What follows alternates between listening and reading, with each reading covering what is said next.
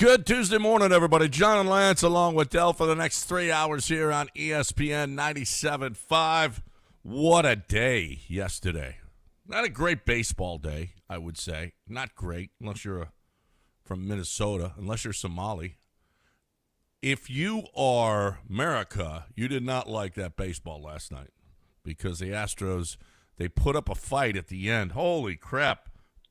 I'm going to tell you, Taylor Trammell, he hugs every home run is a foot or two inside the foul line, and he crushes it. And the Astros, and Cam Smith had two huge bombs. Two more yesterday. Bombs.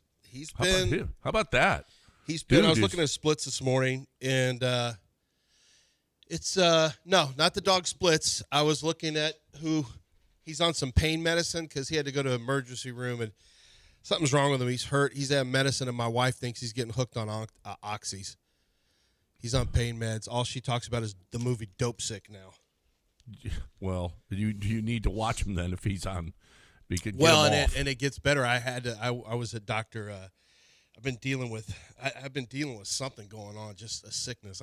Like I said, it could be mono, it could be COVID, whatever I'm going to give to Dell. I don't know, something. But I just know that I got some medicine from my doctor, Dr. Muntz. It's not related to Dr. Kaplan stuff, so I had to go to my primary care because I've been sick for a while, and he gave me medicine, and there were some pain meds I had, and so now she thinks both me and my dog are junkies. So I got that going. But I was looking at his split, so there's that. I guess I'm a junkie now, but I was looking at his splits, and, he still strikes out more than you like. The strikeouts to walk are still high. But he's pretty consistently popped 4 or 5 home runs. He's the last 3 months, there's some growth. You can see some growth. And you can see when he gets the arms extended, when he's a confident hitter now, he can pop. He's got some pop now. He's got some pop. There's some flash that I was thinking his OPS would be like a 900 this month, and it's not. But I don't know. There's just recently there's still hope for Cam Smith. There's definitely still hope for Cam Smith. Yeah. No, he's closing in on 700 OPS, but he's for the year. Now I'm talking about for the month. No, this month, it's 748 this month. It's not as high as I thought it was. He's still very inconsistent with the hit. I mean, the hitting.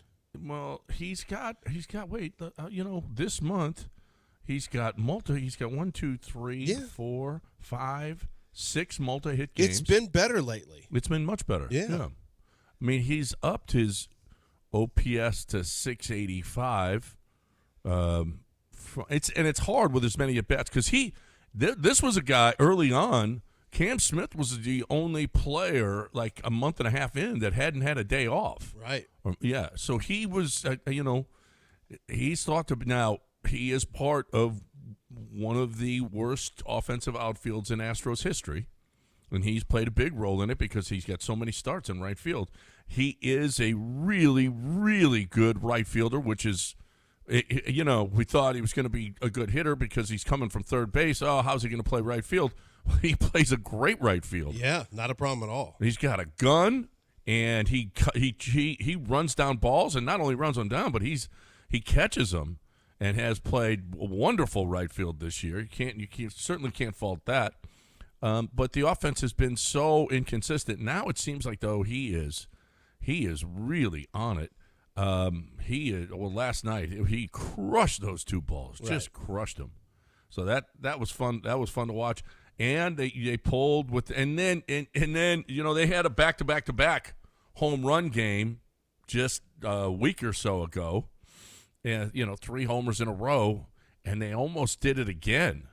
Because they got the 2-run shot, and then Cam's solo, and Trammell's 2, and then Cam's solo, and here we are within 1, and Joey Loperfido came up there, and boy, he was swinging from the heels. He wanted one so bad. He was part of the 3, and so was Trammell, part of the 3, and I forget where they were. Toronto? Yeah, Toronto. When they were in Toronto, those 2 were part of the. And was Cam in that one too? In terms of what? In terms of the three back to back to back. Oh, it was Cam. Yeah, it was Cam. It was Cam, Trammell, and then Joey. Joey, yeah. Yeah. It's the big three, they call them. And they almost did it again, the three of them. And you hate the outfield. Well, the outfield hilarious. is not great. It's not great. As a matter of fact, that's what Dana's really working on, and I don't know what he can get because, it just is not. It's not. There's not much down there. Although, did you see Ullola come in? Yeah, he looked 4 nice. strikeouts. I mean, and that's the guy that's supposed to be the pitcher in the minors that has a little juice. He's got pretty good size. He's supposed to have some juice, but yeah, I mean, he looked pretty good. Got a little swagger. Yeah, I like him. Yeah, I like anybody that's new and good.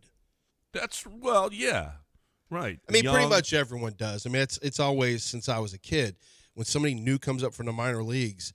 And they look like sounds like a kink of yours. Someone who's young, new, and good. Sounds like you got a why kink. Why is your mind like that? Why are you such a no? Because you like a terrible you think like everyone likes that, but I think it's everyone specific does to you. like new and young. Baseball wise. Oh, and you're talking about 57 or 58-year-old divorced, 2-time divorced men with red Corvettes and stuff like that, like young and new too. They like new and young. Yes. Okay, it's a known fact.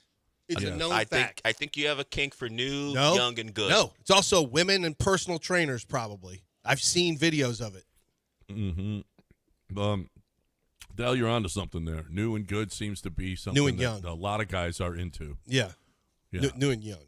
New and good. Yeah. That seems to be a trend among older gentlemen with red Corvettes. You're right. Yeah. There's a very specific or Buicks. Gentleman. Or Buicks.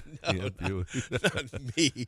Well, it's not red. There is a Buick. That car's not red. I don't. No, he's not red. Certainly not red. I just had my 24th anniversary yesterday. Congratulations! Congratulations! Yeah, we were gonna do anything together. Now, obviously, Brazil, Japan. She knew that came first. Obviously, Brazil, Japan has to come first. But right. But I ended up right after the show. I went to Dr. Muntz's. I've been feeling terrible, and so got some medicine. And so she said, well, we'll just do it another day. And she just sat she didn't spend all the time with me. She did a lot of stuff, but she's really gotten into World Cup. Like, she asked a lot of questions. She's not super – the offsides thing, she gets angry at times about offsides. Right. The penalty kick, so she was doing her ab work, watching the PKs with Mexico and Germany. And, we had talked about the fact Paraguay. I'm sorry, Paraguay and Germany. And we had talked about the fact that, this is a really – if you miss, you could become a GOAT in your country. Not the good kind, not the greatest of all time. You could become the scourge of the earth in your country if you miss. And she's well aware of – because she's reading a lot of articles about World Cup too. So she knows about Uruguay having their – did we talk about this yesterday? Their chartered flight got canceled after they lost to Spain, and they just said, you guys get home however you can get home. Don't care. You don't get this anymore. Right. And they're like, okay, I guess I'll get on Spirit. Well, and then they had to fight people on Spirit. And Germany was just 3 of 6. Germany was awful. Germany. She started saying, I kind of actually feel bad for these guys now. I'm like, well, wait until you see the Netherlands. Germany was awful. Wait until you see the Netherlands trick this off. You're really going to feel historically, the Germans have only missed 4 penalty kicks ever in World Cup. Oh, they're considered. And the 3 of them happened yesterday. Oh my! Wait, they had only missed. They only one had ever? missed one going in. Only missed one World Cup penalty kick. One of them was. Did they go to No, they didn't go to PKs against Argentina when they won. No, it was extra time. It was just extra time. Yeah. So I did not know so haphazard. I just assumed that after the 5, they knew who 6 or 7 would be. No. After they picked the 5, you had a German player going to the rest of the guys lined up out there going, hey, do you want to take it? Do you want to take it? And they're like, nope, don't want to take it. So it's not this clear, all right, if we get to sudden death, this is our 6th, this is their 7th, at least for them. The captain had to go to guys and go, hey, do you want to take it? And that's why it wound up with the central defender taking it, who had scored a disallowed goal earlier that would have given them the win. Tay. I think his name is Jonathan Tah. He is a bully. Yeah. So he was physical good yesterday. game. So it came to him because none of the traditional guys you think might want to take it. And that's not his deal. Well, no one else wanted but to remember, do you it. got to remember, a lot of the guys playing forward, the same thing with Netherlands, had been subbed out of the match. So now you're stuck with these little backups. And But even you know what? Yeah, but okay. So if I'm and they said this on the broadcast, like one of the guys that was put in specifically because he is good on PKs. Well, Netherlands, they put in Kluivert, who was the son of one of their legends. Too bad. And he missed it too. He's a loser too. How about? I mean, I hope the country comes down hard on them. Do you know what happens generally when this? No, in the Netherlands, nothing. In South America, terrible. No, things. not that. It generally verges away from you missed a kick. To, it goes racial. To if you're black and you miss one, then it becomes. We saw this with Germany. with England. I don't know. I don't know about Netherlands, but did you see was the it England? video? Yeah, it was England. Did you see the video in Amsterdam of the streets full of people walking of the victory walk? No. In Amsterdam. When was this? At done? 6 a.m. Well, it was over. The game was overnight there. Right. So at 6 a.m, they have a huge Muslim population now. The streets were lined. Can you imagine if you're from the Netherlands and you're like so down and everybody's celebrating in the street? Well, there were 3 Dutch-born players on Morocco's team. Yeah, that has to be a specific country though, Morocco. So they must be Moroccan. No, well, they were celebrating the Muslim. It was mostly Muslim. But they also have a pretty large Moroccan population. They do too. Because they do have. Because as I said, they're huge. They had a lot of crossover. There are several players. Moroccans who were born in the Netherlands. Yeah, that's what they said. It's on the team. The guy that won it for Morocco has spent his entire professional career. He was the Dutch Player of the Year. Yeah, he was Dutch Player of the Year. So I'm not sure it's actually as much about Muslim as it is Moroccan, because they were talking about that yesterday. There's a ton of, I don't know when that happened, but there's a lot of Moroccan players who aren't good enough, and so they go to, they played for Morocco because one was on France, the guy who had the header. He plays for my club Fulham. Diop. He scored the tire. He played. I think he could have played for France, but maybe not good enough. The problem for the Netherlands, one of their legends said that about the Moroccan players. He goes, well, several of these guys are on this Moroccan team because they're not good enough for the Netherlands. Bulletin board. Yeah. And that was stupid. Everyone knew that was going to be a good match. Well, if you missed it yesterday, and there's a chance you did, there's a chance you didn't. One of the most eventful, I don't know if it's eventful, but one of the most gripping days of World Cup that we have seen in probably years and years. Every 2 of them, 3 matches. One came down to a goal in the last minute for Brazil over Japan before going to extra time, and then the other 2 go to penalty kicks, where it was really a matter of it was kind of a matter of, well, no. Was it Paraguay's goalkeeper that did a pretty good job? He did a pretty good job, if I remember, because it was Netherlands were just tricking shots off. Hitting the post, missing completely, Yeah, and so it was but it was just high drama. Germany eliminated for Germany and Netherlands. Germany hasn't gotten through to the round of 16 for 3 straight World Cups, and the Netherlands, it's the first time they've ever been that they've ever not reached the group of 16. So 2 of the really good teams. Now Morocco's really good too. And so this Morocco is the first time that they've ever had an elimination in the round of 32, too. So, that's true. This is the first time there's a round of 32. The Netherlands, so they always get out of the group. The Netherlands, because of the rules in the World Cup in soccer, have an undefeated streak of 16 games in World Cup play. Yeah, because this is considered a draw. Because it's considered a draw. That's why every time you see it, it'll say 1-1, and then you have to go in parentheses penalty. Right. So they haven't lost since the 2010 final in World Cup play, because they always lose in some way in this fashion, in penalties or something. It was, I have never. They have 25 goals have been scored in extra time so far in this World Cup, or maybe it's now 26. I guess it's been insane how much drama there has been at the end of these matches, and yesterday was no. Netherlands was trying to hang on. Germany scored a game winner, basically, and then after a minute and a half, they went to the video assistance. Yeah. and they disallowed it because one of the guys. That was really controversial, too. Why was it? Did you? Okay, I don't know soccer as well as I probably should. Well, the goalie that's on the set said that is not a foul. That is not a foul. Are you allowed to put your hands and try to block the goal? You're not, and that's why. That felt like that was the call it was looked made. like the goalie actually went after him some. And he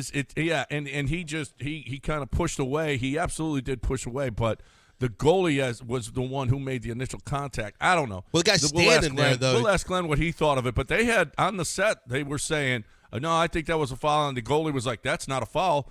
And then the other guy says, well, I'm going to go with the goalie on this one because he's always on the goalie side. Well, the rules guy said it was a foul.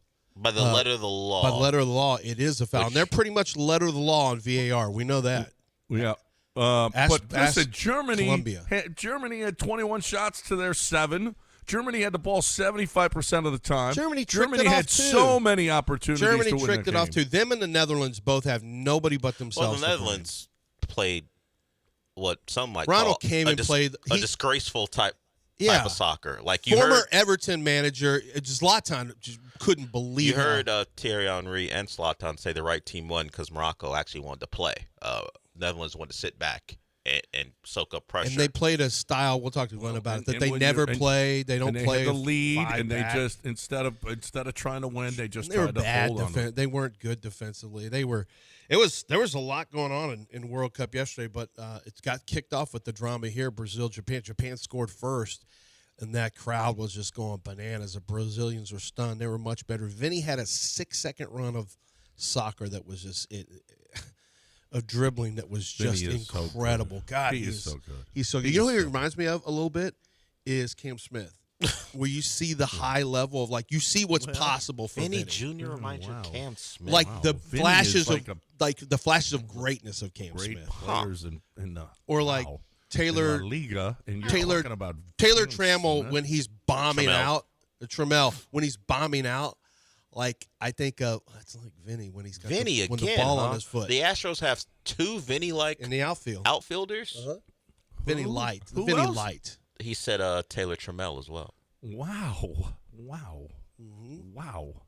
That's At their very best, they remind me of Vinny. Okay.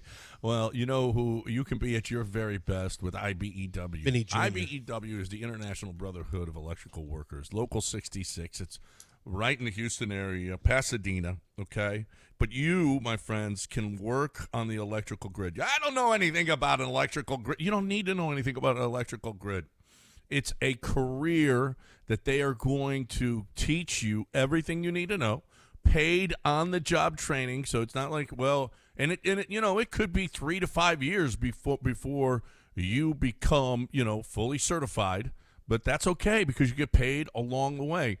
It's like, you know what? I already went to college. Well, go back because I don't know what you're doing. I don't know. I know a lot of people are unfulfilled with the careers that they have, or they're just, have a job as opposed to a career. This is a career, and it's been around for over 125 years. IBEW Local 66, more than 4,800 members. I mean, so this is huge. You are part of a community, high wages, full family health insurance, retirement planning. If you are at a dead-end job or you know someone, tell them to go to IBEW66.com, IBEW66.com, 713-943-0716.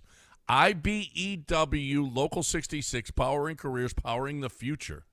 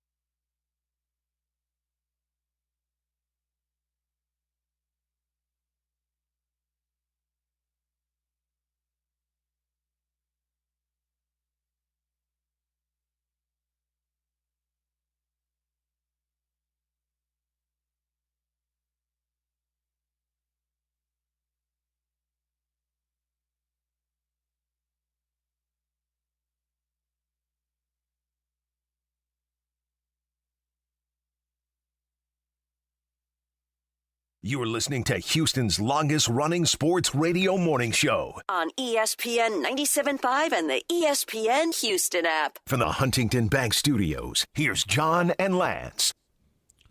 All right, welcome back. A lot of great stuff yesterday. A lot of great stuff. Great games. The Astros pulled. They were down 5-1 going into the ninth inning.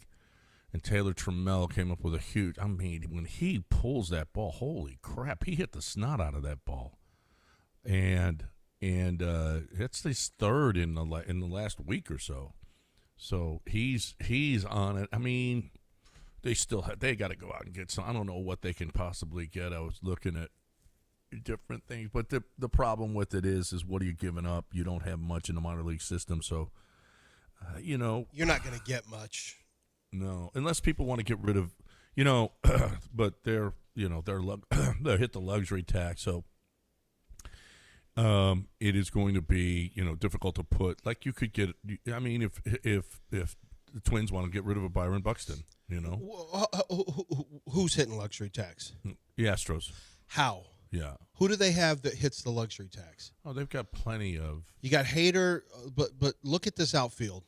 Got to be one of the cheapest outfielders in all of baseball. Outfield in all of baseball. Pena has not hit big money yet. You have Altuve, Jordan. I guess Christian Walker makes pretty good money. Christian Walker makes. Lance makes money. Javier makes money. Altuve makes money. You got Jordan makes money. So I mean, you got plenty of guys that are making money. So it's a problem, sis. They are poor. Yeah, they're I not hope poor. they make it. They're not poor. And he's not afraid to spend, but it's reason. Well, he'll spend within reason. He'll spend within reason, but it's kind of smart because you don't want to lose draft picks. And because you're killing it with the draft right now. Well, there's a reason they win. They win. Okay, you go ahead and be the Mets. You get those draft picks. Pick up them draft picks. You promised us Jeff Leno. Are we still getting him? Oh, you just watch and see. I didn't promise anything. I told you he'll be the next GM. Okay. Well, no, you told us that. So we need that to come true. No offense, Dana's Dana. fighting for his life. This isn't about you, Dana. It's just about Jeff. Here's the problem: Dana's fighting for his life. He needs to make the playoffs. Spada needs to make the playoffs. They both need to be there. Otherwise, they're gone. This is the last year of their deals. And so if I'm Jim, I'm looking at him with a wary eye because he's like, well, let's get Shohei. Well, no, we're not getting Shohei, okay, because, we can't do that. But they're going to try to get – Dana's going to try to get as good a player as he possibly can because he wants to keep his job. Mm-hmm. But Jim's going to be like, well, hold on. We can't be, spending crazy money, and we're not giving up the minor league system. So that's going to be a difficult situation to see what Dana can do and what Jim's going to let him do. So that there is that little issue that's going to be going on this trade deadline. Are you just trying to save your job, or are you trying to? And is it the best for what for the team? Is this deal going to be? Is this going to be a guy that we're going to be able to keep for a while and not give up the world for? That's going to be something. 713-780-3776, the number if you'd like to get in with us on ESPN 97.5. Boy, I'm seeing all these videos of these different countries. I'm looking at Paraguay celebrate right now. Oh, yeah. Oh, it's so fun. To me, this is why I love World Cup, because we don't have anything.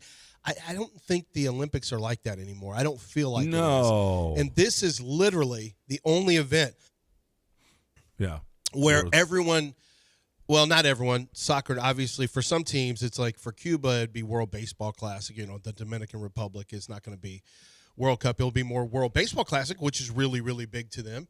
But for the World Cup, it's like the people are living and dying. Their entire, they want their country to win so bad because they're, the U.S., we're big and bold and we're the best at a lot of stuff. So it's easier for people to be complacent. But these little countries like Paraguay, it means everything to them. Yeah. I mean, it means absolutely everything to them. Well, and how about when the U.S. beat Paraguay 4-1. It was like, they're not. They very suck. Paraguay sucks. It's no big sucks. deal. Will you guys slow down? I asked a question. I said, is this the best the U.S. men's national team has ever looked? I legitimately wanted to know after the first half. Like, most people said yes, or they would say close to it or whatever. But there was like 5 or 6 stragglers. Like, Paraguay sucks. They're like 80th. They're the worst.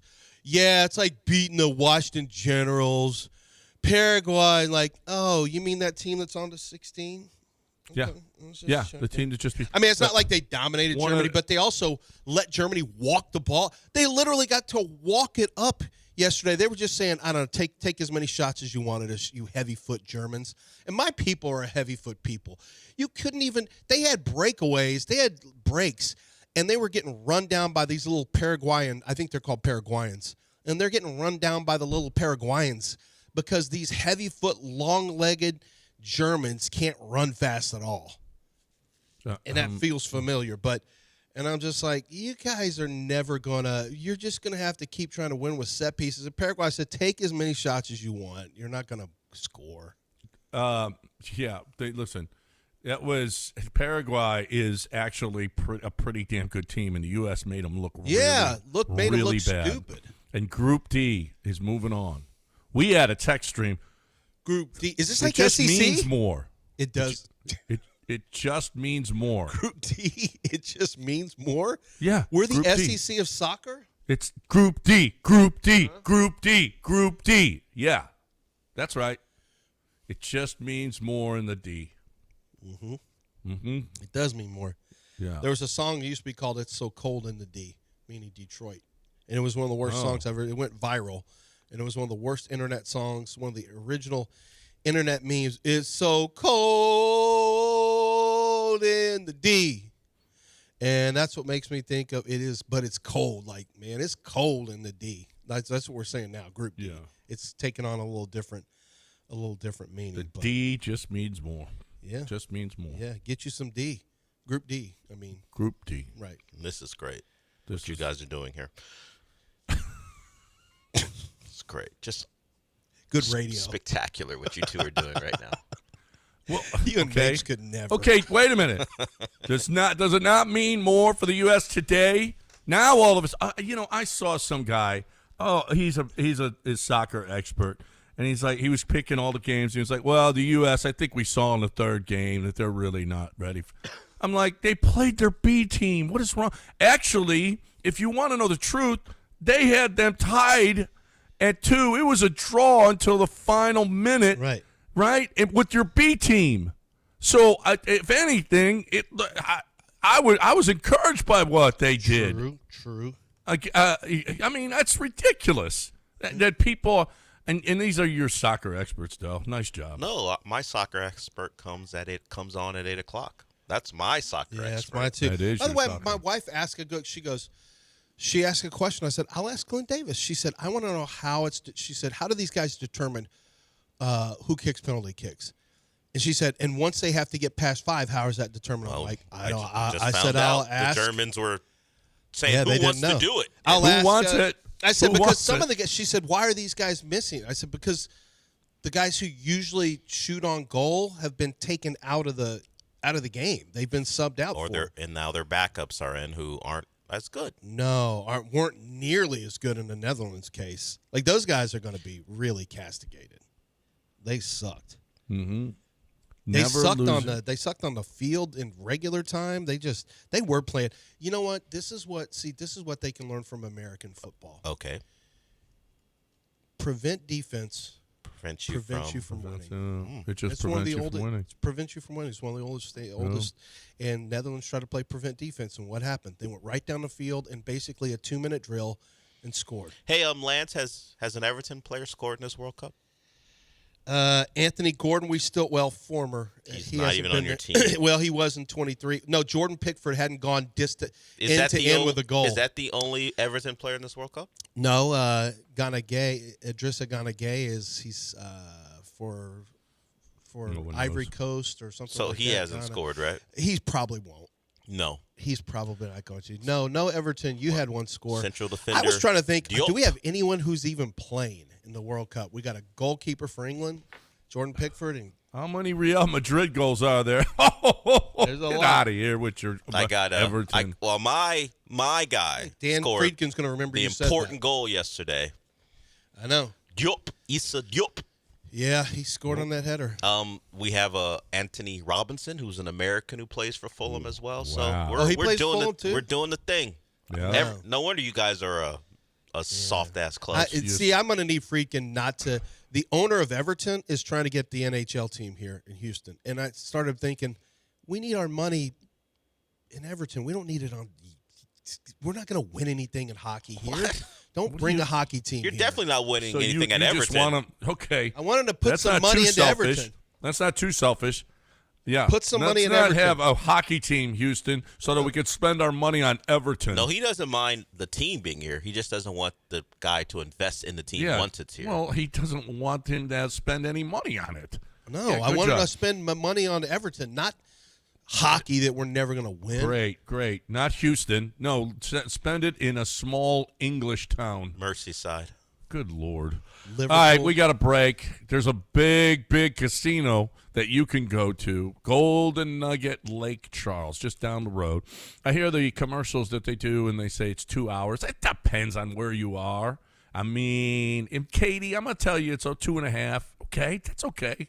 Because but if you're in Katy, you got to leave 2 hours. You got to leave 3 hours before your flight to Las Vegas. So, yeah, okay, that's great, Katy. You be on the tables in Lake Charles by the time you get on your plane to go to Vegas. And then that's a 4-hour trip. And then you get to your luggage hotel. Forget about it. So much easier, so much better. The Golden Nugget Lake Charles is ready for you to get on over there and play and win, get paid. It's got the Louisiana's largest sports book, 12,000 square feet, premier sports betting. You want to talk about fun? Watching all the World Cup games at the DraftKings Sportsbook. Oh my goodness! Plus, you got all the baseball that's on. Okay, you got all of that every weekend or during the week as well. We got 3 games a day. You got so much fun. Or you could spend it in a casino, or you could spend it by the pool, or you could spend it on the golf course, or you spend it at one of the 12 restaurants. You can do at the nightclub, at the concert hall, all of it. It's just good, clean fun for the whole family. Yeah, you can bring the whole family. They can be out by the pool while you're playing. It's just good. GoldenNugget.com/Lake Charles. GoldenNuggetLC.com. Book your stay now. Get to the DraftKings Sportsbook. Have yourself a big time at the Golden Nugget Lake Charles.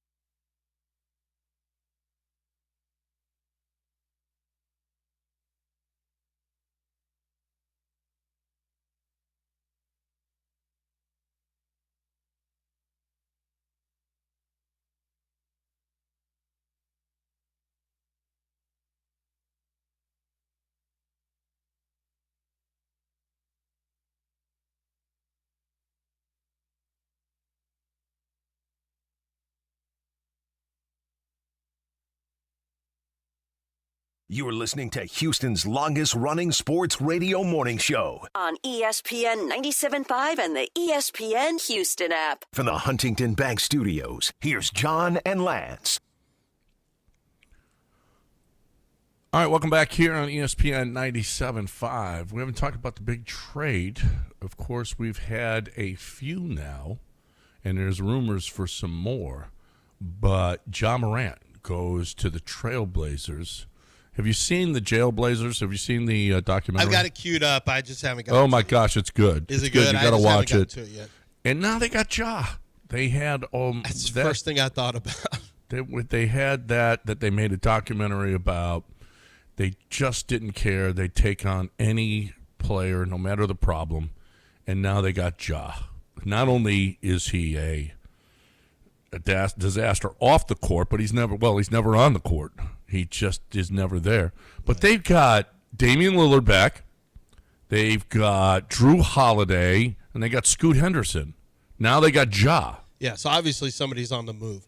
And before you start trying to place a point guard with the Rockets, it's looking more and more. I mean, it's really I'll take Scoot. heating up. I'll take Scoot. The Marcus Smart stuff's really here. I'd look at Scoot. The Marcus Smart stuff is really heating up, which I don't know. I mean, another older point guard who doesn't shoot well from three, but I don't know. I really thought we were gonna find it. Maybe a guy that can shoot a little bit. Well, I mean, it's not over. I was reading the Rockets are $900,000 away from the second tier of luxury tax, so they're close. It's not like they can take on much of anything right now. And the thought is that Fred might be dealt because opting in, he can be traded. He erased all of his Rockets social media yesterday. He does not have any reference to the Rockets on social media. That's, and so the thought was, oh my goodness. Fred VanVleet, 2 years of just complete and sheer and utter dominance. Well, for our $40 million guy. I mean, I think it's not his fault. He just got lucky. Rockets had to spend a certain amount of money. Fred got to collect it. He's been a good teammate. I've already talked about my issues with Fred. I think Fred is not, Fred was fine for what he was. It really does make me wonder, though, since Ime loves him apparently, there is a question is Fred healthy? Like, is Fred going to be healthy? Is Fred moving okay? It's been a long recovery process. It went from being 6 months to, we're not sure on Fred. Like, Fred never made it back. He was supposed to make it back, and then all of a sudden just kind of Joe Mixon'd it. Well, he went on, I think it was the Patrick Beverley podcast, whatever it's called, and explained that he was never going to come back. Turns out it wasn't just an ACL tear. Like, he blew out the meniscus as well. He blew out his knee. Yeah, so, we didn't hear about all that. No. So he revealed that. So he said, "Yeah, I was putting it out there, but I was really never going to come back. So maybe that knee is far worse than a simple ACL repair." So right. Well, which would bring in the question: who's going to trade for Fred? We haven't seen him play in a year. Why are you trading? Who would trade for Fred VanVleet? It'd have to be a salary dump. Well, I mean, the knee is allegedly better now. Well, we'll see, but there's no evidence for any team to But know. a team could also look at him as a short-term deal. So, when you look at him, it just says athlete. Here's his 614,000 followers, 3 black and white photos, and it just says athlete. Nothing about Rockets. How about that? I mean, it must be the writing. Well, he had to know because immediately after he opted in, he scrubbed it. So he had to know that this was the play. Fred, we're gonna, you opt in, but we're gonna trade you. Right. To get rid of that $25 million. But now you better go find and it's gonna be Marcus Smart and Reed Shepherd. Is that it? That's what we're talking about here. I don't know. Bruce Thornton. We'll see. I mean, you're trading him for somebody. If you trade Fred, you trade him for somebody. Bruce Thornton, I mean, he's a rook. It's $25 million coming off an ACL tear. What is Fred's value to another team? I don't think they're gonna get it. So do you have to give up an asset to get not you like might a have first to, rounder, but a couple second rounders to get off of Fred? And they got a few too. They've got a few. So you might have to. This could be an Osweiler trade. a Brock Osweiler. Huh. Give us a second, and we'll take him off your hands. Although, I mean, a healthy Fred still has value, right? He does. It's just that. Is he? Yeah. And how, I guess he'd have to pass physical and all that stuff, but how close is he to coming back and playing for a team? And you're taking on a $25 million salary to do it. You might have to entice a team. And you got, don't forget you have Bruce Thornton, too. You just drafted. Yeah. They obviously like him. They traded up for him. As long as with whatever they want to get off their books as well. You may take back less salary. I don't think you're just going to dump Fred for $25 million. Not a lot of teams have that type of space. Well, so it's probably an exchange, and you'll get a lesser salary in return.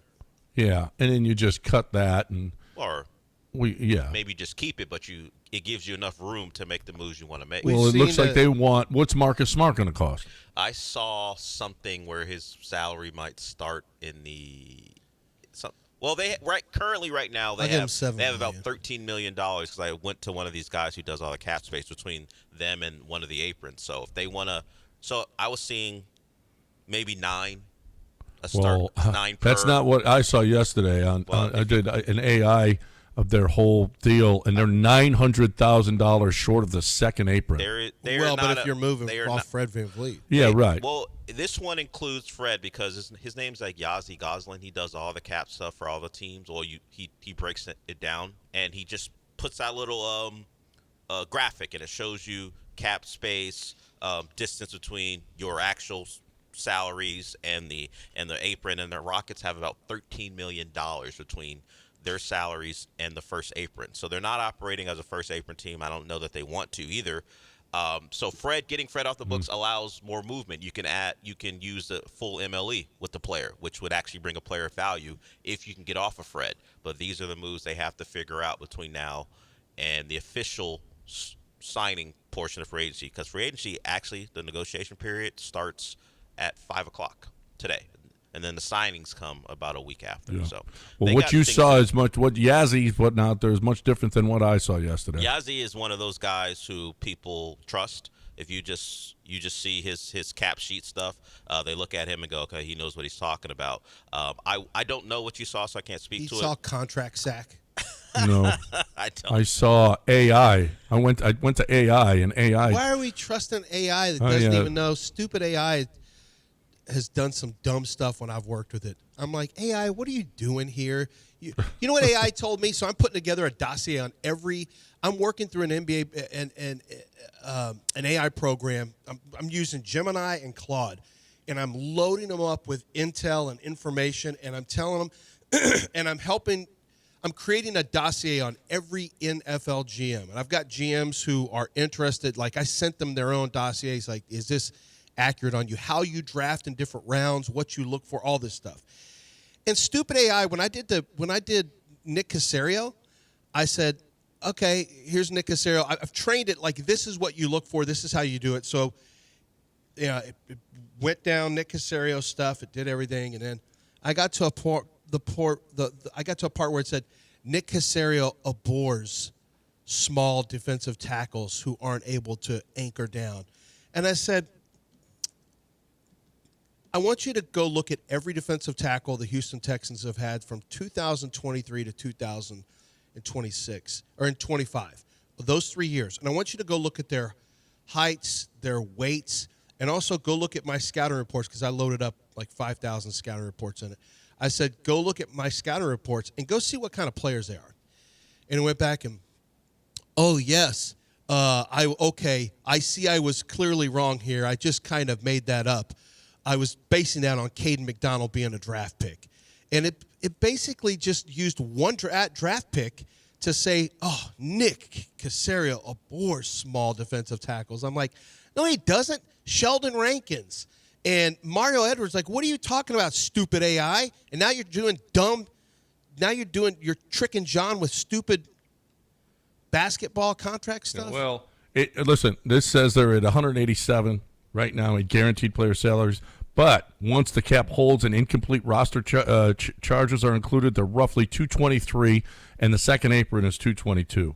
So they're I don't know what Yazzie is included, but I'm just saying. I don't care. They got to do something. I trust You Elon. trust AI? I trust Elon. I don't AI? trust you. I don't trust Dell. I don't trust a guy named Yazzie. I trust humans. I trust the human who's humans. made it his business to know. Yeah, Okay. John's over there with Waymo driving him around. Nobody behind I won't get in By the that. way, we're starting to see more Waymos here. They're all over L.A. You don't have those little carts that drive around on the sidewalk that deliver food. do No, you? we don't have that. But I have seen when I was in L.A. So all you I have saw to do a lot is of stand Waymos. in front of it, and the food will never get there Why would you act like that? because it's fun. You're acting like a Mexican soccer fan. Yep, that's me.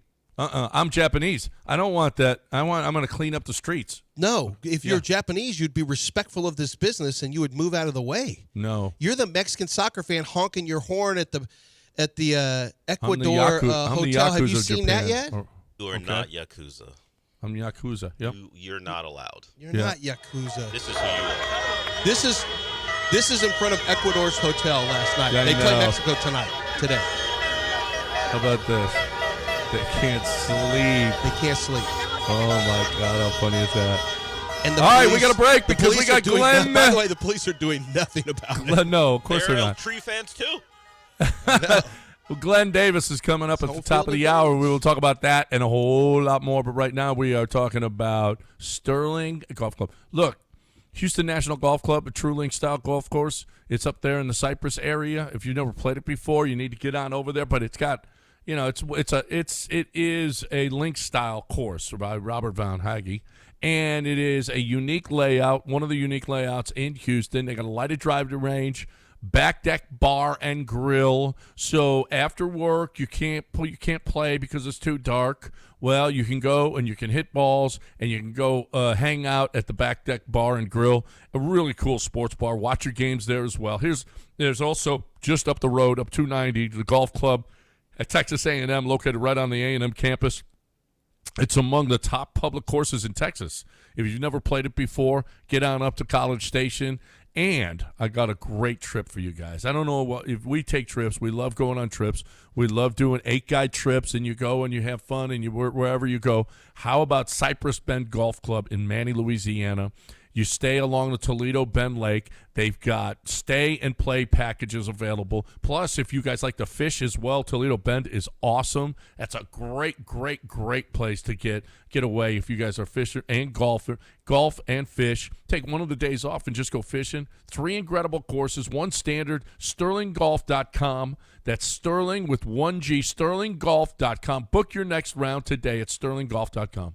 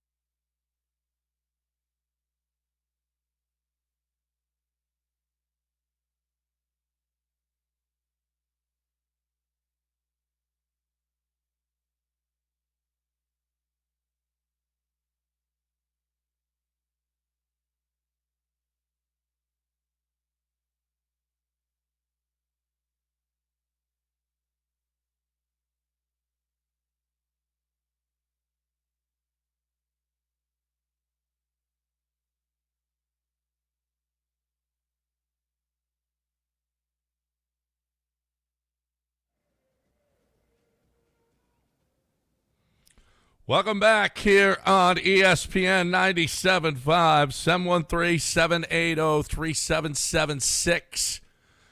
Well, we got Glenn Davis joining us right now, the foremost authority, and he was right there to watch an historic penalty kick between Germany and Paraguay. Wait. No. Oh, excuse me. He was here, Japan and Brazil. Oh, Japan and Brazil. That's right. What am I thinking? He Japan saw and Brazil. Historic late goal. Late goal by Brazil after they trailed at the half, and they came back and they won. We got a lot to talk about with Glenn, but let's talk about that atmosphere. Let's talk about that game. He is Glenn Davis, the foremost authority on soccer in the world, I think. In the world, but he's right here with us on ESPN 97.5. Glenn, okay, tell us about that match and that game and that stadium yesterday. I'm trying to collect myself because I was just anointed the world's most foremost authority on soccer. That's right. And football. Oh my God! Come on, John. Okay, so we're talking about Japan and Brazil, right? Right. I think what we spoke about the day of the game was that we would see an amazing Japan, very well drilled, very compact, making it difficult on Brazil. I think they owned the first half. They got the goal that they wanted. And then Brazil decided to come out and play in the second half. The thing that I see with Japan is we all love the way the Japanese do it, right? Every guy's technical. They're all disciplined. They produce this wonderful sort of amoeba that is so hard to break down. And the lines between, their defenders, their midfield, and their forwards are so tight that even if a pass breaks one of the lines, there's always somebody there to pressure you. So I thought they won the first half clearly. They got the spectacular goal off a turnover. But then Brazil emerged in the second half. The problem for Japan is now they're going to have to go back to the drawing board and figure out, with all the good things they have going on, how can they be more dangerous and score more goals? Because it's against the top 10 in the world. You can't play for 2 or 3 chances in a game in transition. So that's what I saw. Brazil emerged. They needed to emerge. I love seeing Martinelli get that goal. They won the game on a mistake and a loss of possession by Japan. It's not the Brazil of old. It's still a Brazil full of great stars. It was amazing because all the past Brazilian stars were in the stadium, a lot of them. Ronaldinho, Ronaldo was there, and they're flashing images while we're doing the broadcast, and you're just like, God, the talent this soccer country has produced, right? And the history with those guys. But they haven't won the World Cup since 2002. That's a long time ago. Mm-hmm. Yeah, it's been a long time. It was, Japan did just pretty much everything they could. It was a great job by Suzuki for most of that match. The goalkeeper for Japan, I thought he had a nice game. There was a point. There are times, Glenn, when you watch a guy who's an elevated soccer player, you think, okay, he's good. Yeah, you can tell he's really, really good. But a lot of times we'll think about striking and you think about scoring. And then you saw Vinny there was about 6 seconds with the ball in his foot where he was just incredible. He flicked it. It was going to be a goal if Suzuki doesn't get his hand on it. And it was just absolute brilliance for a small amount of time where you realize, wow, this is why this guy's a little different. Well, Vinny, I thought, was a big reason why Brazil came back. He didn't score a goal, but I thought his energy, taking people on, he started getting a little bit more width and picking the ball up wide. In the first half, he was coming central a lot, which he does, but he was coming into a very congested area, and I was just like, yeah, they need to get more width in their game. So, but I do think his energy, taking people on, that's what helped Brazil get back in the game, no question. He's world-class. Glenn Davis with us here. Apparently been anointed the foremost authority of soccer in the world recently. Apparently. Well, you did it. He recently was named that, so we're going to go with that here on ESPN. It's a great time in life. We can all give each other our own awards. It's great. I could be the world's foremost authority on soccer over 60. The over 60 category, as by Sports Business Journal, whatever. I don't know. He is brought to you by Kaplan Sinus Relief right here every morning on ESPN 97.5. All right, both of you guys were not high on Germany. Okay, you thought when the power rankings came out, Germany was a top 5 team, and I think both of you and Lance both poo-pooed them being a top 5. Although you did like the Netherlands to move up ahead of them, and now both are eliminated. Gone. Let's talk about. Okay, first of all, Paraguay. When the U.S. beat them 4-1, Glenn, they're not very good. That's why. Oh, well, maybe they are pretty good. Yeah, that's the way the United States, when it comes to soccer, everybody's looking for a reason to discredit the national team sometimes. That's just the way it goes. That's okay. Look, the Germans are in real trouble. It's their first ever loss on penalty kicks. They haven't won a knockout game since 2014. This was not a good Germany team. It was a slow, laborious build-up. They couldn't break down Paraguay. Paraguay, I think, crossed the halfway line 5 times the whole game. I mean, it was incredible. A lot of the guys are getting older. Rudiger, Goretzka, Sane. They just couldn't get it done, and they're going to have to go back to the drawing board. This is this is an unbelievable story in Germany right now. The country's embarrassed. Former players are coming out. This is not the Germany I played for. They never looked convincing to me in any of the games. They didn't seem to have a whole lot of passion. Granted, they came in with some injuries to key guys, or guys coming off injuries like Musiala, and Zane was coming off not a great season. They're their attacking elements. They had a bad injury to Leonard Carl, a young guy that could have brought them energy and width. But guys like Florian Wirtz and Musiala, these guys never got out of first gear. But they had the ball 75% of the time. Yeah, but it wasn't. I mean, they outshot him 21-7. Gill was standing on his head sometimes. I mean, they weren't creative. They're slow. They're so slow. They were run down by Paraguay every time they were in the open field. Paraguay fought like animals. And it was a physical match, best. Glenn. It was very physical.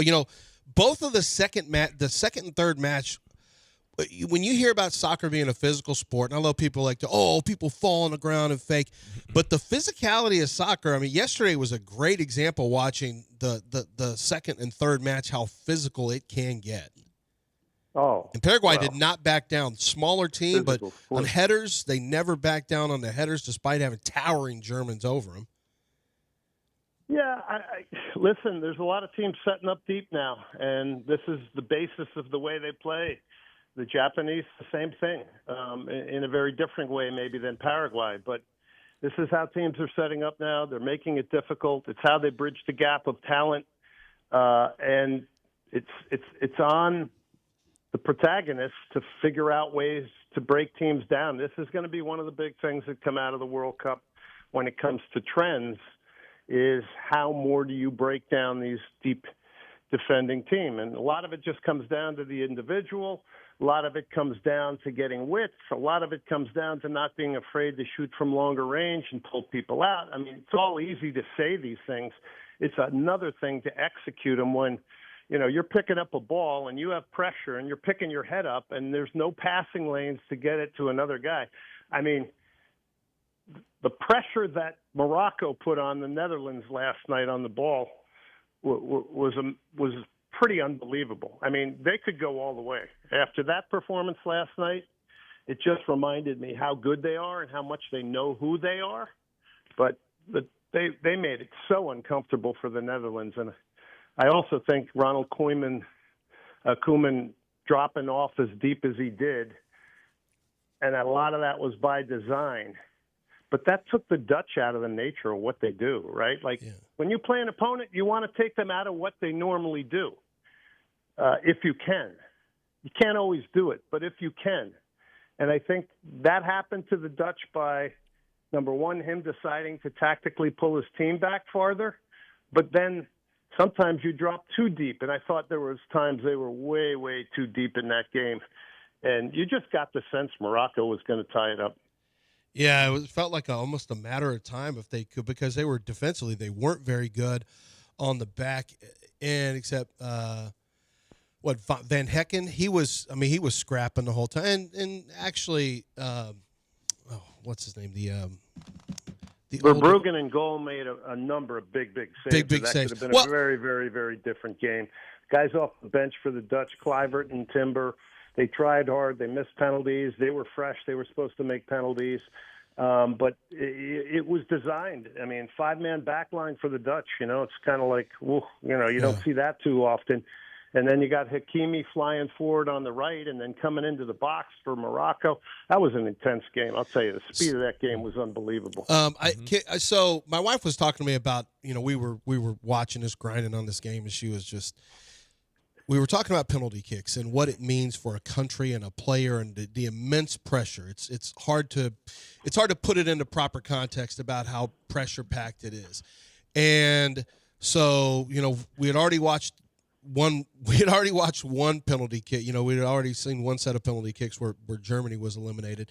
And we got to this one, and she was asking, well, how do they determine who's going to take the penalty kicks, how they set up, what order? And I said, you know what? Let me save it for tomorrow at 8 a.m. I'll ask Glenn. So, Glenn, take us through the decision-making for who's going to make penalty kicks, how the decision for Cayman, because you're taking out a lot of guys who play forward and who are strikers, and you're subbing them out. So you're subbing out some guys who, I would assume be pretty good with PKs.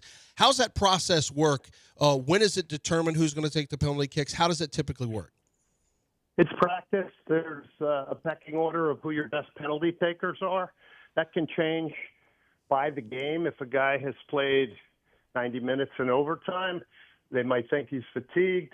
The two fresh guys ended up taking penalties. The guys that came on, Timber and Kluivert, they both missed. So the idea of using them in penalties likely was, hey, they're fresh, they're not heavy-legged. So, you got a pecking order. It's pretty simple. I don't think it's anything. Some people are better at penalties than others.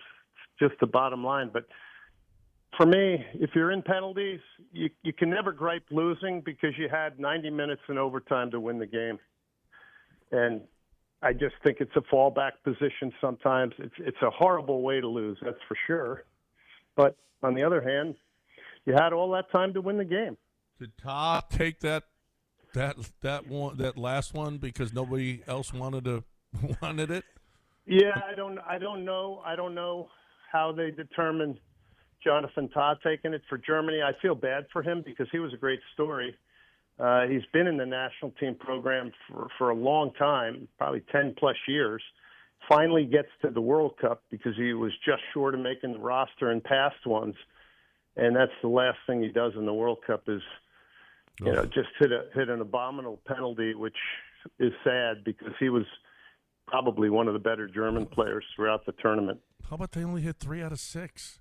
Goodness gracious! And so, but that's a couple bad ones. It always happens. Well, what about the? Well, no, they've had one miss in their history, so it was like, and now they've got 4 because they missed 3. So, Yeah. I mean, I'm sure, like you said, the former German players are like, what are you guys doing? Well, the former German players are not upset about the penalties. They're upset about the overall tournament, the inability to play with a lot of passion. That's one of the things that is coming out. Lothar Matthäus said that. But, in these countries, it's just amazing, the reaction to winning and losing, Germany's in a very dark moment right now because of the performance of their national team. Paraguay, who we saw get totally dismantled by the U.S., they have it's a national day off by the president, right? And they don't play attacking soccer, but they found a way to advance and survive. So it really is interesting.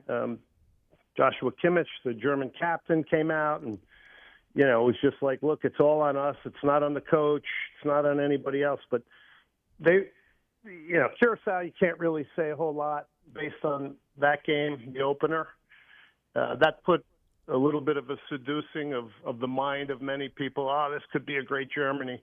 Well, then you watch their next couple games, and it wasn't impressive. The German national team has not advanced out of the group in the last 2 World Cups, so they finally did. But when you don't advance out of the group, it's also a financial hit. I mean, World Cups are an opportunity to replenish the bank account for your federation, and then that hopefully gets dispensed in player development and everything around the country. So, this is pretty amazing.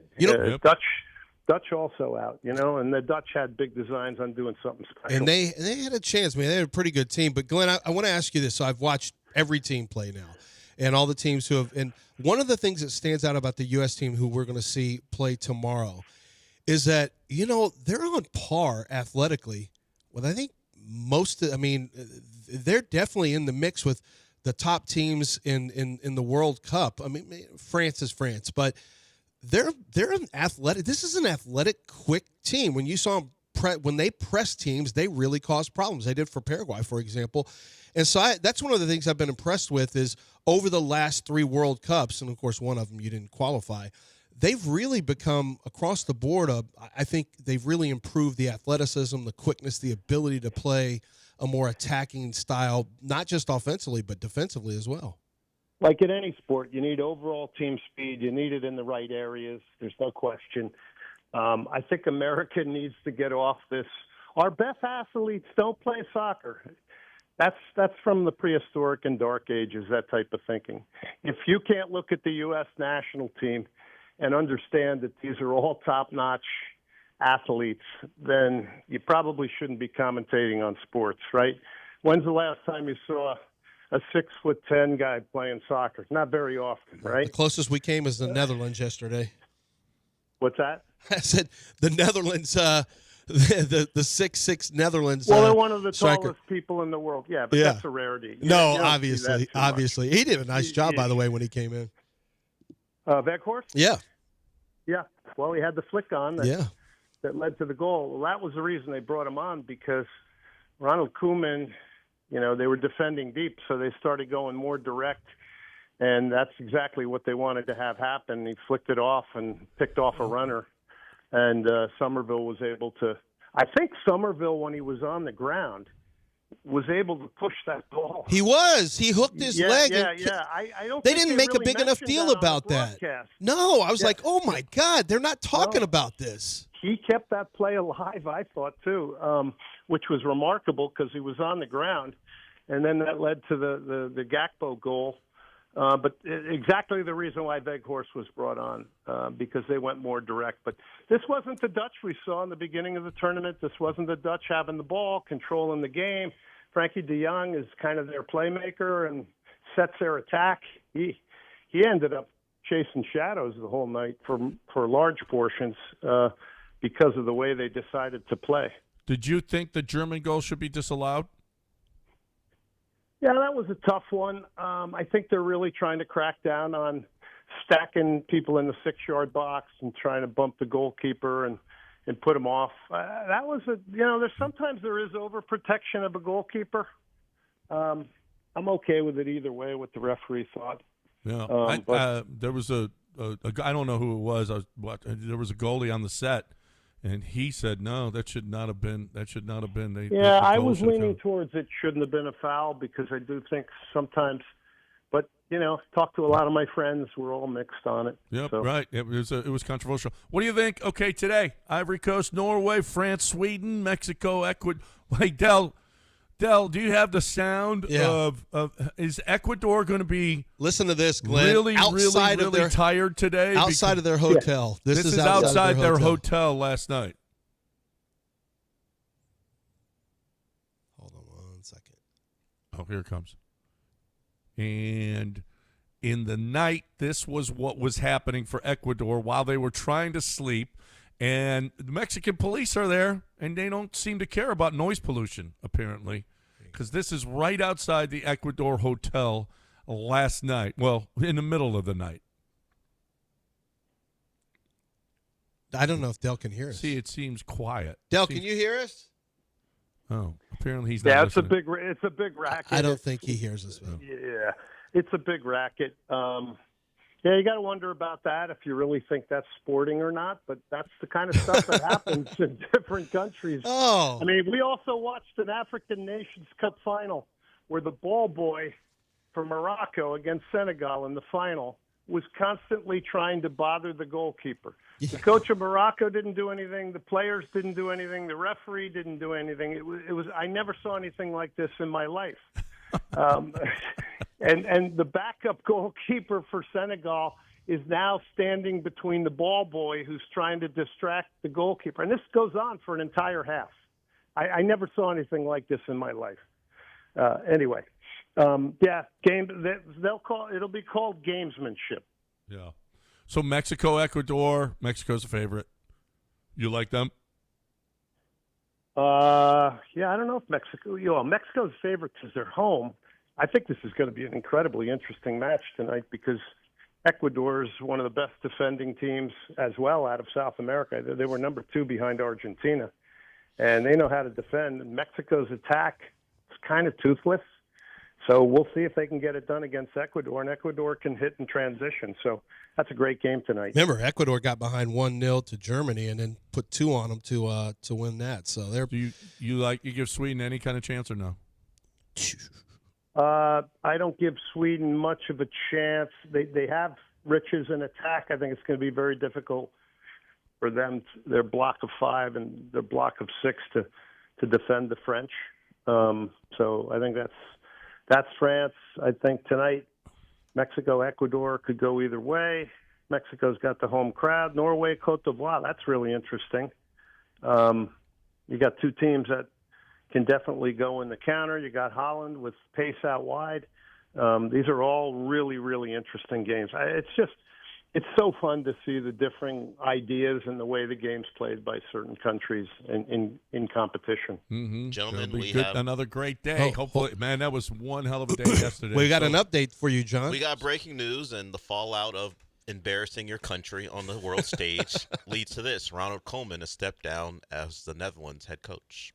Mm-hmm. The day after, That's right after, the day after, you got to go. So he's gone. Well, Well, but that's kind of normal. Yep. This is normal because your judgment day is the World Cup, and if you're not successful in the World Cup, that's why tomorrow night for Mauricio Pochettino, it's all great what we've done so far. It's you got to beat Bosnia, no question. So we'll see what happens with Julian Nagelsmann of Germany too, right?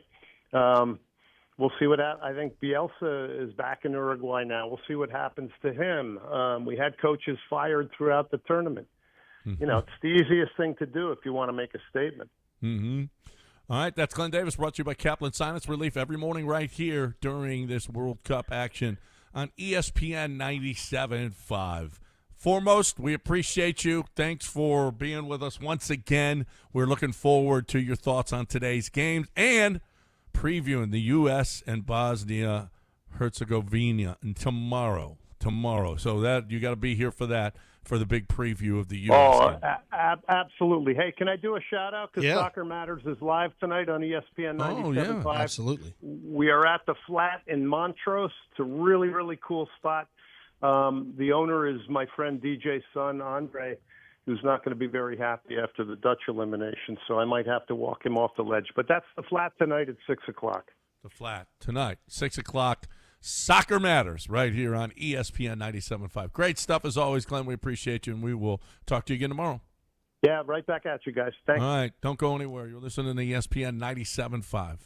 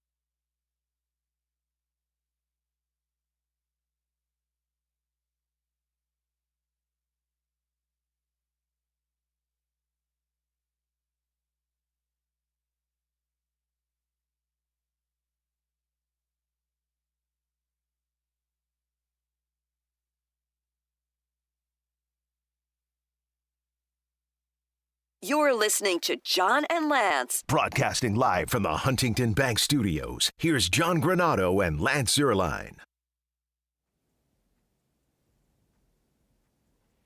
Welcome back here on ESPN 97.5, 713-780-3776. Glenn Davis just breaking it down for us. Foremost authority. I call him Mr. Foremost. Gilbert is here. Speaking of foremost, where's my pizza? nobody. Where's my hamburgers? Where's my steak? Give me my thing. Astros suck. Hamburgers. He never asked for a hamburger in his life. Well, yeah, he did. John, buy me a hamburger anyway. Okay. All right, Gilbert. Hey, Nick, get Gilbert a hamburger. Gilbert. He's been on hold now for an hour and a half. Well, real mad. What happened anyway? What happened? I mean, here's what happened. I'll tell you exactly what happened. The Netherlands broke down on the back end, and had they been more aggressive and actually played. Wilden, come see me on Friday. What happened? Oh, you're talking about your steak. I thought you were talking about the Netherlands matchup. What happened, Wood? You sure will to call me right now and see what happened anyway. I don't know. I didn't get no steak. Yeah. I can't. I didn't get no steak last Friday. Well, I can't speak to the steak. I can speak to the fact that the Netherlands really let their country down. As did Germany. Honestly. But, Gilbert, I didn't think it was call me at 780-3776. Okay. He's got our number. He's just That's giving our out number. our number. Listen, this is a serious. Actually, it's a serious question because you watch. I thought he was giving out his number. You watch a lot of TV, Gilbert. I didn't think going into this World Cup, I didn't think Germany. First of all, this was not one of the more talented Germany teams, but I thought that they were I didn't look at them as a serious threat. But a lot of people are saying the same thing about Brazil. After their win over Japan yesterday, 2-1, do you look at Brazil as a more serious threat in the World Cup, or do you still think it's France and everyone else? What? You still there? Yeah. No, can you answer my question? What'd you say? So, do you think the World Cup now, based on the way, look, Argentina's played well. You and I both know that. But when you look at who's left in the World Cup right now, Netherlands, I thought, offensively had a chance to make some noise. But is it basically just France and everyone else? Or after that match against Japan the second half, did Brazil kind of make you a believer a little bit in what they might be able to do offensively moving forward in the World Cup? Yeah, I think that they would. They do that more often, Yep. Yep. It's that's my thought on this, to be honest with you. Yep. You think the U.S. is going to go all the way, Gilbert? I think so, yeah. I think probably so. All right. Well, how deep do you think they go? I think that it'll be okay, What kind of run are we talking about, though? Are they going to make the quarterfinals? You see them in the semis? How deep do you think they can go? Quarterfinals, probably. Right. Quarterfinals. All right. Got that? Yeah. I'll take it. I'll be honest with you, Gilbert. I'll take that. I'll take that. Will Colin right now? Is he there right now? What's the number, actually, Gilbert? Gilbert, what's our number? What's the number? Give him the number. I'll read my number anyway. Tell him to call the station up. No, I know. Give the station number out. Yeah, what's the station number? I don't have a number. No, our station number, our phone number. What number do you want Will to call right now? 780-3776. Gilbert's old school. He still doesn't do the 713. No, he doesn't you used to not have to when Gilbert spent most of his time on phones. Gilbert, did you ever try to call into radio stations and win prizes? Well, yeah, a long time ago. I figured. Yep. That was back before you had to dial in 713 or 281. Yep. Yeah. It's a Saturday afternoon sweepstakes. Or 832 or now 936. Yeah. Nice. Yeah, what did you win from a radio station, Gilbert? He won a bike from us. Let's see, a bag of bananas. A bag of bananas. Bananas. They were giving away bananas. Bags of bananas. Tell us about that, Gilbert. How did you win a bag of bananas as a radio gift? It sounds like you didn't win. Well, you got to figure out what the name of the sound is, and then they give it to you anyway. I didn't get that. You had What? to figure out a sound, and if you figured it out, they gave you Oh, a bag what of was the bananas. sound? Do you remember the sound? Yeah, a lot of them. I don't remember all of them. They're like Oh, you remember opening everything. Opening a safe and all that, you know. Oh, sounds like a safe. And you know, Okay. All right. all right, your question, John. John, he's got a question for you. Will, are you calling right now? Or are you It still does there not. or It what? does not appear that Will's calling currently. Will's not calling. What? He's Will not did- calling. Will's not calling. Will not calling. Will is not calling He said in. he's not calling. He's surprised by that, actually. Yeah, currently he's not calling. I don't think he's listening, Gilbert. Maybe Will's busy or not listening right now, Gilbert. Try on the afternoon show. Maybe Will be listening in the afternoon. Actually, that is true. He could He be. may be listening from 3 to 6. Now what? Well, I don't know. Now what? Now we wait. Yeah. I We'll guess just- we wait all day We'll- to see if yeah, Will we'll calls just in. wait for Will to call. Yeah, we'll let you know. Oh, you guys are leaving this open-ended. Well, he can wait all day. Gilbert can wait. We'll just continue doing the show, and we'll just wait. You can wait, okay? You're just gonna leave him on hold for We 3 can hours? wait. If Will Right. calls, okay. All right, Gilbert said All right. All right. Thanks. Okay, then. This always ends in a less than upbeat fashion. It used to be Gilbert there was some juice. Well, you set a standard where he can ask for things and expect to get them. So now that's all he cares about. He doesn't really provide much. in World Cup stuff though, at least. Well, he had sure. the U.S. going to the He quarters. did have an answer for that. I told my wife for the first time yesterday. I was taking a shower. She was in there. And I said something. I was like, I was trying to be sweet. I said, I wish I would have met you, 10 years earlier. I wish we had more time because yesterday was our anniversary. I thought I was being sweet and nice. She goes, why do you always do this? Talk about stuff in the past. Let's just live for today and have all. I said, but Gilbert said I'm dying next year. And she said, what? I said, yeah, I don't think I've ever told you. In 17, He predicted I your decided death. stupidly to ask Gilbert when I would die, and without hesitation, Gilbert said 2027. And he didn't tell me a month, but I let her know. I said, we really got to live life to the Pick it fullest up. right now because he's been accurate on some things. I'll just say that. Now he also has missed. Yes. He also has And missed. a lot of his more recent predictions are based off of food and whether he gets it or not. So Yeah, he he- can be bought, clearly. Yeah. Have you thought about buying him multiple steaks and see if he extends your life? Well, I don't know if he's somebody who can extend my life. Well, when it came to the Astros, he's not an oracle. Oh, you don't know that. You just said he might be. He does feel like kind of our oracle. So every time he goes, look, if you want the Astros to win, get me food. Have you just thought about that? Mm-hmm. How many steaks would it take to extend your life another 5 years? Yeah, do you think? maybe Gilbert can give you more. Have you thought were about it? nicer. 5 years? If How you many okay, steaks? let's just say you have to bring him. Would you bring him lunch every day just to extend your life by a year? No, So, I'd die. and the day you don't bring him food, you die. Yeah. Like, Would you bring him food every day? Will I do what I? Well, what am I gonna? Well, what if I'm taking a trip well, that I you- wanted you to just- take?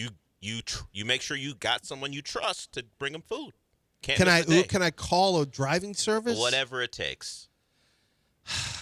I mean, I would go take the best vacation I could, and on the last day, I'd be like, "All right, Think if he gave you an actual day. Gilbert goes hungry today." Like if he goes March 3rd is the day of your death. But if you I don't like getting so specific about this because Gilbert makes it real. But if you provide me with food from here on out every day, Then that's another day you have to live. Yeah. Like you remember, it's a bad movie. It was a Justin Timberlake, Olivia Wilde movie where it was based on time, and you had to do things to earn time, or you would die.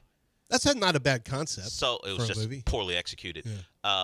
That's your life from now on. John's a dead man. You earn time by feeding Gilbert. It's another day. But a day, A steak a steak or a whatever day. it is, food, lunch. Provide him. Can lunch it just every be some day. green beans? No, he has to actually like it. So every time you provide him with food, you get another day. Oh Yeah. my God, that doesn't feel. I feel like I should at least get a month. I'm just based off that movie. I'm being generous. No, just one day. And I would prepay like That's it. 60 meals all at Whatever, once. and you got to make sure That's he gets all. them. He has to get them though. Can't you make John? Can't you put his life on the John line? never predict. He would never predict Yes, John's death. he predicted did. your death. Yeah, he he predicted did. John's. It was When? 10 I years. got 5 more. I got 32. Then He John predicted can- it 10 years after. Then John can we do asked. that. Then when it's March 4th, 2032, then it's John's time. The Oracle of Anyway, they're calling him. I ask you a question, Will. I asked you a question, John. Remember when he said, I asked you a question? Yeah. That was actually scary. That was great. I asked you a question. Like, Oh, okay. Felt like All right, that well, movie. I apologize. I didn't answer the question. Ask your question, John. All right. Are we behind here, Del? What are we yeah, doing? of course. A little. Yeah, but Let's we're break behind. then. The Let's Oracle break. of Well, that was the Anyway. Gilbert segment. Yeah. You know, we didn't have anything to talk about with all of the Astros and World Cup. So we Have we mentioned a national star back on the IL? Oh, again, this guy. We'll talk about that Yeah. when we come back. we'll do it.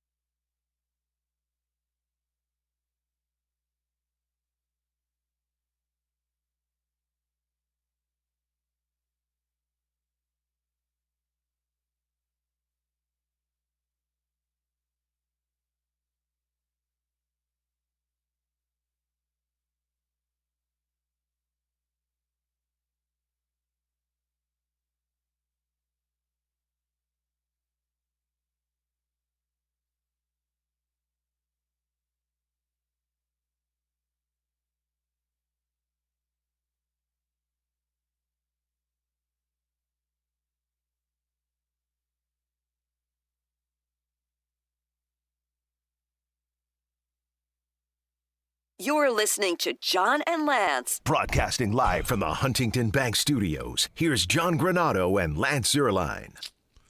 Jeremy Pena back on the 10-day with a calf strain. He's playing so well.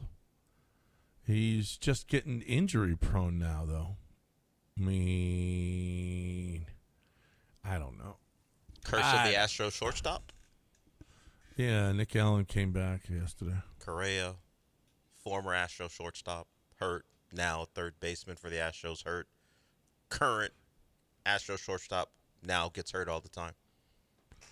I don't know. And they sent down Delgado, who had been playing well. It's like, what? Why did you send him down for Nick Allen? Nick Allen should be the one. Just wait till somebody else. Delgado's been hitting well, come up with big hits. But what else? I don't run the team, apparently. So Pena missed 32 already. He's back on. Joe Espada said he's thinking this is going to be a short stint. But, I mean, it's IL, so we'll see. Yeah, 10 days. Yeah, well, let's see. Yeah. This is the Astros. And he is a catalyst, boy. He gets things started.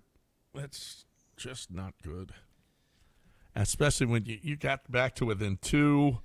You're heading into the All-Star break. You got some big games, and he won't come back before the All-Star break, more than likely, because it'll be right when he's off the list. So we'll see. Yeah, I don't know. We'll see. That's just you didn't need that. You didn't need that, but you got it. And that's just the Astros over the last couple of years. Brett, is it Brett? Aggie Brett wants to get in on the show. Hey, Aggie Brett. Farmers fight. Farmers fight. I don't know if I trust this. Fight. Farmers fight. A&M to the Natty. Is that real? I know. You thought it was Sunny, didn't you? I think it's Sunny. It could be. He was tweeting us yesterday about his guy, Jennings, I think. But that sounded like Sunny to me. He did say A&M to the Natty. Yeah, Sonny loves to use the word natty as well. I don't think that's how the song goes. I don't think that's how it goes anyway. You're right. I don't think he was real Aggie. No. You didn't fool us. You didn't fool us, There's Sonny. nothing there. There's nothing there. We talked about did the this Aggies yesterday. He's right, though. Farmers fight, farmers fight, fight, farmers fight. Well, maybe he is an Aggie. No, he's just Sonny. Just like he was Nova Steve or whatever he was. Can't fool us, Sonny. We know you. Nice try. No matter what you do, I smell Dallas on you. I smell Dallas. Oh, my gosh. So the Astros lose yesterday, and they made it close. They got 3 in the 9th to make it closer than it actually was. You did have a couple home runs the Astros had 3 home runs, but they had 2 by Cam Smith, and we were talking earlier about this. You know, he's one of those guys that has to all of a sudden hit a stretch where you realize, okay, he's turned a little bit of a corner and he's this player now. Now, you can be a certain type of player, and then at some point in your career, you level up. That's for any sport. You level up. It would be a good time sometime this summer for Cam to obviously level up as a power-based hitter. He's got 10 for the year, but he clearly has the size and the pop to be a 25. I mean, I don't know, a 30 home run. I mean, he's got Carlos has never been a 30 home run guy, but he's got Carlos's size. If you want to just compare body types, similar to he could fill out a little bit more like Jeremy Pena. Like, I don't think it's unreasonable to think Cam Smith, with his looking at what he's done up to this point and how he can hit the ball, I think it's reasonable to assume that if he hits his stride, he could become a 30 home run player, which is a big deal. I mean, if he can become that, then that makes that, it pays off the trade that you made with Kyle Tucker. Mm-hmm. Yeah, I mean, if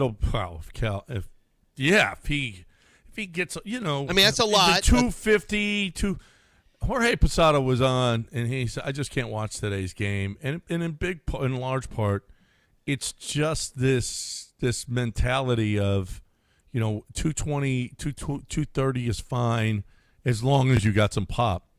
The Cam is a product of this era. Yeah. I mean, he wouldn't be up in other eras. You can't hit 230 and be a guy that's going to be a regular on any team. But that's over. Yeah. Yeah, I mean, that's over. The We'll see batting if they don't average start thing to is- get back. I mean, Tampa Bay is showing you, that, you don't have to be a power, Yeah, but Tampa doesn't care about batting average. They care about on-base percentage. That's right. I mean, that's why the batting average, and let's face it, batting average is also part of being on base. Right, but if you look at on-base percentage, you already get your batting average and you get your walks. And then if you add the slugging percentage to it, which is giving you an opportunity to either drive someone in or be in scoring position, if you have a good slugging percentage. I mean, really, OPS is kind of, I don't want to say the perfect stat, but it really does encapsulate the best types of hitters.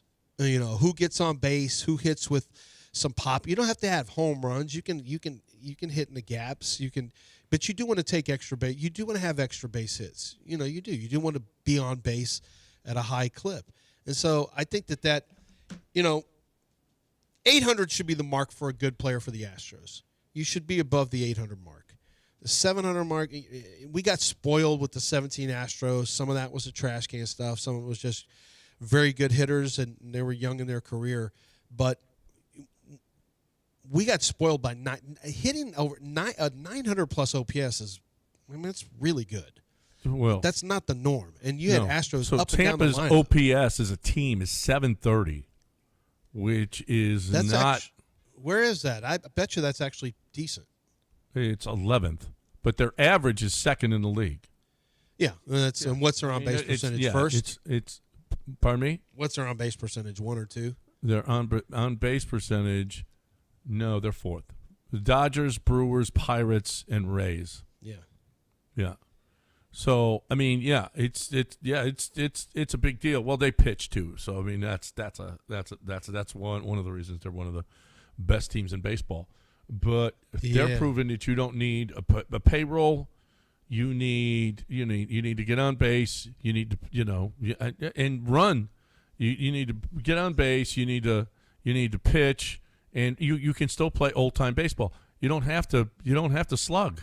You don't have to slug to win. I think they're going to be the outlier. I don't think anyone else is going to go in that direction. I think very few teams are going to go in that direction because they just can't. They don't pay the money. Like they have to find a separate way to win. And I just don't think most teams are going to go in that direction. They're just going to say, look, stringing together a bunch of hits against guys throwing 99 miles an hour in every inning that we hit, it's a lot easier just looking for home runs than it is stringing a bunch of hits together. Although you look at the ERAs around the league and they're awful. Some of the ERAs right now for some of the ERAs are absolutely terrible around the league relative to what they used to be. So it's just such a weird time.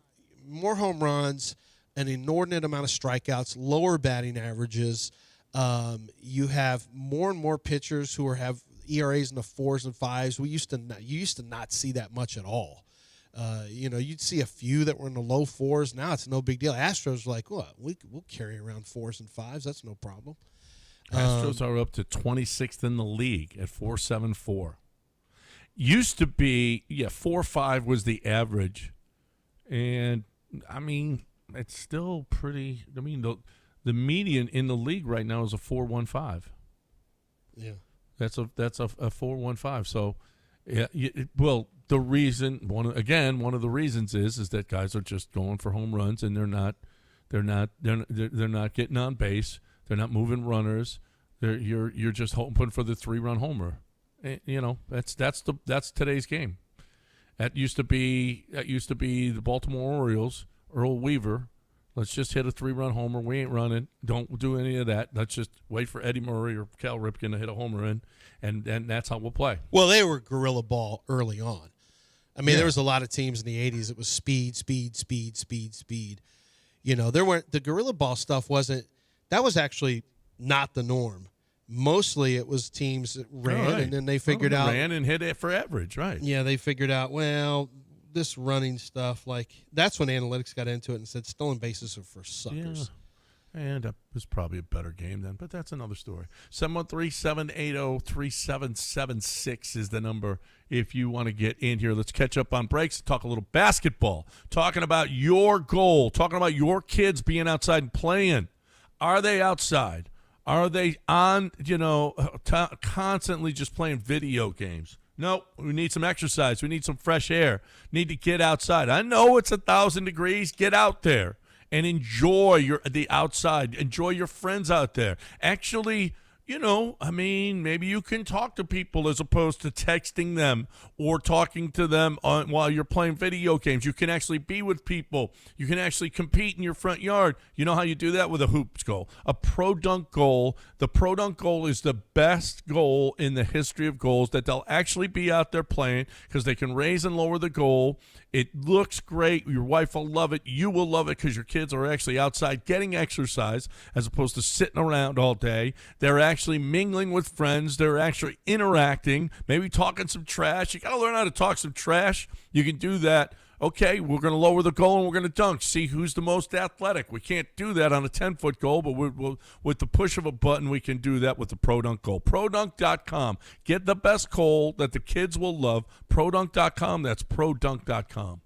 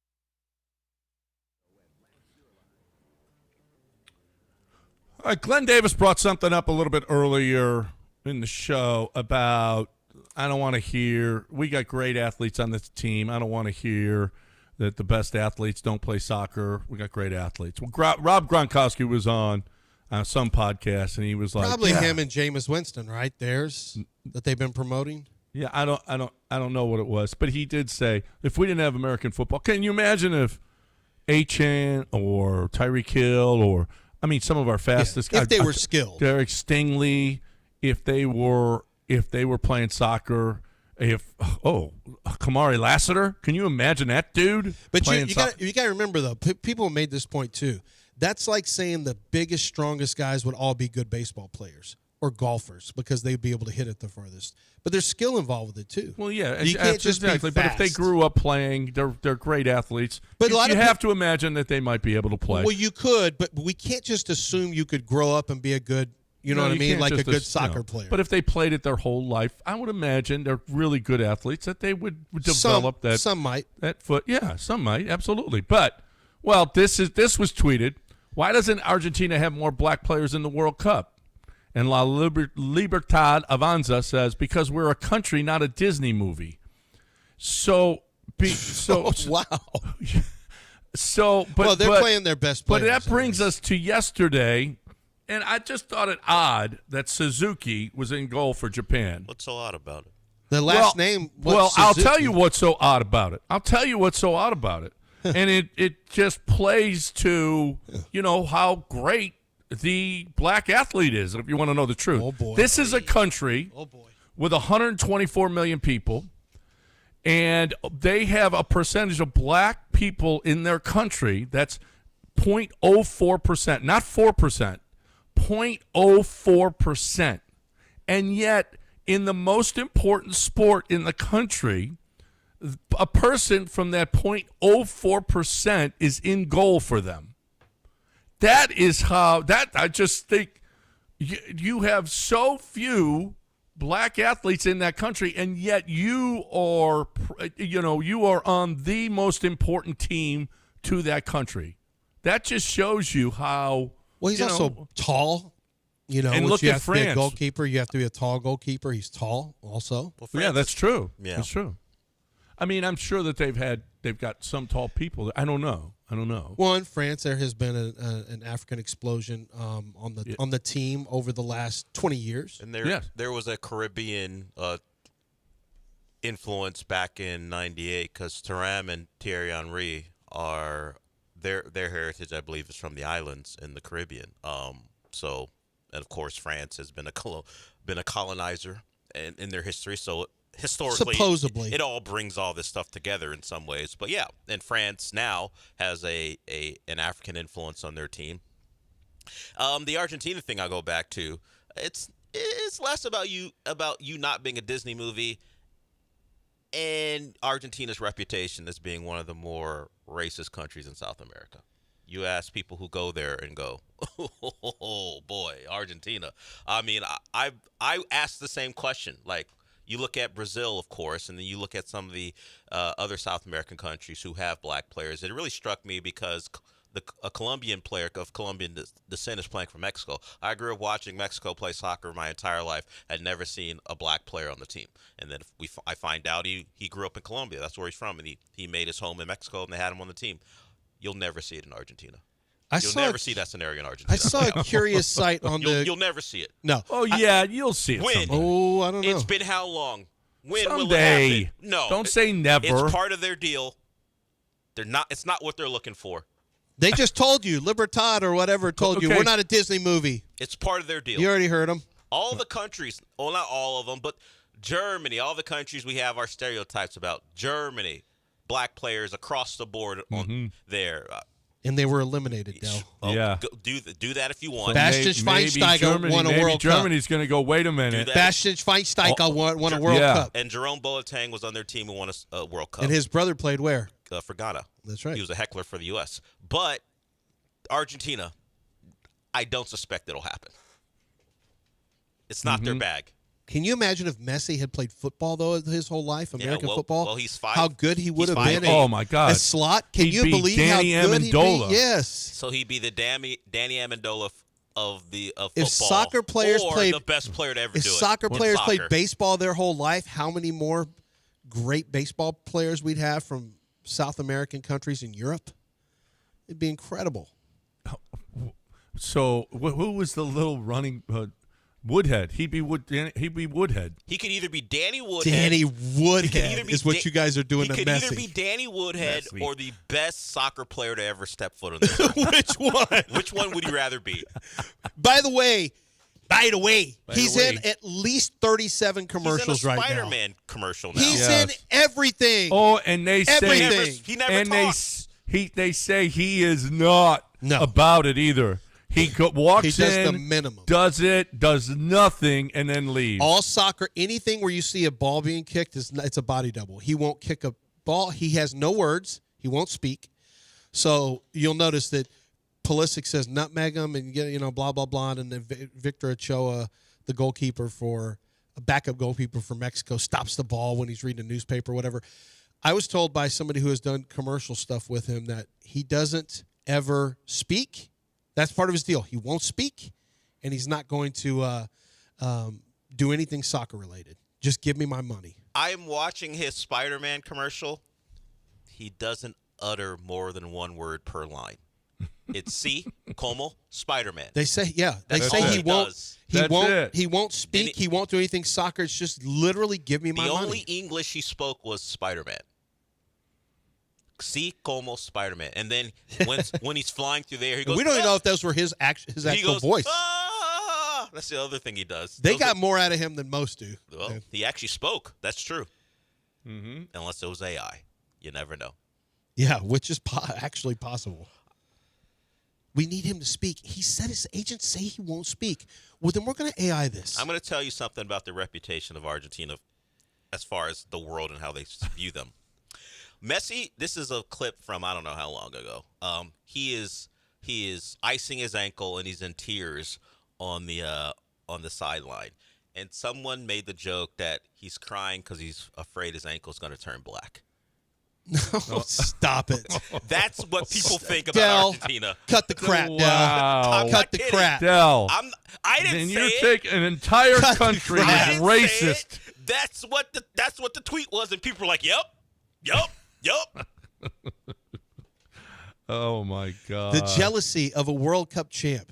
The jealousy. Yes. It's not about Whatever Messi. they're doing is I see working, him as a Del. great player. When I watched him play, I just watched him as Argentina. But it has crossed my mind that as the teams become less segmented by race just across the world, Argentina sticking out as one of the few who's like, not us. we They're going to keep doing what we they ain't do. doing that. You know, Too if soon. it ain't broke, don't fix it. That's That's the old saying. that is an old saying. Yes. They holding out like Augusta. Look at Germany. Germany's got Ta on the back end. He airmails it. Stop it. That dude is a bully. He is a brute. He was beat. I saw some physicals. How about the guy getting a spike raked across his head and the blonde is gushing The blood? Dutch player. He yeah. was in fights They with pulled every. out They the were staples. They stapled his head. They pulled out the staples. You know, what do you mean? the staples. Yeah, I know. They stapled his head to stop the bleeding. And he just And he came kept right back playing. in. I'm sure they numbed it, but they pulled out the staples Oh yeah. No, he's to staple that, or It is. staple It gets the stapler. I guess well, it I should gets say. nasty in there on corners. It gets pretty Oh, yeah, physical they in some of let it those go. corners. You see people getting elbowed in the face, and then that's the ironic part is that in the open field, any kind of trip, any opportunity to hit the ground and try to draw yellow for somebody is just so exaggerated. But then when it's time to actually, it's about the action. They will get run. They get really physical with each other, very physical. That's what makes it so ironic that they take someone will simulate the dives that they do. What are you going to do? Allen Iverson simulated all the time. We got the worst. Can you imagine SGA? They would look at SGA like, what is this puss doing? That's what soccer players would think he's like. Get up. This guy would get so many red cards for simulations. It'd be terrible. Well, SGA couldn't play soccer. And that's a sport where you sell. You sell injuries. You sell penalties. And even they would think SGA is doing too much. well, and and I thought this too. They don't have, well, they do have hydration breaks now, but no breaks. So a lot of times guys, I got to lay down for a while and let everybody get a break.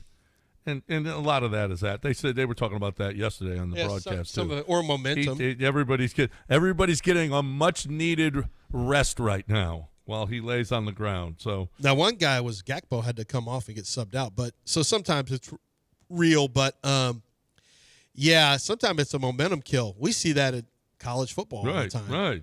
Right.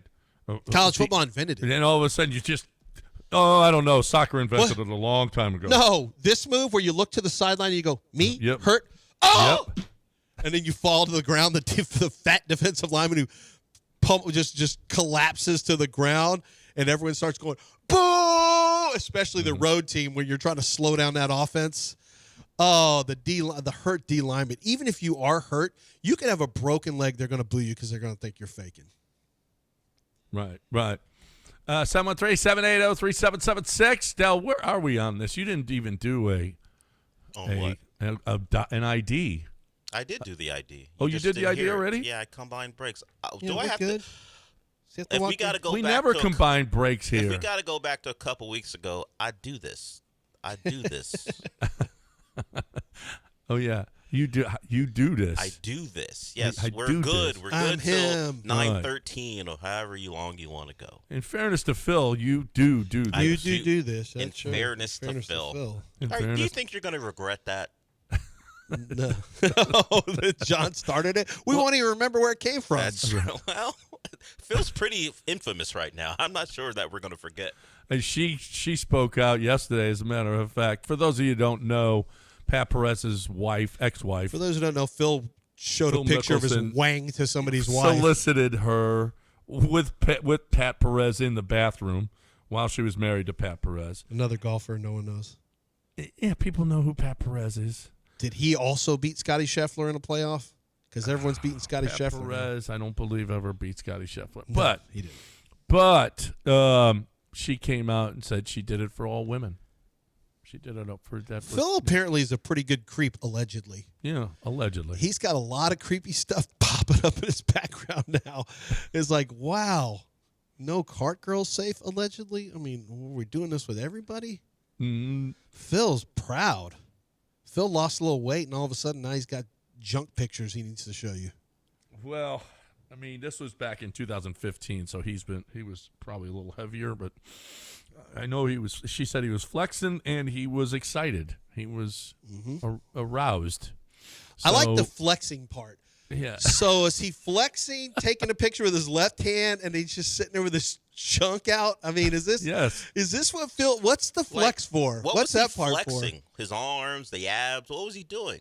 Was it just the arms? They didn't say. Like flexing. You can because I've seen enough influencers on Instagram. You need a new towel rack in your room? They'll flex their Easy, back Phil. muscles. Easy, They'll Phil. flex their quads. Was he just a bicep guy while he was naked? Oh, doing one of these sideways? Yeah, what was Phil up to in his flex? Flexing could mean a lot of things. Well, I think he was flexing his arm muscle. Have we seen Phil lately? What muscle are we talking about? Yeah, I don't know. He's in better shape, so I'm trying to figure out, was he feeling pretty good about himself? And was like, now's the time. I gotta show off these guns and other stuff. Yep, I gotta show this off. This whole thing. I'm looking at him. Like, I haven't looked at Phil Mickelson in a while. He's in better shape, so not the hefty lefty stuff. But come on. You're naked and you're flexing. Yeah, I mean, stop it. You're a pro golfer. Cut it out.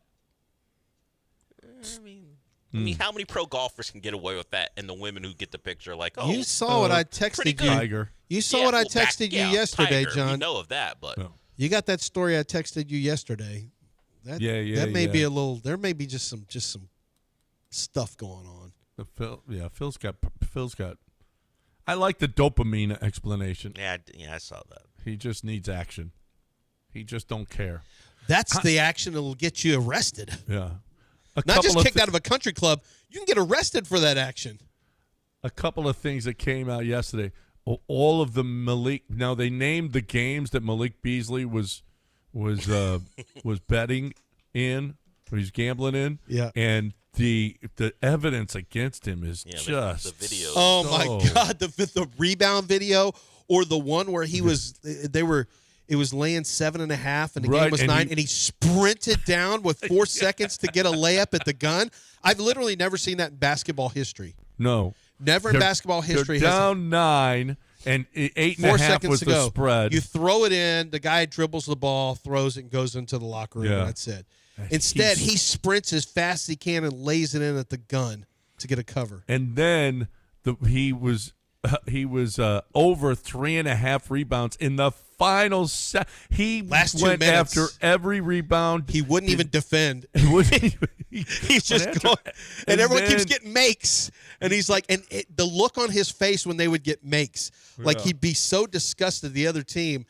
And he finally got one with 3 seconds to go. He went over the top. I'm like, his were so obvious. And then he's playing defense. Apparently, he needed the other team to score, and he's playing. And he just lets them run by Malik him. Beasley has literally risked his freedom, not to mention an NBA career, over some prop bets. I mean, golly, guys, gambling has been around for a long, long time. Illegal bookmakers have been around for eternity. Really, it's just when DraftKings and FanDuel and these other places come out, and now all of a sudden you're like you think you're gonna make bets. Every single one of these guys get caught because the betting patterns, to make it even worth it, the betting patterns are off. They just say, no, this is unusual. Circle this, circle this. They're so easy to catch.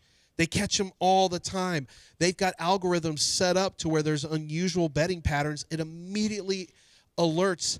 Well, it used to be Las Vegas. I don't know if there's a central gambling hub that also handles, the online sports books as well. But they're all alerted.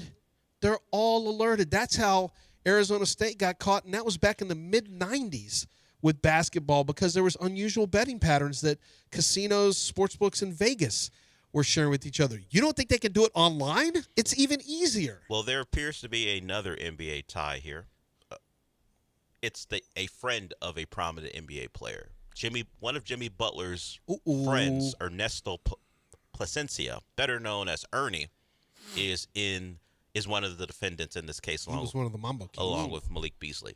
Oh, yikes. He's known as a guy on Twitter who will defend Jimmy. They have been seen on social media, so he knows Jimmy Butler. So he'll defend Jimmy. So is Dream Shake going to go to prison for the KD stuff? I don't know that Dream Shake is involved in we've got a listener illicit behavior. Who will really go to the mattresses for KD. But he is a known Jimmy associate who is also involved and as a defendant in this case. As they're going to clean up. I'm telling you, this is why the Brendan Sorsby thing was always such a joke to NFL teams. The idea that people just thought, he's a young guy, he's gone to think counseling, he'll be fine. NFL teams looked – I had a GM tell me, this is the one thing that could take the whole league down is gambling, because of people thinking all these games are fixed or whatever.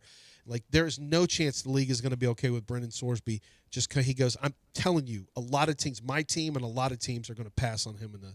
And this team actually needs a quarterback. And they just said, we're not going to deal with the guy with the gambling problem. We're just not doing it. And the NBA is trying to clean it up. It's got issues. I think the NFL, I think that's going to lead the charge. You saw who was it in Major League Baseball when it's just literal, is the first pitch a ball or a strike? And who was the pitcher who was just throwing the dirt every first pitch? Remember that? Yeah. And that guy went to jail. Cleveland. Yeah. Yep. I think there was 2 pitchers. Yeah, and that guy's just chunking off the same staff. Yeah, throwing the dirt every time. And how they get caught. Betting patterns were suspicious. Yeah. Results were suspicious. I'm reading I think the Netherlands threw that yesterday with some of those penalty kicks. You think so? That goalkeeper who kicked the ball into his own goal after he saved it, he needs to be put in prison. He tried to get it. He saved it, and then he kicked it backwards with his own leg. I'm reading an article on The Athletic right now that says Sorsby, if it were up to me, he would never be allowed to play in the NFL. If that sounds harsh, sorry. Good Lord, 9,000 bets, and now what? A gap year away from football is going to tidy all that up? Yeah. Who said that? Who's that say that? This is Steve Buckley from The Athletic. He wrote that. Is that a quote from an unnamed NFL No, that's exec, from him, that's him saying it. Oh, that's him. Okay, Yeah. I don't know who that is. I don't either. But he's got a point. 9,000 bets, but I'm good. I got an off season. I went to a rehab for a week. I'm good. Yeah, that's not going to cut it. No. They're going to need to. No, this is the best thing that could have happened to him, to be honest with you, because everyone's like, you're taking away his livelihood. There is a chance he goes undrafted. This actually gives him a chance to get drafted next year. It's not a bad thing. You may have actually spared him and saved him. He gets a chance to rehab his image, to literally go rehab his addiction.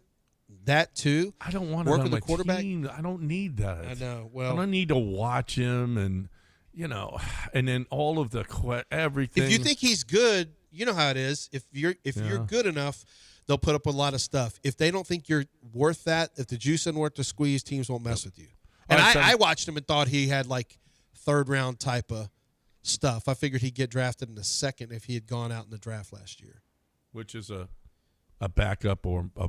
Well, it's a chance to be. It's Tyler Shuck was a second rounder.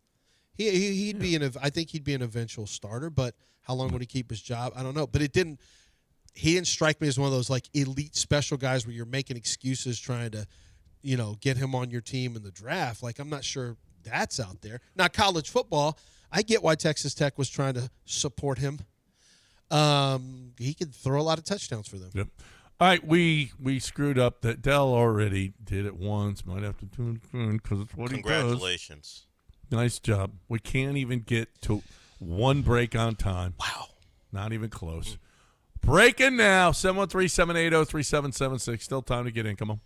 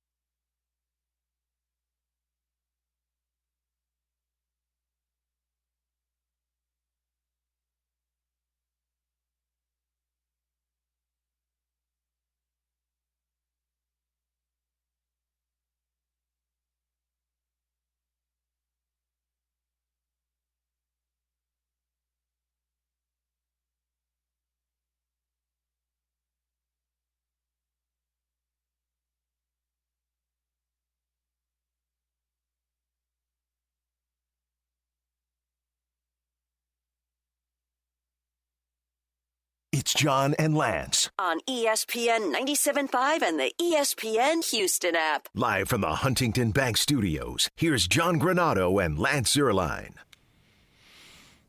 All right, welcome back. You had the Malik Beasley. Now the videos coming out. The Diana Rossini being pulled over videos are now dominating.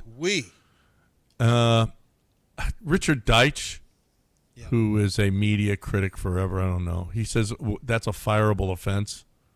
Mike Florio went so far as to say it could be considered bribery in New Jersey.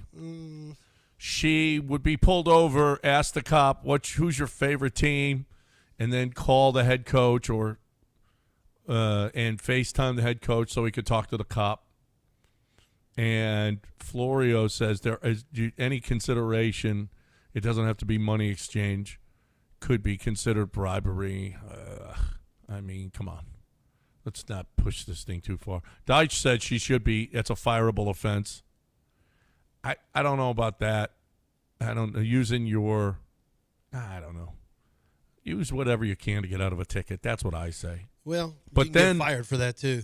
Yeah, but because one of them was Kevin O'Connell. That was a bad one. Yeah, and then the video of her sit down with Kevin O'Connell, which seems a little weird, came out, and so I don't know. I just let Diana Rossini just. I mean, why do we have to? Do we have to go after Diana Rossini anymore? She hasn't she suffered enough? It is a little bit overkill now. What it's doing is showing probably other people. Look, the one thing that I found curious is to see some of the comments in the comment section of people acting like there's a lot of these quote unquote insiders who buddy up with coaches. I mean, that's how they get the access. That's how they get the access to the information. This is not unusual. This is done. Writers, political writers from any network you're looking at, any website you're looking at, they get insiders from inside the loop politically, from across the aisle or whatever, who will give them stuff. That's kind of how this is done. And so I do find it a little curious that people seem to act like they're clutching their pearls, that some of these insiders have become buddy with coaches. Like that's kind of how, it's a little bit transactional is how this typically works on the insider side. You protect your sources, but at the same time, if you need to do something, if the team asks you to do something or say something, not that's untrue, but if they tell you to kill a story or whatever the case may be,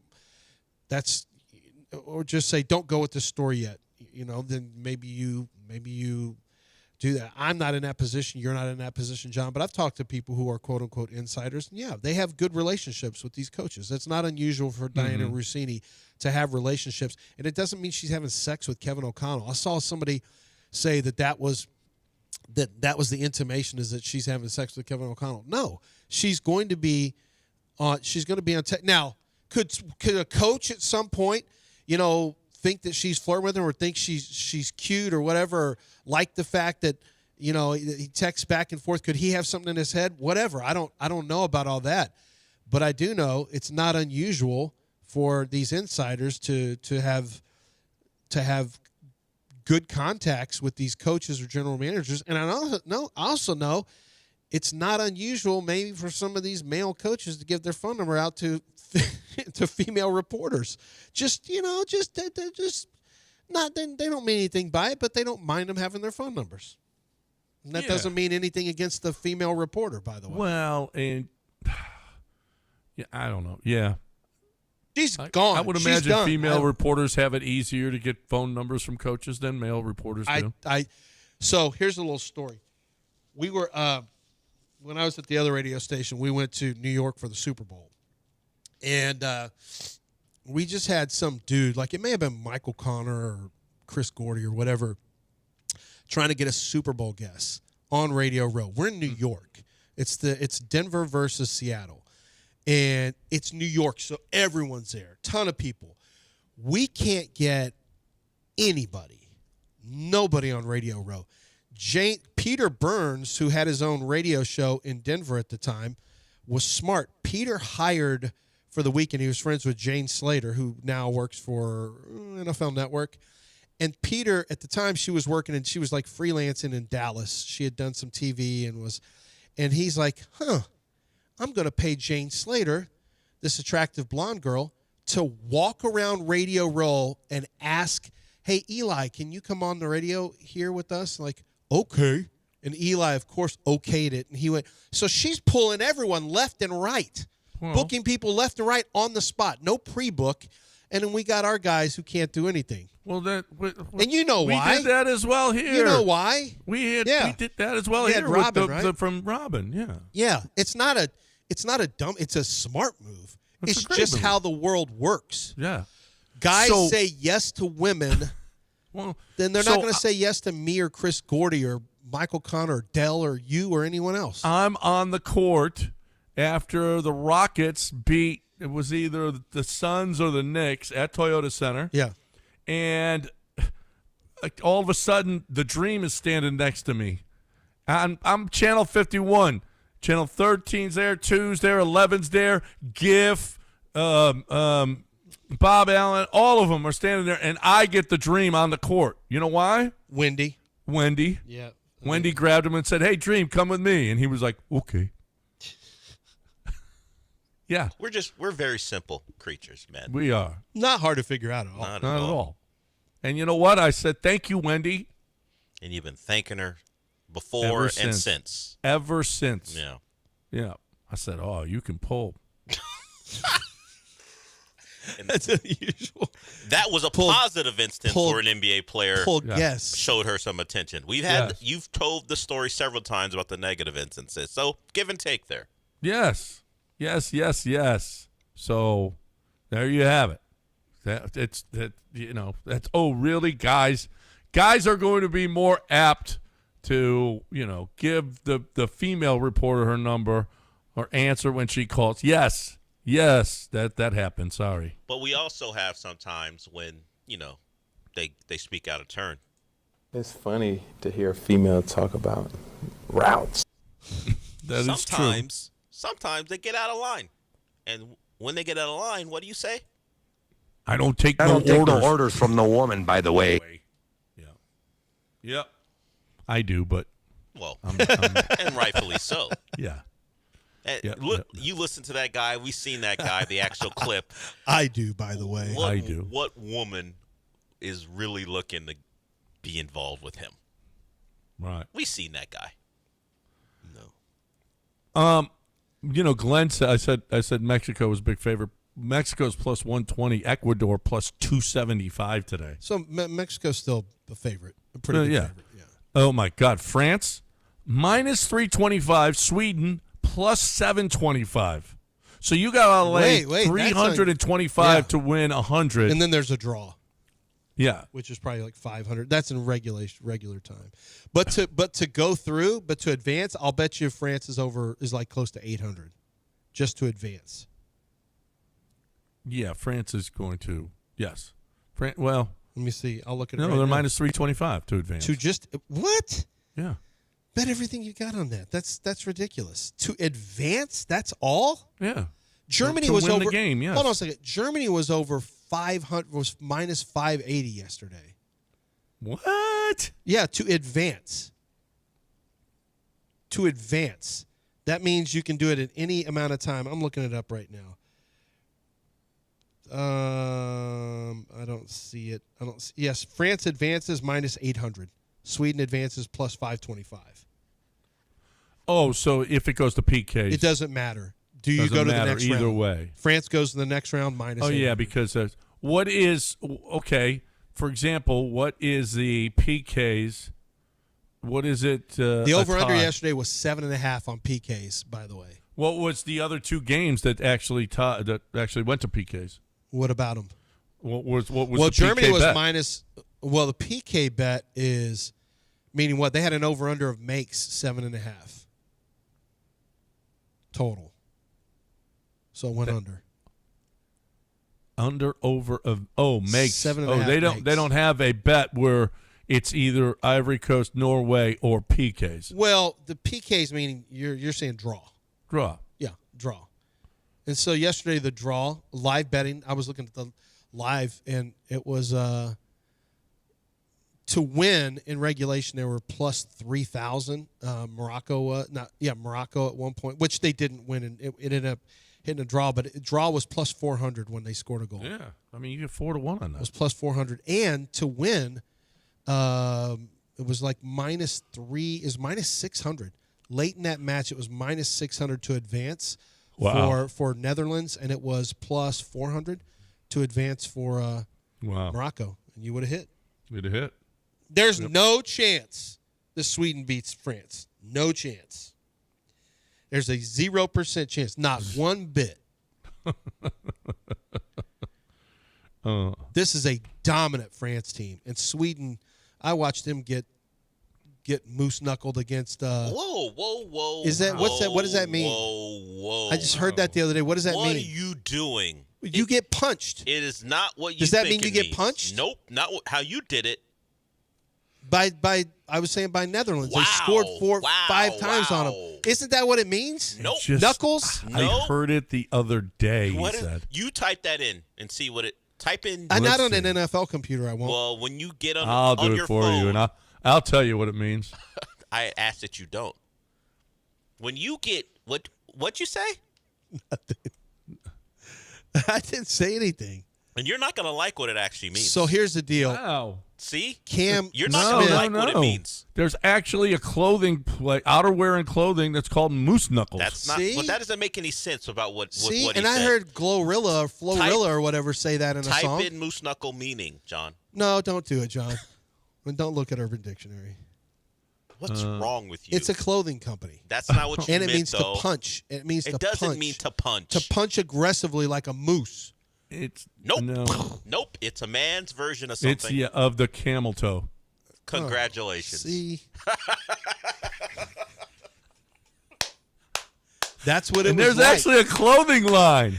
Well, I mean, you try to capitalize on the name, but that's not what he meant. He didn't mean the clothing line. Yeah, that's what I meant. That's what I meant. They got in the face? And they gave it to him. Right in the face? Yeah, to Sweden. Netherlands did. And now France is going to do it too. This is one of your more embarrassing moments. Mm-hmm. I knew what it meant. I just thought I could sneak it past the goalie. Of course, you're why sitting would there. you think you could sneak I it could past get it past me? John. I knew I couldn't hit the What's wrong with 5.5 you? hole against you. What? Maybe Just let it go next time. No. Let the goal go in. No. Hey, you know who I hate is I'm this guy Darren. I'm a Dominic Hasek type. You are. I You stand don't on let my head. anything. You don't let anything go by the goalie. I try to sneak stuff in all the time. You know who I don't like is this Darren Fletcher, who's calling soccer. I like everyone else. He's the first English guy that I don't like calling matches. Wait a minute. Why does he say the Germany are eliminated and Paraguay are It's Paraguay is advancing. He makes their countries plural. That's not right. That's not good. You're English. You should be able to speak English. So his whole thing is that he talks about American sports all the time. He's obviously a huge fan of American sports. He'd talk about Kobe. He talked about the Saints and Drew Brees one time on a broadcast. And I had to go look this guy up because, who is this guy? I had to go figure out who he was. He made this comment one time. Messi was playing whoever they stomped out, Tunisia or Algeria or whoever it was, and in one of the matches. And it's the one Messi came in. It's the third match where Messi came in and then scored late to score in his third consecutive, all 3 of those World Cup matches in the group stage. It was against Jordan. Against Jordan. And here's what Darren Fletcher says, the play-by-play guy goes. He goes, and you've got to think here that he'd love to see one come at him and just hit the back of the net. Don't you think it'd be something else to have to say that Messi scored on you in his last World Cup? And the other guy goes, nah. He goes, do you think he'd rather stop it or let it by? I would imagine he'd rather let it by. He'd rather have one hit the back of the net than stop one. And the other guy goes, no, I think he'd rather stop. But he's trying to play. No, I don't think so. I don't think so. Historically, you've got one of the all-time greats scoring against you. I think he would How actually about you said I stopped him instead? I think he'd actually fancy that, a goal.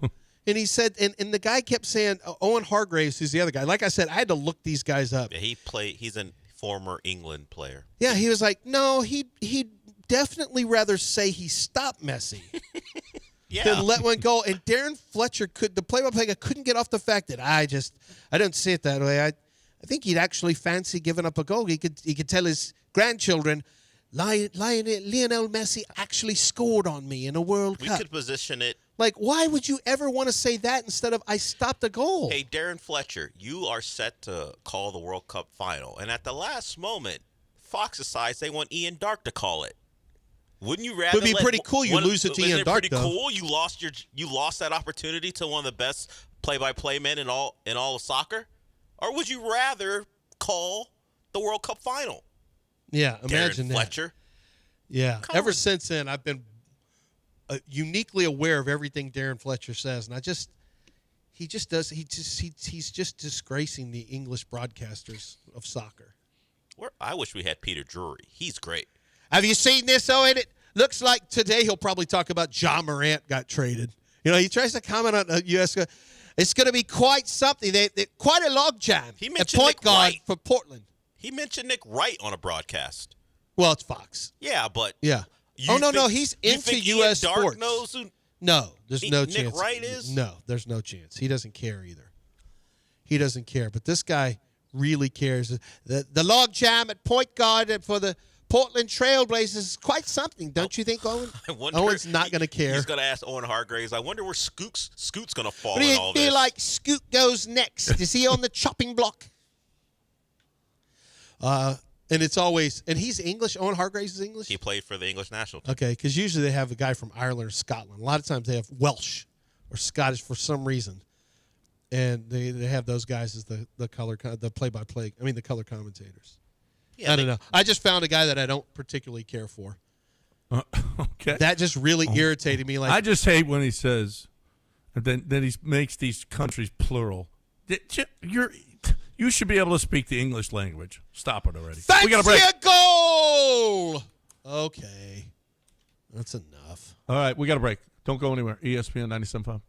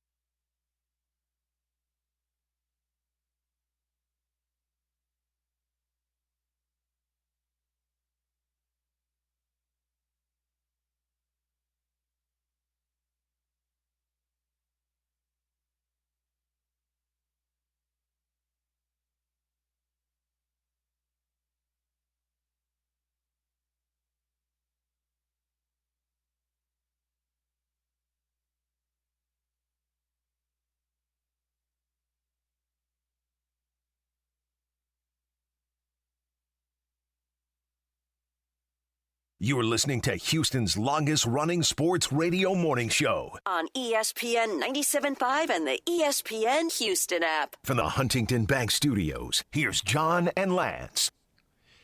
I mean, this is when we're supposed to be going to News of the Weird, and we're not. Well, who's to blame for that? Lance. That's a reasonable person to blame, Lance. Ira is here. Wants to talk a little American football. America! Let's go. Enough of this Euro football. I like American football first. That's fine. What's going on, Ira? Yeah, football America. Yes, sir. Football Americano. Let's go. Let's go. So, this was, I kind of posed this question to myself really the other day. I was trying to think about when Paul Taylor was trying to, we got the European Football League, with, I guess, I don't know what we call it, the minor league system or whatever. Right. We tried it over there. It didn't necessarily work.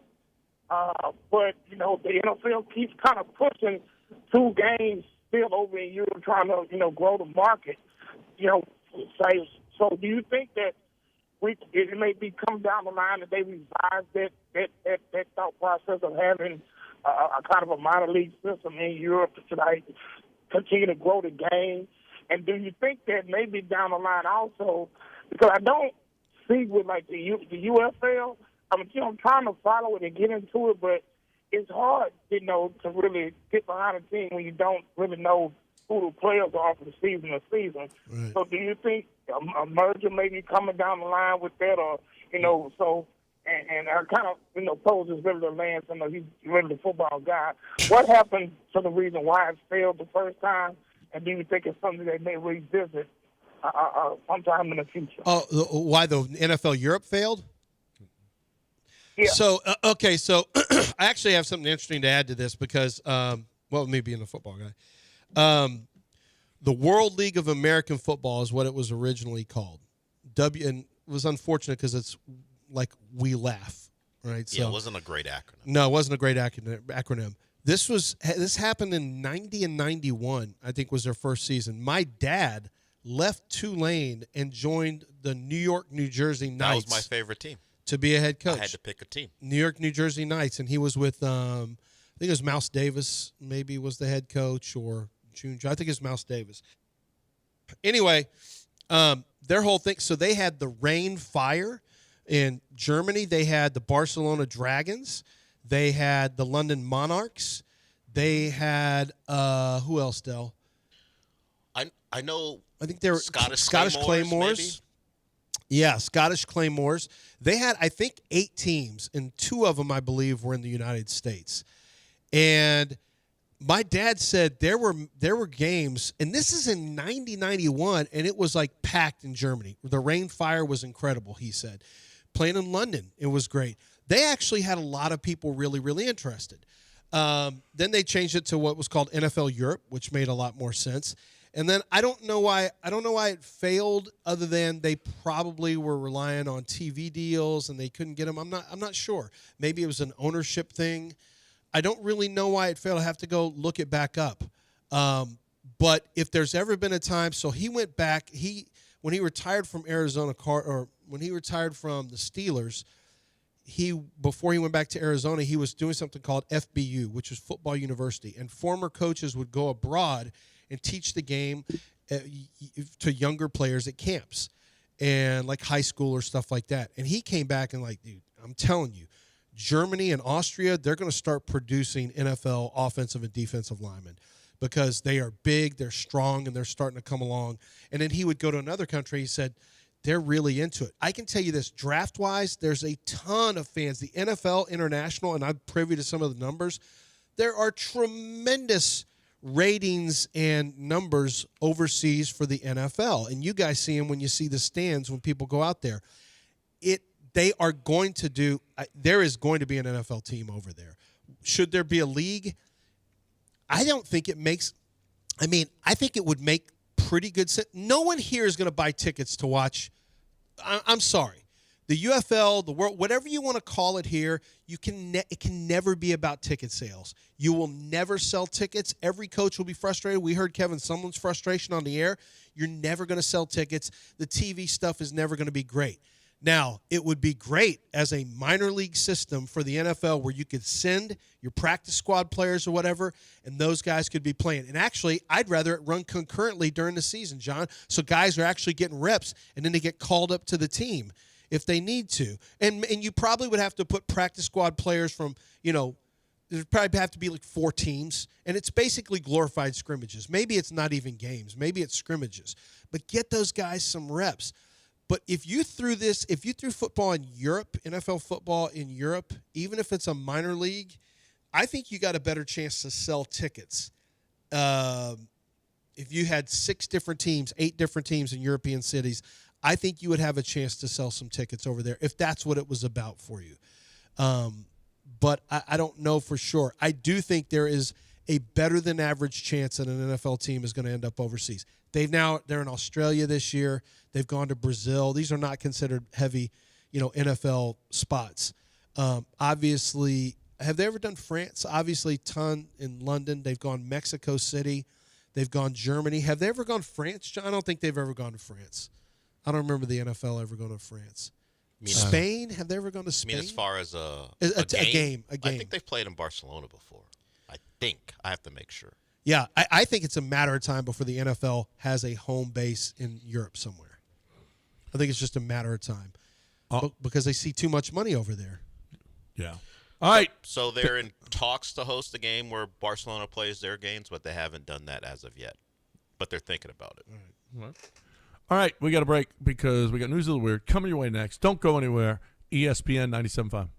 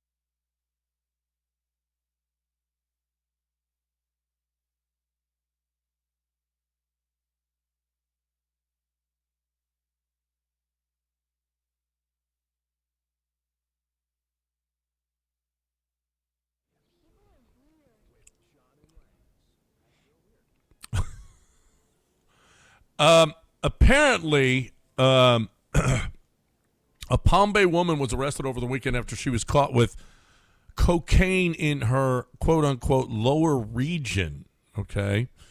Our corrections officer moved Cox to a change-out room where she observed her trying to cover her buttocks area with her hand, and then a baggie dropped to the floor. Said the sheriff, folks, she claimed that she didn't know about it, that someone must have left that cocaine 3.8 grams there during an intimate encounter. John, have you ever had someone leave a bag of coke in an intimate area during an encounter? I never have. No? This is the quote by Sheriff Wayne Ivey. He says, folks, if not realizing that someone left cocaine in your butt, in your jail purse is not a good enough reminder to not do drugs, then I don't know what is. Do you guys, have you ever left anything in your jail purse? Well, it wouldn't be called a purse for us. What would it be called? A wallet? Isn't that the term for men? Yeah. No, jail wallet. Yeah. No, I've never left I've anything. never heard the term jail purse. Well, it's for a woman. And what else are you going to call it? now I'm enthusiastic about it. Now I'm enthusiastic about the jail purse. Boy, yeah. Oh boy. Yep. A father pleads guilty to dosing his children with psychedelic mushrooms. Wow. Did you ever, Lance, microdose your children 9 and 11? His sons were 9 and 11 when he began microdosing them. Did you? I never did. Well, same. But I would imagine that it would be, I don't know. It would calm him. Do you think it might calm him down a little? How did he get caught, I wonder? I don't know. It's a long story, but I don't even care. I just feel like you should probably not microdose your 9 and 11-year-old with mushrooms. Are you sure you can make that determination? You didn't read the whole story. I didn't read the whole story. What did the kids do? They probably were like, cool. This is cool. No, maybe he was at his wit's end. Maybe. Well, but we're all at our wits' end at some point. Well, maybe they developed something incredibly creative at school. What's the difference? You have to really, really catch yourself when you're about to microdose. What is the difference between microdosing and rubbing like bourbon on your kids' gums when they're whatever? My mom used to do that. Yeah, that's what's why the difference? Actually, I'm an enthusiast. I'm a Coors Light enthusiast makes a point. today. I mean, if Dell's making a point. People didn't take issue with that, but we got a problem with microdosing? No, microdosing. Well, I don't know. Hallucinogens are not great. Not Neither great is for a rubbing 9-year-old. hard alcohol on the gums of your toddler. Well, it helped you stop teething. It Or helped the you pain stop from teething. Yeah. A man was pulled over with 34 open White Claws in his car. Sir. Yeah. Can you please get a drink that And won't be embarrassing? He only had a slight buzz. Maybe all he does is give rides to mid-20s women, and that's why he has so many White Claws. Maybe. Was he an Uber driver? Yeah. What was he doing? He was throwing them in the back seat. He's got a whole pile of White Claws in his back seat. So is that considered open? Is that considered open container if it's empty? Yeah, because they're open and empty. If it's empty, even if they're okay. empty, they're open. Yeah. And you'd have to, well, unless you say, hey, I was tailgating and everybody threw them in the back seat. Or I was heading to recycle them. True. That's all. You might put them in a bag. Well, I didn't have a bag handy. Yeah. I just dumped them in the back of my car. Yeah. That is our show today. Glad you could join us. Mopey and Mapes Nope. No Mapes? No Mapes. He's off again. Holy I don't crap. know where he is. The but summer of Mapes. He's not It's here. the summer of It's Mapes. the summer of Mapes. Well, normally he would be out and about for a watch party, but that is not the case today. I don't know where he is today. Yeah. Well, apparently. Oh, he's working later. apparently. Apparently, it's just the Mopey show lately. So Mopey and AJ. Well, it's not Mopey. We're joyous here. Who is? We're joyous on this show. I mean, we thank our lucky stars this isn't Argentina because they never allow us to do a show. No. But it is in Argentina, so AJ and I can do a radio show. Well, there you go. It isn't. You don't live in Argentina, so thank goodness. Thank goodness. And Argentina, what do they know about soccer? Well, I mean, they know quite a bit, but they want it to look a specific way. Right. We're done. Have a great day. We'll talk to you again tomorrow, everybody.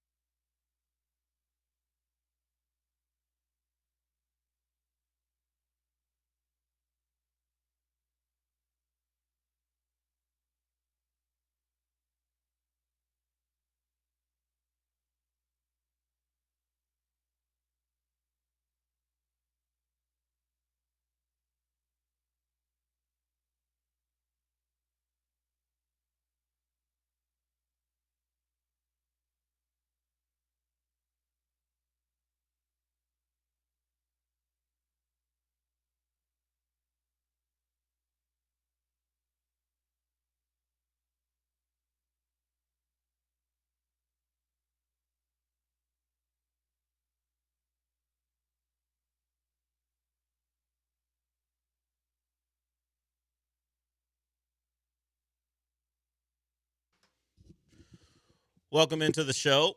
And I just assume Sean and I would be,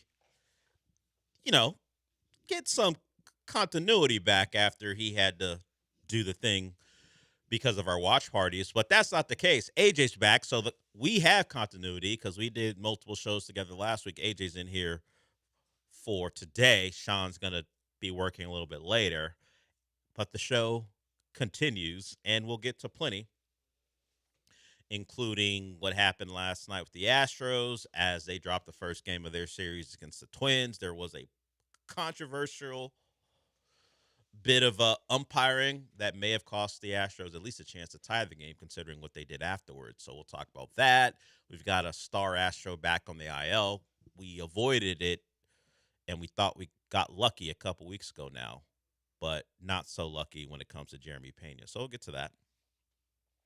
And AJ, you weren't here for yesterday, but we had a caller who was a holdover from the previous show, and normally I would have that caller wait till the next segment. And I said to myself, why am I doing that? What do I care? I mean, it was not a video day for me yesterday, so I didn't have to do the Astro stuff. It was for John and Lance, so I could get to a call whenever I want. And while they don't care for the wait time of their callers, I certainly do. So James called in right as that show was ending, and he happens to want to talk about something I love talking about. No, not comic book movies, which I do love talking about. He wants to talk some college football. So let's get to James right now, and then Eric will get to you on the other side because you're Eric Wong, and I don't mind making you wait. But here's James. He wants to talk some college football. What's up, James? Yes, sir. Great to talk to you guys. I just want to say, CJ is a great leader. He never threw his offensive line under the bus. And we know that 1001, 1002, 1003 is blowing up on that offensive line. We know that. So he never had a line to protect him. Not since he's been here. They've been trying to figure that out. And I just want to say the Rams need to get Lonzo Ball. He's a great floor general. He's a great teammate, great person. And the only problem he has is he's too unselfish. He needs to shoot first.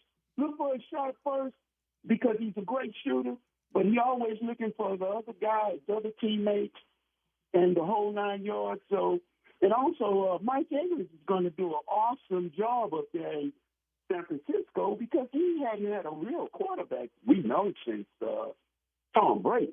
I mean, Baker Mayfield is a work in progress. He's still cooking. He's not there, but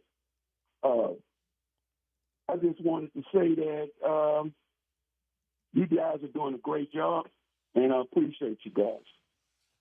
That was a real dealer's choice of a call. He had a lot of things to talk about. Nothing that was put up on the board. I mean, CJ did play college football at one point. So how do we attack this call? There are multiple things. CJ Stroud has never had a good offensive line. I would agree with that. It's been the one big miss when it comes to Nick Casario's build. And we're now through several iterations of an offensive line that they now hope is the one that's going to lead them to some offensive success, at least consistently, particularly running the football. That seems to be the plan. They want to get tougher, more physical, and run the ball to complement a defense they believe is championship worthy. And they would be right in thinking so. CJ certainly is going to benefit from an offensive line who can run the ball and dictate tempo and the way the game's going to go. If it plays out the way that the Texans want.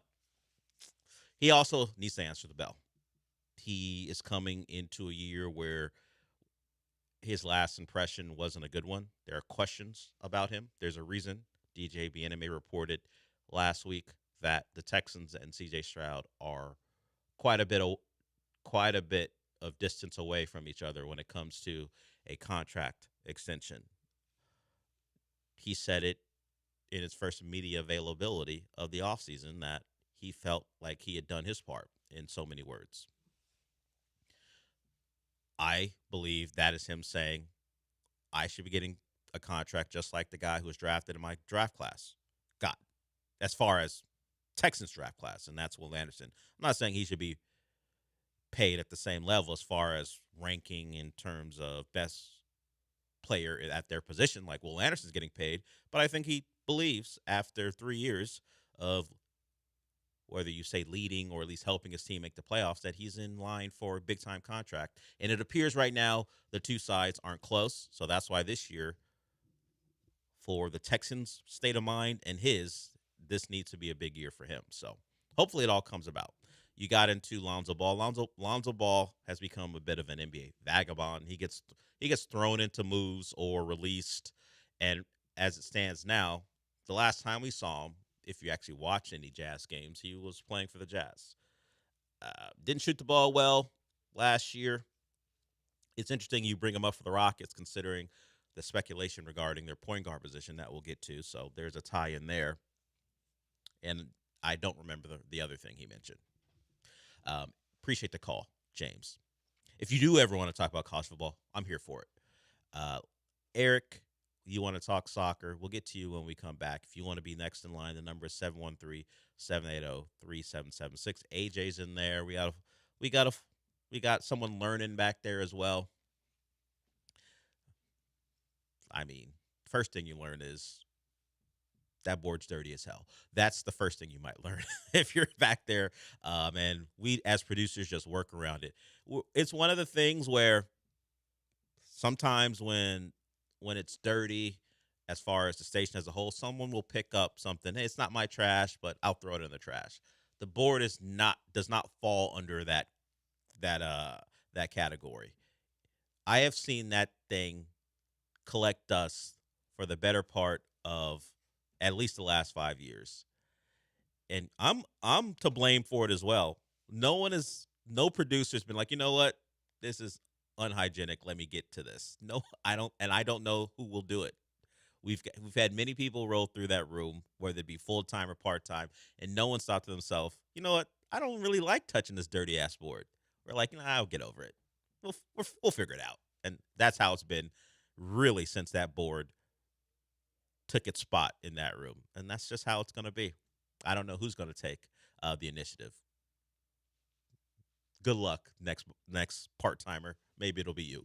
All right, Eric, we'll get to you when we come back. You want to talk soccer. It was a big day in the World Cup as we had some very dramatic endings. In fact, from start to finish, from what happened here in Houston with Brazil and Japan to the nightcap with Morocco and the Netherlands, we had drama. We have countries leaving the tournament earlier than they thought, and we will do it all again today. We'll get to that when we come back.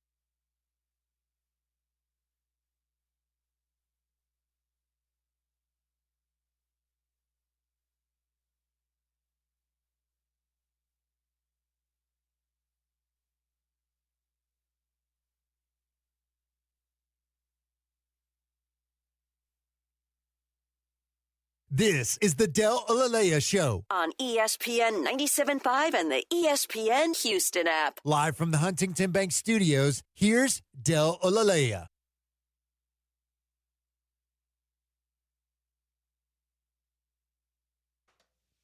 All right, let's get to Eric. He called in. He waited through the break, so let's get to him. He wants to talk some soccer. What's up, Eric? Hey, yeah, Dale. I know Germany won the World Cup, I think, in 2016, but is their reign over? I mean, that was an exciting game, but I can't believe that guy missed that shot over the net. I mean, it was right there for the taking. Also, did you see the new trailer for Werewolf? I mentioned it yesterday, but you didn't mention it. I guess you got something against Robert Eggers. I don't know what you got against him, but also, did you hear they're going to make a Toxic Avenger 2? Are you excited for that? I'll hang up the listen. So I will ignore the last one because that's just his running bit. But let's start with Werewolf, Werwulf. I did see the trailer yesterday. I did not mention it, but with most of your calls, Eric, you hit me with a lot, so I try to get to a couple things. Sometimes I forget. I didn't do it on purpose. I don't have any issue with Robert Eggers. I think you know that. At least I've never shown to have an issue with Robert Eggers. So I watched the trailer. It's sufficiently creepy and weird, and it is something it is a movie I will watch. It is funny to me that movie is releasing on Christmas Day, considering the subject matter, but shout out to the creators. And Robert Eggers is one of the better ones among them. So I'm watching that. As far as the World Cup, yes, Germany loses to Paraguay in a match that they were heavily favored to win. The German captain talked about how they haven't played any world-class teams this tournament and haven't fared well. He says they deserve to lose. Kimmich is his name. He was the one who was making the selections after the top five. There were several German players who you would think would take penalties that decided not to. So it fell to a center back to take one, who was the guy who scored the disallowed goal that would have given the Germans the win. And it was after the first five where they were tied, Germany and Paraguay. So he stepped up for Germany, and this was the call.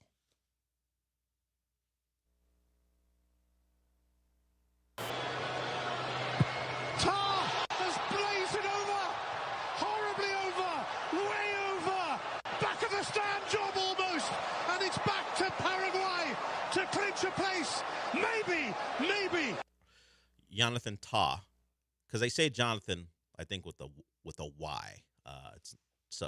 It's spelled like Jonathan, but I think it is pronounced Jonathan.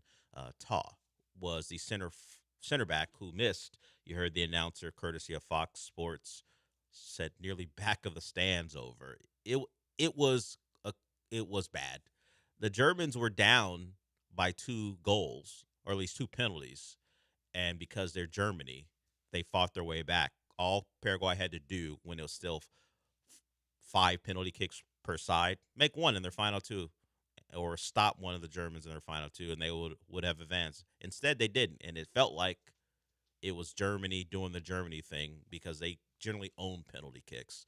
Instead, it fell to the center back. He misses, and then Paraguay puts it away to win it. Germany going into the match, well, let's put it like this. Germany has 4 penalty misses in all of World Cup play. 3 of them happened yesterday. They had only missed 1 previous, and then they missed the 3 yesterday. So if you know the history of that country in World Cups, you would have just assumed they would have won because that's what they do. It's the exact opposite of England. England they feel like they're cursed in big tournaments when it comes to penalties. They generally don't fare well. Germany, on the other side, if you root for them, you would have had confidence that they would have found a way. Even though it was very desperate, they had fought their way back, but at the very end, they could not put it away. So they lose. The Netherlands lost later in the night. That one was more even going in. Morocco, I think, was the 8th best team in the world. The Netherlands was 7th. And it came down to a Moroccan, another center back this time, scoring late to give the Moroccans a tie in extra time. And then, actually, excuse me, not extra time. The end, it was added time. Late in the full 90 added time, they scored. And then it went to penalties, and they found a way. Netherlands was bad. One of their legends, the son of a legend, Patrick Kluivert's a legend. Justin Kluivert's son. He was inserted to kick a penalty, and he missed. It was bad all around. And for a couple European powers, they go out early. And you asked the question, Eric, is Germany done? They had not advanced past the group stage in their previous 2 World Cups. If you watch their final group stage match where they gained qualification, you saw how excited, or maybe you would think overly excited, for a German manager to be. Nagelsmann was very enthused, very hyped about advancing into the knockout round. And you think, aren't you Germany? What are you doing? But if you know about their struggles the last couple World Cups, it might have meant more to them than you would have suspected. And then they lose in the knockout round. So it's been a tough run. You think about Germany and Italy over the last several World Cups. Either Italy's not making it at all, or the Germans are not getting past the round of 32, or in some cases not even advancing past the group stage. So are they done? I think Germany thinks they need to reorganize. I saw a lot of accusations that they play too much like Spain, because Spain just likes to pass the ball around, and they like to cut you to death one pass at a time, while the Germans feel like that doesn't play to their style or to their players. But they have been, in at least their case, they believe, infiltrated by the Spanish way of playing soccer, and that has been to their detriment. So we'll see if they have a big reorganization of their soccer program in that country, because these are the type of moments that lead to change in these large, or at least these big soccer playing countries.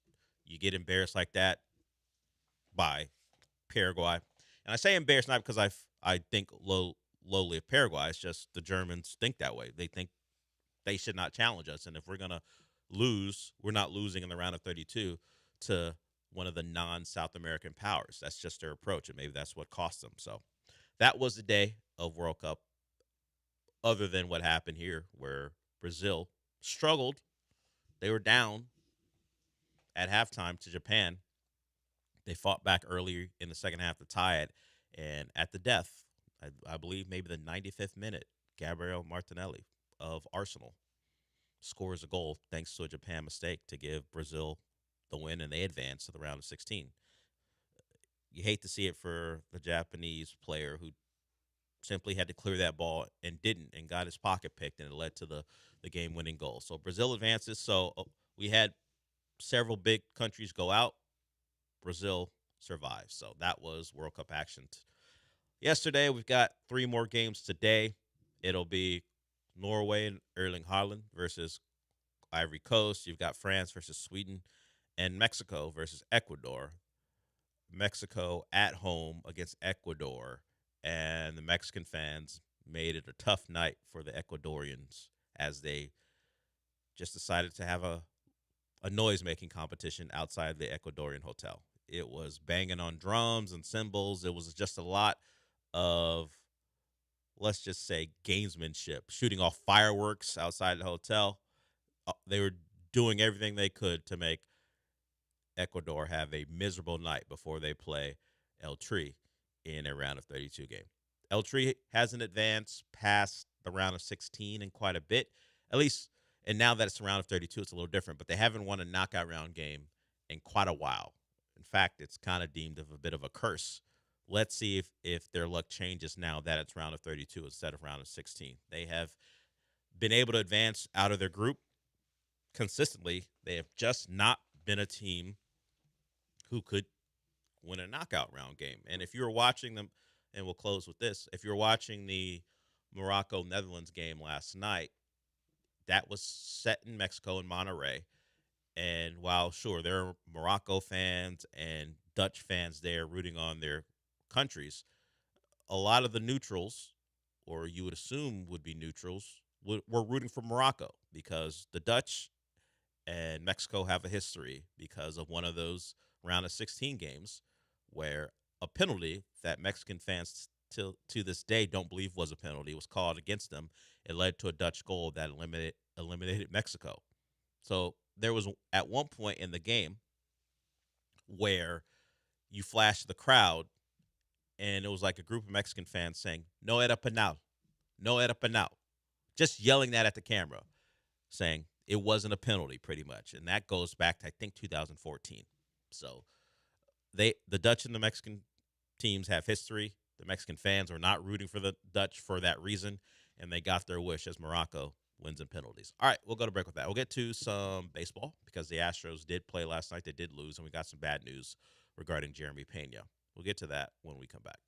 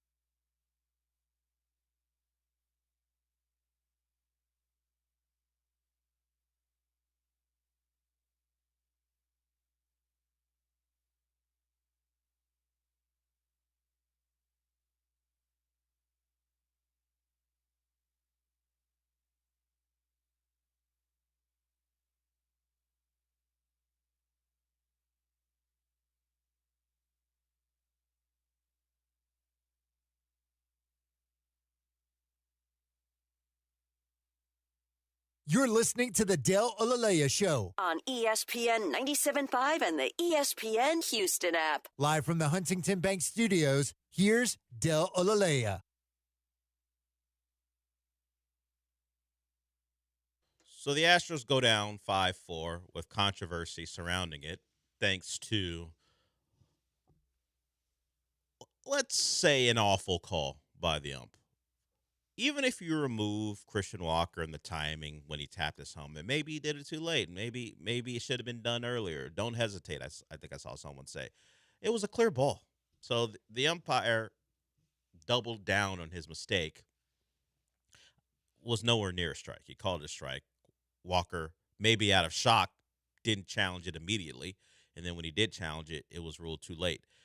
What followed up was a rally by the Astros that if we just go by, Walker would have been on base. That game would have been tied thanks to Taylor Trammell and Cam Smith, who hit home runs. Look, sliding doors, butterfly effect, all those things. You never know with Walker on base how things go. But all we know is Christian Walker should have been on base. And if the home runs that followed happened, we got a tie game. Who knows what happens in the ninth? So that was unfortunate. But you did get a nice performance by Miguel Uyola. That's how I've seen it pronounced a couple times. He is the young reliever that struck out 4, went 2 innings, did a great job to keep the Astros within striking distance. And unfortunately, a bad call doesn't go their way. They suffer a loss at the hands of the Twins. Peter Lambert, who has been one of their more consistent pitchers, wasn't great. He wasn't terrible, but he had pitched much better over the last month or so. Unfortunately, a bit of a step back from what he's been, but they were still in that game, and they have shown the ability to fight back late. We saw it against the Tigers. We saw it as they came home against the Twins. They just didn't have enough, and maybe we put some blame on that umpire for affecting the outcome. But they'll go again today, trying to win another series, trying to make it 6 in a row. So the other news regarding the Astros is that Jeremy Pena goes back on the IL. We thought this could have been a possibility when the hamstring flared up on him. Turns out he was fine. I think he pinch hit in the next ball game, but now it's a calf. So Jeremy Pena is going to go on the IL. They hope it's a short stint, but we never ever know. It's soft tissue. He is an Astro, so the calf strain will put him on the IL. We just have to hope that it's minor, because Joe Espada talked about it and said it's going to be minimum, hopefully minimum IL stint. Hopefully it won't take him very long to get back. I would say, Joe, you know your team's history. I appreciate you hoping, but we'll just have to wait and see. The team's playing pretty well, really well, actually. Jeremy Pena is one of the reasons for that. You'd love to have him back out there, but it'll be at least 10 days. So maybe we don't see Jeremy Pena until after the All-Star break, which sucks. In a division race, in a wild card race where it's pretty tight, and a good week from one team and a bad week from another can kind of flip the script. The Astros have been playing really well and have put themselves firmly in the race, not only to win the division, but certainly be in the wild card conversation, which has led to other conversations about what they'll do at the deadline. So far, no moves have been made, but they're trying. Dana Brown, who likely needs to make the playoffs and maybe more to keep his job, is going to make an effort to help the roster. And hopefully the Jeremy Pena thing is a small worry, so he doesn't have to try to figure out what to do in the infield. But according to Joe Espada, the seems minimum. We'll see how that plays out. Okay, so we had a call earlier, very early in the show, regarding the Rockets, and the caller mentioned Lonzo Ball. He's a point guard. The Rockets may have a need upcoming at that spot. If we just go by speculation, because Fred VanVleet is Instagramming like someone who just broke up with someone. But in this case, people believe he's breaking up with the Rockets. I don't know. I mean, Instagram's been a thing for a while. People have been trying to read tea leaves of Instagram for a while. The current tea leaf is that Fred deleted all his Rocket stuff from his account, which made people think, hey, he may be on the move. I'm going to bet that Fred just archived it all, and he can always bring it back. That's my bet. We'll see if it's a prediction, or you can look into what Fred's doing and think he's on the move. It would be a departure from how they've talked about him. I think people are just trying to connect dots because the opt-in means his no trade is gone, so that the Rockets can move him without him having to give permission.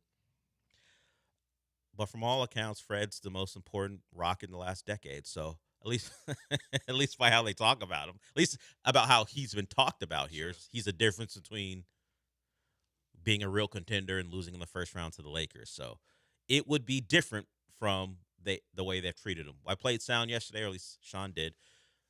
Fred VanVleet revealed that he was more injured than was reported. The meniscus was an issue beyond just the ACL, so he was never coming back last year, despite some of the conversations around that. Is Fred VanVleet more injured and less likely to come back than we think? So that would lead to the question of what teams, if there was a trade, what team is trading anything of value for Fred? And at his $25 million salary, is he simply someone you have to attach something to, whether it be a second-round pick or whatever, a couple second-rounders to get rid of, and you take a smaller salary back? So that is the current speculation regarding the Rockets, and almost based on nothing other than Fred VanVleet playing Instagram games, and you don't even know why he's doing it. So that's where that stands. So I wouldn't put too much credence into it. I'm just here to inform, and that's what people are wondering about. And also, NBA free agency starts at 5. So we'll get some answers. The Rockets don't have a lot of money to spend. We'll see where Tari lands, if they have a deal ready to go there. Does he try to enter the market? Because we know young players can try, if they can't come to an agreement with their current team, to try to restrict the free agent route. Does Tari try to go find himself a deal and see if the Rockets want to match it? Do they want to take themselves to a spot where they're up against the apron or into the first apron because Tari's and his agent have gone and found themselves like a $20 million plus per year deal? And is that something that the Rockets want to do after not being able to come to an agreement last offseason with Tari while they were able to with Jabari? They got the Amin Thompson contract to figure out as well. So there are some logistical things regarding contracts the Rockets have to do, and it's just simply with players already on their own roster. The one who's not on their roster that people are speculating is going to be a Rocket, maybe by the time 505 hits, is Marcus Smart. I saw another report that Marcus Smart is likely to be a Rocket, and they already have the financials of the deal laid out. 3 years, $21 million. I've seen that's already the deal. We'll see what Marcus Smart is worth. It makes sense to add some depth at your guard spot. I'm not too enthused about Marcus Smart. I watched Marcus Smart throw the ball away consistently against Rockets pressure in the playoffs. He was a guy who started Rockets runouts, whether it be by bad shots or turn the ball over. So he is not even someone I would consider a trusty ball handler. But he does have a history of Ime Udoka. Ime coached that 1 year in Boston, and Marcus Smart was there for the year. Now, we can possibly ignore that once they got rid of him, they went on and won a title. Hey, maybe that's just coincidence. I don't know. Once Marcus Smart stopped eating up possessions where he would take a bad shot,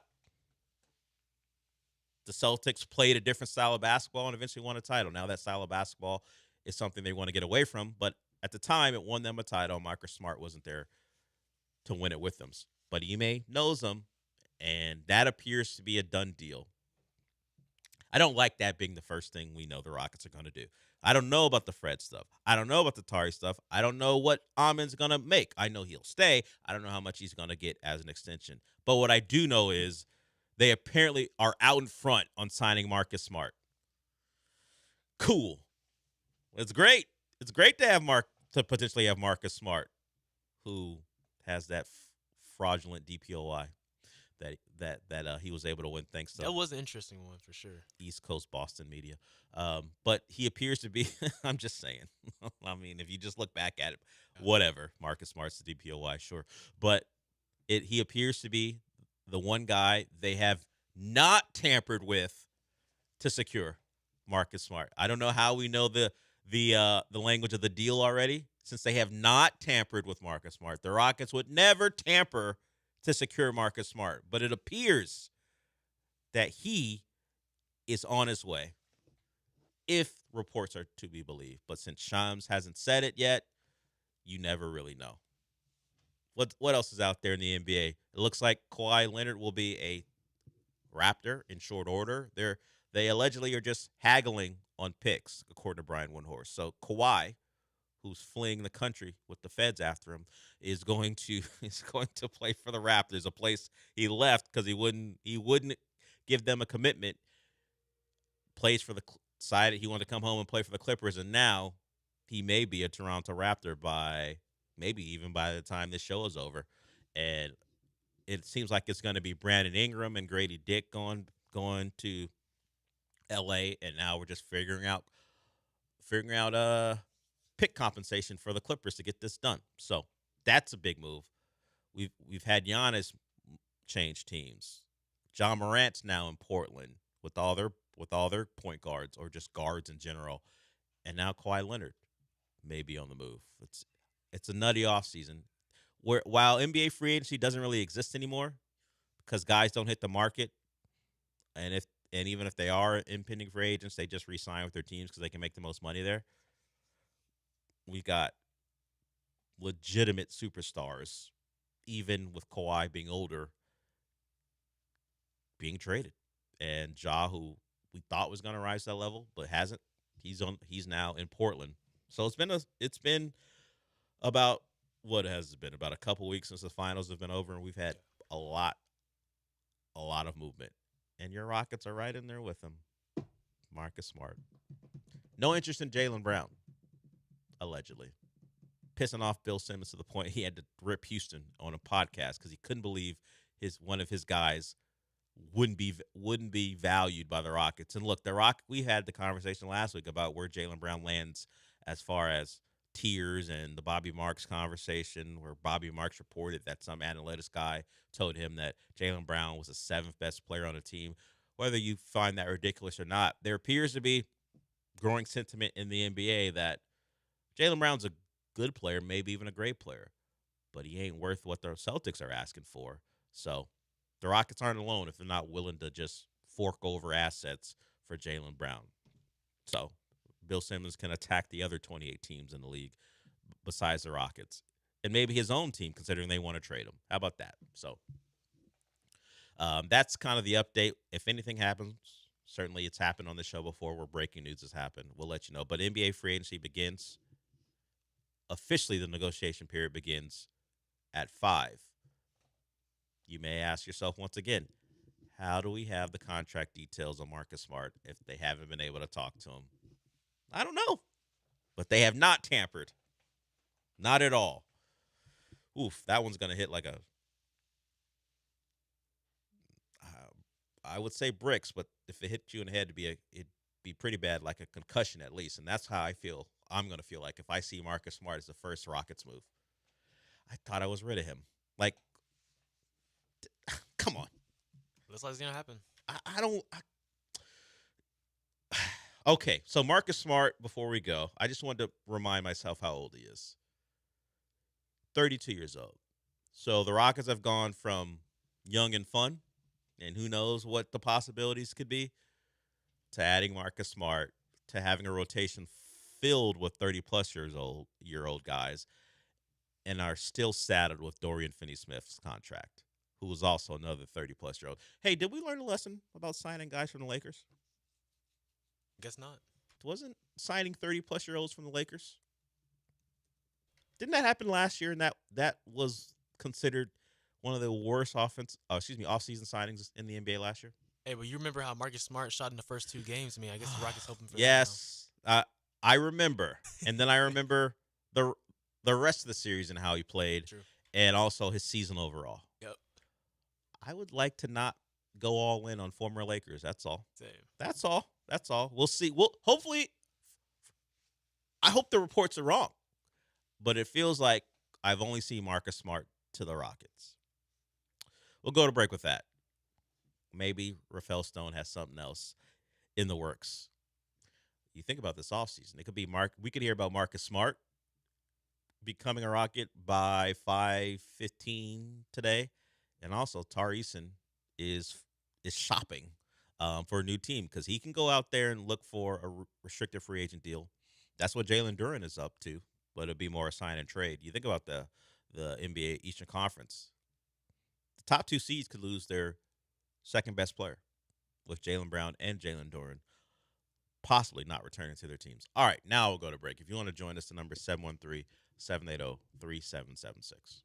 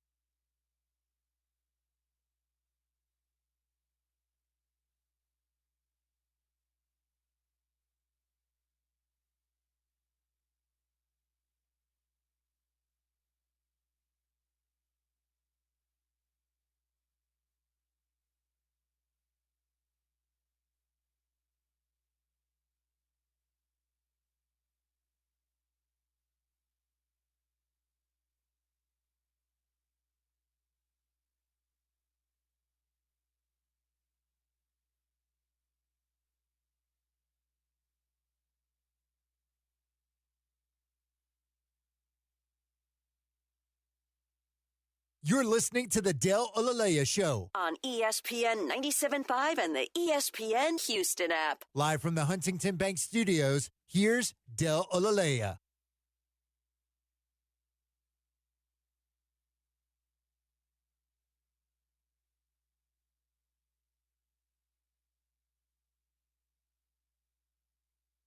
So yesterday, I talked about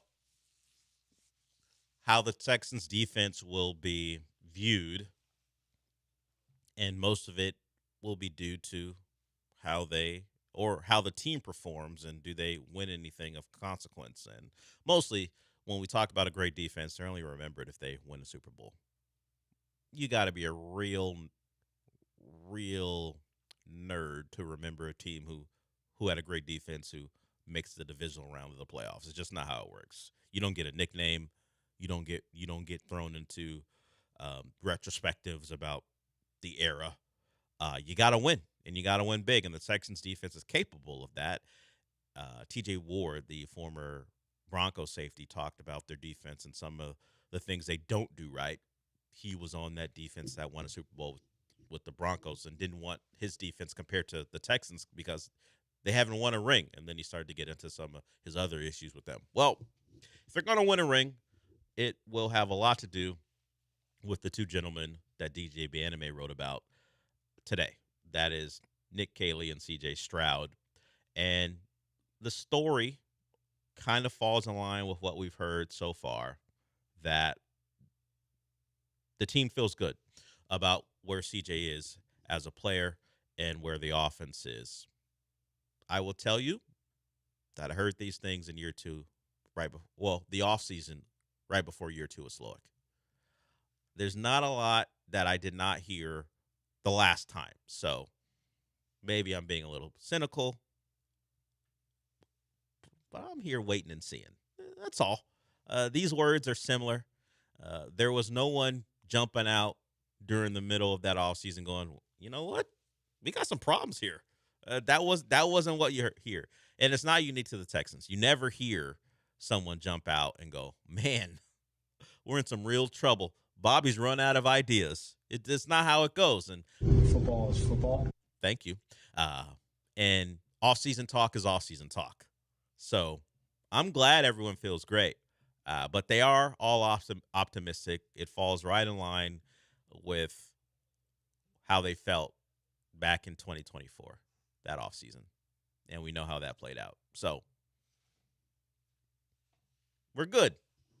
Everyone's feeling great, and we'll go into training camp believing that they can take the next step. Look, the Texans' offense wasn't terrible as far as counting numbers. They finished 13th in points. They weren't great in yards.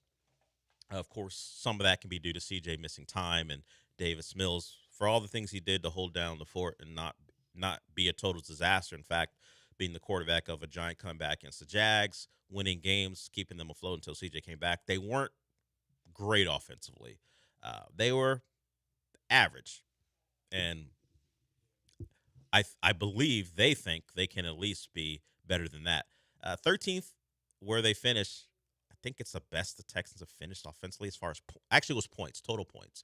It was one of their highest point totals in team history. Now, the game has changed. Teams score more points. I think they average like 23.5 or a little bit above that.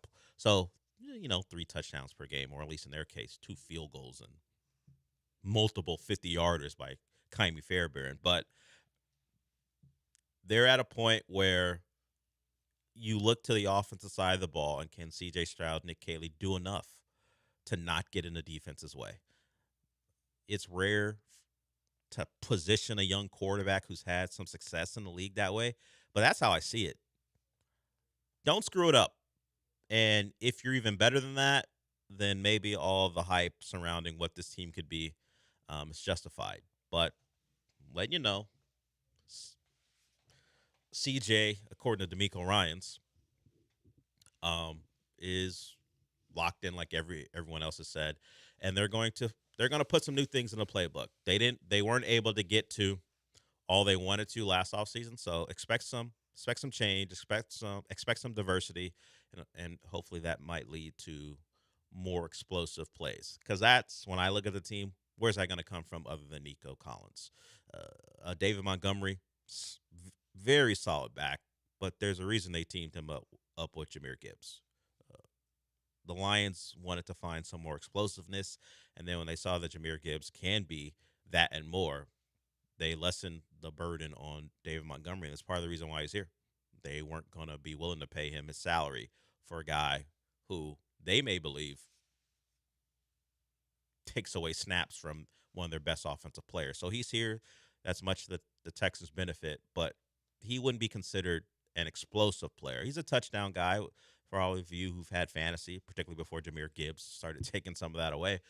You know, David Montgomery in the red zone is valuable, and the Texans have had their problems scoring in the red zone, so hopefully he'll help. But I need one of the other receivers to emerge, whether it be a Tank Dell coming back from injury or Jalen Noel or Higgins. Can they find one more guy? Because CJ mentioned the offense that was death by 1,000 cuts. It's one of the reasons you wind up kicking so many field goals, because you're not getting chunk plays in the passing game, and one penalty, one negative play can set you back, and you don't have the capabilities of making up for it. But they hope to have an offensive line that can churn some of those yards out. It feels like that's what they're going to be, but I hope they can find one receiver to complement Nico, and I think that would help their offense and help their quarterback and their OC. All right, hour one is done. We'll get to hour two when we come back. The number is 713-780-3776. We got an hour to go. We'll be back.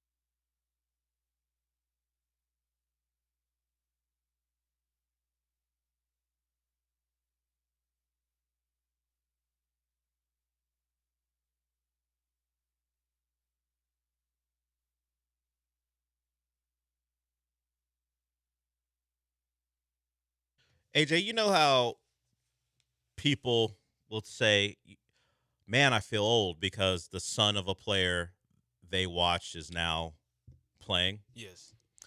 I got an example, but it's the son of a guest we had is now a hooper who's getting mixtapes made about him.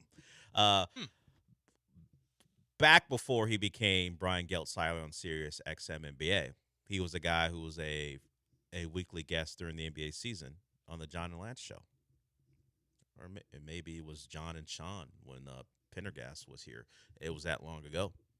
He's got a high school kid who's, I think, going to be a senior next year, who he was balling someplace, and he's got the typical tape where you put together a minute and a half or less of him doing his thing.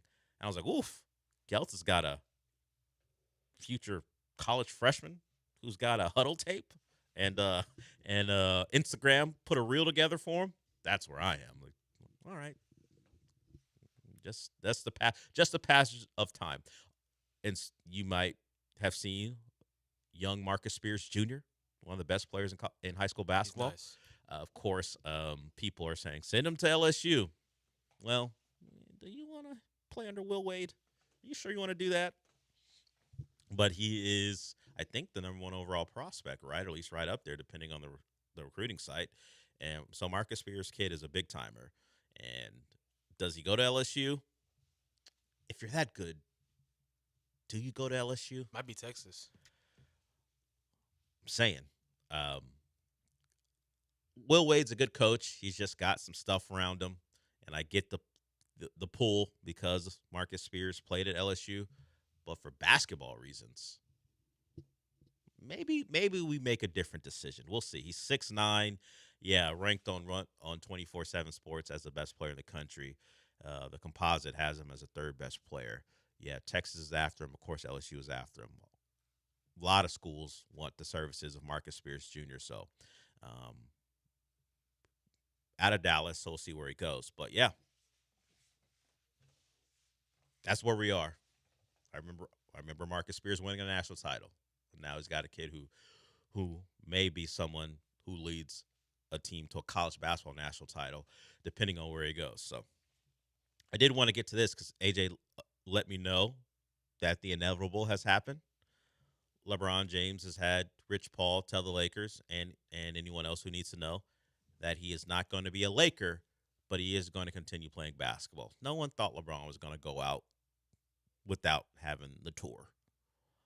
If he doesn't announce he's retiring before the year, I just assume he's coming back the next season. Yeah. That's where I am. The speculation right now is he could be a Warrior as they put together their dream team from the 2017 season. Like if the team they're trying to put together could reverse time and go back to 2017, we're talking 80 wins.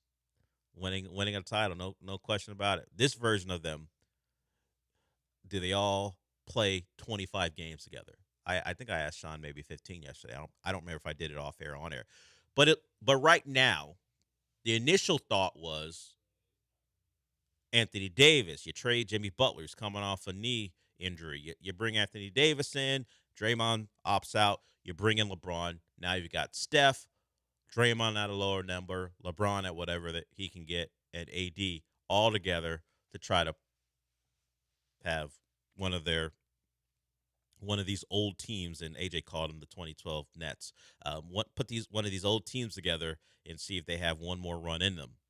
Right now, it appears that they're not trading Jimmy Butler. I saw a report that he was informed he's not being traded. I don't know why the Wizards would even want Jimmy Butler. So I would get why that deal wouldn't go down. Also, Jimmy Butler has a friend who's involved, and by involved I mean a defendant in the case that has Malik Beasley as a headliner. So he's got a friend named Ernie, and that friend is one of the defendants. So that story involving, if you want to call it game fixing, prop bets, that's not going away. And even with Jimmy Butler not being named, he's got a tie because of one of his close personal friends being in the middle of it. But as far as the actual basketball stuff, who's afraid of this Warriors team if they put it together? We watched the NBA playoffs. While we know sports in general is a young man's game, the playoffs didn't have one player other than James Harden as part of a rotation that was older than 31 years old. I think Josh Hart was one of the oldest players in the playoffs. Let me be specific. The conference finals. The conference finals didn't have a player, I believe, older than 31 other than James Harden as part of a heavy minutes rotation. Like Harrison Barnes got thrown in there from time to time for the Spurs, but, his play could be, he could go DMP or he could play 5 minutes in a game. But you just look at the rosters, bunch of young guys, or you look at the Knicks and they would be considered the old team, and all their guys were what you consider the prime of their careers. The Warriors are trying to do a thing that doesn't seem very sustainable. I don't think that if they put that roster together, I don't think that roster plays more than 35 regular season games together as a whole. Like, they'll have some guys in, some guys out, but all four of them together, the AD, LeBron, Draymond, Steph, four, I don't think they play more than 40 games together. It's just not a way to put a team together, and certainly not a team that's going to last through 4 rounds of the playoffs. You don't get through 4 rounds of the playoffs just by guile and experience. And yeah, you still got it from night to night. Well, actually, you got it some nights. The problem is I don't think you can put it together night to night. And that feels like a roster doomed to be a storyline for ESPN, and that's about it. So while the names may be big, as far as the Rockets and the Western Conference are concerned, that's a 6 or 7 seed who is not a real threat. But good luck. And I get trying to keep Steph happy, and maybe LeBron will help you do that. Keith, you want to talk about LeBron? Hold on, we'll get to you when we come back. LeBron has informed the world he won't be a Laker. And I got to believe the Lakers are like, at least you didn't force us to make that announcement. Thank you. If you want to control your narrative, that's cool. All he does. It doesn't force us to announce to the world we're not bringing back perhaps the second best player in NBA history. Go about your business. We appreciate it. We won a title. You made us relevant again. But the Mavericks handed us our next star. We're going to go about the business of building around him. You can head up to Northern California and hang out with Steph. You can join Steph's team. Like, he joined Dwayne Wade's team, but LeBron was in his prime, and while people in Miami look at it, that's still Wade's team. Wade will always be the guy there. Generally speaking, the national media looks at that as LeBron's team. It's just not how it's looked at locally. Of course, the Cavs are his team. The Lakers are his team. No one's going to look at the Warriors as his team. So I guess credit to him for what people consider to be a guy with a massive ego, for being like, you know what?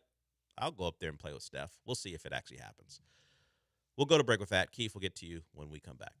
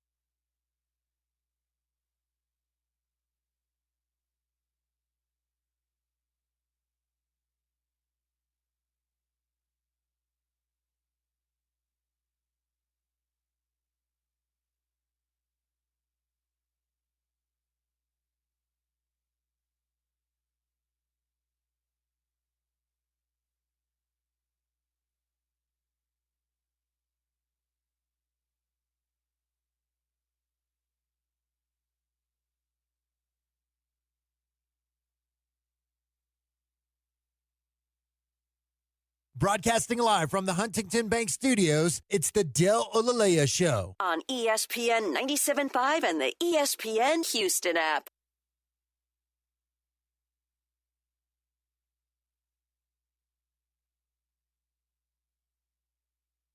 Just to clarify, because the Warriors don't appear to be trading Jimmy Butler, it would be very difficult to acquire Anthony Davis as well.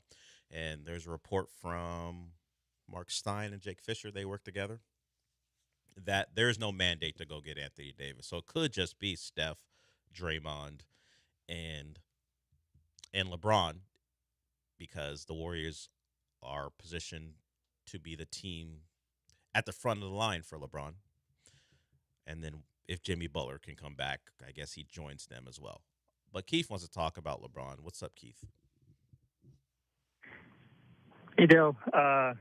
Overall, I think the bigger picture here is the Lakers are going to essentially be wasting Luka's prime. You know, you make this phenomenal trade to acquire a top 3 NBA player, and you know you get swept out of the second round last year, and you lose LeBron, and you're gonna be an irrelevant franchise in the short term. You know, Luka's in his prime, and they're losing LeBron. Also, like Bronny James' contract was guaranteed yesterday with the Lakers. Did LeBron just do that on purpose so his son could get paid? And then there's no reason for the Lakers to keep Bronny if LeBron's not there. Also, I don't understand why the Heat, you know, with nobody on that roster after the trade, wouldn't just please Giannis and bring on the Antetokounmpo brothers. So crazy day in the NBA. I think if they do keep Jimmy Butler, like you go Steph, Butler, Draymond, LeBron, and Porzingis with Horford off the bench, got to be a fun group of 6 right there, right? So I don't know. I think this LeBron stuff is crazy, but like Bronny serves no purpose being a 30-year player without his dad on the Lakers moving forward. Well, the key word in all that, prime. It's Luka's prime. And you're not wasting Luka's prime if you can't be a title contender this year. And I think that there's a long-term plan there, and LeBron would be a progress stopper for that plan. And what I mean by that is they will look to this season as one to set themselves up, whether it be that they make another acquisition so Luka and Austin Reeves have a third running mate, or they're ready to go waiting to take in a potential star who becomes available. But paying LeBron what apparently he was going to demand from them to stay ain't helping the Lakers win. You just talked about how they got knocked out the second round. Are they gonna win anything with LeBron and Luka and Austin Reeves with all the salary tied up in those 3 guys?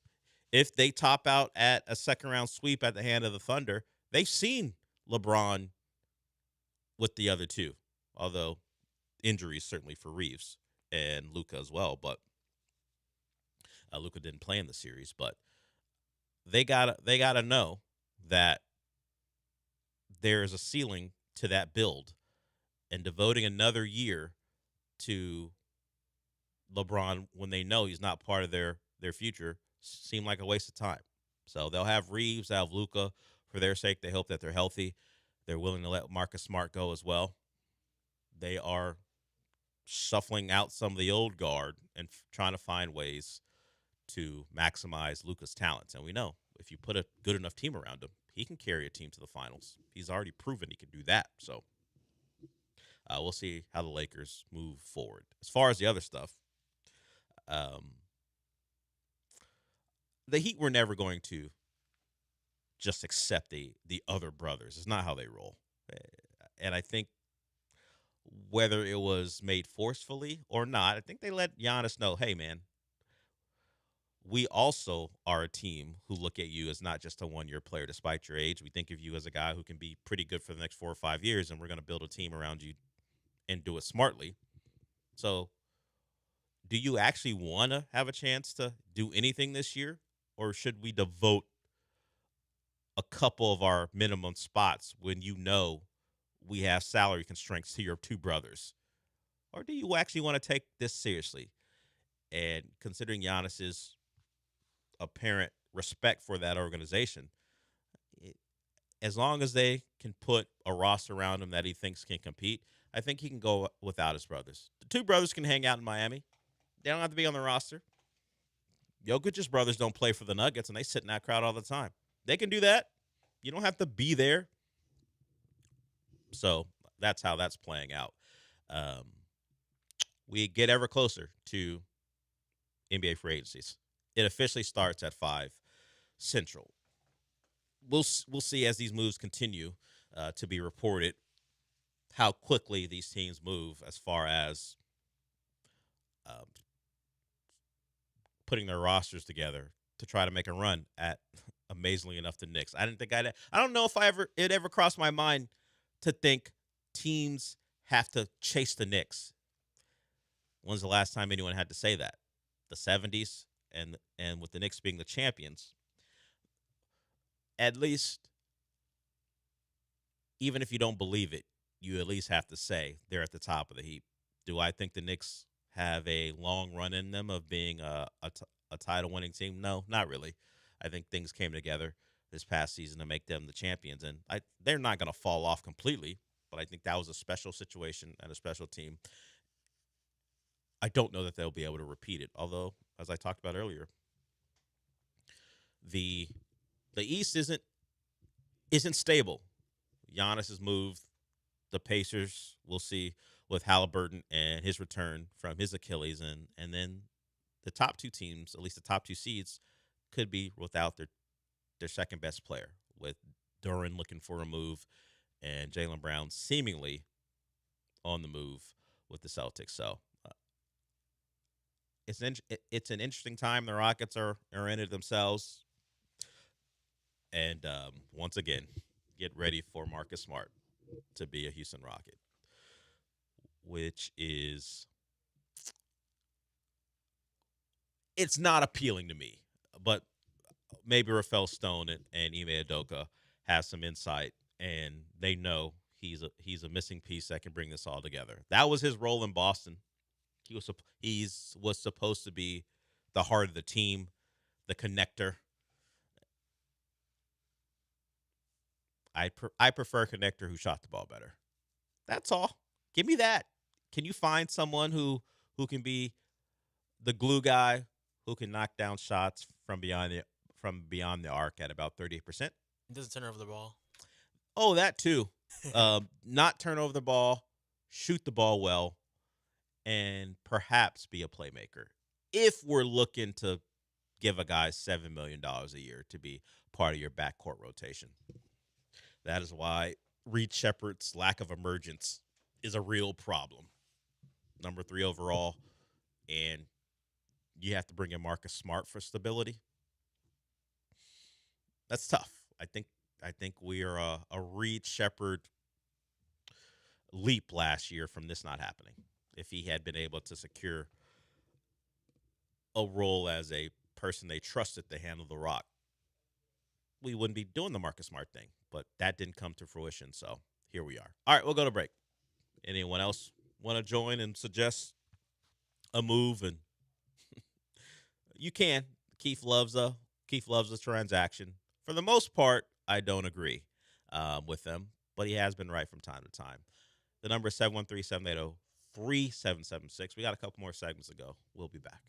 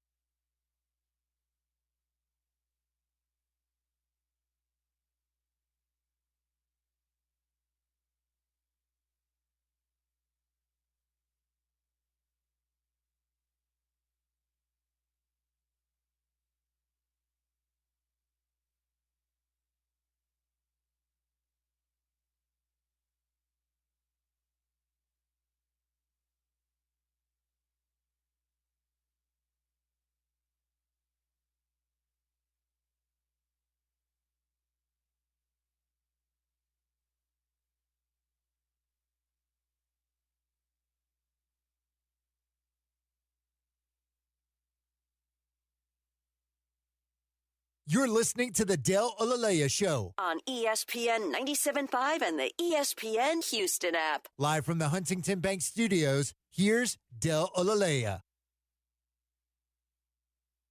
So we did some text and stuff earlier, and this has to just be based off of what happened in the playoffs because CBS Sports has done their tiers where quarterbacks fall in their tiers. And they've given these tiers titles so you can try to figure out why guys land in these tiers. Tier 1, they call it transcendent talents. Tier 2, borderline stars. Tier 3 is promising prospects. And tier 4 is volatile veterans. AJ, you have a quarterback who certainly makes one of the top tiers. And we'll get to that. But this isn't a Dallas Cowboys show. So while you can interject, we'll get to that. So I'll give you the tiers again so you can remember and guess where CJ Stroud ranks. Tier 4, volatile veterans. Tier 3, promising prospects. Tier 2 is called borderline stars. Tier 1, transcendent talents. Where do you think CJ would be placed? At first, when I heard, I said 3, but after last season, I'd say 3, but probably before the playoffs, I would say 2. So a reminder, Tier 2 would be a promising star. That has Jalen Hurts in it, Caleb Williams, Bo Nix, some of the young stars like Jaden Daniels. Sam Darnold elevated himself. You win a Super Bowl, you jump in the promising stars category. But you said Tier 3, promising prospects, right? Yeah. He doesn't fall in that category. Okay. He falls in volatile veterans. Ooh. Which is tough, not just because you're in Tier 4, but let's look at some of the guys surrounding him. Aaron Rodgers, Daniel Jones, and Baker Mayfield, and his draft classmate, Bryce Young. That's where he is. Tier 4, volatile veterans. And he's a young vet. You go into Tier 4, I guess you classify as a young vet. Inconsistent play has dogged Stroud since his fabulous rookie season. He can quickly climb up the ranks, though, if his consistency improves, which would also put him in the Texans in position to get beyond the divisional round of the playoffs for the first time. His reputation is in the mud. You got Aaron Rodgers and Daniel Jones, who actually was good until he got hurt. So that's tough. Tier 4, that's where he is, because people aren't sure about him. We got an existential crisis thing going on with CJ. People aren't sure what to do with him, so they're dropping him firmly behind the likes of Sam Darnold. And I know Sam Darnold won a Super Bowl. He was a guy who didn't turn the ball over in the playoffs. He had his one big moment against the Seahawks when his defense actually couldn't stop anyone, which is what they did all year long, get stops because the Rams are the Rams. He showed up. So he has his moment. But he was a fairly slightly above average quarterback the rest of the time, and it was enough. And the fact that he simply did not turn the ball over in the playoffs was enough. He's ahead of CJ. Jackson Dart's ahead of CJ. Cam Ward, who didn't really do much. You know what? I don't know what CJ fan club exists and who's out there. But they threw Malik Willis ahead of CJ Stroud. Dang. After rejuvenating his career in Green Bay, Willis gets his first legitimate chance to be the NFL starting quarterback. It'll be a challenge, though, as Willis is joining a Dolphins team that's starting anew. And yet, still considered a promising prospect, and CJ, a volatile veteran. I get you don't want to put CJ in the promising prospect category because there's enough tape out there that he probably doesn't fit. But maybe throw him in the promising star category if Jalen Hurts and Sam Darnold are in it, and Bo Nix, who I don't believe in at all. Right. And Jane Daniels is coming off an injury-plagued, rough second season. That's tough. In the mud. You know what? I hope David Mulligetta didn't try to negotiate a $58, $60 million deal if if a publication can get this off. And you know what? C.J. Stroud, the Jaylen Brown of the NFL. Less accomplishments, but he's in a weird tier. Yeah. He's in a weird tier right now. It's not it's not perfect, but he's in a weird tier where his own team ain't sure about him. How sure about him is the rest of the league? And while his own team, at least with Brown, decided to pay him, they don't want to pay him anymore. The Texans have not made the commitment beyond the 5th-year option. They're not sure about giving CJ what a young, promising franchise quarterback normally gets. I got my questions about what he can be. I did not have him behind Malik Willis and in the Aaron Rodgers tier. That's tough. Maybe it's just about the wording of the tiers and I had to put him someplace. But tier number 4 for C.J. Stroud. Yeah, it's a big year, everybody. He needs to figure it out. So, while that's not great, the top tier is Matt Stafford, Mahomes, Allen, and Lamar Jackson, and Joe Burrow. No real complaints because I didn't see Justin Herbert up there. Right. Honestly, if you didn't, as long as he's not at the top, up at the top tier, I'm good. You didn't hear Dak either, but he is in tier 2, borderline stars. Borderline starters? Stars. I'm about to say. There's 12 of them. Yeah. And you can go through the ranks and say this quarterback's not as good as him. You know, like Bo Nix ain't Dak. If there probably needs to be a tier 1.5 if Bo Nix and Dak can wind up in the same tier. But I didn't make this list. I'm just analyzing it. And so he's in tier 2. Justin Herbert is in that tier among others. So the guys who've put up numbers, have won some games, but maybe aren't the be all end all when it comes to the quarterback spot. And you know, Trevor Lawrence and all those things. So that's how that played out as the young quarterback in Houston falls into a list I did not expect, which simply means that he is someone who people aren't sure about. And I think that goes for this town in some ways and the organization that he plays for. So I was surprised a little by that, but when you play the way you did in the final couple games of the playoffs, or at least your season, those 2 playoff games, you're going to see some of these articles. All right, today we do have more World Cup. It's a less star-studded day than yesterday because you had, at least when it comes to the big countries playing, the big name countries, but you still have France and you've got Mexico. If you don't know, Mexico has Ecuador. And while it has been a World Cup of celebration and community where different fan bases have come together to hang out, to party, to watch their countries play, it's now win and go home time, which means the Mexican fans decided that we're going to make Ecuador as miserable as possible. If you don't know, don't be an opposing team in Mexico when there's a game of real importance on the line, because what the Mexican fans did was camp out outside of the Ecuadorian hotel, shoot off fireworks, play music all night long. The videos are crazy. Just a bunch of people who decided, hey, Caicedo, you're not having a good night tonight.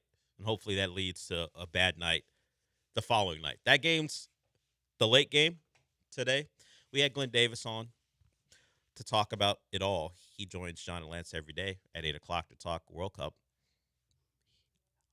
He only thinks Mexico's really the favorite because they're at home. Ecuador is a tough challenge. We saw one host country, while they did it not on home soil, advance. It's Mexico's time to match what Canada did. I think they have a much tougher opponent than who Canada had. Ecuador is one of those. They're not the elite of South America. They don't have the reputation, certainly Brazil or Argentina or Colombia. But that's a solid squad, and that's not a great reward for Mexico for winning their group and winning all 3 games in the group stage. Having to see Ecuador, even though it is at home, they are set up to lose at home with all the pressure that comes from playing at home in a World Cup against a squad that's really capable. Ecuador hadn't scored much in this World Cup, but they do defend, and there is some familiarity. At least the countries have played each other recently. It was back in October 2025. Of course, squads can change because the World Cup cycle can be somewhat dramatic as far as rosters are concerned. Like Morocco played in the AFCON title match or title game. AFCON's the governing body of African soccer, and they swapped out a great deal of players. So the team that took the field against Senegal took to lose, and then were given the title thanks to the courts, I believe. Although that is still being contested. That wasn't the team that beat Netherlands last night. So things can change, but Mexico, that's a tough draw.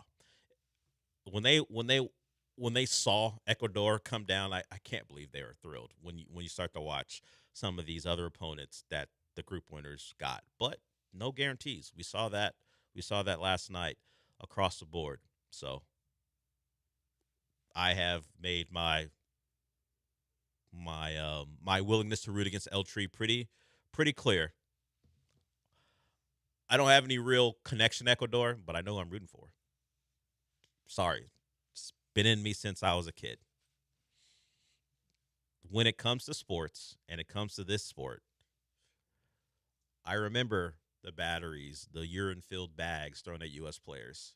Yeah, AJ, they did that. It's just part of what you experience as a U.S. player playing against Mexico. Deeply ingrained in me that I have to root against them. I like Raul Jimenez. He played for Fulham. He's now back with Wolves.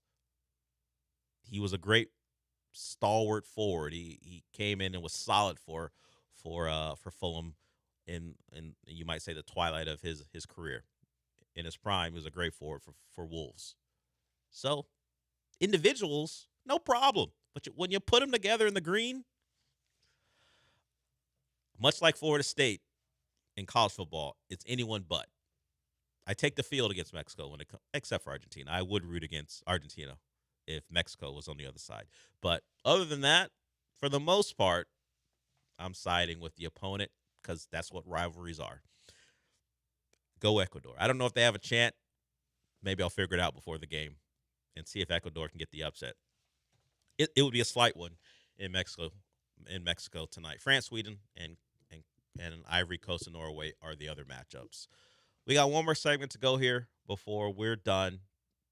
You can still call us 713-780-3776. We'll get to that final segment and then Rich Eisen when we come back.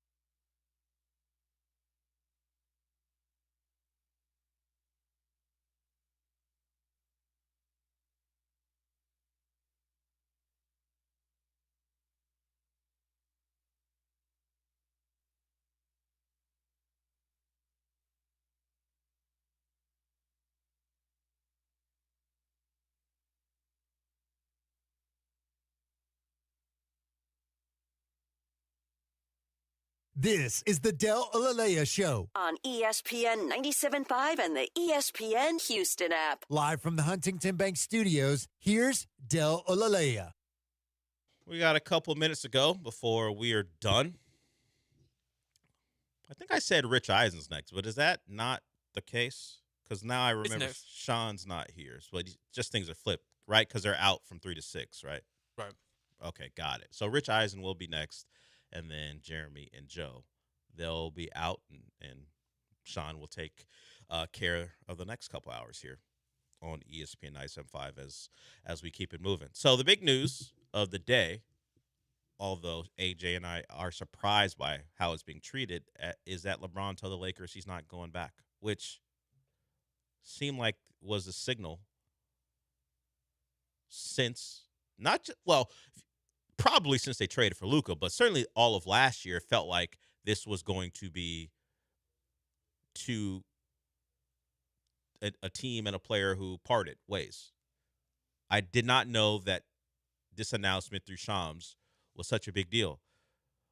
The minute Draymond opted out, I thought, okay, they're going to make room for LeBron James. But apparently the official announcement has struck a chord with people. I expected him to be a Warrior, and I think that'll happen, although the Cavs are interested as well. That's what Chris Haynes is reporting, that the Cavs would love to have a reunion. So we'll see how that plays out. None of the teams really have available money as it stands to pay LeBron even what you think his reduced state is worth. He's not the all-time great, at least on the court, that he was in his past, but he's still a guy who at least should get the non-taxpayer mid-level, which is probably, I wouldn't even say probably, it is definitely not what he's worth considering how he played last year. Neither of those teams have that ability right now. I'm sure they'll find ways to make it work, but it looks like he is in line to potentially play for one of those teams unless some surprise team comes out of nowhere. The Jeremy Pena news we'll mention again. He is going on the IL. It'll be the 10-day IL. They hope it's just for that. Don't expect him back before the All-Star break. Just it lines up where he looks like he's not going to play until after the All-Star break, and maybe that's perfect. He takes the next couple weeks off. He's back and ready to go. Joe Espada says in his quotes to MLB.com that it's going to be hopefully minimum, an IL stint, and it won't take him very long to get back. So he has had some lower leg issues over the last month or so. First, the hamstring that didn't turn out to be much, but the calf has bothered him. So Pena back on the IL. If you're an Astros shortstop, you can expect to get hurt. And even if you're a former one who transitions to third base, you get hurt. With Correa no longer going to play the rest of the way, it's not ideal. I don't think at any point the thought of having neither one of them as they're in a hotly contested playoff chase was something they found very appealing. But here we are. Pena and Correa going to be out. Hopefully Pena for not as long as Correa, and that appears to be the case. So the Astros will go again after losing to the Twins last night. It'll be the Astros, and they'll throw Mike Burrows, who had a good start last time around. He needed that. He has not been good as an Astro. He had a nice turnaround last night, and he's going to need to again. I don't believe, particularly with Christian Javier making his way back, and we'll see about McCullers, that Burrows should be comfortable with his spot in the rotation. And you imagine Tang would be a guy who would drop from the starting rotation. He's a guy who can pitch in the bullpen. And despite Lambert not being great last night, Lambert's another guy you can write in as part of the five at least. Hunter Brown, Lambert, Imai, and then you start to think, if Javier's ready to go and he pitched well in his last rehab start, who shouldn't be in the rotation?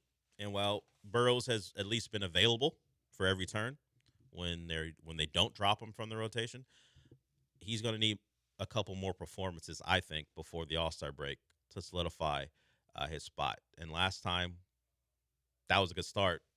The 6 innings, the 1 earned run, and the 3-1 win in Toronto. He's going to need to put a couple more of those together, as it appears the Astros are going to get some reinforcements here pretty quickly. All right, we're done.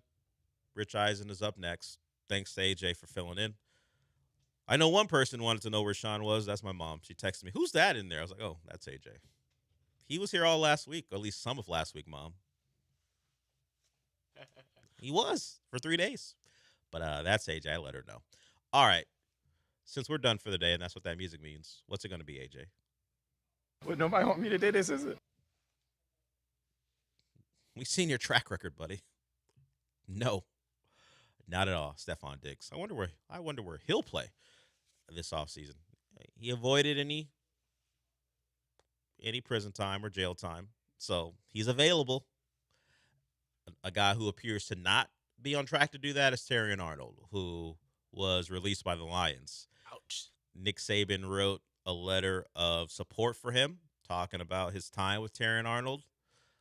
How much sway can Nick Saban have over a court? We'll see. But Terrion Arnold in a bit of trouble, and the Lions did what you expected them to do. They released him. All right. Rich Eisen up next, followed by Jeremy and Joe. I'll talk to you tomorrow.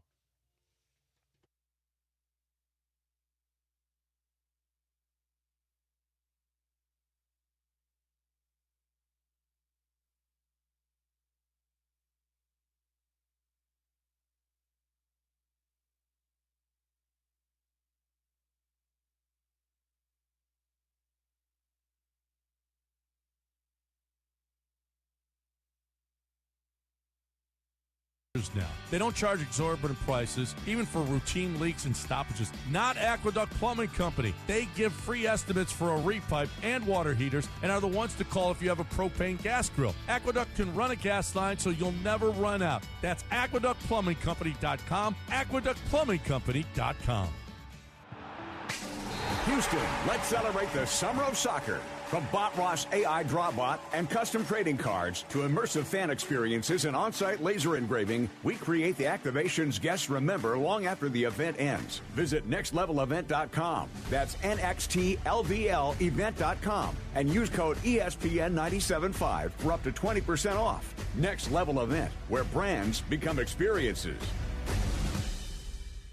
Just hearing the word IRS can make people break out in a cold sweat. No one wants to deal with the IRS, and now you don't have to. The good news is Legal Tax Defense has been successfully negotiating with the IRS for more than 15 years. It doesn't matter how much you owe, whether it's $5,000 or $5 million. You deserve the best in the business on your side, and that is Legal Tax Defense. Even if you're working with someone else and just want a second opinion, there is no cost or obligation to call. They can prevent levies, liens, wage garnishments, even file back tax returns. And the best news about Legal Tax Defense is they won't take your case unless they know they will reduce or eliminate your tax debt. Call Legal Tax Defense right now for a free no-risk consultation. 800-258-5535. 800-258-5535. You have nothing to lose but everything to gain. 800-258-5535. Hey guys, listen, if you've got old electrical parts and equipment, don't scrap it. Sell it to M&J Electrical Supply. For over 30 years, M&J has been buying new surplus and used electrical equipment.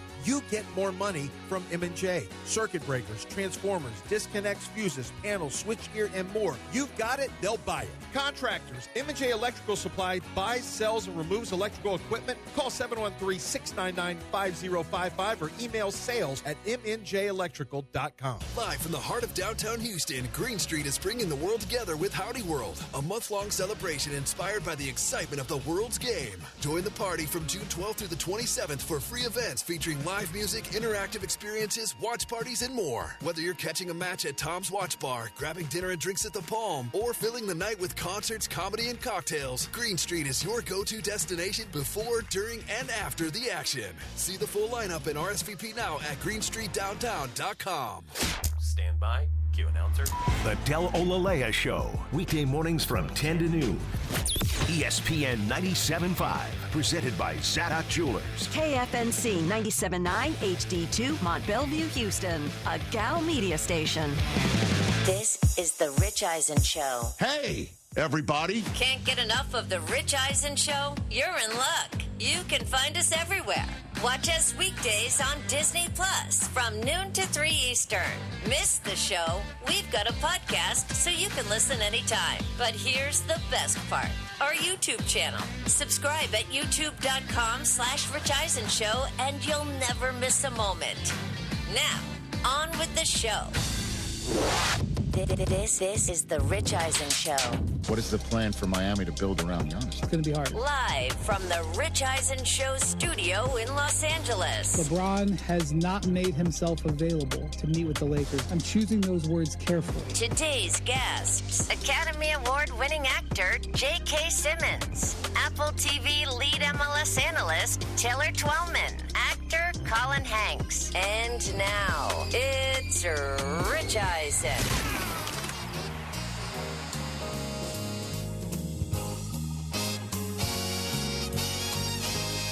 All right, everybody, welcome to this edition of the Rich Eisen Show, last day of June. We're right there, man. We're right there. Wow. Football season's right around the corner as we're in the midst of football season with the World Cup off the hizzy yesterday, as Stuart Scott would say back in the day with me.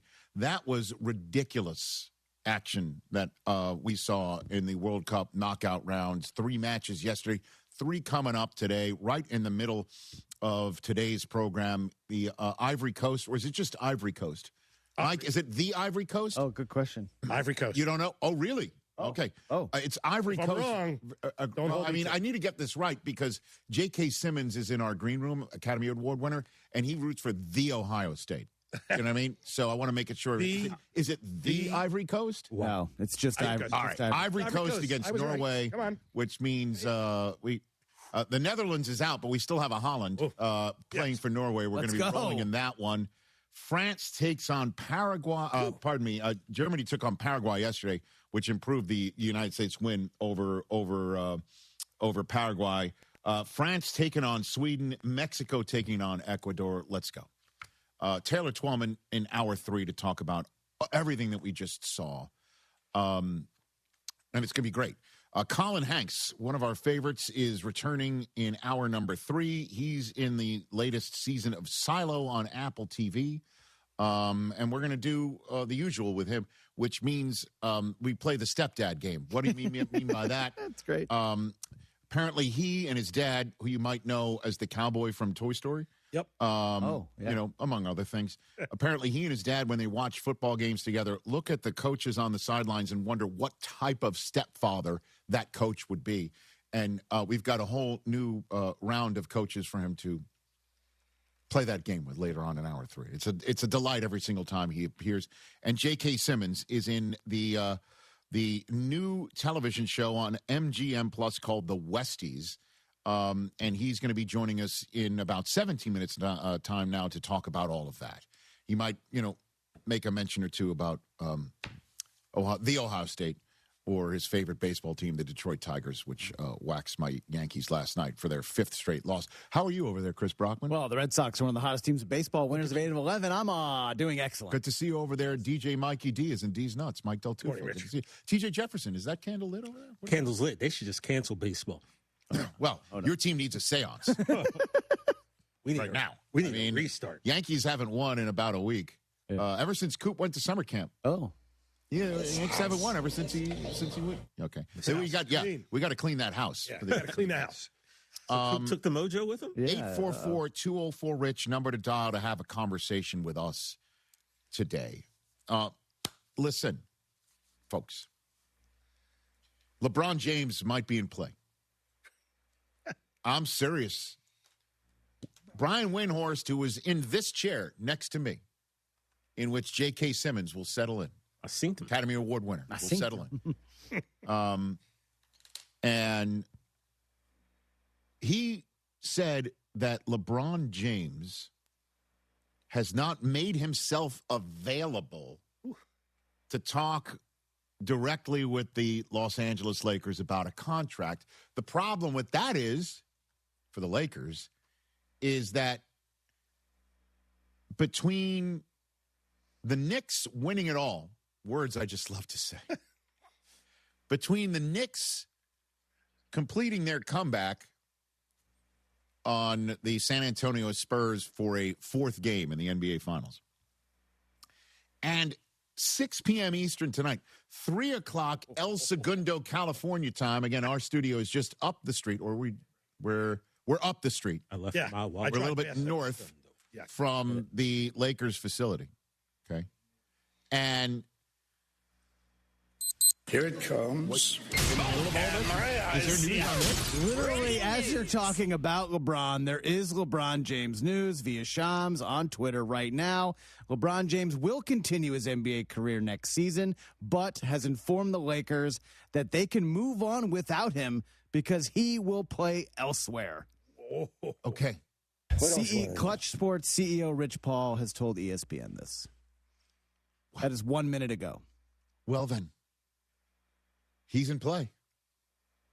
Wow. Because, again, if he wasn't making himself available to talk in the negotiating window with the Lakers, then he clearly wanted to talk to everyone else. Yeah, buddy. Mm-hmm.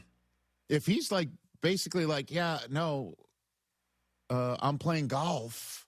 He's very busy. I can't meet with you to talk about a contract in the negotiating window, the exclusive negotiating window between the end of the NBA Finals and 3 o'clock local time here in El Segundo, California. He clearly wanted to talk to somebody else, and he's going to talk to somebody else. You can go home now. The question is now, obviously, the where. Where is it best for him to ring chase? Because I imagine that's what it's going to be about. And how much of a haircut is he willing to take? Yeah. Because he doesn't seem to be, so far in recent days, interested in doing, say, what Aaron Rodgers did with the Pittsburgh Steelers, which is pay for way less than what his first ballot Hall of Fame career mandates somebody with that resume. And LeBron is playing at the top of his game in a way that I don't think Aaron Rodgers is or has, despite flashes of Rodgers. And I'm making this analogy because I'm talking about somebody in the similar age group at the end of a career looking for one last shot. And the question is, where is it? Does he go back to places where he's once belonged, to use the Beatles phrase? Does he go back to Cleveland? Does he go back to Miami? Wouldn't that be an interesting way to bolster the Giannis acquisition in Miami, is to welcome LeBron back to South Beach? And that means only one thing if he does go back to Miami. And I'm totally speculating here off the top of my head. I have no idea what they can pay LeBron, fit in or anything like that. But if he does go back to Miami, well, there's only one way to find out about it. That's him sitting down with Jim Gray to take his talents there. Or does he go to Golden State? And Brian Windhorst said on the family of ESPN shows on this day that the Warriors were going to attempt to sign LeBron tonight. 3 o'clock, right in the middle of your California day. Does LeBron look at Steph Curry and call him teammate as opposed to opponent and frenemy, I guess, right? Mm. Does he join Steph and Draymond and Jimmy Butler? Because apparently the Warriors have told Jimmy Butler they're not trading him, which means I guess the Wizards are uninterested in coughing up Anthony Davis. Kristaps Porzingis just showed up in Golden State, did he not? He's back 2 years, $40 million. So is Uncle Al, right? Didn't Horford stay put there too? I think so, yeah. So they're the all-old team. I guess. What is it, like Cocoon 4? I mean, they jump in the Chase Center pool? with the regenerative eggs at the bottom? Seems like it. I mean, how close is LeBron to the Brimley line? Oh, I mean, he's not far. -8, right? He's probably close. I think he's already been. By the way, the Brimley he's already been in line- that pool. To be honest with you, The Brimley line is really funny. So, who else? Who else would LeBron jump in with? old, too old. Who else would he jump in with? I don't know what.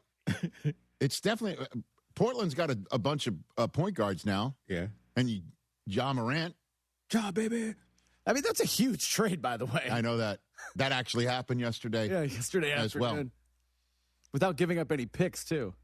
That was the key. They still Portland doesn't trade picks. I'm only just throwing that out. There's no chance LeBron goes there. No, certainly if the owner's like, what do you mean we're giving away T-shirts just for the playoffs? What are we talking about? LeBron's not playing for that guy. Yeah, this feels like Warriors or bust. Really? Yeah. Cleveland? You don't think going back to the land, winning one more time, finishing up, going back home, going to the East? But he'd been there, done that. Yeah, it's already over. But I see what you're saying because it would be put a nice, cap on there. But he did that already. But he has done it. But so the Warriors. But going home at the end is always seems like the Warrior tries to travel. The Warrior. Listen, if I'm the Warriors, we're gonna run back the Olympics. If I'm the Warriors, I move heaven and earth to make sure this happens. I'm with you. Certainly, if they have closed the door on the Lakers so publicly that there's not even a leverage play to be made, then what does that mean for the Lakers? Let's hit on that. Based on, obviously, never say never, but the fact that he's said, oh, I'm done golfing long enough to tell you we're done. Go kick rocks. Okay, go kick rocks. Go hand your game balls out to somebody else.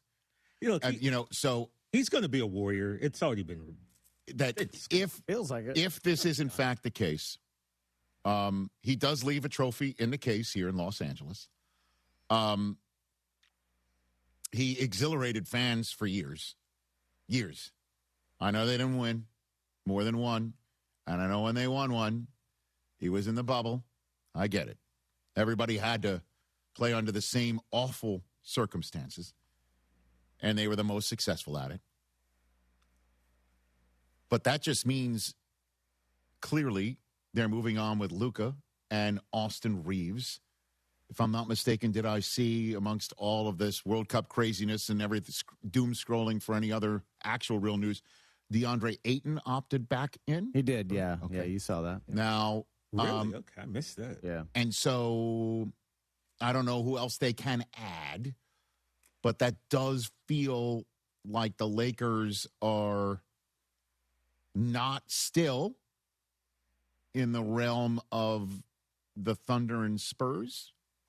Fair to say? Without LeBron? Fair. Playing the way that he did last playoffs. Sham's adding that the Lakers expressed to James that they wanted him back. Of course. But he has decided to move on. Let me tell you what the Lakers wanted. Him to finish his career here in L.A. and for them to fet him in the manner in which they're used to fetting people who have, A, won a championship there, or B, an all-time great. That's what they do. But something happened.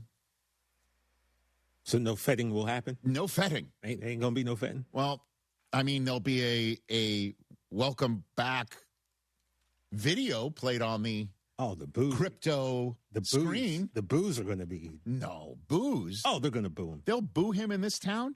Yeah, I believe so, Rich. No chance. No way. We'll see. This they'll be happy to lay this at the feet of Laker fans. Will be happy to lay this at the feet of Rob Pelinka more than LeBron James. There's a number one Laker fan we could call right now. I was going to say, we have a second hour open. We need to put up the bat signal for O'Shea. And you think he will blame this on LeBron? Not blame. It's not about the blame. Where they will boo him. You were gone, so you're no longer with us. So you're against us. So now we got to boo you. This guarantees no statue, right? I would assume so. Left. Let me call this guy, man. Is there a statue of anybody out there who left? He's not awake. Other than Pat Riley? Shaq left. Shaq left. He's not on his way. Yeah, I mean, I don't know. So, listen, statues aside, I don't know if he had a statue-type run here in Los Angeles either, quite honestly. I'm not disagreeing. Okay, so a disappointing result for Laker fans that wanted to see LeBron finish here. He goes to Golden State. Let's just put it out there before we put a ribbon on this and return in hour 2. You want to send up are you sending up the signal to O'Shea Jackson Jr.? Yeah, do it. Tell him. I'm texting him right now. He's got to wake up first. Yeah, he's probably asleep. All right.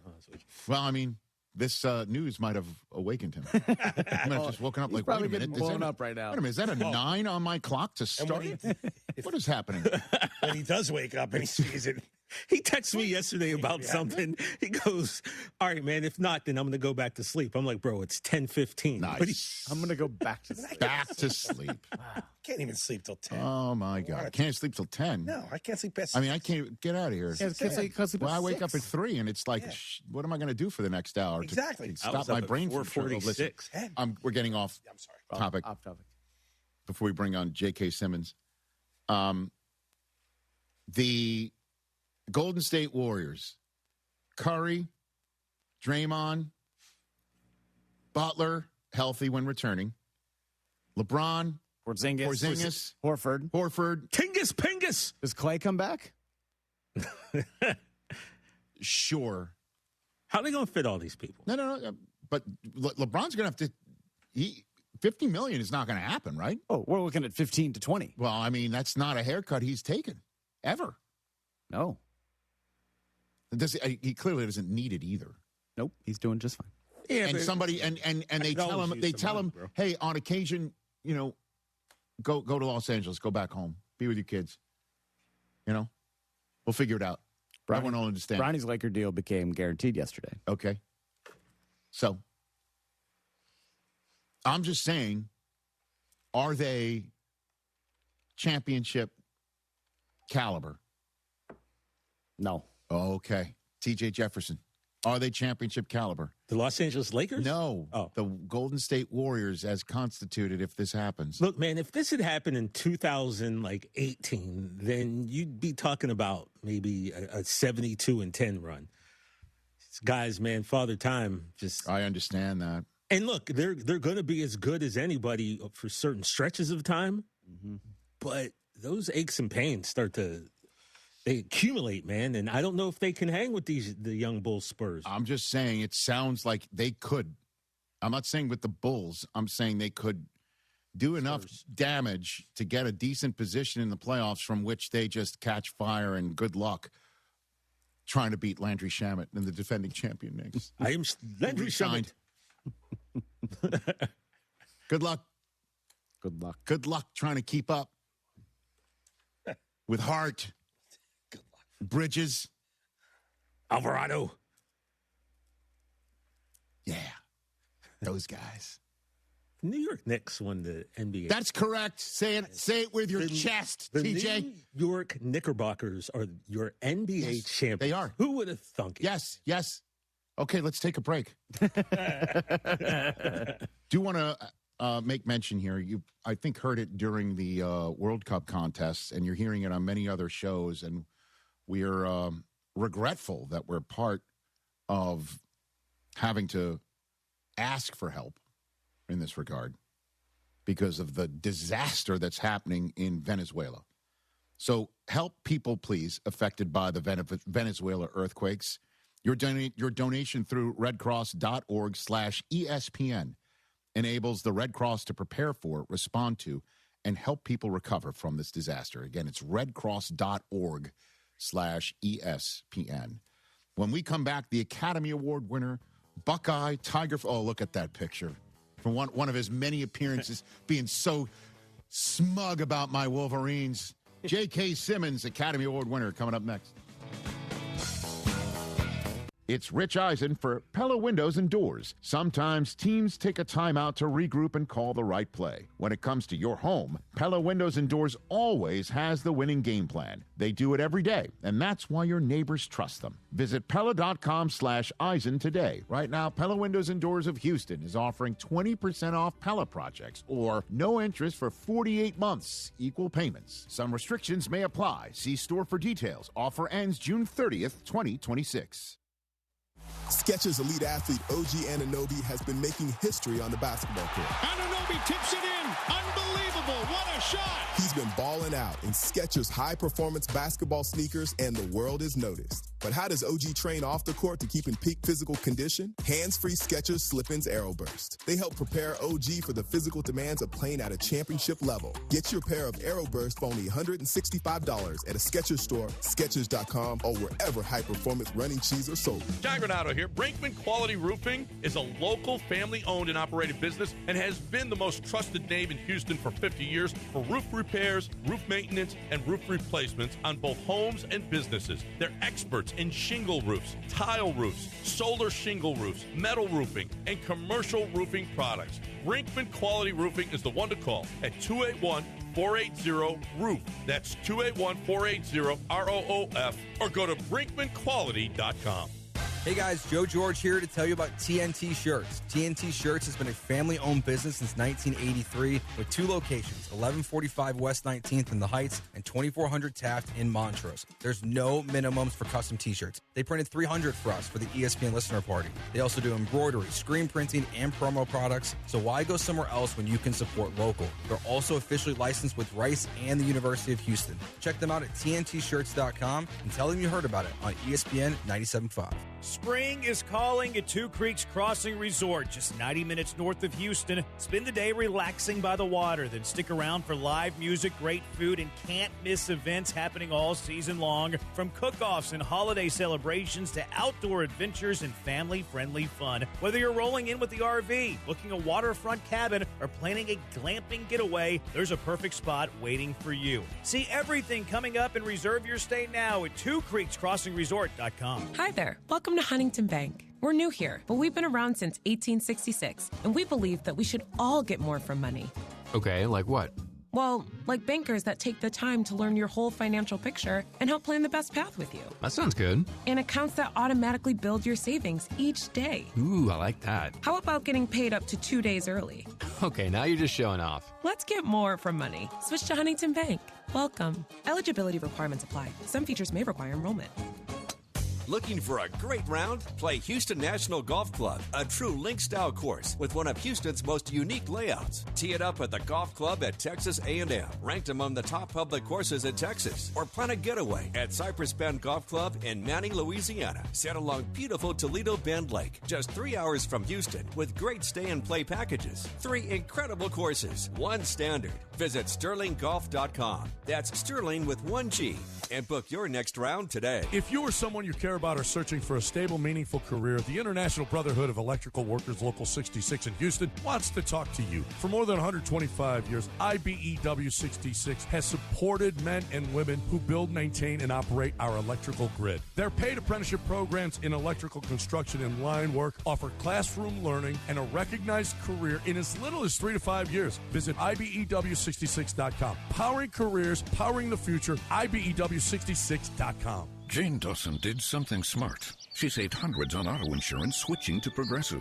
With the money she saved, she got herself a pricey bird feeder with an ultra-high-def camera. Should Jane have just bought a regular bird feeder? Yes. Is it hard for her to admire nature when the camera doubles as the bird's potty? Also, yes.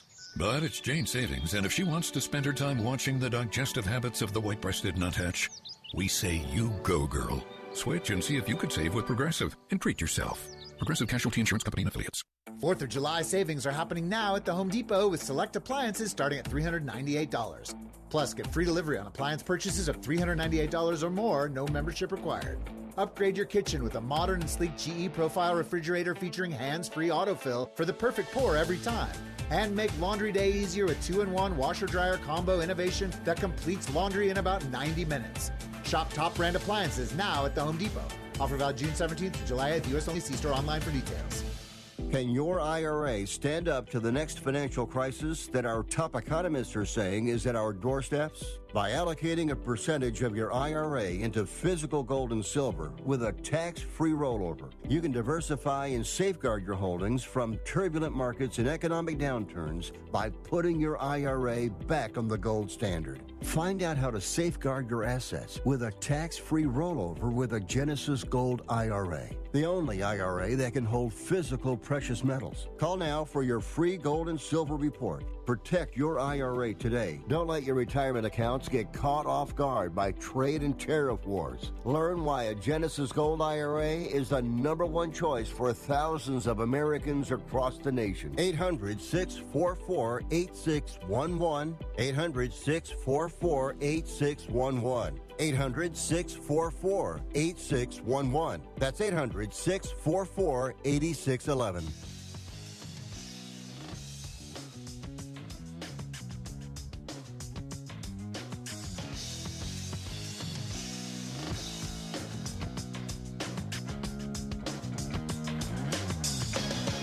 Radio audience has just returned to the Academy Award-winning actor JK Simmons here in support of The Westies, which is going to premiere on MGM Plus in the middle of next month, July 12th. Everybody check it out here on the program. Takes place, and as you mentioned, Hell's Kitchen. You said you've lived there. Is that when you were just starting out, or that was when I was waiting tables and going and doing regional theater, in Buffalo or Boston or Minneapolis for a couple of months, and then coming back and making ends meet, seeing if they had an opening at Joe Allen again, so I could walk home with a pocket full of tips through the Westies gang in Hell's Kitchen. Is that? Yeah. Come on. Kind of looking over my shoulder at 1 a.m. with a pocket full of cash. I don't know if there's, if the statute of limitation has expired on that. But did you guys shoot this in New York, or was that? We shot it in Toronto. Okay. Yeah, because got it. I understand that. Well, yeah, the way the world works in that regard. Yeah, people aren't making a lot of stuff in New York and L.A. these days. But I imagine when you were doing a ton of Law and Orders and whatever, you were living in New York at that time as well, or no? Yeah, I was in New York from '82 to '03. Right. And then we've been L.A. and now we're back, and now I'm not sure where I live. Because they shot Oz in New Jersey, right? Didn't they shoot that? Oz started out in Chelsea. In Chelsea, in the old Chelsea flower warehouse on 9th Avenue. And then we moved to Bayonne, lost the lease. Typical New York story. The landlord goes, yeah, we're good. And then after the show was a hit, he was like, hey, how about 3 times the rent? Right. What do you like doing about this show? What do you like? It's a great cast, man, and actually, Tom Brittany, who plays Jimmy Rourke, is a proper Englishman, as is his sidekick, Stanley Morgan, who plays his sidekick. Yes, and the variety of dialects that were flying around that room, because we're all playing, New York 19, tough guys, blue collar from New York. And Titus is the only one that sounds like that in actual life. Just a fantastic international cast. Alan Leach, Sarah Bolger, because some of the Irish, Vincent Walsh, some of the Irish are fresh off the boat Irish, and some of us are like second, third generation. And again, The Westies is premiering on July 12th on MGM Plus. And I love talking, sports with you, despite your sometimes biting commentary on the teams that I root for. Explain to me again how you are a diehard Buckeye and a diehard Tiger fan. Because I do know, Urban Meyer and Jim Harbaugh were born in the same hospital in Toledo, Ohio, and that southeast Michigan and northwest Ohio is an area similar to like the greater metropolitan area of New York City. Where do you find, how does one do this? That just made me wonder if Zach McKinstry was maybe born at that same hospital, also from Toledo. Potentially. It's absolute family history in my case. My dad was teaching junior high general music when I was born in Detroit. Yeah. And then when I was 10 years old, might have just turned 11, I think 10 years old, he got a job at the Ohio State University. So I moved there mid-'60s. All my new little knucklehead pals in 4th grade were either Cleveland fans or Cincinnati fans. Yeah. And I was like, no, I'm a Tigers fan. And then The Reds conveniently, the Reds Tigers. never spoke to you? Like no. Big Red Machine never really. I was not. Well, this was before the Big Red Machine. Right. It was coincidentally it was like 1967, 68. So Denny McClain, you're talking. Pretty good years for the Tigers. Yeah. Yeah. So exactly. That kind of cemented that loyalty. When was the first time you went to the old Tiger Stadium? I was probably 7 or 8. My parents were not like big jocks and had no money, so we went a couple times and sat in the nosebleed seats in the outfield. And I would go back to school that next Monday and pretend that I was. Yeah. No, I saw the catcher give the signal, and he was asking for a curveball, but the guy threw a fastball. Right. And But I have vivid memories of watching the game from that great distance. 440 feet, right? 440 center to dead center with the flagpole in play. I missed that kind of actually. I'll never forget again the first time I went to Tiger Stadium when I was at Michigan because I'm like, okay, I got to see what this stadium is all about, and I had obstructed view seats. Yeah, and I had to go to go to see a base hit to right field. I had to lean around one pole to see around another pole, which you can still find in Fenway. That's true, right? Obstructed view seats. Oh yeah, yeah. Yeah. Well, you don't sit obstructed view anymore. Look at you now. Not anymore. You don't know those people anymore. Who are you? I don't even know who you are anymore. I haven't been to a game in a while. No, I do remember that, and I also remember pulling a New York thing, which is cheer during the last 2 lines of the national anthem. Yeah, and Tiger fans looking at me like, what is your malfunction? This is the national We're singing a song here. It's about the United States of America. You want to shut up? Yeah. That happened. If you're not singing, and I'm like, shut up. Because I'm like, we're cheering, hey, last 2 lines.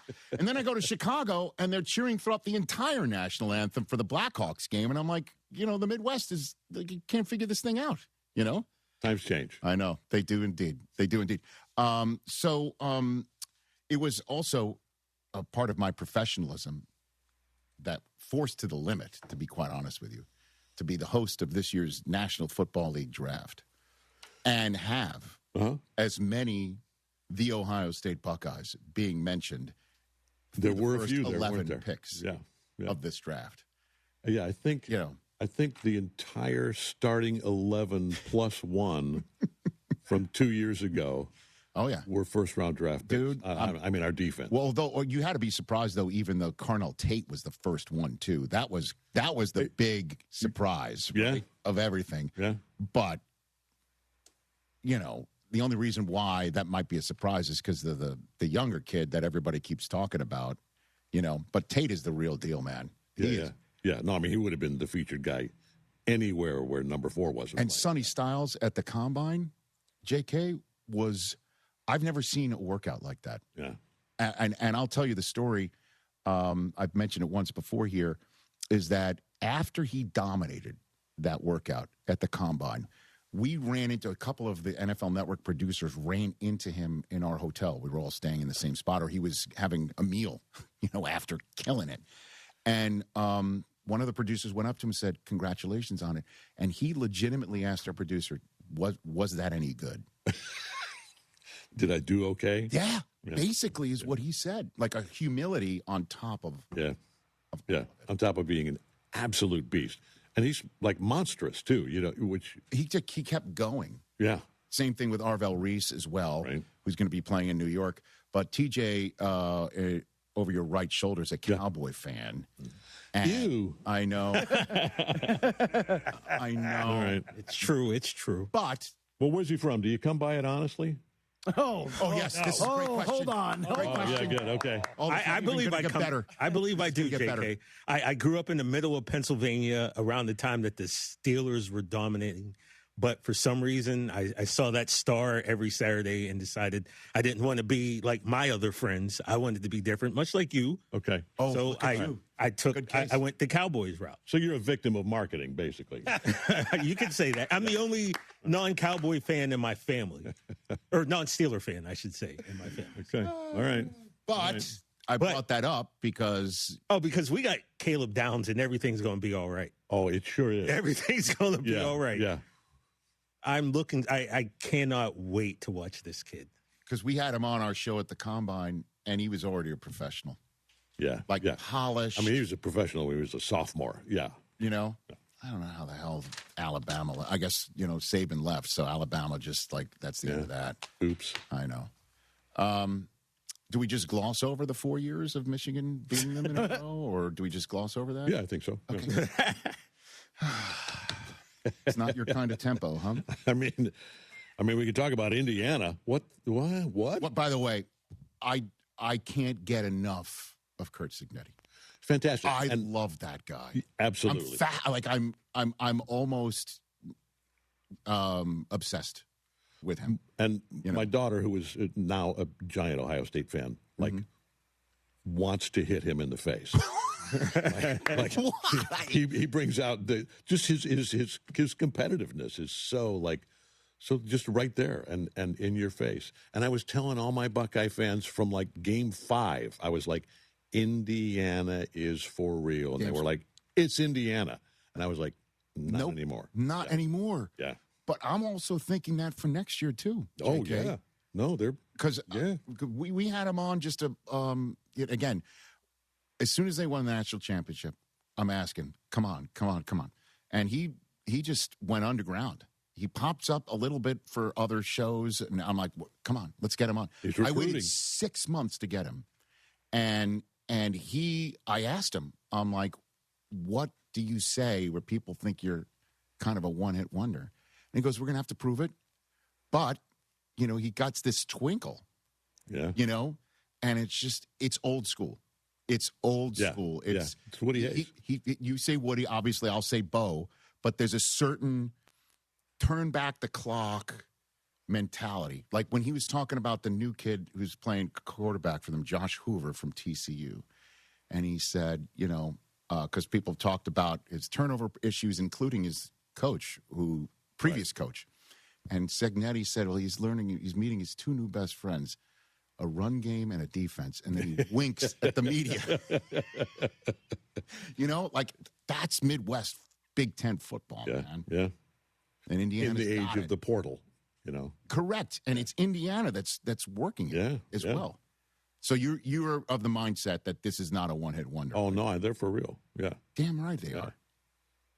But so are we, right? I mean. What do you mean? No. Yeah, absolutely. No, I mean, it's not like the program hasn't been decimated. No, you're great. It's not decimated. You've got a lot of first rounders to fill. No, we have big shoes to fill. You sure do. We have big feet. We'll be fine. I want to show this again. You were kind enough to do this the last time we were here. Del Tufo, this is your symbol, right? No, I've won. I've won at home. He bought 2. You bought 2. I bought 2. You signed this one. Not quite my tempo. Mine says something. Do you get a lot of that line when you're walking around? People say it to you? I do. Okay. Yeah. Is that the number one thing you get? Yeah, it's up there. It's either that or looking for photos of Spider-Man. Okay, right. As J. Jonah Jameson. 3 times you were J. Jonah Jameson, correct? Well, 3 times, and then a few times, ever so briefly, in the current iteration of Spider-Man. Yeah. Okay. This scene where you're throwing the symbol, and that scene that does happen in Whiplash. It's a chair, but whatever. That's true. It's a chair. You throw the chair. There's the symbol. Okay, very good. But when you throw the chair in that scene that happens, was there anything that you took license on, or was that all on the page? It was over the course of that whole shoot. It was 95% on the page. Mm-hmm. But Damien, like all truly great writer directors, is smart enough to know that once in a while, a Miles Teller or a JK Simmons, can go off the map a little bit and find something else. Was the chair on the page? No. That was 100% scripted and like kind of scary. It was not in a different way from slapping the crap out of Miles Teller, which was also fun. Right. Throwing the chair was mildly concerning. And what do you mean?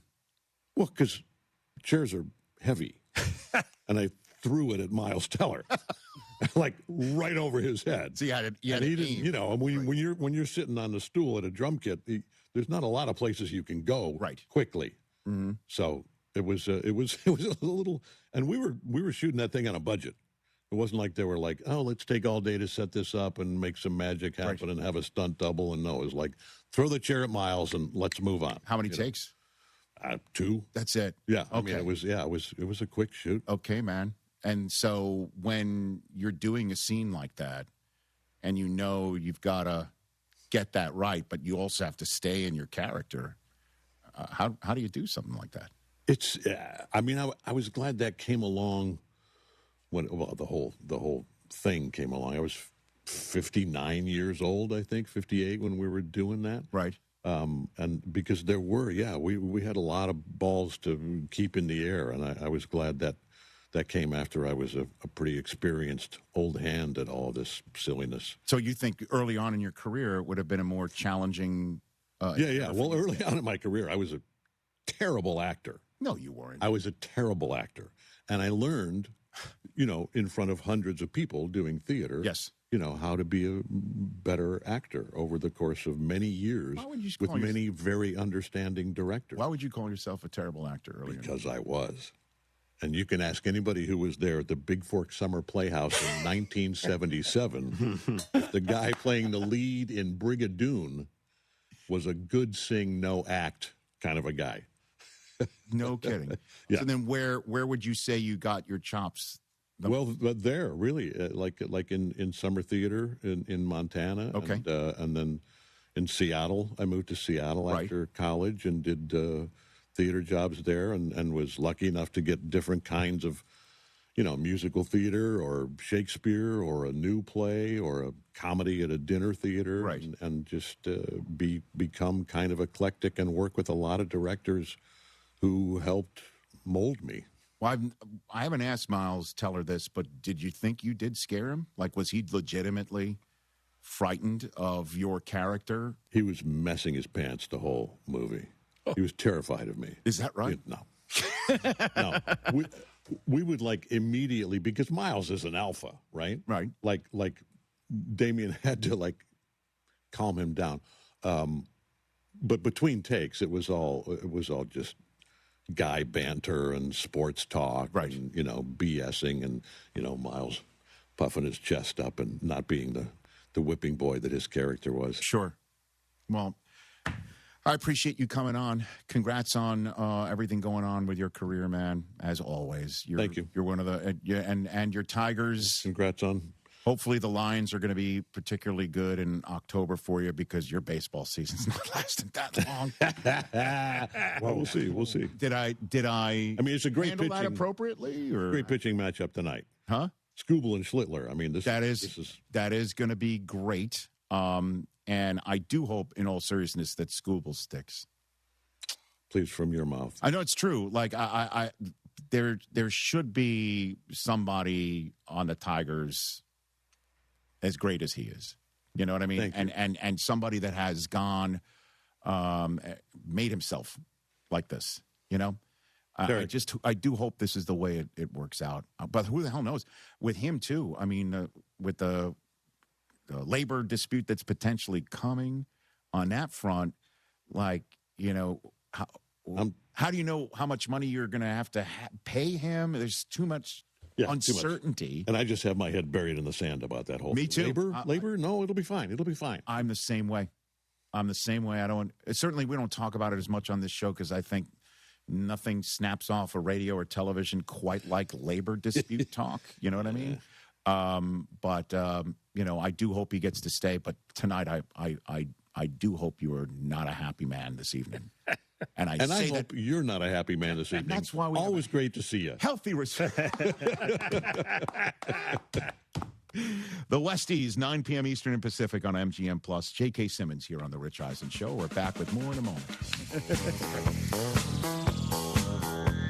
In this business, time matters. You're always looking for ways to be more efficient and stay ahead. We all have our own time-saving hacks. But if you're a business owner, how can you save time hiring? The answer? ZipRecruiter. ZipRecruiter has a new feature that shows you the most interested qualified candidates first. Save time and meet great candidates sooner with ZipRecruiter. 4 out of 5 employers who post on ZipRecruiter get a quality candidate within the first day. Try it for free at ZipRecruiter.com/sports. That's ZipRecruiter.com/sports. Meet your match on ZipRecruiter.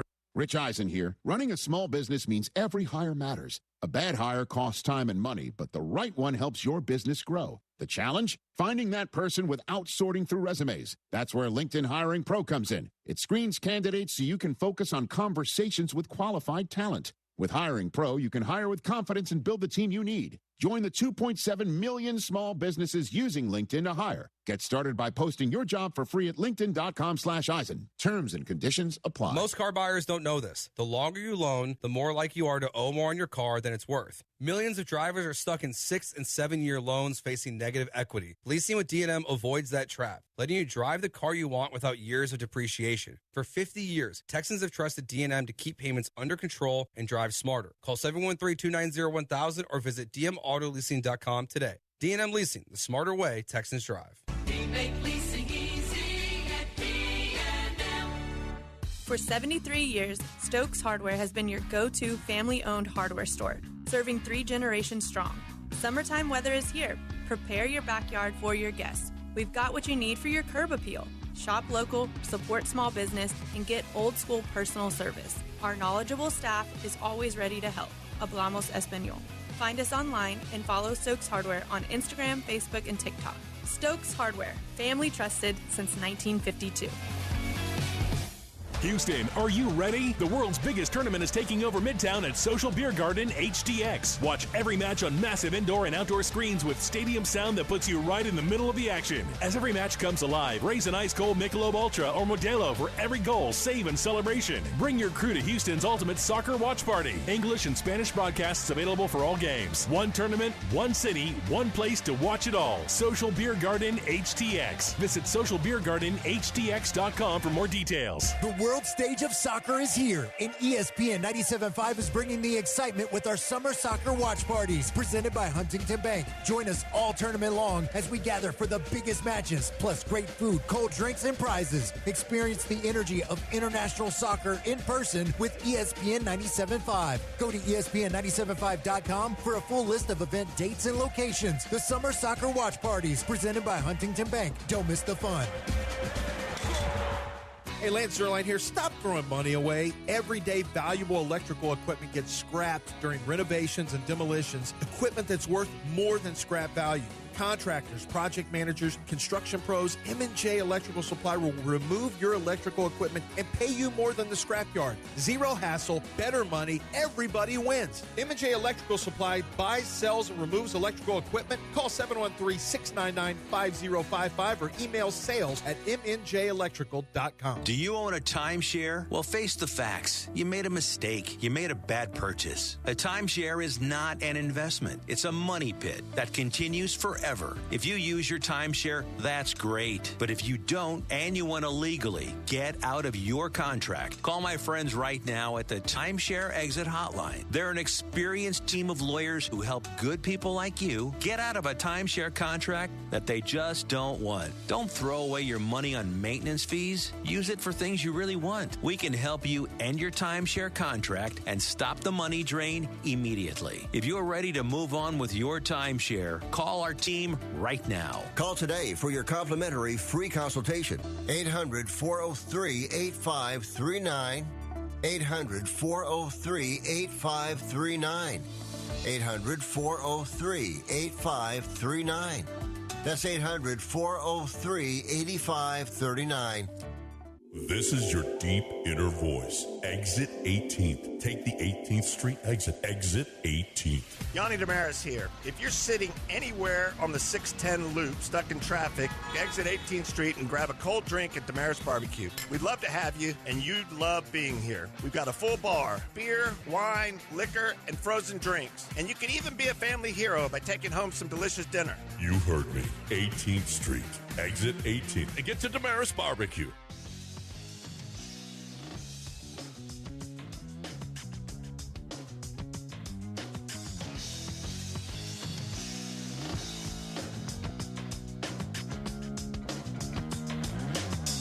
Show.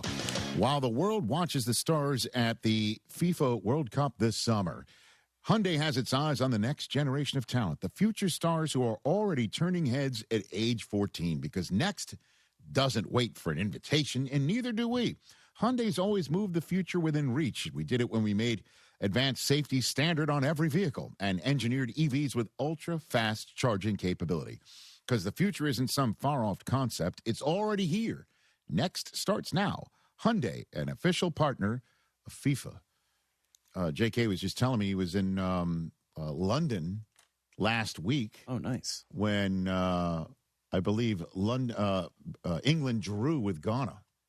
And he said the collective football-loving nation had their collective hair on fire when that happened.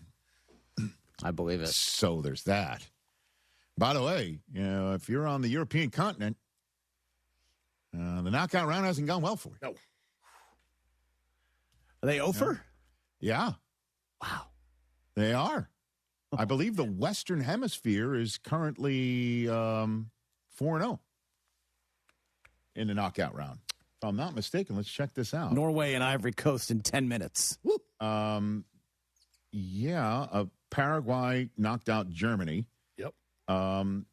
Canada. Morocco knocked out the Netherlands. Yeah, Canada won on Sunday. Yeah. We're number one. Let's go.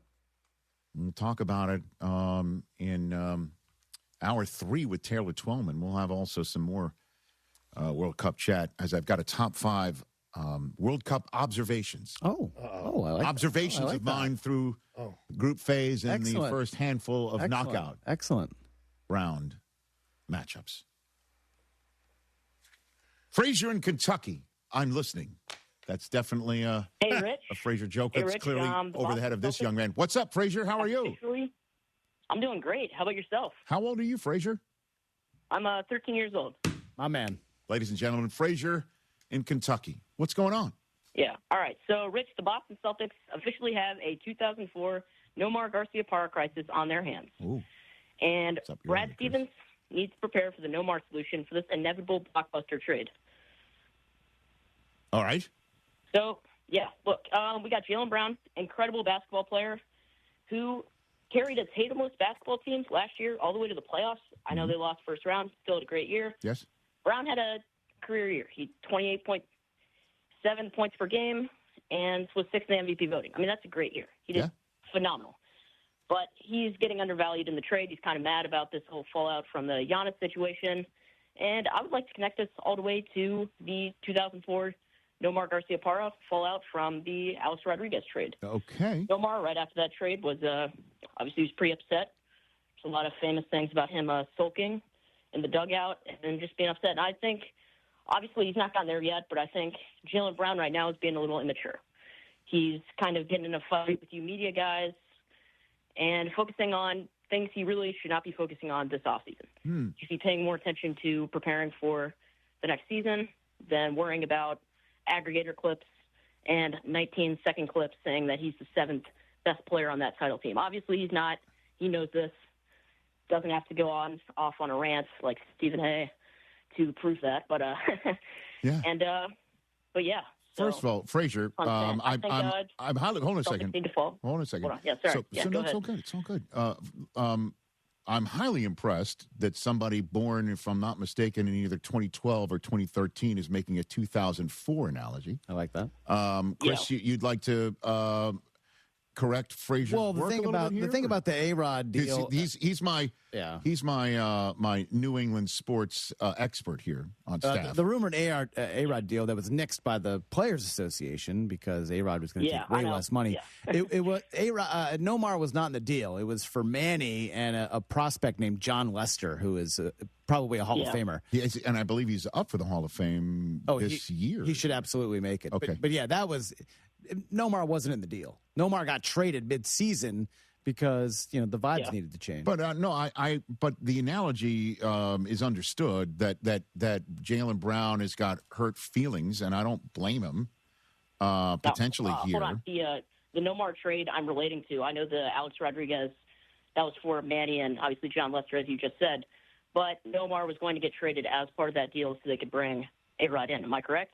Yeah, and he found out about this and he was very upset, which is exactly what's going on right now with Jaylen Brown after the Giannis trade. Okay. He's hearing these rumors. He's like, oh, my God, I lost my job to this guy. I almost went to Miami after everything I've done for this franchise. That is exactly what Nomar Garciaparra felt right after he heard that he might have gotten traded. I love this. Because of this whole A-Rod situation. Frazier, it's the end of our hour. Thank you for calling in. Call back. Certainly, if you got a summer off, we'll be here. Frazier in Kentucky with some analogies from back in the day. And that wraps up hour one on the radio side.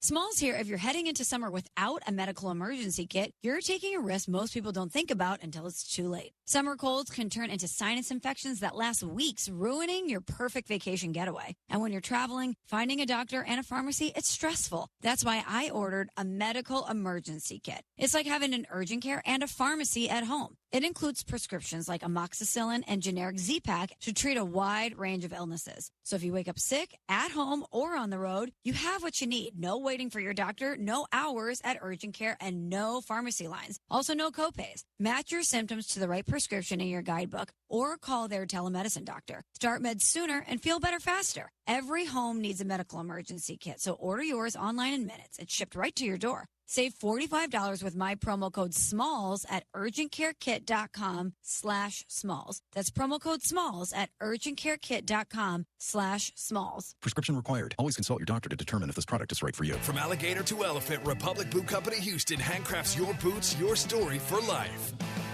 Hey guys, Joe George here to tell you about TNT Shirts. TNT Shirts has been a family-owned business since 1983 with 2 locations, 1145 West 19th in the Heights and 2400 Taft in Montrose. There's no minimums for custom t-shirts. They printed 300 for us for the ESPN listener party. They also do embroidery, screen printing, and promo products, so why go somewhere else when you can support local? They're also officially licensed with Rice and the University of Houston. Check them out at tntshirts.com and tell them you heard about it on ESPN 97.5. When the world's biggest tournament is hosted on our turf, you've got to do it big. And Twin Peaks is built for big games. Stay refreshed for the full 90 minutes with ice-cold, 29-degree drafts of Michelob Ultra and the iconic handcrafted spicy margarita made with Casamigos. Pair all of that with scratch-made soccer staples like hand-tossed wings and seared-to-order burgers for a real tournament winner, where every seat puts you in the front row and every second is packed with the world's most scenic views. Twin Peaks is truly unmatched for every match. Twin Peaks. Eats, drinks, scenic views. From the FIFA World Cup to competitive business environments, grand ambitions lead to game-changing achievements. At Bank of America, we're there to support businesses at every step, providing insights and expertise to help you gain an edge. He shoots, he scores! What would you like the power to do? Explore winning business solutions at BofA.com/gamechangers. Bank of America, official bank of the FIFA World Cup 2026. In the military, the mission was clear. You knew what to do. Now, the mission has changed. Stepping into civilian life isn't about finding a job. It's finding your purpose. I wanted a career that would leverage the skills and discipline I gained in the military. IT just felt right. My Computer Career offers class schedules that fit into your life and skills in high demand. Put your VA benefits to work. Visit mycomputercareer.edu/CWP to jumpstart your IT career today. An elite CompTIA certification partner. Financial aid is available to those who qualify, including VA benefits. I know that hiring can be challenging. You need someone to match your role perfectly. Well, now you can meet them fast on ZipRecruiter. Build your team, build it sooner. Meet your match on ZipRecruiter. Just head to ZipRecruiter.com/free right now to try it for free. That's ZipRecruiter.com/free. Meet your match on ZipRecruiter. Try it free. What do parents think of back to school at Staples, where supplies start at just 25 cents? Staples has the latest laptops with up to 40% savings. I may hug the cashier. So embarrassing. It's the most wonderful time of the year. It's a wonderful time at Staples with up to 40% off select tech. Staples. That was easy. Visit Staples today or shop online and in the app. Ends 9/12. Exclusions apply. Throughout the world's biggest soccer tournament, John and Lance will be joined by Soccer Matters host Glenn Davis to break down the latest news, results, and more from the tournament. Catch the world of soccer with Glenn Davis, weekday mornings on John and Lance, presented by Kaplan Sinus Relief. Breathe well, live well.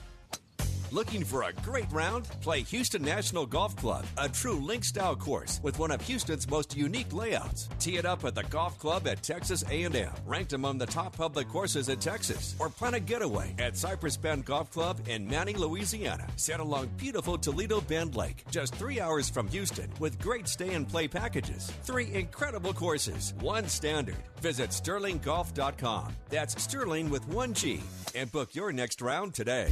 Follow ESPN Houston on Facebook, X, and Instagram. Wherever you are, we're there too. Not in like a creepy way. You know what? Just follow us on social media. ESPN 97.5. KFNC 97.9 HD2 Mont Bellevue, Houston. Presented by Zadok Jewelers.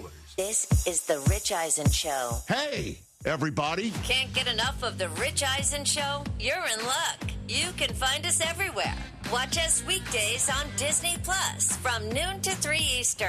Miss the show? We've got a podcast so you can listen anytime. But here's the best part. Our YouTube channel. Subscribe at youtube.com/Rich Eisen Show and you'll never miss a moment. Now, on with the show. This is the Rich Eisen Show. What is the plan for Miami to build around Giannis? It's going to be hard. Live from the Rich Eisen Show studio in Los Angeles. LeBron has not made himself available to meet with the Lakers. I'm choosing those words carefully. Earlier on the show, Academy Award-winning actor JK Simmons. Coming up, Apple TV lead MLS analyst Taylor Twellman. Actor Colin Hanks. And now, it's Rich Eisen.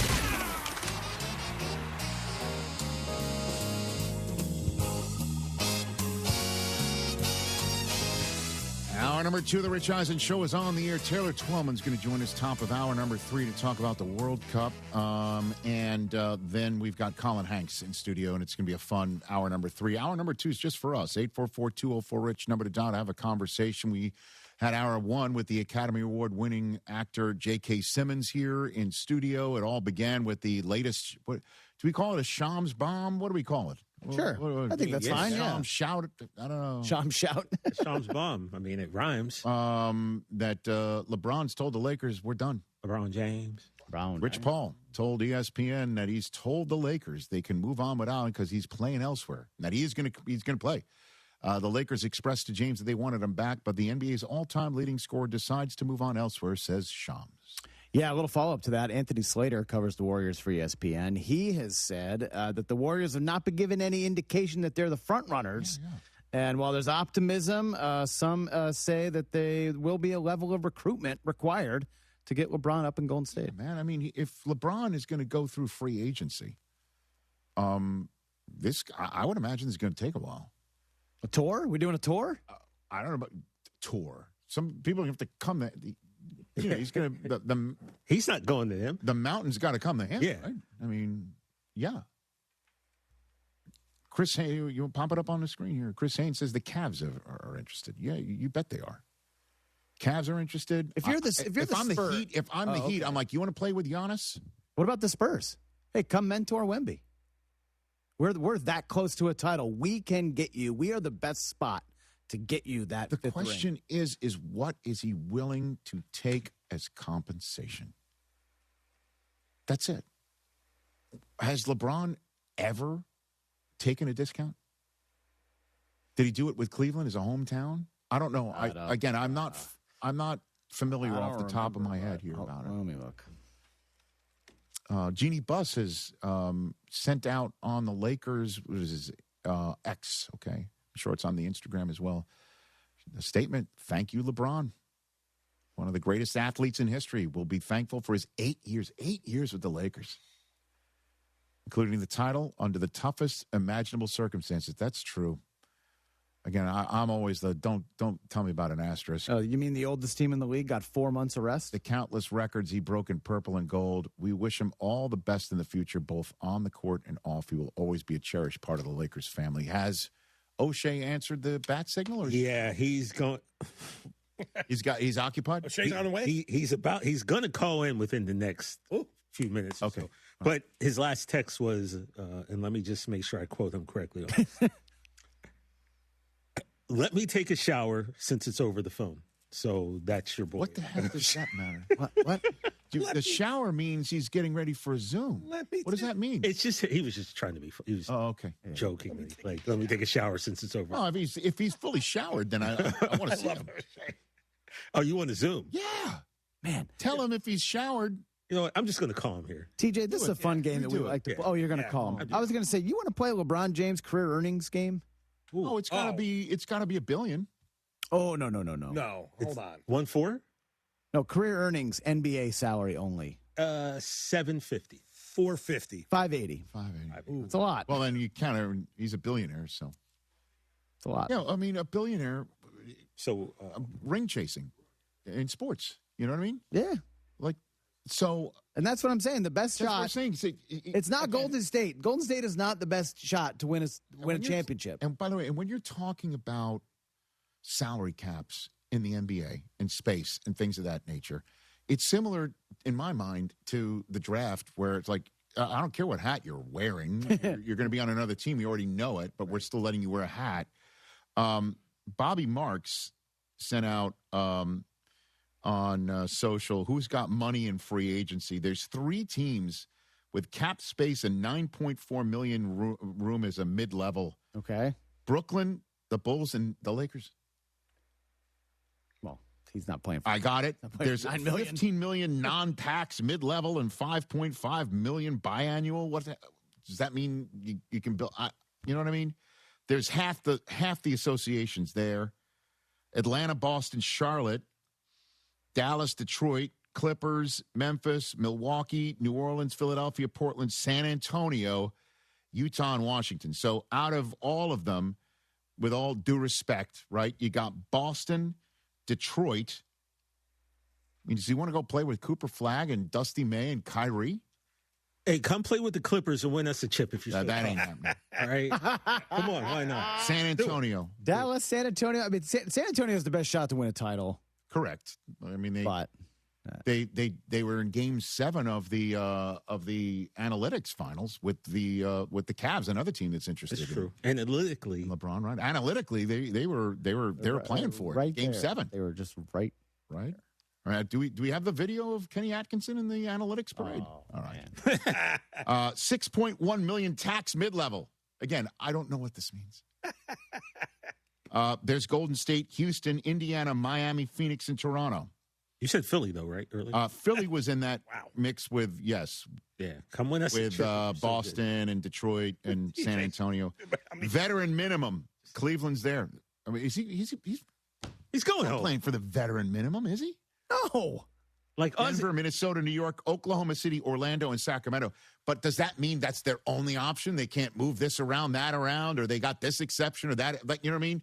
Aprons. I don't know what the hell this means. Because if LeBron says, I want to play for your team, you're moving heaven, earth, and everything else. Yeah. I feel like doing the Windy thing. It's the truth. Remember when Draymond, everyone assumed that Draymond was going to opt into his player option this year? He opted out. And Windy told us it's because he does that so it frees up money now. Right. So they can pay this guy. You don't think? Yeah, but they brought Porzingis in after that too. But I don't know if that affects it. You don't think There's LeBron not a chance was like that they are signing Porzingis at the risk of not getting LeBron? Right. Not a chance. Exactly. I'm just saying what happened. No, I'm just saying that there must be some sort of capology that we're not familiar with. Right. Yeah, I'm no capologist. I'm not a math person. I'm more verbal. That's all of us. That's I'm correct. neither. I'm saying you don't think LeBron was like, hey, Draymond, look, you opt out. That saves X amount of dollars, and now I can come. And then you re-sign a new deal. They might have been saying that while he was letting Draymond putt out. You know? For all we know. Just saying.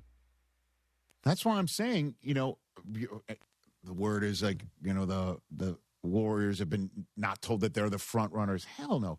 He's going to go and get everybody's offer. You don't think he's going to, the guy who once sat down with Jim Gray isn't going to play this thing out?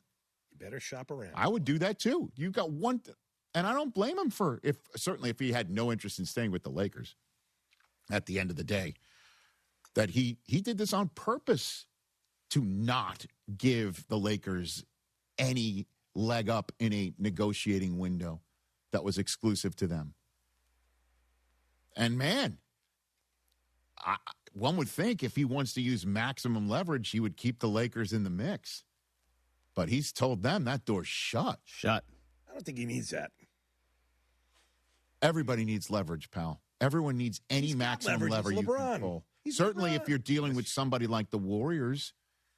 But he's by the way, it's a benefit to also say you're not only getting me, you're taking me away from the Lakers. So, I mean, that's wow, man. 844-204-RICH, never to dial. Meanwhile, the World Cup is just so amazing. I don't know. Is it because it's all in a time zone friendly? I think that has a lot to do with it. World. Not hurting. That we're not, waking up and 8 o'clock that something got played at 3 a.m.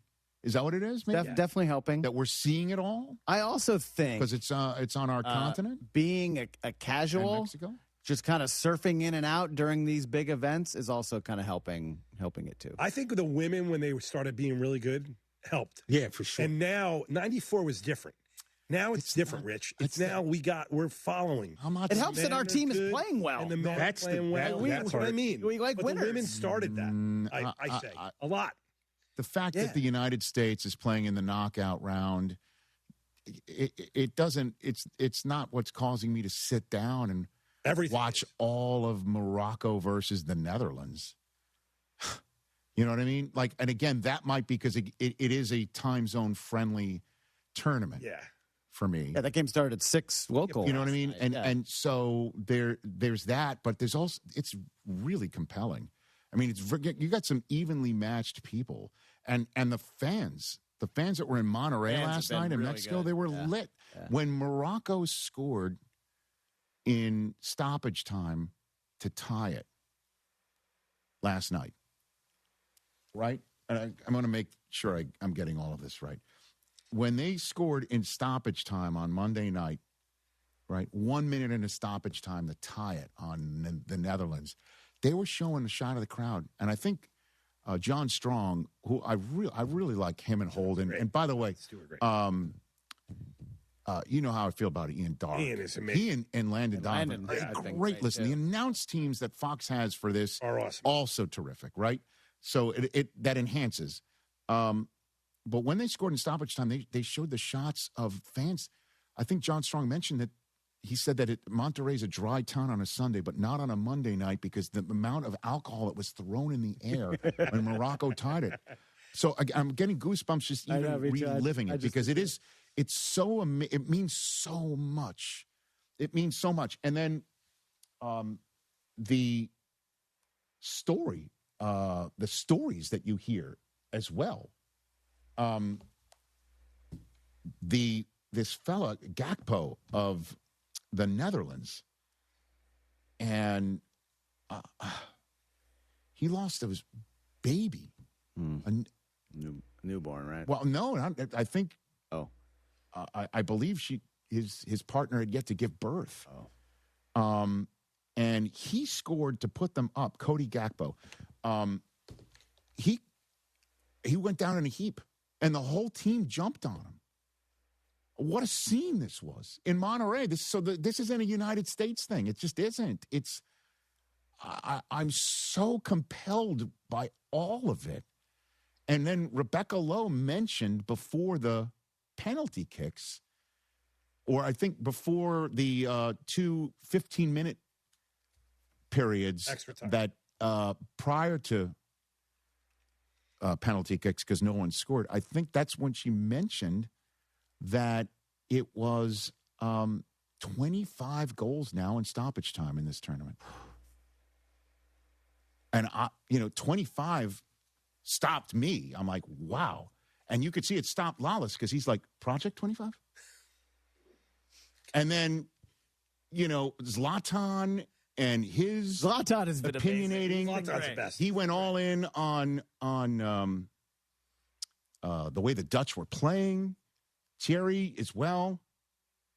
I just wish they would leave things in the stadium a little bit. No, They jump back to the studio so fast. And I wanted to see, because again, I'm watching, and I understand I'm belying I'm exposing my lack of complete knowledge. Because again, I feel like I'm a casual that's now becoming a diehard watching all of this. I had no idea when they're going through the coin toss prior to the penalty kicks. I would have loved to have had this described to me, maybe by Strong and Holden. Did you see that they flip a coin twice? Did you see that? Mm-hmm. That, again, as an NFL fan, I think, okay, they're flipping the coin and whoever wins gets to decide, do they go first or do they go first in the penalty kick? And that side makes that decision. Thus, it's left to the other side to choose which goal. But they do 2 coin tosses for both. And the Dutch won both of them. They got to choose which goal and whether to go first or second. And the penalty kicks, man. It's exciting. Oh, it's exciting. Epic. I love it. The draw. Is there anything like it in sports? Where obviously it's a specialty. Right. That's deciding something that's massive. Yeah. Massive. But it's not like a one place kicker is doing the place kicking to win a Super Bowl. No, as if you have the whole offensive line kick. No, but that's not on their lane. These are all like you're kicking, these are all scores, one would think, that is attempting the same shot that has the goalie at a significant disadvantage until you include the pressure upon the kicker, the guy's trying to score. Especially when the other team misses. Yeah. Now it's like, you have an advantage now. Yeah. Just put it in. Right. Do you want to go first or second? Yeah. Right? You want to go first. You want to go first. You want to put the pressure on the other team. Put the pressure on. And then when Germany, because the Netherlands and Morocco was the second penalty kicks of the day. When it was Paraguay and Germany was toast, and they stopped the last 2 penalty kicks to force a 6th round in which they bricked, Paraguay didn't, and they were out.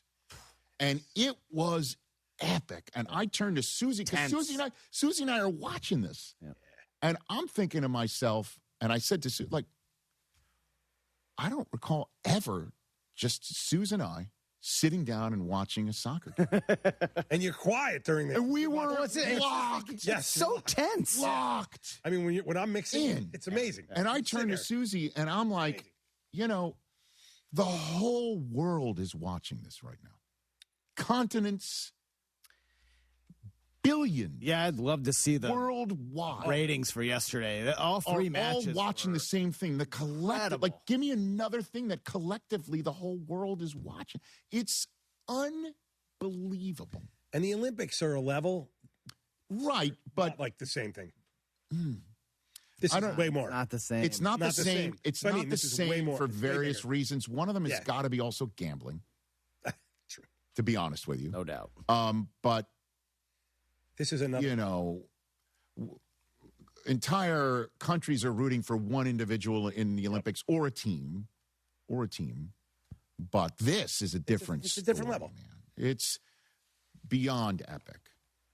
We'll talk about it with Taylor Twellman in hour 3. And then later on in this hour,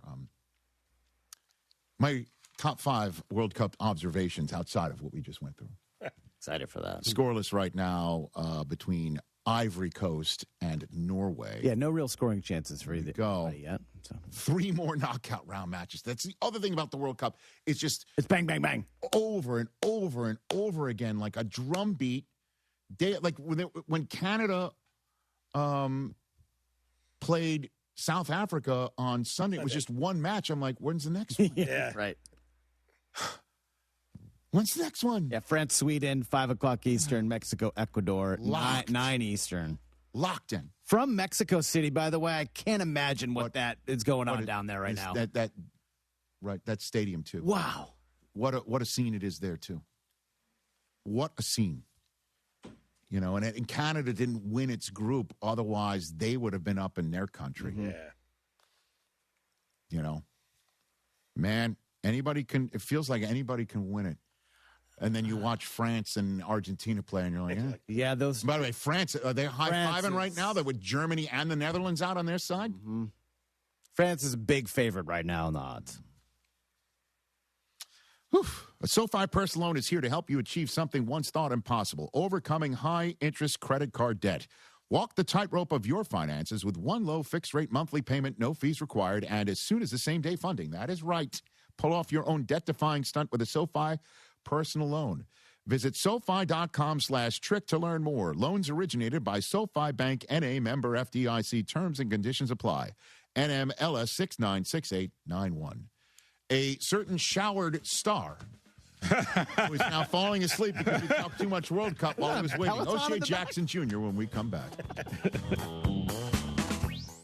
Progressive presents the Passionate Sports Fan Checklist. Signed jersey of your favorite bench warmer? Check. 14 bobbleheads that look nothing like the players they're emulating? Check. Twin TVs so you can watch the game on 2 different networks simultaneously? Check. Life-size wall sticker of your favorite player that routinely freaks you out at night? Check. A second life-size wall sticker so after the first one freaks you out, you see the second and you're like, oh right, the wall stickers. Check and mate. Bundle your renters and auto insurance with Progressive and save on protection for the things on your checklist. Get a quote at Progressive.com. Progressive Casualty Insurance Company affiliates and third-party insurers not available in all states or situations covered subject to policy terms. In a world parched for excitement, one drink will emerge. Twisted Tea, the refreshing thrill ride of flavor. Recreating its classic role as the hard iced tea that goes down smooth. Twisted Tea doesn't just taste like real iced tea, it's made with real brewed tea and a 5% kick of alcohol. Taste the adventure with Twisted Tea Hard Iced Tea. Keep it twisted. Twisted Tea Brewing Company, Cincinnati, Ohio. Please drink responsibly. Hi, I'm Jesse Coker, and if you work with electrical parts and equipment, you probably know my dad, Jeremy Coker, owner of M&J Electrical Supply. 30 years in the business. He knows his stuff. But I'm here to put a daughter's touch on his radio commercial. M&J Electrical Supply buys, sells, and removes electrical parts and equipment. Big jobs, small jobs, they've got you. I'm biased, but they're the best. Learn more at mnjelectrical.com. M&J Electrical Supply. Dad's business, daughter approved. Hey guys, Joe George here to tell you about TNT Shirts. TNT Shirts has been a family-owned business since 1983 with 2 locations, 1145 West 19th in the Heights and 2400 Taft in Montrose. There's no minimums for custom t-shirts. They printed 300 for us for the ESPN listener party. They also do embroidery, screen printing, and promo products, so why go somewhere else when you can support local? They're also officially licensed with Rice and the University of Houston. Check them out at tntshirts.com and tell them you heard about it on ESPN 97.5. In a city as big and diverse as Houston, it's nice to know your bank still knows you. At Home Bank, their bankers aren't just here to help. They'll recognize you, know you, and earn your trust. They live here, work here, and care about community like you do. And because everyone's financial journey is different, the bankers take the time to understand what matters most to you.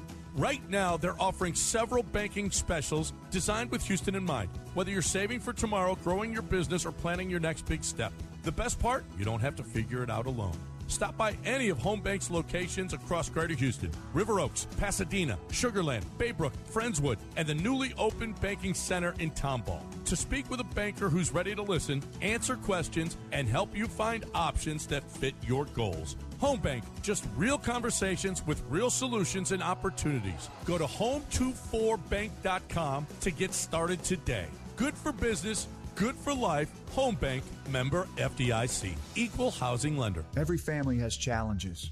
Every family has secrets. Every family has a gay uncle that gets too drunk and starts asking you about your buddies. But not every family has a feature-length documentary film made about it. But yours could.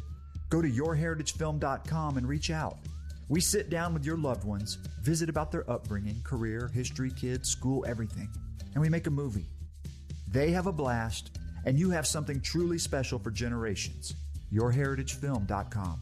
John Granado here with Robin Orlando from Houston Powder Coaters. Whatever you have that's metal, powder coated first. Antiques, patio furniture, trailers, we got you. Any car parts as well. Any car parts except brake calipers and engines.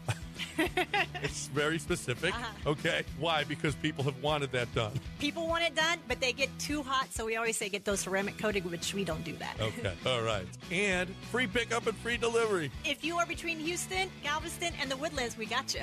I mean, if you want proof that Houston Powder Coaters is the biggest and the best, what about being the world's best? The cat's out of the bag. We did get highlighted for being the world's best on a TV show, but that will be coming out soon. That's great. That is unbelievable. The city says it, AI says it, corporations say it, and now a TV show is going to call you the world's best. That's great. Get in when you can because we are about to take over. Anything you need done, Houston Powder Coaters is here for you. HoustonPowderCoaters.com. That's HoustonPowderCoaters.com.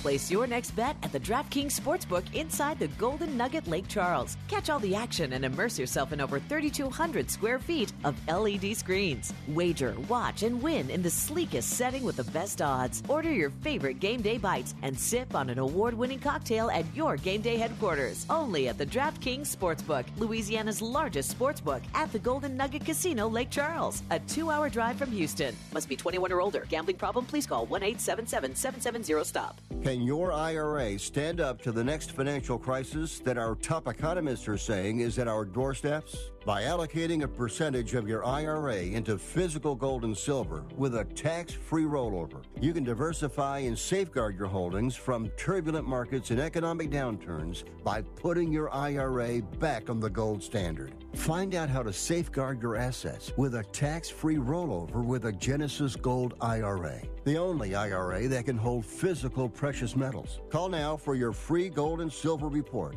Protect your IRA today. Don't let your retirement accounts get caught off guard by trade and tariff wars. Learn why a Genesis Gold IRA is the #1 choice for thousands of Americans across the nation. 800-644-8611. 800-644-8611. 800-644-8611. That's 800-644-8611.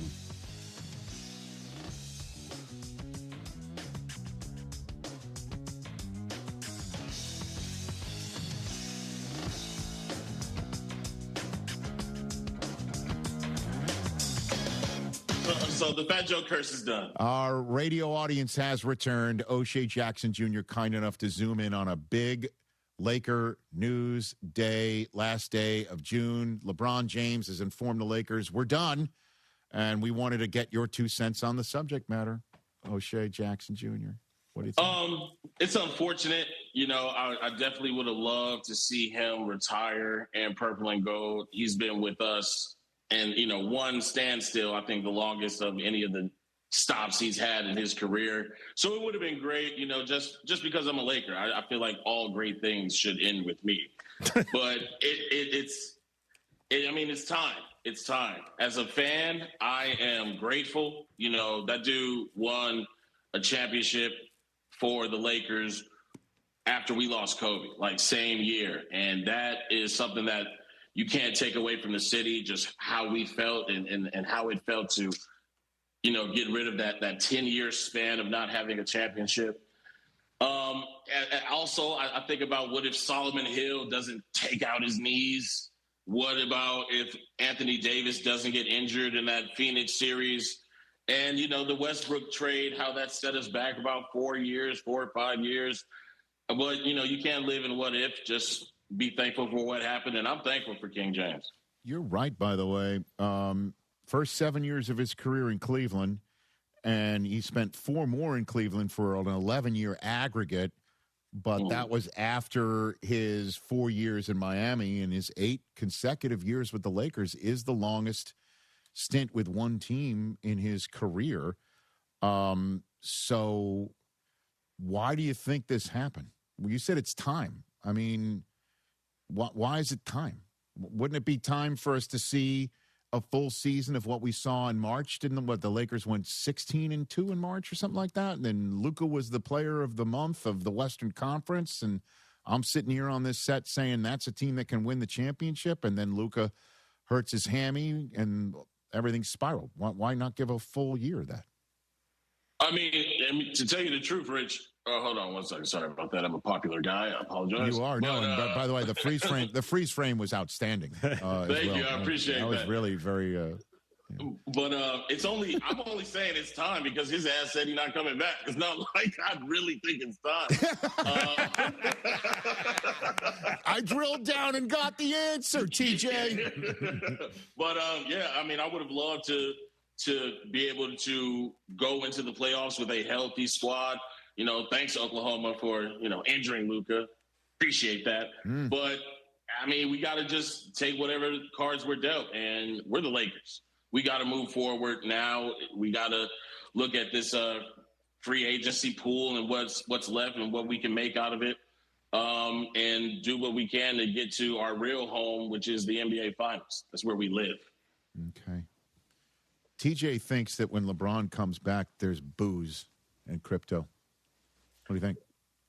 I put out a tweet that said our relationship wouldn't be right if I didn't get to boo you one more time. And, after they do the video and we all clap and, shed our tears and, it's great to see you. After that, bro, it's coming from the diaphragm, and it's not anything. It's not any malice. I booed Shaq and we traded him. So, bro, you got to hear it. You got to hear it. And if we keep Bronny, I hope you go right at him. I need you to go right at him.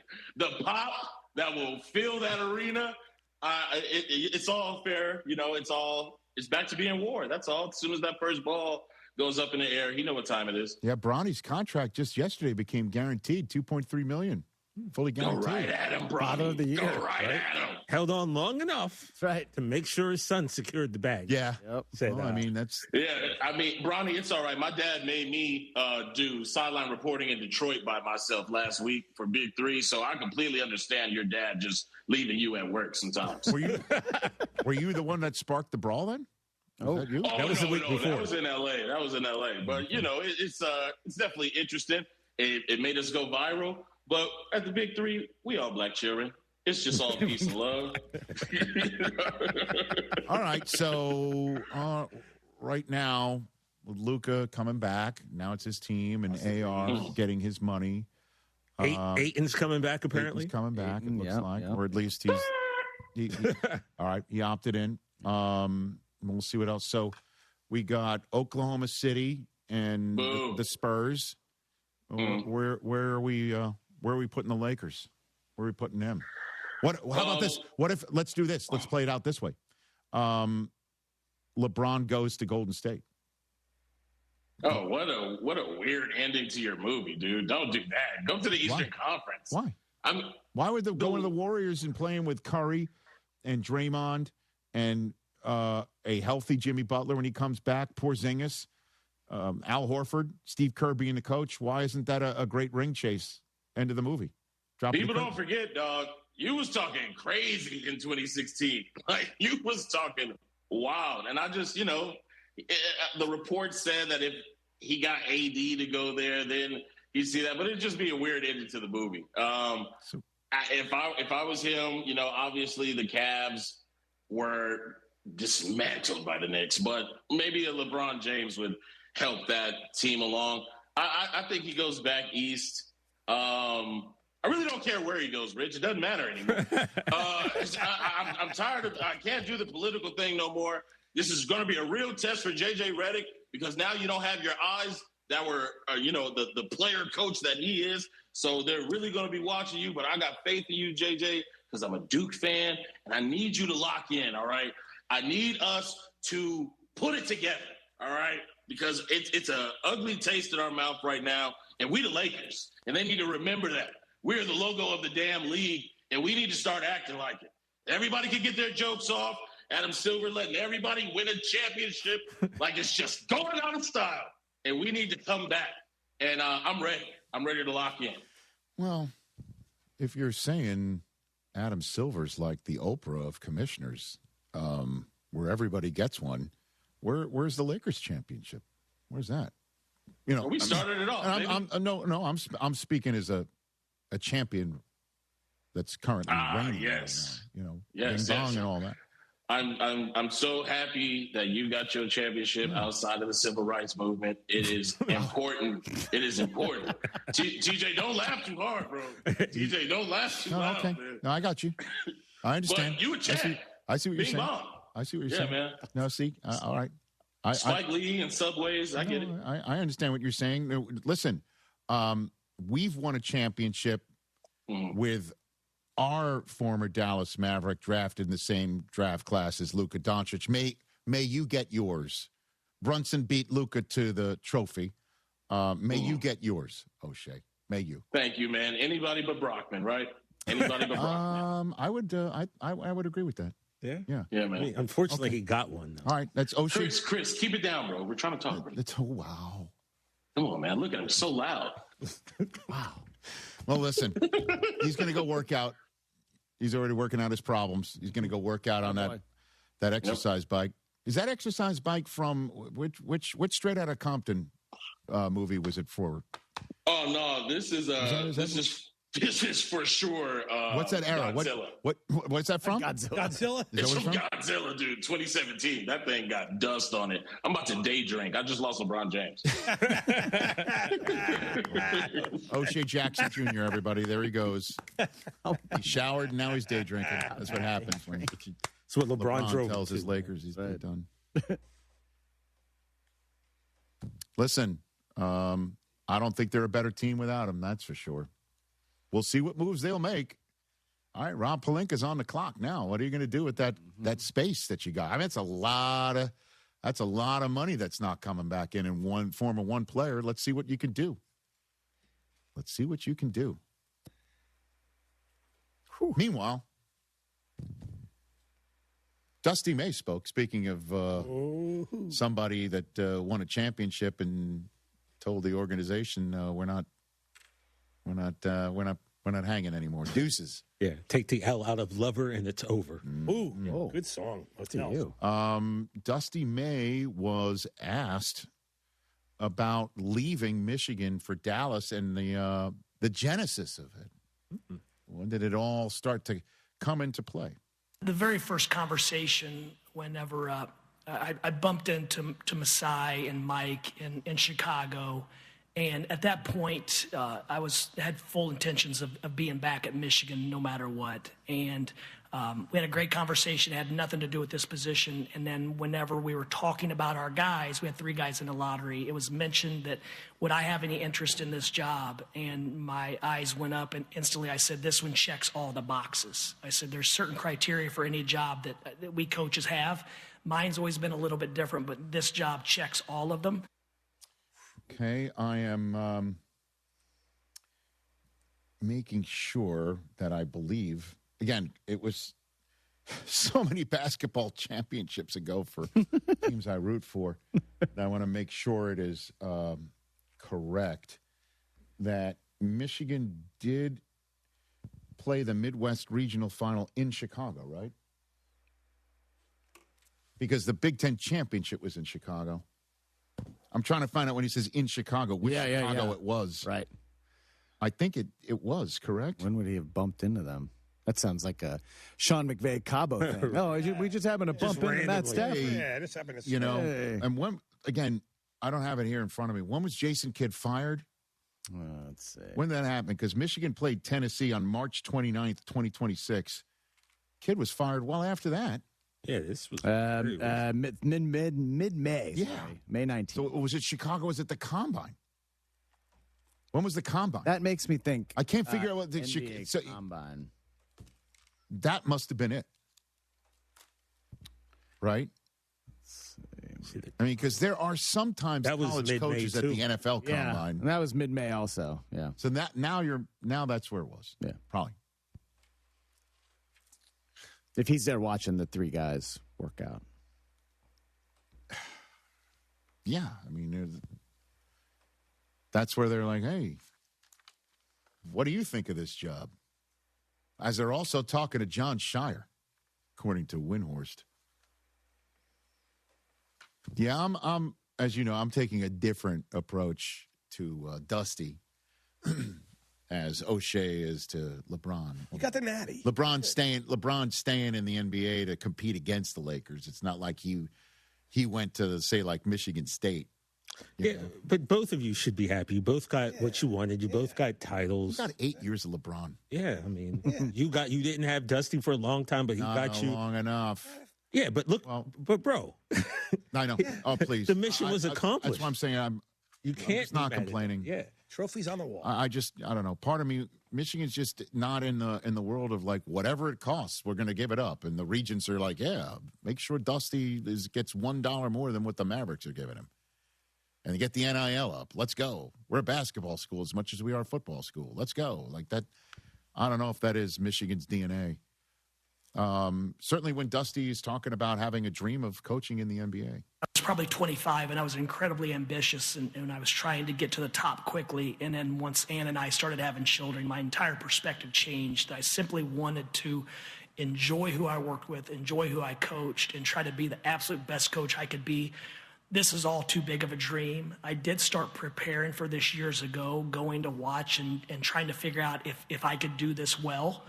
But as far as dreaming about coaching in the NBA, I never dreamed of coaching in the NBA, of coaching in college, of coaching anywhere other than just being a coach in high school in my state. So as far as a dream, no, this wasn't a dream, but now I've been preparing for this to go against the best for a long time. And by the way, preparing for it too, because the way that he was coaching in high school and the way coaching in college, boy, has that changed the last couple of years, right? Remember, he joined us the day after cutting down the nets, winning the national championship. Remember that?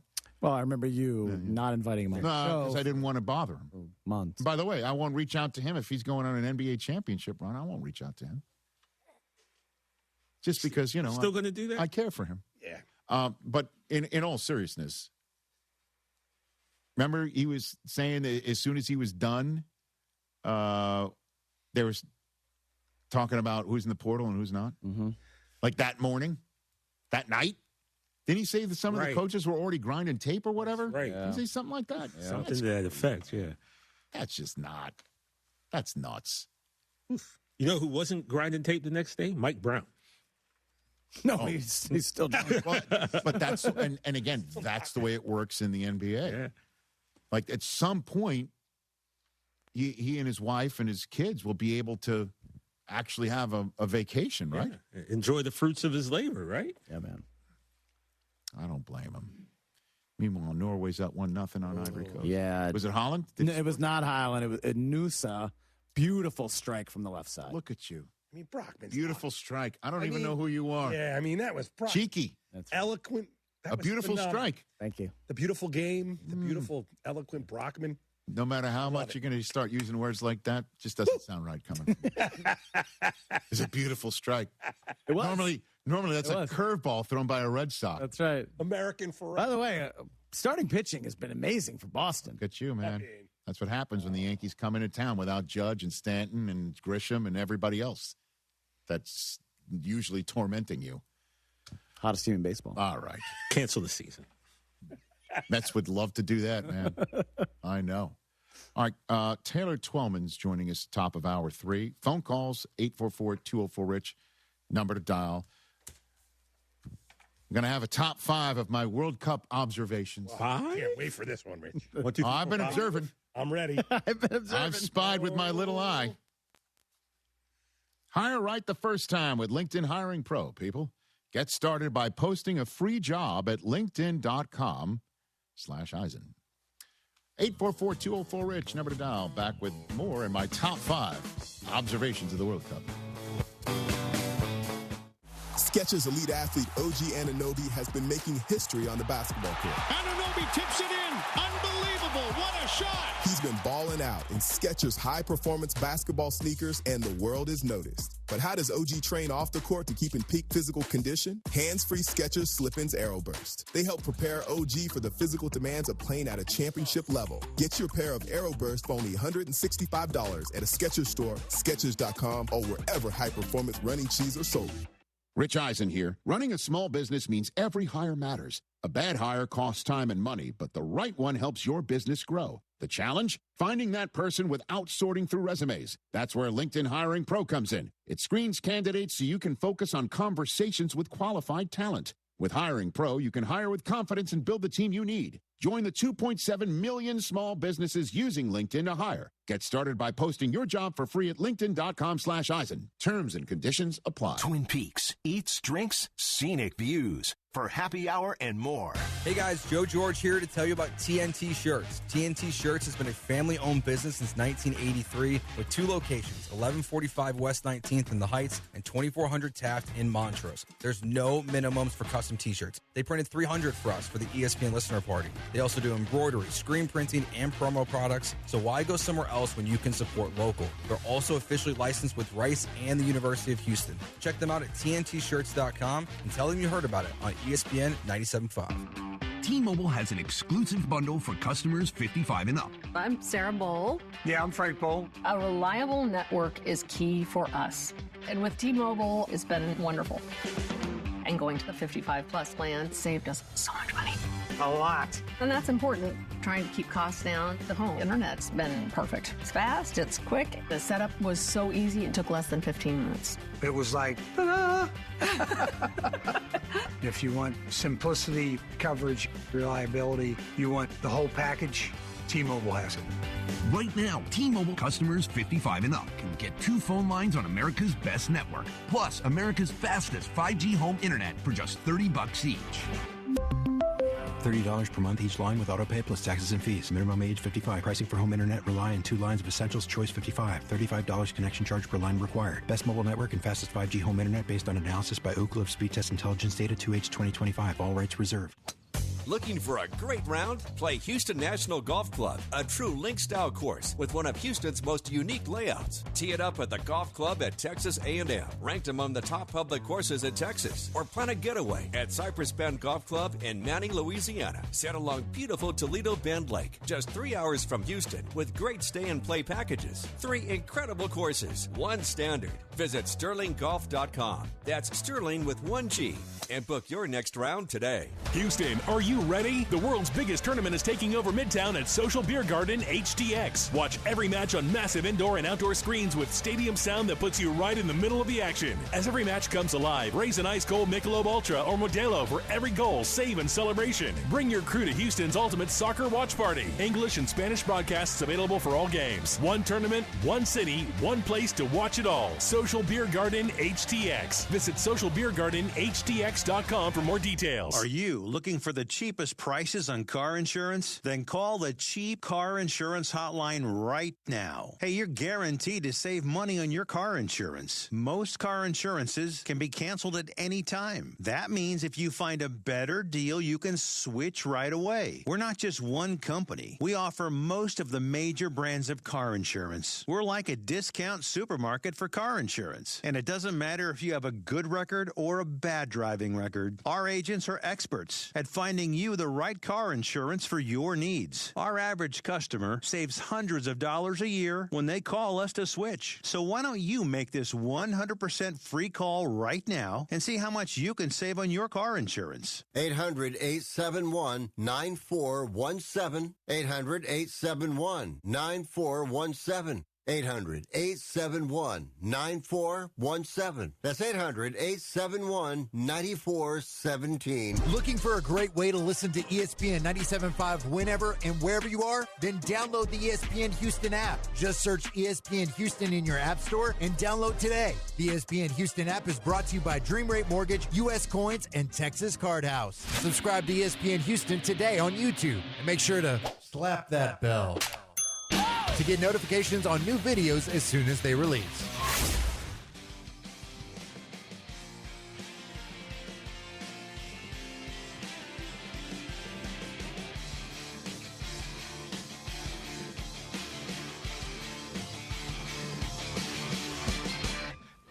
Eight 844-204-RICH, number to dial. While the world watches the stars at the FIFA World Cup this summer, Hyundai's already got its eyes on the next generation of talent. The future stars turning heads right now because Next doesn't wait for an invitation, and neither does Hyundai.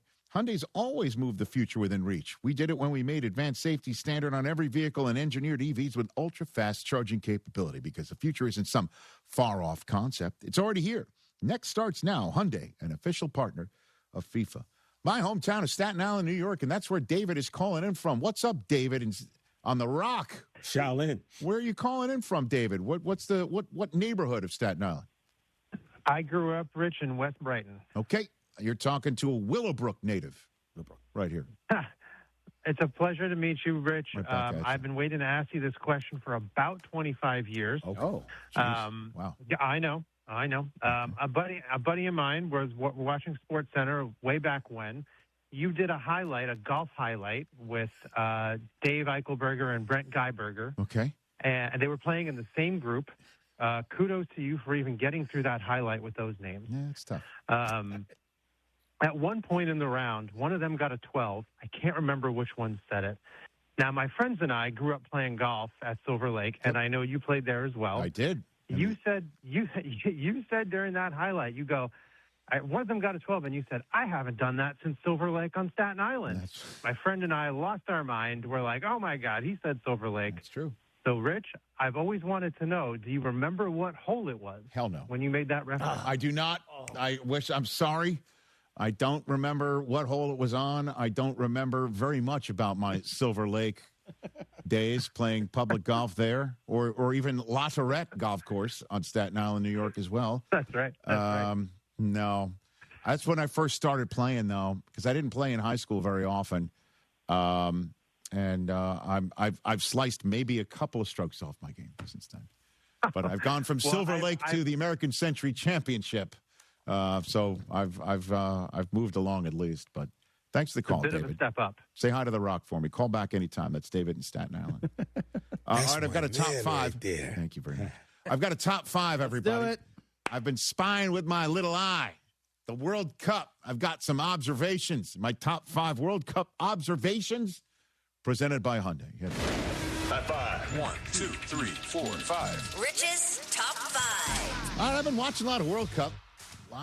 With family and friends, and I've been observing. Okay. I'm a professional observer. And here are my top five World Cup observations presented by Hyundai. Number 5, any goalie save must be followed by the goalie yelling at someone, if not everyone. Have you noticed that? The goalie makes a save, spectacular save, and it's not just like good enough. He's got to yell. Is he yelling at his own teammates for poor defense? Is he yelling at the ref for missing a call? Is he yelling at the opponents about, I don't know what they're, but it seems that every save, they've got to stand up and yell at someone, if not everyone, in front of them. Feels like it's a defense thing. Like, hey, you let him get a shot. I don't know what it was. Yeah. But it's fascinating to me, and I've observed it. Into it. Number 4 on my top 5 World Cup observations, refs use body language more than actual language. True. And this may be the language barrier. If you're an English speaker between some European country that doesn't speak English as its first language, or say someone from against an Arabic nation, and you only speak English, that may be it. But the refs are, like sort of like silent movie actors, like we're stuck, like we're done here, or pointing at them. You don't over, get up, like moving on. They're constantly using their body language, these refs. I've observed that. Okay. Number 3 on the list. Always raise your arm because the ball's never off you. Never. How many times does the ball go out of bounds for a throw-in or out of bounds for either a corner or a goalie kick, and both teams are putting their arms up? This photograph is, I think, of somebody saying, I'm about to kick a corner. But everybody's always raising their arms. It's not off me. Is that the international symbol of it should be our ball? Right, I think so. Right? Yeah. Because normally in the NBA, you're raising your arm saying, it's on me. Yeah. Right. In soccer, the raising of the arm is it's not me, which is weird because in class, you raise your arm to say, call on me. The whole thing's confusing. I've observed that. Number 2 on my list of top 5 World Cup observations. Anytime you're hit below the knee, hold your shin, regardless of whether you've been hit in the foot or the knee or the shin, and writhe like you've been stabbed by a foot-long knife. Every time. Accurate. Every time. Holding the shin, and then you look at the replay, and you've been touched on the heel. But it's your shin. Accurate. Why you're holding the shin? Is it the most obvious, hey, you missed the call or yellow somebody, and then you're down on the ground, and the ref's telling you to get up, and you're staying down on the ground, and then Again, you know the rule that I think should be made. If you pull this action, you're not allowed to get up within 20 seconds and run like a deer like it never happened. And my top World Cup observation is absolutely no one needs, let alone wants, hydration breaks. Nobody wants it. We don't need it. We don't want it. We don't need it. Fans are booing it now. You know, like they're beginning to boo for the hydration break. Boo! Yeah. You want water? Boo! They're like, fans have become anti-water, anti-hydration. Let's keep going. And I've observed that. One more. I did not know that. One more. All right. One more. Some World Cup fans are like the sun. You got to glance and look away. Fans are, you know what I mean? No. Sometimes, have you seen some fans get busted for staring a little bit too long? I do know what you mean. Also, when you're potentially watching with your significant other. It's dangerous. For you. It's a Seinfeld world. Right, for me. You got to glance because and I hit look pause. away. And I hit pause and then rewind. And then I understand what you're doing. I'm just talking about it's my observations. Presented by Hyundai. Discover what's next at your local Hyundai dealer, like our next generation EV, the Ioniq 9. Hyundai, official partner of FIFA World Cup 2026. My name is Whitney Allen, and I'm a widow. My husband, Ryan, died. We never thought we'd ever have to use life insurance, but the unexpected happened. With Ethos, signing up was fast and 100% online. You can get a quote in seconds, apply in minutes, and get same-day coverage. No medical exams, and you can get up to $3 million worth of coverage. I'm grateful we were prepared. Get your free quote at ethos.com/play. That's ethos.com/play. Paid spokesperson. Time spent on application may vary. Online health questions required. Katie got a VIP box for the postseason. She worked with Empower to help her get good at money so she can be a little bad. She planned well and was able to bring the whole family. Who wants homemade egg salad sandwiches? Even Beth. Horseradish? Anyone? How about some tuna on rye? Aw, strike three, Beth. Invest well, live a little. Start today at Empower.com. Small business owners, does your bank get your life? Does it let you switch from your personal to your business account with a tap? Or let you give your CPA direct access? We do. Let's give more from money. Switch to Huntington Bank. Welcome. Eligibility requirements apply. Some features may require enrollment. Houston, let's celebrate the summer of soccer. From Bot Ross AI Drawbot and custom trading cards to immersive fan experiences and on-site laser engraving, we create the activations guests remember long after the event ends. Visit nextlevelevent.com. That's NXTLVL event.com and use code ESPN975 for up to 20% off. Next Level Event, where brands become experiences. Hey, Lance here. When it comes to sinus issues, I've dealt with it all. Snoring, chronic sinus pressures, allergies, and even a deviated septum. So I made an appointment with Dr. Michael Kaplan at Kaplan Sinus Relief. And why not? He helped pioneer balloon sinuplasty. And if you're going to get that done, go to the Pioneer. I can't wait to share my experiences with you because they treat everything ENT, accept most insurance and Medicare, and have appointments available today. Stop feeling sick all the time. Call 713-903-8049, 713-903-8049, or visit kaplansinusrelief.com. Breathe well, live well. Hi, this is Harold Gunn. And this is Bill Olson. Texas Outdoor News is the longest-running, most award-winning outdoor radio show in the state for a lot of good reasons. We bring you the latest news and information about hunting and fishing across our great state and beyond. And our guests are who's who from industry, government, and the field. Texas Outdoor News is brought to you by Ford Trucks and your best in Texas Ford dealers. Join us Saturday mornings at 6, Sunday at 7 on ESPN 97.5. Cast your line and relax at twocreekscrossingresort.com. Your fishing getaway awaits. Hey, it's Lance Erline here with Jessie Coker, the daughter of Jeremy Coker, who owns M&J Electrical Supply. Jessie, I've heard your dad's a pretty good cook and a grill guy. We could smell it when we were there at the office. Oh, it's definitely true. Like, his hamburgers are the best things I've ever tasted. And his steaks are so good, too. But just all the other things that he cooks are just so good. So you don't get a lot of junk food, but you do get protein. Oh, definitely. Yes. For all your electrical needs, call M&J Electrical Supply at 713-699-5055. DraftKings is live in all 50 states. Yes, that means you, Texas. Win or go home. That's it. That's the World Cup knockout round. And DraftKings has you covered for every single match. The DraftKings app is now live in Texas. So whether you're catching the early kickoff before work or the late match at the bar, you're in on every minute, every match, every moment, all in one app. Right here in Texas, the world's biggest stage, in the palm of your hand. New DraftKings customers, sign up with code HOUSTON975. Spend $5 to get $200 in total rewards over 21 days. That's code HOUSTON975 in partnership with DraftKings. The crown is yours. Event trading offered by DraftKings Predictions, a CFTC registered introducing broker. Trading involves risk of loss. Market availability varies. Eligibility restrictions apply. $50 every 7 days via click-to-claim issued in non-withdrawable predictions dollars that expire in 1 year. Ends July 19. Terms at dkng.co/predictions promo. Pro Dunk basketball goals have been the best on the planet for years, and they keep getting better. John Renato here. Now with your Pro Dunk goal, you can get their drill-powered lightning adjust system that raises and lowers your goal in seconds, 10 times faster with zero effort. And now ESPN listeners get the patent-pending lightning adjust system free. That's a $249 value, but you have to call. This offer is not on the website. Call Pro Dunk at 281-351-9822. You got to mention ESPN. That's 281-351-9822. That's Pro Dunk. Follow ESPN Houston on Facebook, X, and Instagram. Wherever you are, we're there too. Not in like a creepy way. You know what? Just follow us on social media. ESPN 97.5, presented by Zata Jewelers. KFNC 97.9 HD2 Mont Bellevue, Houston, a Gal media station. This is the Rich Eisen Show. Hey, everybody. Can't get enough of the Rich Eisen Show? You're in luck. You can find us everywhere. Watch us weekdays on Disney Plus from noon to 3 Eastern. Miss the show? We've got a podcast so you can listen anytime. But here's the best part. Our YouTube channel. Subscribe at youtube.com/Rich Eisen Show and you'll never miss a moment. Now, on with the show.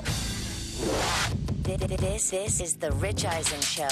What is the plan for Miami to build around Giannis? It's going to be hard. Live from the Rich Eisen Show studio in Los Angeles. LeBron has not made himself available to meet with the Lakers. I'm choosing those words carefully. Earlier on the show, Academy Award-winning actor JK Simmons. Apple TV lead MLS analyst Taylor Twellman. Coming up, actor Colin Hanks. And now, it's Rich Eisen.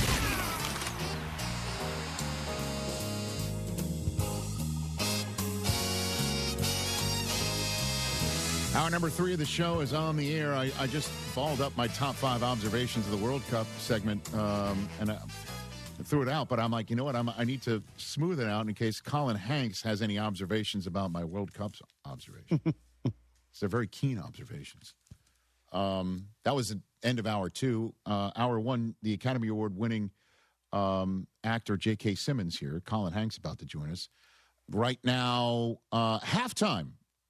Where is this match taking place between Dallas, Texas, home of the Dallas Cowboys? Everybody, somebody's actually winning. Are they putting up? Did they put up the curtain for this one, or it's a different time of day? At any rate, it's 1 o'clock. It's 1-0, 1-0, as we say here in the United States. Norway on top of Ivory Coast. It's not the Ivory Coast because it's not like Ohio State. They're not pompous. Someone's winning big games there, finally. Okay, look at this guy. Wow, Mike. I'm starting to get early. All right, joining us right now is Taylor Twellman right now. He's starting with the hydration. Oh, wow, right off Don't the do bat. that, Taylor. Pace yourself, man. That's exhausting. I'm tired. How about that 25 minutes? Are you calling in from your courtesy car? Is that what's happening right now? What do we got? I am actually. Yep, I've got my cooler in the back over there. I've got that. Damn. I've barbecue pit out here at New York, New Jersey Stadium. Yes. For those of us in America, MetLife. No. Careful. Yep. Careful. We don't want to get you in any trouble. Is this thing on? It is. This thing on? Okay. Hey, Holy man, cow. it has been on. We were talking about it about an hour ago.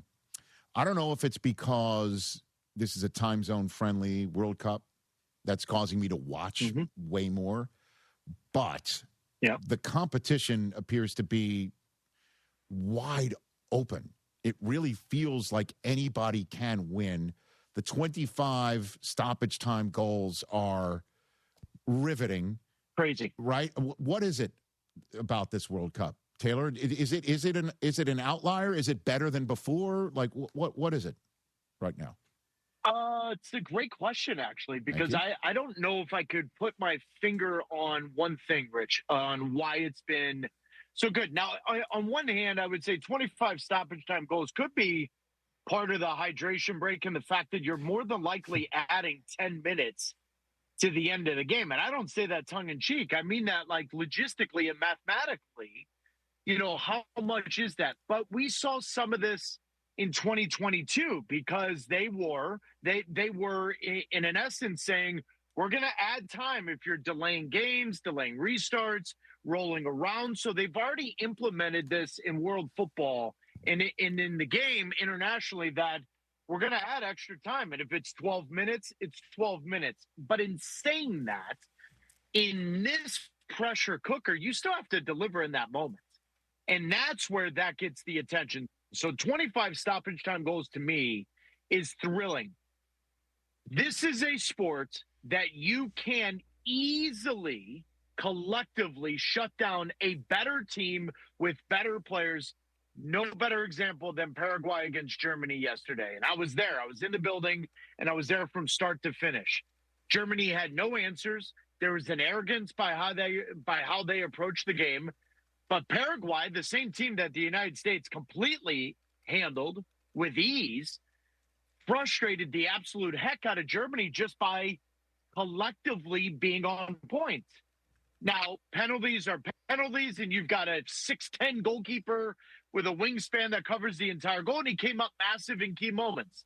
And Germany had a disallowed goal. And for those of you that are watching this, by letter of the law, that was the right call. I have no idea why Germany's attacking player is facing the goalie instead of just looking at the ball, because if he's looking at the ball, it's no different than pass interference in the NFL. I'm not sure that would have been called back, but because he basically approaches the goalie, inhibits his space, the right call was made. This tournament, I still believe, Rich, and I know what the essence of your question is. I still believe the cream of the crop will rise to the top. And I am going to be in the building today for the best team in the World Cup. France. I don't think anyone's upsetting France today. I think Sweden will get a rude awakening. They lost to Netherlands, 4-5-1. I think France handles them perfectly, and France's road is now easier with Germany not being in front of them. I still think France, Spain, Argentina, that will be at the end 3 of the 4 final teams. Yeah, I mean, Netherlands also out on their side of the draw as well, losing in their penalty kicks to Morocco late last night, if you want to even include them in that mix. So let me go for the nationalist point of view here in question, Taylor, that, I'm a verbal guy more than a math guy, but I do remember in grade school, not too far away from the stadium that you're sitting outside of right now, Taylor, that if A is better than B and B is better than C, then A is better than C. A is the United States, B is Paraguay, and C is Germany. Is this U.S. team as good, if not better, than Germany based on that result? Yeah. I don't think I can honestly argue in Germany's defense here. And I raised an interesting question. It's too in the weeds, but I'll bring it up for your audience. In 2014, I was in the building working for ESPN when they beat Argentina to win the World Cup. Since then, Bayern Munich has won 94% of the Bundesliga titles. Since then, they've got grouped in 2018. They've got grouped in 2022, and they lost to Paraguay in the round of 32. And so something has happened to the German player. They lack personality. They lack a character that was always a given for Germany. There's no juice to them. They don't scare the opposition. Paraguay was completely in control, even if they gave up 20, 21 corner kicks, whatever it was.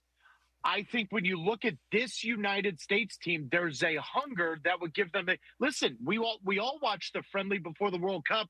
in Chicago. I get it. It's a friendly before the World Cup.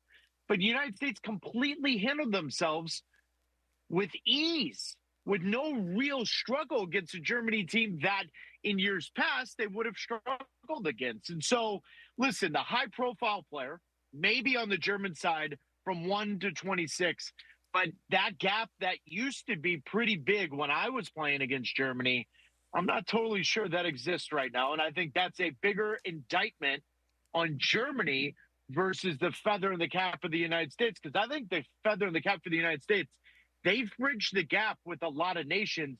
I just don't think the German public fully understands what to do now. All right, let's talk about the U.S. team. Is it fair that they've got to take on Bosnia and Herzegovina? Come on now. Yeah, right, it's ridiculous. It's two countries. Two. It's ridiculous. Two countries. You know, like Bosnia is not enough. You got to throw in another one. Right. All right. Forget about geopolitics. All right. That's our version. We took a geography break instead of a hydration break here. Right. What's the challenge here, brother? What do you think? What do we got? Ooh, this is the team that knocked Italy out of the World Cup playoff, that forced Italy to miss their third straight World Cup. Mm-hmm. This is not an easy out. Are they favored? Absolutely. Okay.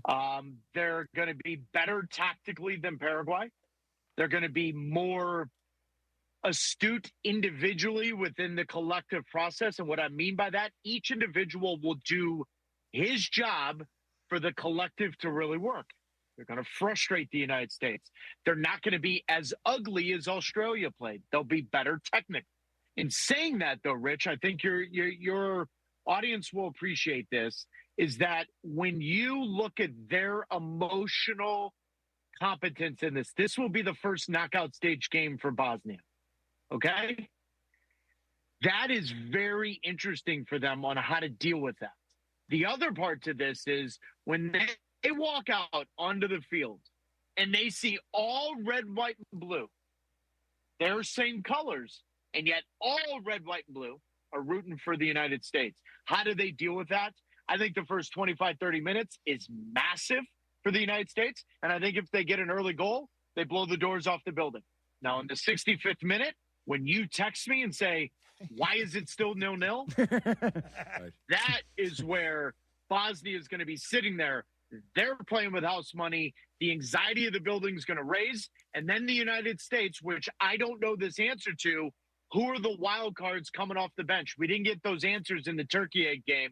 So now Pochettino, after the first 45 minutes, is massive for the United States. Absolutely huge. Well, I mean, again, you're saying France is going to handle Sweden easily in the second match of the day today, but it just seems, is there parity otherwise, like where anybody can beat anybody? I mean, right now, Norway's one up on Ivory Coast. We saw what we saw over the first 4 matches of the knockout round. It just does seem like, you know, what any given day in all these football stadiums, right? It feels like that. Yeah, yes, Rich. But I also think this sport has always lent itself to the occasional upset. Greece won the 2004 Euros. Mm-hmm. And guys, I don't think they scored more than 8 goals in the entire tournament. So you can win games 0-0 and go to penalties. That's how you can do this. Now, it's difficult to fully pull that off. And the history will tell us how many countries have won the World Cup, right? So eventually the cream rises to the top. Mm. But to your point about parity, the game is so much more global now. Diamande for Ivory Coast, not the Ivory Coast. Thanks for clarifying that, because I heard that 3 or 4 times today, and I was like, hang on a minute. Right. They're not the Buckeyes. That's right. But the point is number 11 for Ivory Coast, Diamande. He was playing high school soccer in the state of Florida 3 years ago. And now he's starting, and he's going to be worth more than $100 million either to Liverpool or PSG. So the game is more global in that sense. And that sounds ridiculous to say when it's been the number one sport for 100 years. I get that. But what I'm saying is the education of the player globally, it's not just Western Europe and Brazil, Argentina. You can find players. You can find diamonds in the rough, and these teams are doing it. Erling Haaland's he's averaging 1.5 goals every time he plays for Norway, he's averaging 2 goals a game in every competitive game. Norway hasn't been in the World Cup, if I'm not mistaken, since 94, if not 98. So, Rich, to your point, sure, absolutely, there's parity. But I don't think I'm coming on this show at the end of the World Cup finding a new country that has won the World Cup. I just don't believe that. Yeah, Cape Verde is not the UMBC of the World Cup, basically, is what you're saying. Forget it. There's no glass slipper. I don't know, but they could surprise. You heard no, Messi? they're not beating Messi. Messi in Argentina. Oh, dude, they're did all you hear gonna the be Messi asking for his autograph before kickoff. Yeah, you hear the Messi soundbite? He sounded like Lou Holtz before they took on Rice. Like, hey, don't overlook. Don't overlook. He said Cape Verde hasn't lost in the World Cup yet. Like, that was a good one. I found that one. Yeah. That was fun. He wants 9 goals after that game, so he wins the Golden Boot. Okay, so what do you think? Belgium, round of 16. You feel it? You like it?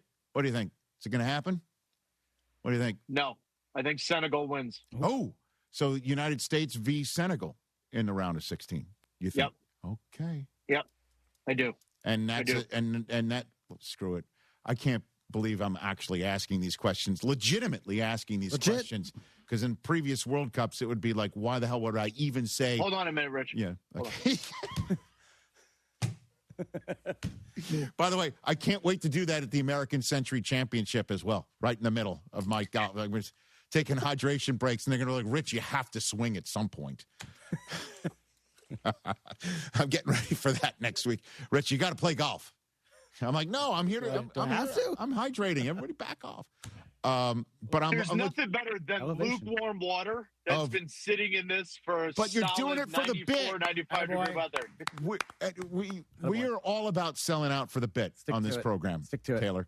But United States versus Senegal. Like we had Greg Berhalter here before the tournament started, and he's like legitimate chance of having the most successful tournament we can have as the United States is multiple knockout round wins. And it looks like it's possible. Yeah? No? Yes. Okay. Yeah. For me, that's absolutely 100% the truth. First off, it'd be the first tournament that men have ever done that. And quite honestly, the men have only won one knockout stage game since 1990, if not 1950. So absolutely. Now, you just need to take care of business. If you beat Bosnia in a similar type of fashion, not the scoreline, but fashion that you beat Paraguay in, momentum builds. And if you play Senegal or Belgium, now all of a sudden that home field in Seattle becomes that much greater. And so now there's belief within the group. And then you get to the quarterfinal and you're playing against Spain, where everyone in the world thinks you're losing that game. That is sometimes when Americans are at their best. Yeah. And that's a position you want to be in. At home, as the biggest underdog in World Cup history, Rich, I'll take that. But you got to win 2 games to get there, and they've got a big one tomorrow night. All right, brother. Thanks for the time, everybody. Taylor Twellman. Go. Well, I'm going to see. I'll see you next week in Tahoe, right? Yeah, absolutely. I got a urinal back here too. It's amazing. Well, I mean, by the way, cool. I just said that American Century Championship is where I'll see you next week. But that's the next location I'll be seeing you. So it's possible you and I are going to watch a game or two together, right? Yeah, you got to arrange that with my people. I'm very busy out there. Clearly, I understand that you'll. I'll be reading greens. I'll be jumping in the lake. Yeah, and I'll be hydrating. Ladies and gentlemen, Taylor Twellman, who doesn't ride a sedan. He's not a sedan guy. No way. No. So Winnebago. There's no question. If there's no third row, he's not getting in the vehicle. Taylor Twellman, everybody. Enjoy the match. Here goes Taylor. If there's no third row, I am not departing. He's trying to win the American Century. I'm aware of what he's trying to do. I'm aware that I'm like, hey, let's watch soccer. Right. Just for the let's watch World Cup. He's trying to win. He's locked in. Yeah, I got it. Yeah. If there's no third I'm the one. I'm the one who's looking for the icy hot. Yep. And red wine and a television. Let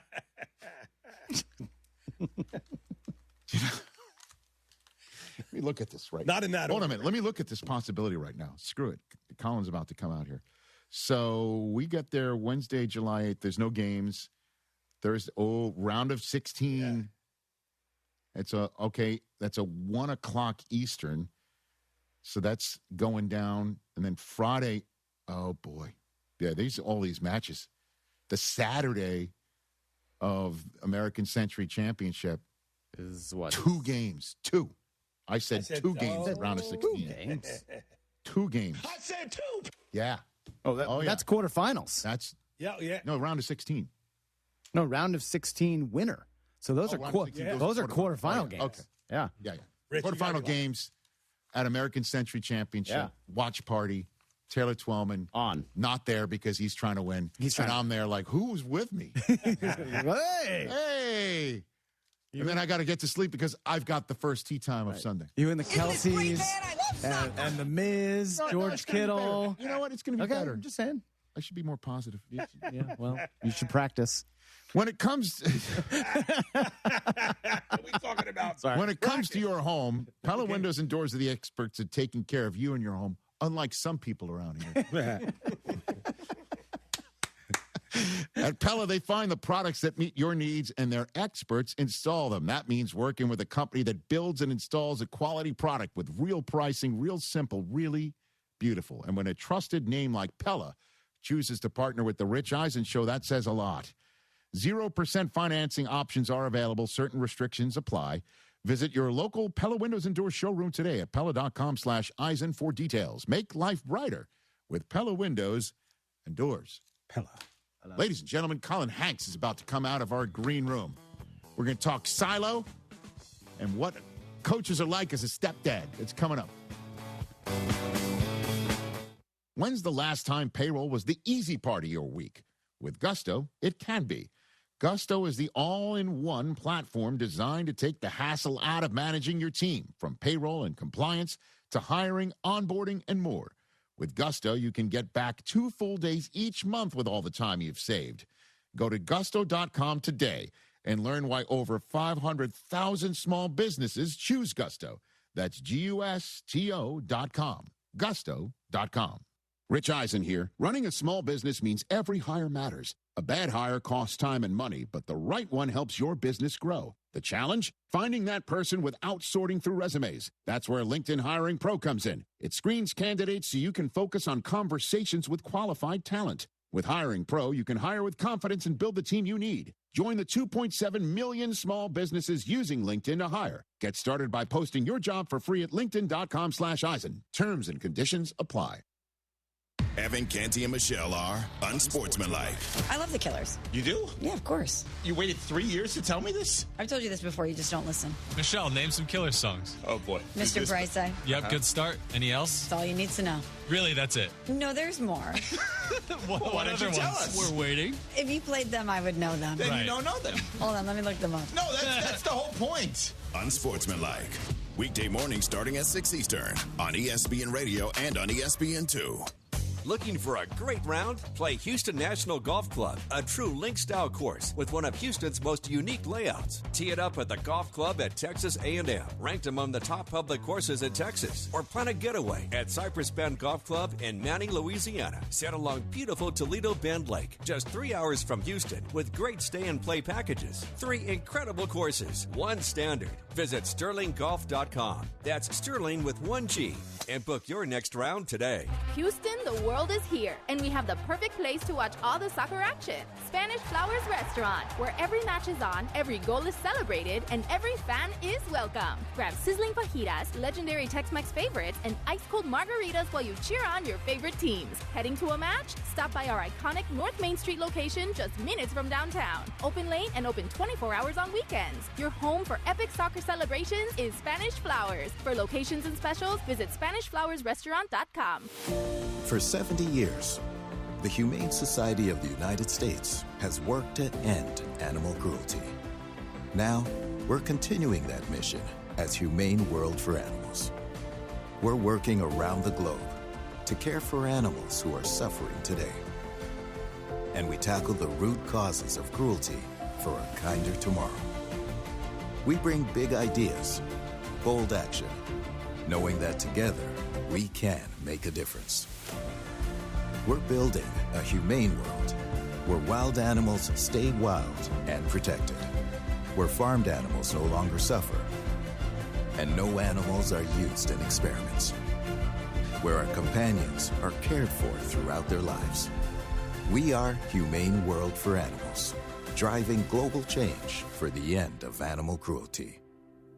Help make change for animals. Visit humaneworld.org. Jagging out of here, Brinkman Quality Roofing has been the most trusted name in Houston for 50 years for roof repairs, roof maintenance, and roof replacements on both homes and businesses. Brinkman workmanship is backed by the largest roofing manufacturers against leaks for up to 30 years. Brinkman has 100% financing available and free, no-obligation estimates. Brinkman Quality Roofing is the one to call at 281-480-ROOF. That's 281-480-ROOF, or go to brinkmanquality.com.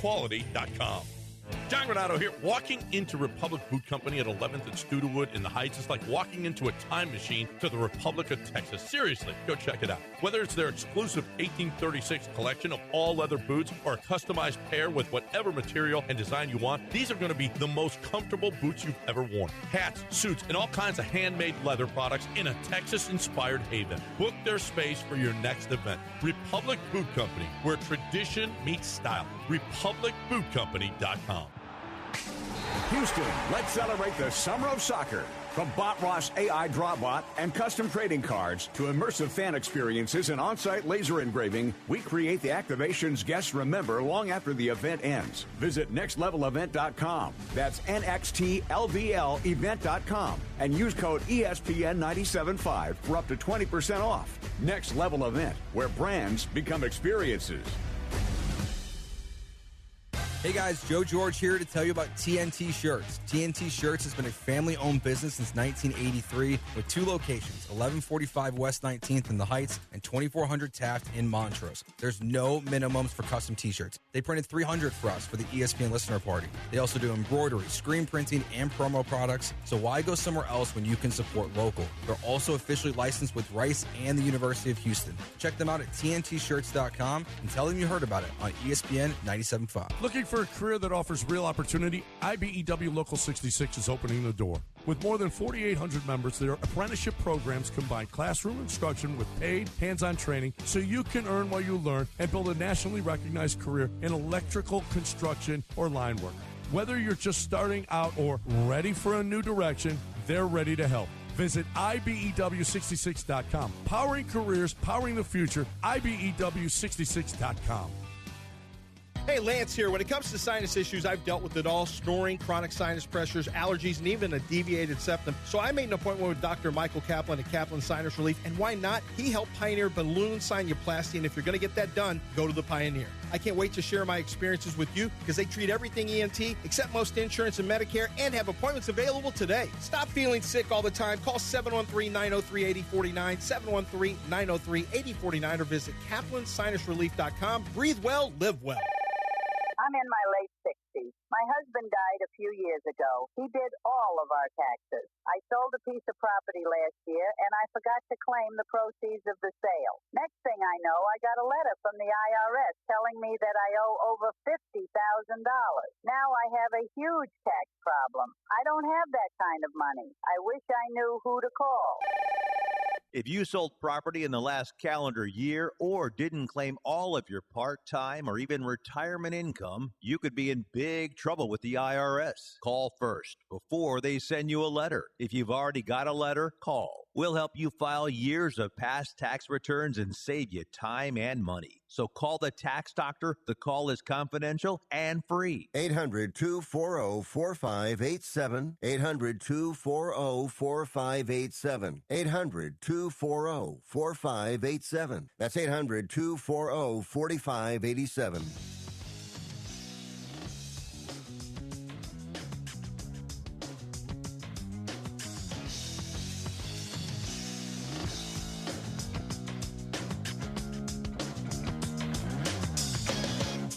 Check it out. Our radio audience has just returned. The man who puts the uncommon in a cast with common.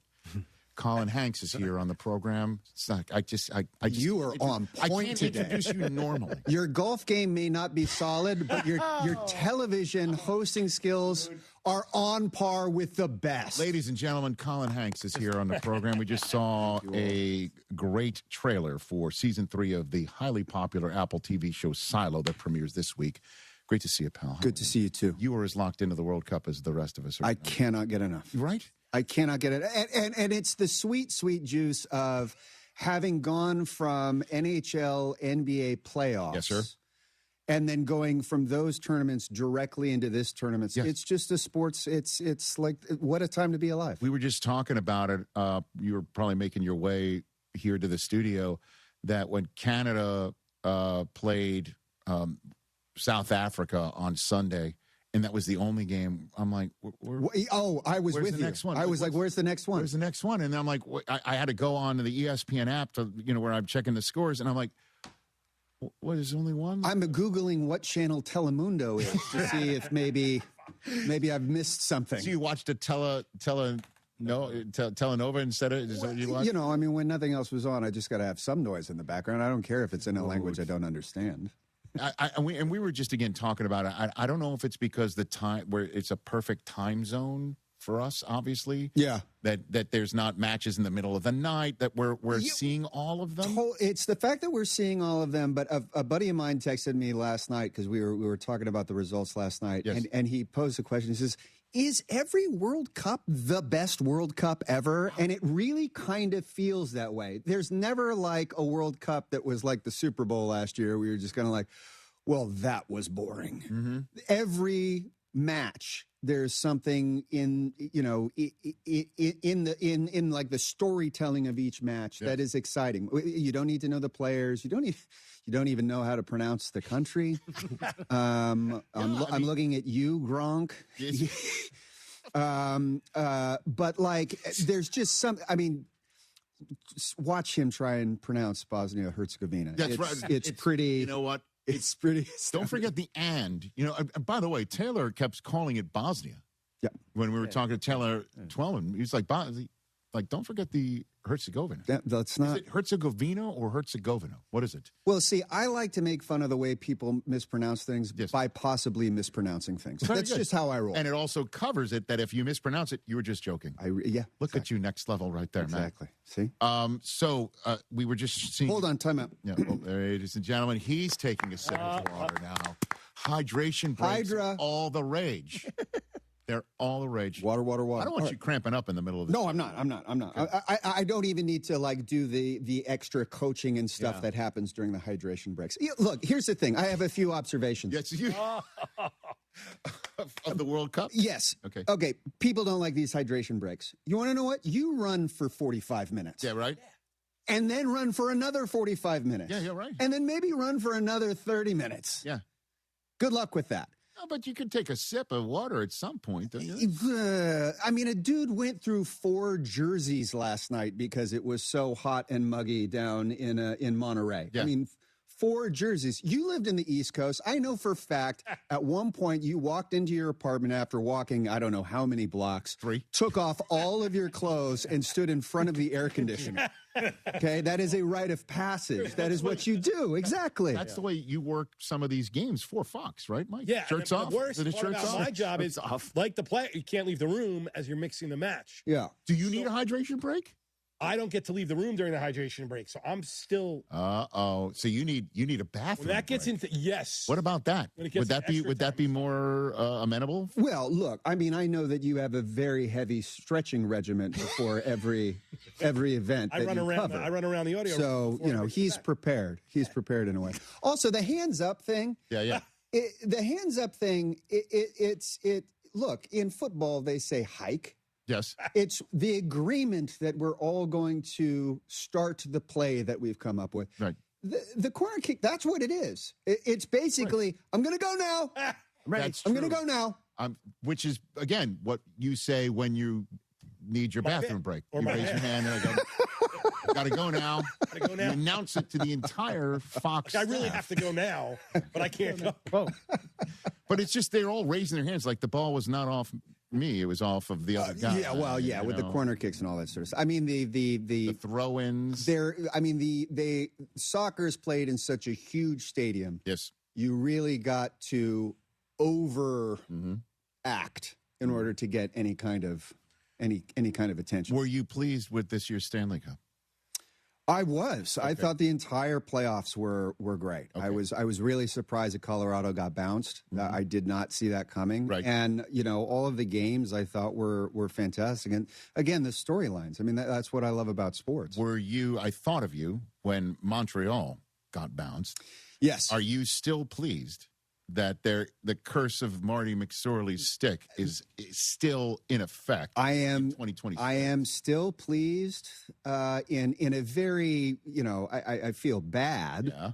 But there is something I just find so enticing about the fact that no Canadian team has won since 1990. Ever since they checked Marty McSorley's stick, exactly. They shouldn't have done it. Do you believe in this, really? I like to. It's fun. It's fun. It's fun. You know what I mean? Like deep down, it truly is. This is the curse. This is the curse, man. I want to make a documentary about it. So I know you do. So I've still got. I got another shot. Congrats on the John Candy. Thanks, man. Thank you very much. What a great documentary that was. Yeah. And looking back on it, like, what did you find in that documentary that you did not know and you were so excited that you threw in there? I think more than anything else, just the fact that John was exactly the kind of person that we all thought he was. Yes. He was a delight. He was a good person. He was a good human being. He cared for everyone, whether you owned the building or whether you just opened the door to the building. Right. He treated everybody the same. And the more and more stories I heard from people, the more and more that was just reinforced. And, honestly, I just related to him so much more. Not only as a human being, but also as an actor. The fact that he was truly a performer. He wasn't just a comedian. Right. He was a performer. And even in the broadest of movies, even in films like The Great Outdoors, he was still able to inject humanity and inject a little bit of his own history and his own human experience into those roles. Did you interview your dad for it? I did, yeah. You did? Yeah. Easiest one I did. Is that the first time you've ever? First time I had done that. Yeah. It was the easiest one to do because I didn't really care if I made him uncomfortable. Had you already heard the stories though, or did you? No, I was not prepared for a lot of the stuff that he had spoken to. You sort of go into every interview and you sort of have a broad sort of framework of what you hope the interview subject will speak on. Yes. But I wasn't really sure exactly what kind of stories he was going to tell. Did you do all the interviews? I did all that I could. There were some that I was unavailable for. Steve Martin?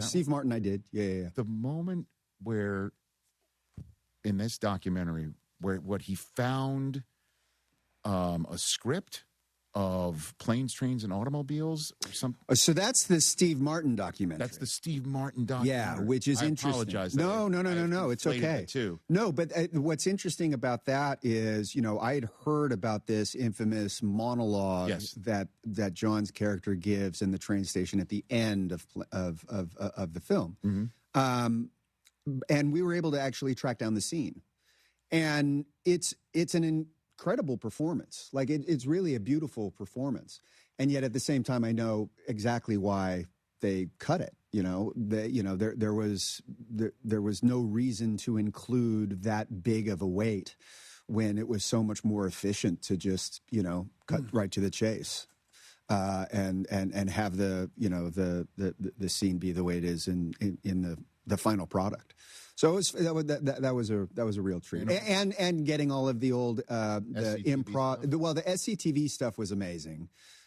Just discovering a bunch of stuff that I had not seen. Like what? I had not seen the Yellow Belly sketch, where John Candy shoots a kid in the back. But we also tracked down some improv that John did with Catherine O'Hara during Home Alone. Which was pretty incredible as well. Which a little bit of that made the final cut of our movie. And it's called John Candy, I Like Me, available now for streaming on Prime Video. I hope you get all the nominations and awards that you deserve for this. I know this is a labor of love for you. You've been on this Long time. caper for quite some time. Speaking of capers that you've been on for a while, you've been on this show, for 11 years. And you're old show. one of our, in the old show as well. Yeah. So, but this came out of like nowhere the first time you came on. A tradition in your household of watching NFL games or who knows, even CFL games with your dad? I'm sure. Yeah, there's probably been. Well, you told a story about going to a CFL game with Martin Short, right? Yes. Okay. Yeah, a Grey Cup match. Yeah. This is Regina, Saskatchewan. Ladies and gentlemen. So what's the genesis? Go for it. Tell the genesis of this is I was sitting around one day with my dad. We were watching a football game. And my dad took one look at the head coach. I believe the head coach was Charlie Weiss was the first one. So he was it was a college game. Notre Dame. Yeah. And he said, I wonder what he's like as a stepdad. And then we sort of ripped on that for a bit. And then there was another game that we watched not too long after that. And Tom Coughlin came on. Oh, boy. And then the tradition was born. And now you've brought it here to this program. And I brought it to this program. I try to bring it every single time I'm here. I want to just say it brings me so much joy that we have this. And I have gratitude every time you ask, because it really is truly fun to be part of a tradition here at the Rich Eisen. Actually, and it's funny, yesterday I just texted you. I'm like, do you want to run it back? And you then texted me a GIF of tradition from Fiddler on the Roof. Yes, of course. And I had no idea there was any Fiddler on the Roof, gifts out there at all. Gifts for everything. Topol gifts. Topol. Words I've never said before. All right. Zero Mostel. All right. So we've got 6 individuals. Yes. That we were wondering who they are like as a stepdad. Yes. Colin Hanks. First up is the head coach, the irascible and sometimes very,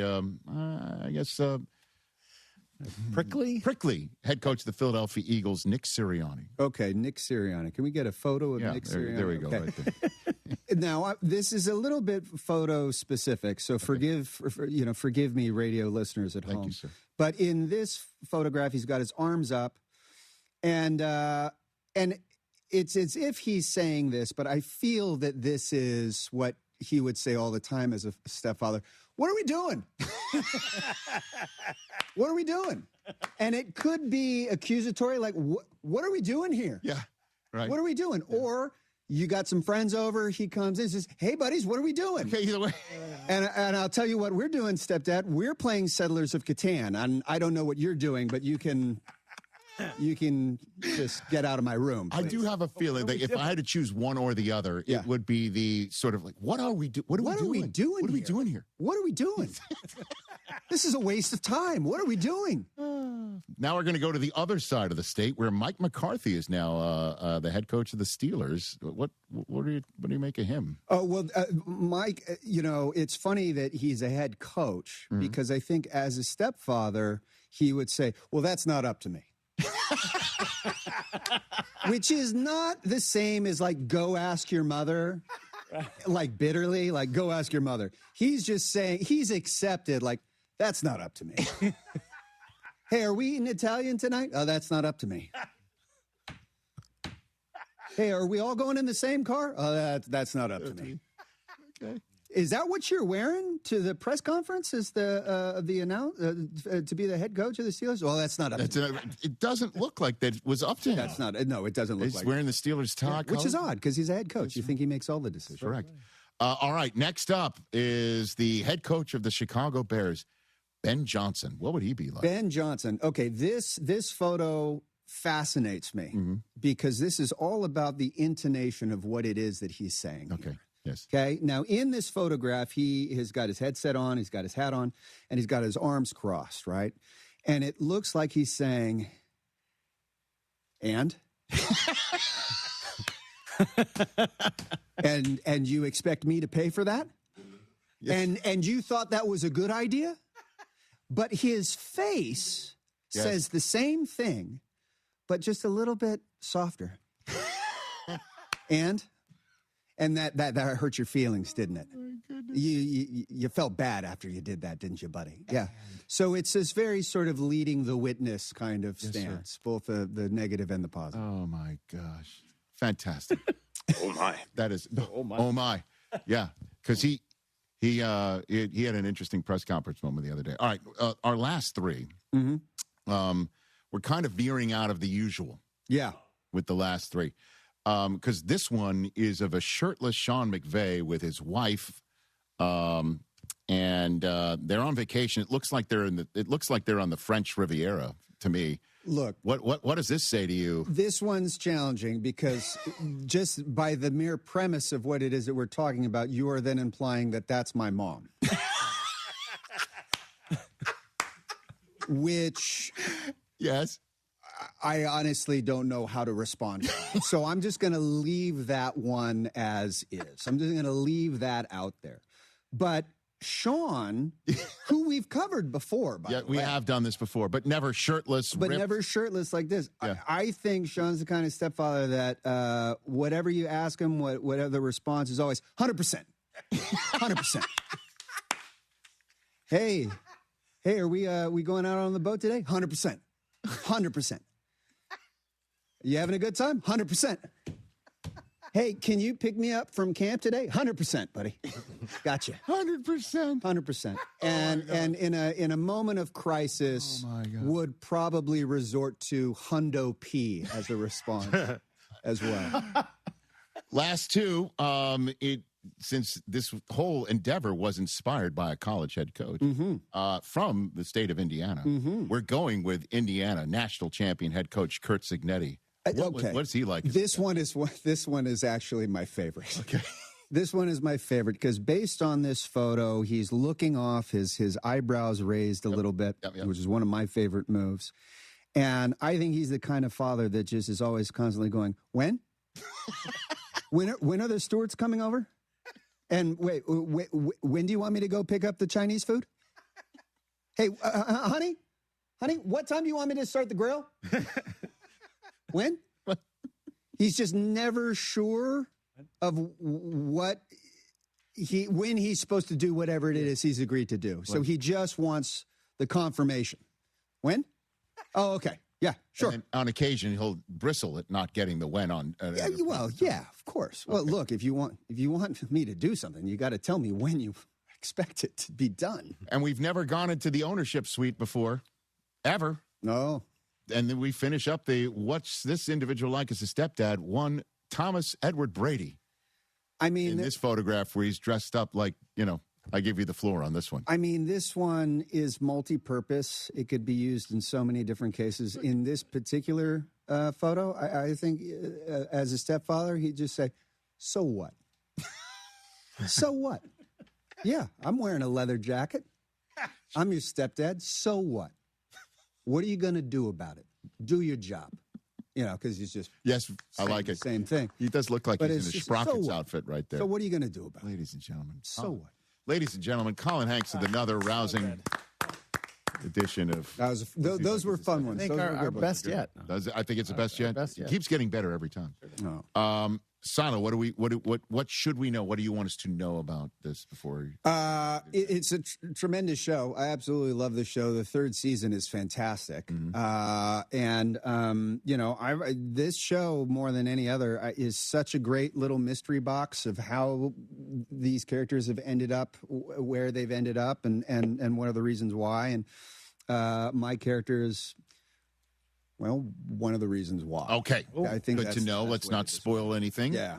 And it premieres this week, Friday, July 3rd on Apple TV. John Candy, I Like Me is a must-watch doc, available now for streaming on Prime Video.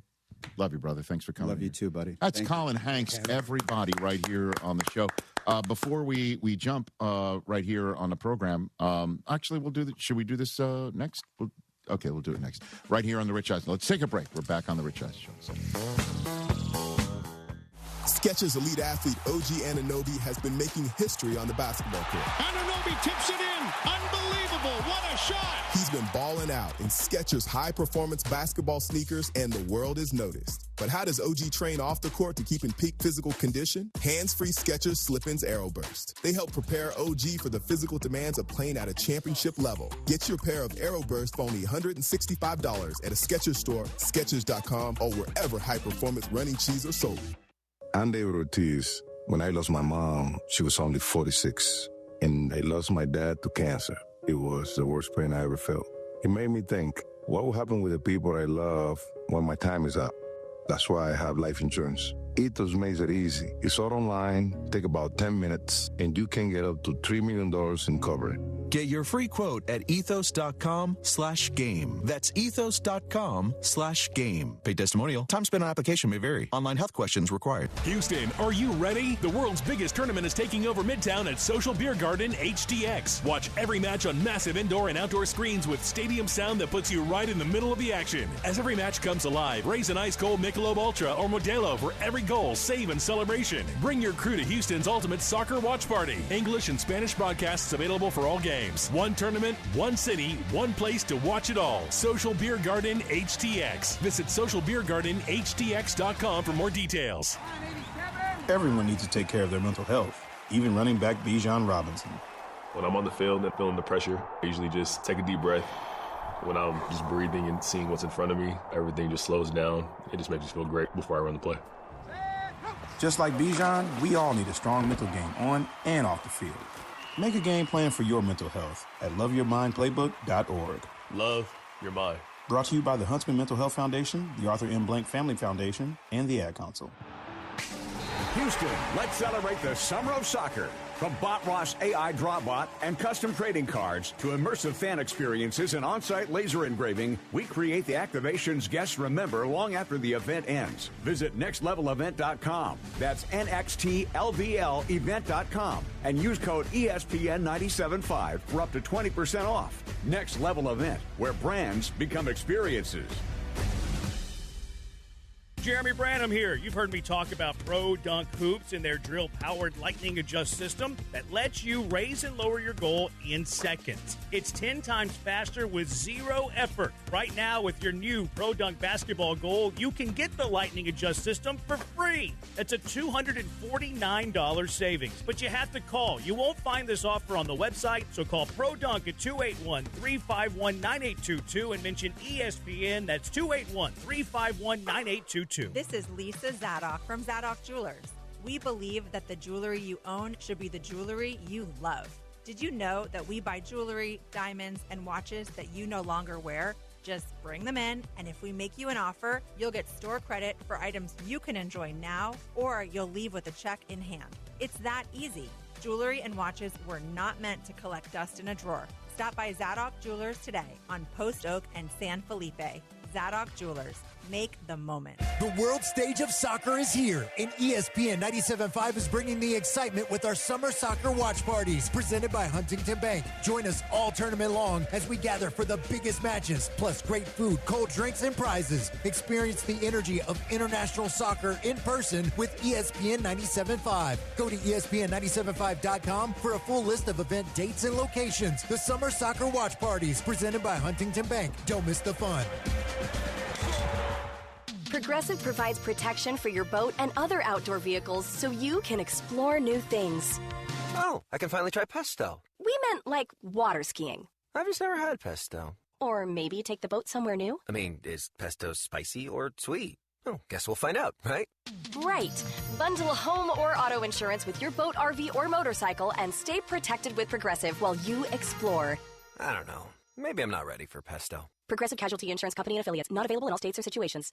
When it comes to your yard, reliability matters. Shop with confidence at the Home Depot and get 4th of July savings on Ryobi, the #1 cordless outdoor power brand. It's time to choose your power. Both the Ryobi 18-volt and 40-volt self-propelled mower kits are on special buy for an even lower price of $429 each, was $479.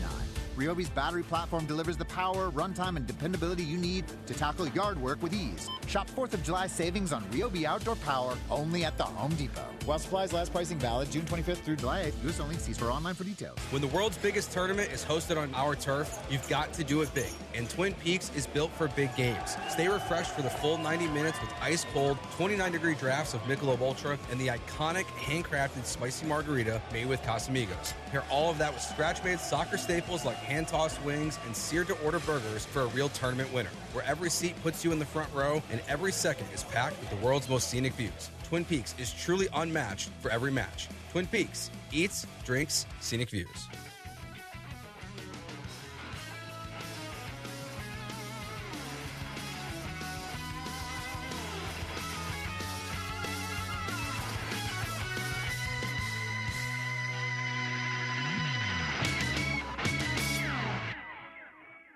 For sure. Running a small business means every hire matters. A bad hire costs time and money, but the right one helps your business grow. The challenge is finding that person without sorting through resumes, and that's where LinkedIn Hiring Pro comes in. It screens candidates so you can focus on conversations with qualified talent. With Hiring Pro, you can hire with confidence and build the team you need. Join the 2.7 million small businesses using LinkedIn to hire. Get started by posting your job for free at linkedin.com/Eisen. Terms and conditions apply. Carl from Die Hard just scored in Dallas, I believe. Erling Haaland says, I have a left foot. Ho, ho, ho. Unfortunately, listen, when I'm as I explained to you, I'm loving this World Cup. I'm not a soccer expert, football expert. But if Erling Haaland is on the field and somebody else has the ball, don't send 3 defenders to that somebody else, leaving Haaland by himself in front of your keeper, because he just tapped it with his left literally foot. just like okay, great. And that came in like what, the 89th minute or something? 86. It was late. Okay, late in full time. So 7 Ivory minutes of Coast extra, furiously trying to get the equalizer. 7 minutes of extra time, and there's a bunch of extra time. LeBron has responded to the Lakers note from Jeannie Buss. Saying thank you to LeBron. He wrote, "No, thank you. Truly an honor to wear and he uses the heart symbols of purple and gold while trying to continue the greatness and legacies that came before me. Hope I made a few proud during my stint." Good thing there was a comma there. Okay. Where's it? Listen. What is it that? Well, if it was just no, thank you, it would have been like. I know that. He was mad. You're right. I know. The comma was important. A heavy lift from the comma right there. So, it's over. Okay, all After good. He's 8 moving years, on, yeah. Now, where is he going to go? And the whole idea of maybe playing with Steph Curry before he retires. Warriors, big favorites. Well, we cut the sound. What podcast was this on? Mind the Game. Oh, yeah, his pod with Steve Nash and Steph Curry, a guest and a subject matter. Bro, I'm telling you, it's one of the best experiences. Like, it was everything. People ask me all the time, like, finally got an opportunity to play with Steph. Like, what was it? It's like everything and more. Like, it was perfect. First person I text. Exactly. I was about to say that moment. The first person I text when I was trying to assemble the team, whatever. It's first person I text. I said, bro. He said, good willing. Injuries. I'm good injury-wise. That's the plan. I said, say no more. Mm-hmm. Say no more. All right. So if he wants to just do professionally what they did Olympically, it's there. Yeah, Ramona Shelburne just tweeting, LeBron James and or his reps will talk to a few teams once free agency opens in a couple hours. No rush to make a decision. I think we've got a new decision. We'll talk about it on Wednesday's show, that's for sure. This is a special notice to U.S. taxpayers owing $10,000 or more to the IRS. Tax Relief Advocates is urgently notifying taxpayers that tax relief initiatives are now available that may significantly reduce or eliminate what you owe. If you're afraid of an IRS lien, levy, or wage garnishment, don't lose hope. You can now take advantage of these current relief programs to end all collections, reduce the amount you owe, and resolve your tax problem. Even if you have years of unfiled tax returns or are already in a payment plan, you may still qualify for significant relief. Struggling taxpayers can now get relief they need during these hard economic times. A hotline has been established by tax relief advocates for you to call and see what you qualify for. They are A-plus rated with the BBB and have over 1,000 5-star reviews. Don't wait. Call 800-575-9087. 800-575-9087. That's 800-575-9087 or simply visit TRA.com. John Granado here with Robin Orlando from Houston Powder Coaters. Man, oh man, oh man, you guys are bigger and better than ever. You guys are doing something with AI now. Oh my goodness. Love it or hate it, AI is here, and we are fully embracing it. So we have all of these massive data centers coming into Texas, and Houston Powder Coaters is doing all of the framework. So you come out, you will see these massive frames, and they're all for these AI centers, these data centers. They have to be perfect.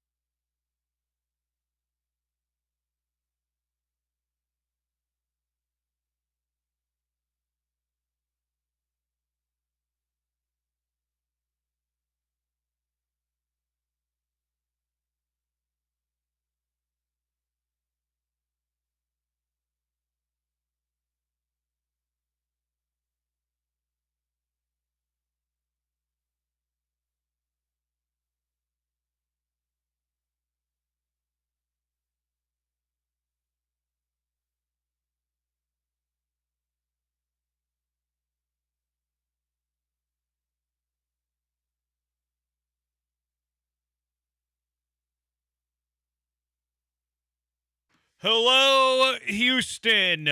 He's Joe. I'm Jeremy. We're Jeremy and Joe. Mapes behind the glass today. No Brian today. He's not here. Why is Brian not here? Wrong answers only. 713-780-3776. A lot has already happened in the world of sport. We've seen one World Cup match. Haaland again doing his thing. He's awesome. He's very good. Superstars on the move in the NBA. A lot of them. Kawhi's going back to Toronto. That's interesting. Where will LeBron go? Decision 2.0, because he's breaking up with the Lakers. He's breaking up with the Lakers before the Lakers break up with him. Yeah, that's a very LeBron thing to do. Any chance we get the announcement on TV tonight? You think he does it tonight? No. I think he's going to wait. Or, I guess I should have said on TV when he decides. Okay. I think it happens in the next day or two. I just don't think it's going to be the first move of free agency. Because he's going to want to see what other teams do first. Yeah, it'll be interesting. There'll be a lot of options. We'll kick that around a little bit later. Should Houston be one of those options for LeBron James? It is also funny the Lakers have committed to Bronny James for another year, guaranteed his salary. Yeah. Which is funny. I don't know if it mattered. But we'll get to that later. Maybe some Rocket stuff. NBA free agency does start in 2 hours, too. And usually NBA free agency hits you like a pound of bricks. Yeah. So we'll probably have a lot of information in that final hour of the show. Yeah, and hopefully the Rockets will do some fun things. Yeah, hopefully they do some smart things. I want them to be smart this offseason. Not your best work. What do you mean? I just want them to be smart. Not your worst. I want them to have a smart offseason. Capital S smart? Yeah. Yeah. Last season they weren't so smart. This season I want them to be a little smarter. Be a little smarter. Yeah. They could add some smart. I don't think that's too much to ask of Rafael Stone. No, just be smart. Yeah. Get smart. Yeah. Get smart. Just want to be a little Be smart. smart. Yeah. So we'll get to that a little bit later. We do have a sweat of the day. We didn't start off very well yesterday. We lost both of our bets yesterday. So we're down 2 units. We're up 1.3 units on the year. We are on France. We want the French to do things today. We do. We want them to score at least 2.5 goals. Yes, we do. Which the 2 goals I'm not worried about. It's that half goal that really makes me nervous. But minus 111 France over 2.5 goals. And then we're also on the French to win by 1.5 goals. Okay. At minus 120. So go France. So a 3-1 game? We need Mbappe to score a bunch of goals. Yeah. I mean, the more the merrier. Yeah, the star's got to show out in this moment. He's awesome. Mbappe! And all of these round of 32 games have been tight. They've been excellent so far. Last night was so much fun. It was a lot of fun. It was 2 great games back and forth. Today's game was fun. So far, tournament, A+. Yeah, it's been very good. World Cup. It's awesome. Once every 4 years. We'll get to the World Cup a little bit later. Get to the Rockets, NBA free agency a little bit later. But the Astros lost a baseball game yesterday. They were bereft of runs until the 9th inning. When they scored 3 of them, they pulled within a run. They're also bereft of their shortstop. They're bereft of getting challenges called in time. Where do you want to start? There's so many storylines of this game. Really, 2, I think. I think the end is probably the most important. What'd you think? There's 2 ways that I view this. The first one is that I hate the rule. I hate the rule that what Christian Walker got dinged on for the challenge is even a thing. It shouldn't exist. So what do you mean? It should just be ABS full-time. Okay. But by the letter of the rule, I think the umpire made the right decision, unfortunately, where he looked in the dugout, even if there's no communication, which we can't tell from that camera angle. By the letter of the law, he can't challenge it there. I think it sucks. I don't think it should be an issue, but that's what the rule says. So I feel like they got it right. I just don't like that they did. Yeah, he can't look in the dugout. I think the umpire, officiated it properly as well. With the letter of the law, you can't look in the dugout. Just get the call right. Just get the call right. That would help. Don't miss the strike call. No, it was 100%. actually the Bill missed the ball call. He called it strike 3. Also, I don't really know what Christian Walker was doing. In my mind, Christian Walker thought it was ball 4. He knew it was ball 4. He was surprised when he heard strike 3. And I think it was one of those oh my gosh, he just called that. Look in the dugout. His teammates can you believe he called that? But hey,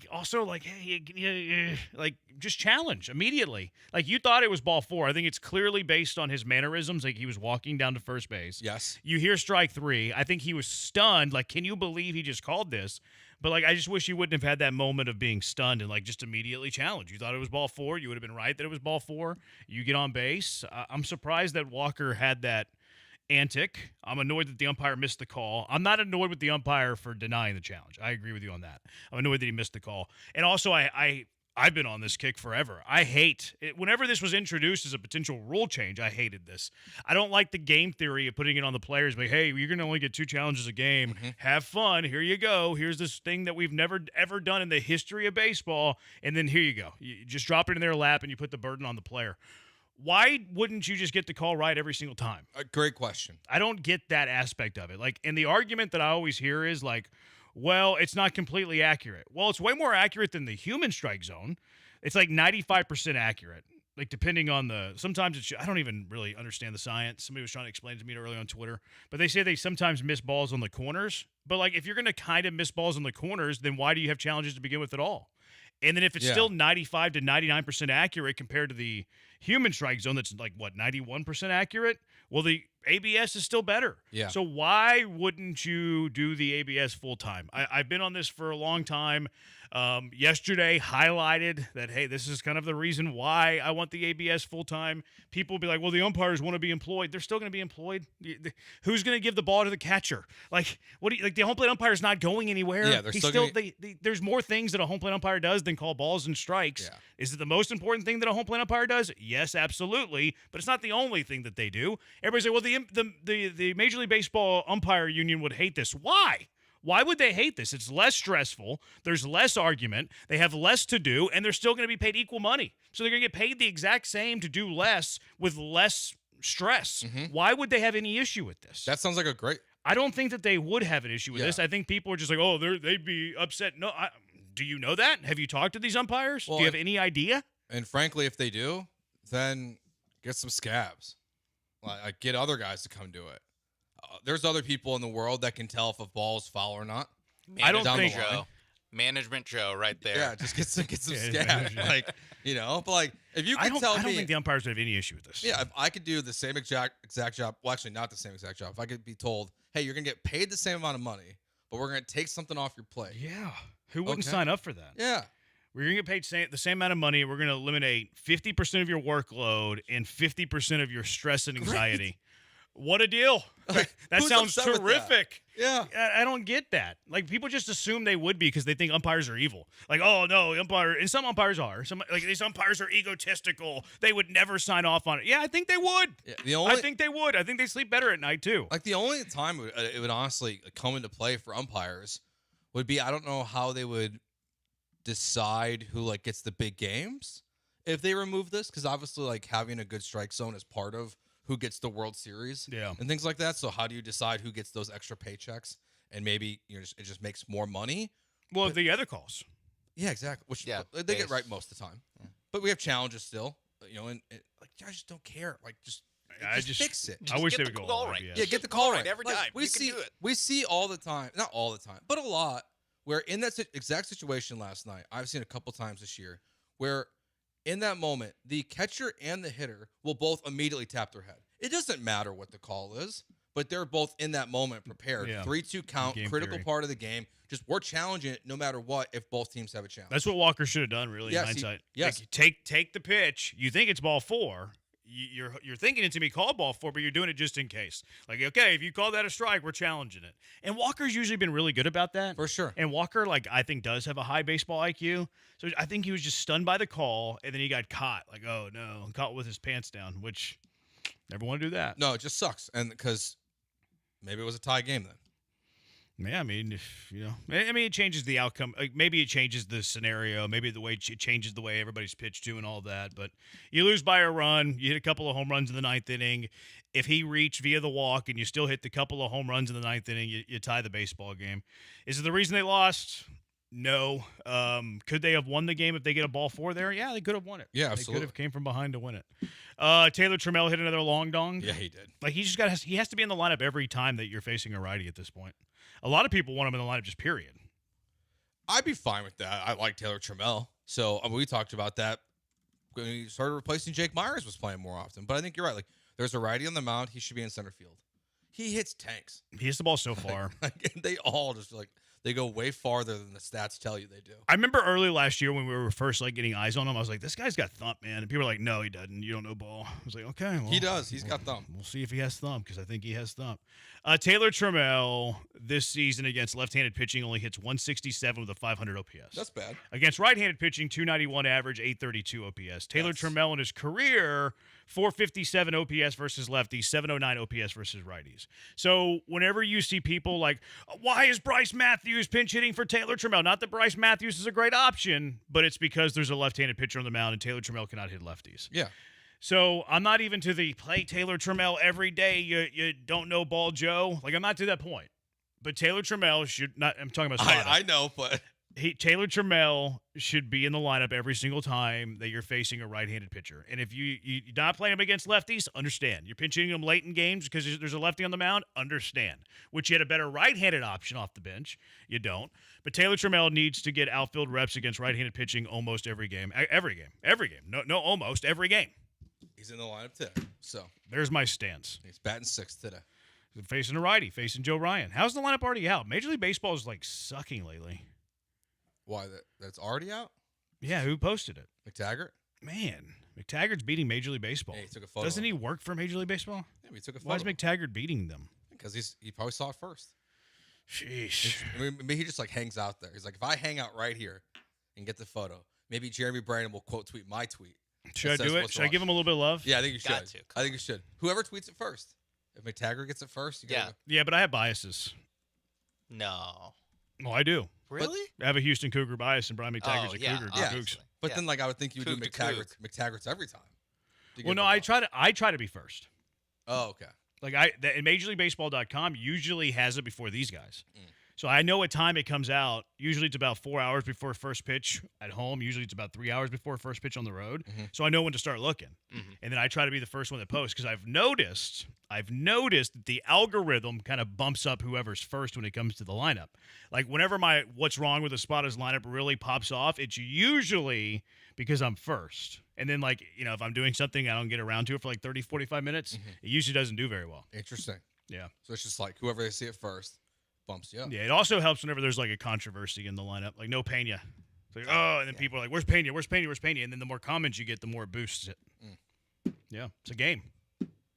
I'm trying to see if there's any controversy today in the lineup. There's not really. Should I put "Where's Pena"? Yes, you should. Okay, I will. Why is Pena not playing? Get back in there, you bum. People are going to be like, he's landed on the eye. This is what's going to happen. Can I predict what's going to happen? Yeah. This is my new thing. It's so obvious. My new thing is whenever I like to just I'm really getting a kick out of just posting obvious jokes and obvious sarcasm, and then just like not putting the /s and let everybody like I did it today with LeBron. I said, LeBron, welcome to Houston, and people are like, why would they want that cancer? Ime hates him. I'm like, yeah. Yeah, I mean, he's a great player. Replies are replies, you know? That's right. That's the algorithm, baby. They're all created equal, you know? Yeah. So, yeah. Getting people's blood pressure up here at 3:13 in the afternoon. But, I mean, he's not really even saying anything. I'm like, just LeBron, welcome to Houston. You might want and people lose their mind. You might want to follow it up with, when are they trading for Bronny? Just to see people get upset at that one, too. Yeah. Yeah, he doesn't really – I don't think he moves the needle, Bronny. You don't think so? Nah. Would you trade a first for Bronny? No. Tweet that. I can't stand Bronny. I know. I think Bronny's not an NBA player. I don't think he is either. Huge Nepo baby. Oh, Look, Bronny James is not worthy of an NBA roster spot. Bronny James might be one of the biggest Nepo babies of all time. Yeah. Like, I don't even know who'd be second. I mean, probably in the business world. There's yeah, sports world. I mean, you see it in baseball a lot back in the day when they had like they back in the baseball draft though, like the draft ended whenever everybody was like tired of drafting. Yeah. Like there was no limit back in the day to the Major League Baseball draft. Like everybody finally taps out. Okay, we'll call it a day. So you saw dudes drafted all the time for favors. Like, oh, hey, that's the scout's son. We're gonna draft that guy in the 72nd round. It still happened not that long ago. Well, the rounds are only 20 rounds now. Yeah, but before that, I mean, I guess JC Correa had a good runway a little bit. JC Correa, coached by Will Davis. I didn't know that. Yeah. I think the Astros drafted the Bregman brother, too. Really? I thought I saw I didn't know Bregman had a brother. No. Yeah. Are you confusing Bregman with Michael Papariski, the catcher they traded from Mauricio Dubon? Because No, they were like LSU brothers. No. I'm looking at a video right here. Bregman has a brother? Yeah, it says Alex Bregman reacts to Astros drafting his brother AJ.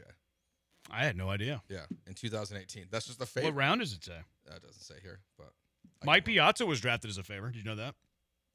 I knew who was drafted super late. Mike Piazza was drafted as a favor. I can't remember the story. It might have been like Lasorda's godson or something like that. Like it was really like I can't remember exactly the story, but Mike Piazza was drafted 100% as a favor. It was super late in the draft, like 40th round, something like that. Those were the days, man. And he turned out to be one of the greatest offensive catchers in the history of the game. Could you imagine being able to at a bar being like, "Yeah, I was drafted by the Pirates." Yeah. Didn't work out, but didn't have a spot for me. But it says I was drafted. They drafted Correa and Bregman in 2018. That's funny. In the 33rd and 35th round. So it was still super late. Yeah. Yeah. I don't know. It doesn't say what round Piazza was drafted, but it says that Piazza was drafted by the Dodgers as a favor from Tommy Lasorda to Mike Piazza's father. It doesn't say the relationship though, like how they were friends. But there you go. The more you know with Jeremy and Joe. 62nd round for Mike Piazza. It's good value. Mike Piazza. Is that the greatest Major League Baseball draft pick of all time? That's probably the greatest draft pick period of all time. 62nd round. He got drafted 55 rounds after Tom Brady got drafted. Imagine that. You get drafted for the favor of a manager's friend. Yeah. And he turns out to be one of the greatest offensive catchers of all time. Yeah, that's the best 62nd round. Just from like one, I'm sorry to simplify it in this way, one Italian guy being like, I know that guy. He's great. Just an Italian favor led to a Hall of Famer. He's the only Hall of Famer in that draft. That's crazy. Yeah, that's 61 rounds of bums. Jim Abbott was drafted in that draft. He was the 8th pick. So that class produced as many Hall of Famers as Jim Abbott has arms. 2. 1. Abbott's got one arm. I didn't know that. You remember Abbott pitching? No. Abbott, he had like a nub. So he would put the glove on the nub. I think it was a lefty. And then he would throw the pitch. And as soon as he threw the pitch, he would slide his hand into the glove. I didn't know that. You never knew that? No. Oh, look it up. Look at the it's crazy to watch. My previous co-host thought he hit a home run in a big league game. I was like, I don't think so. That'd be crazy. I was like, I don't think that he did. That'd be the greatest. I looked it up. He didn't. But I think he might have in minor league baseball. That would have been the greatest athletic feat of all time. Yeah. If he would have hit. If he would have hit. He did have 2 of those, so that's good. 713-780-3776. Dad joke of the day. This is great. You're feeling it. Ever since the dad joke, we gave him like the green light to do more dad jokes, and we kind of opened Pandora's box in a way that makes. He saw the first basket go in. He's shooting. 713-780-3776. This is absurd. Were you watching Jim Abbott do it? You didn't know who Jim Abbott was? I can't believe you didn't see that. Jim Abbott, he's a little bit. I mean, but you're younger than Joe. Yeah. Or at least the same age. I'm younger. He's younger. I mean, Abbott is pretty old. But yeah, I'm surprised you've never seen Jim Abbott. No-hitter? Jim Abbott was a good pitcher. He was maybe an all-star once upon a time. He was he had a legit career. Yeah. Yeah, he was pretty good. I mean, he was the 8th pick of the draft. Wait, did he have one arm when he was the 8th pick? I don't remember when. I don't think it. His baseball reference is hilarious. I don't think that he had. I don't think he had an arm. I think it was like a lifelong thing, but I don't know for sure. Maybe like in childhood. I was watching. I was on TikTok last night, and I was watching Matt Rife do his stand-up, and a lot of times he just like kind of improvises with the crowd. And he saw a guy in the front row that only had one arm. He's like, "How'd you lose the arm?" He's like, I had a bear attack me." A bear? A bear. He said a bear got his arm when he was like 13 years old. But anyways, Jim Abbott's baseball reference is hilarious. It says that he bats left-handed, throws left-handed, and then it has something that I've never seen for another player. It says Fields, and it says left as well. That's them being like he was one-handed without saying he was one-handed. You never see that with anybody else. Yeah, and they're trying to put it in there. According to Wikipedia, he was born without his right hand. Oh, born, okay. Yeah. Yeah, he was never an all-star, but he did finish 3rd in Cy Young one year. I mean, he was legit. I mean, he had 87 career wins, 263 games. 4.25 ERA. Yeah, he had some years too, especially early in his career. Yeah, he was a legit pitcher. How many career hits do you think he had? Maybe. I mean, he pitched in the American League for most of his career, right? Brewers in '99 is last. So did he get a hit at all? I got 2 hits here. It's pretty solid. 2 for 24. I wonder. Imagine being the pitcher that gave up a hit to Jim. One's John Lieber because I just watched a video. What would the hit look like?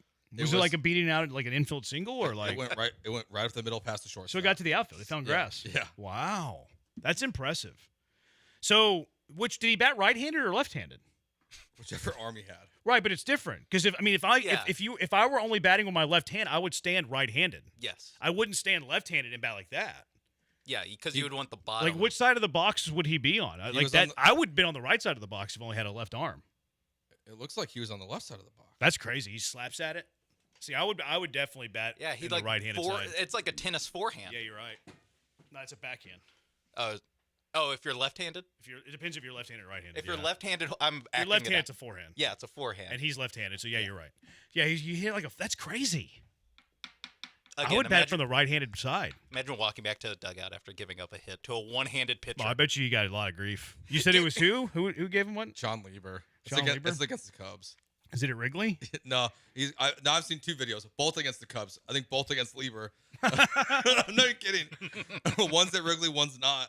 And they were both from the left-handed side of the plate. Yeah, and his first hit was an RBI single. Yeah, I was gonna say he has stud, man. He has 3 RBI. What a stud! Greatest athlete of all time. He wasn't born with an arm. He was the 8th pick of the Major League Baseball draft. He was only born with one arm. Yeah, he's only born. What did I say? He wasn't born with an arm. That's accurate. That's true. Yeah, I guess that's true. He was down one arm. He gave an arm to the field, and he was still drafted number 8. So imagine how great he was in high school. I wonder if he was a two-way player. I wonder if he played other sports. He's one of my most fast. He's a unicorn. Yeah, there's a one-handed there was a one-handed high school basketball player. Yeah, I think he went to Memphis for a little bit. D1 college. Yeah, there was. He didn't really play though. Yeah, I watched him play. That guy was a good athlete. He was at a game that I was at actually. I think he was on a visit to Memphis, and he was sitting something courtside. Emmanuel or something, or Emmanuel something. Like Hansel, maybe Hansel Emmanuel. That sounds right. Yeah, I remember watching highlights of him. He was a legit athlete though. Yeah, that guy was a freak athlete. He just. Yeah, he didn't have much of a jump shot. Force him to the right. Yeah. I mean, that's on the scouting report. That would be on the scouting report. Yeah, you're right. 713-780-3776. So more about this baseball game as we get back. This is an ADHD show. We had Sean. Yeah, we'll talk about the pitching. I feel like this is my bad influence. Cam had a double dong. Yeah, he did. Pool power too. He had 2 home runs from the right-handed side of the plate. Yeah, he smoked those things yesterday. He's a good hitter. Man, when he gets a hold of him, Jeremy, what do? They go a long way. A long way. Yeah. He's got a bunch of talent. We know that with him. It's just a matter of putting together all that talent. Yeah, and just finding that consistency. Junkie says if you go full ABS, honestly, what's the point of having an umpire stand there just to hand the catcher a new ball? You could have a ball boy whose only job is to are you brand new to baseball? Yeah. Do you not realize what a home plate umpire does? He has to brush off the plate. He has to go out to the mound to break up the meeting. Yeah. Or if there's a play at the plate. If there's a play at the plate, he has to call him safe or out. Yeah, like there's... He's got the third base line and the first base line up to the front of the bag. Game 7 of the World Series last year had a bang-bang play at the plate. There has to be someone standing Batter's there to interference, catcher's interference. Like, what do you... Like, there's more than just balls and strikes, guys, for home plate umpires. Well, they got things to do. Sheesh. He wants to replace the home plate umpire if they go full ABS with a bat boy. Do people think when they say robo umps, they Some people do. Like literally? I think, yeah. Some people like do. The robot from the Jetsons standing behind there? Some people do. People are sitting there, Nepo babies. Giannis and Thanasis, or whatever his name is. Thanasis. That's his brother, though. Does that count as Nepo? I think it does. I think so, too. Yeah, it qualifies. Ryan Ripken. Ryan Ripken was a legit big leaguer, though. Or no, that was Billy Ripken. Billy Ripken was a legit big leaguer. I don't know anything about Ryan Ripken, actually.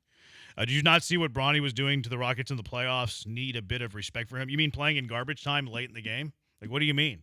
He playing 2 minutes at the end of the second quarter? Made it 3. That guy belongs in the G League. Junkie says he was Lasorda's godson. Okay, so I was right.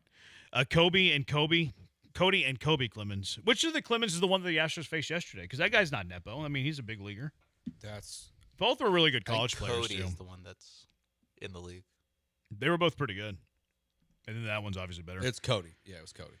Junkie says Abbott has 2 arms, 1 hand. I mean, he's got like half an arm. Like, I think it ended like around the elbow. Yeah, and like functionally for baseball, he doesn't have a right arm. Yes. McGrady got a contract with the Skeeters. He's a Nepo baby. Yeah, but that was a marketing thing. That was whenever they were independent league. That's not the definition of nepotism is it's a familial tie. That one's just like he has a brand. I don't think that's actually a part of the definition of is it not? No, I think it's just like implied. Oh, okay. Yeah, it could be friendly. Yeah. Isn't there a one-handed D lineman in the NFL, Eric DeBuyer? Is he thinking about a firework guy? No, or him, and then there's Shaq Griffin, or Oh, that's right. Shaquem Griffin. Yeah, the brother. He Yeah. didn't play Oh, that yeah. long in the NFL, though. Yeah. He was a good player at UCF. I think he was a He linebacker. was nasty, yeah. Yeah, he was pretty good. Was he a corner? I think he was a His linebacker. His brother was the corner. He was the one-handed one. Was a rush. He was a Texan for a little bit. The brother. Yeah. Okay. I think he actually bashed the Texans on his way out. He said something. I think he bashed Frank Ross, like a year later in tweets. They both went to UCF. I think they were twins. You say they were twins? I think they were twins. I know that they're brothers. I think he lost his hand in like either a fire or like a boiling water, something like that. Yeah, I remember that. I used to know that story. You are going to give the paraplegic community up in arms. Ha ha ha ha. Somebody said Blake Griffin's brother. Blake Griffin's brother was a pretty good player. He was also older. Yeah, He was also a year older. There's like, it's one thing to be in the NBA and be by far the worst brother. It's another thing to only be in the NBA. Like J.R. Smith's brother got a roster spot with the Knicks at one point. I didn't know that. Yeah, that's how down bad. What was his name? I think it was Chris Smith. I think was his name. Sounds basic. No, Yeah. you're right, Sean. Yeah. His name's Chris Smith. You've heard of this guy? No, I just Googled it. Yeah, and like the Knicks who just won a championship at one point, they're handing out roster spots to J.R. Smith's brother. That's how unserious they were. I'd like to see Jim Abbott do that 15 years ago.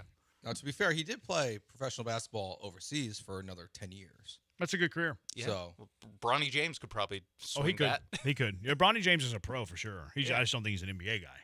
Definitely a pro. Don't think he's an NBA guy. All right, 713-780-3776. Let's get to the Peter Lambert side of this conversation. An Astro made his debut yesterday, Joe. Got a major league debut last night. Joe is out on a certain pitcher. And then also the news on Pena. He's going to the injured list with a little calf strain. He's got too many muscles. Too many muscles for Jeremy Pena. Do you know something I asked ChatGPT today? what'd you ask? Well, I'll tell you next. 713-780. It pertains to Pena, though. 713-780-3776. Busy show. You can watch along, twitch.tv/ESPN 97.5. They're always very kind there, very mature.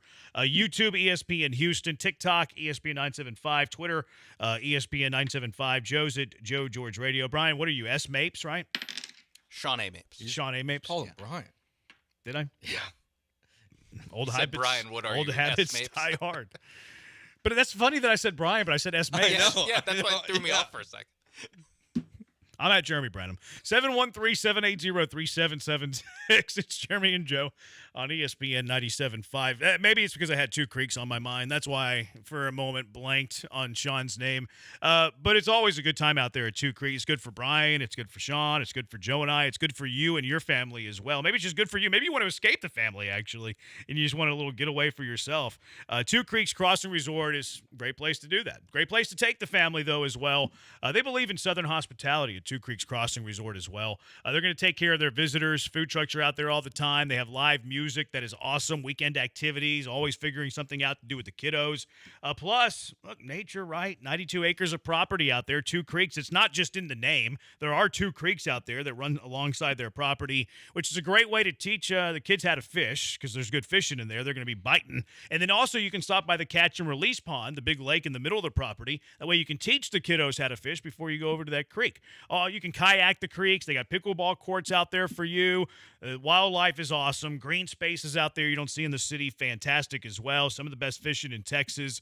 They also, they have the new Blue Bayou Bend out there. It's been open for a couple of months now, and it is great. The lazy river around it. You're going to enjoy your time at Blue Bayou Bend inside of Two Creeks Crossing Resort. The pool's still out there, of course. Swamper's still out there as well. You're going to love it. If you already have an RV, just pull up the RV. They have the perfect spots for you, RV hookup spots. But also, they got glamping for you. You see that all the time nowadays. They got a tree house even. You walk up the steps into a tree, and it's right there, perched. A little cabin in the tree. Waterfront cabins, too, which are right there on the creek. You're going to love it. Kids are going to love it. The significant other is going to love it, too. So book your stay right now at twocreekscrossingresort.com. That's twocreekscrossingresort.com.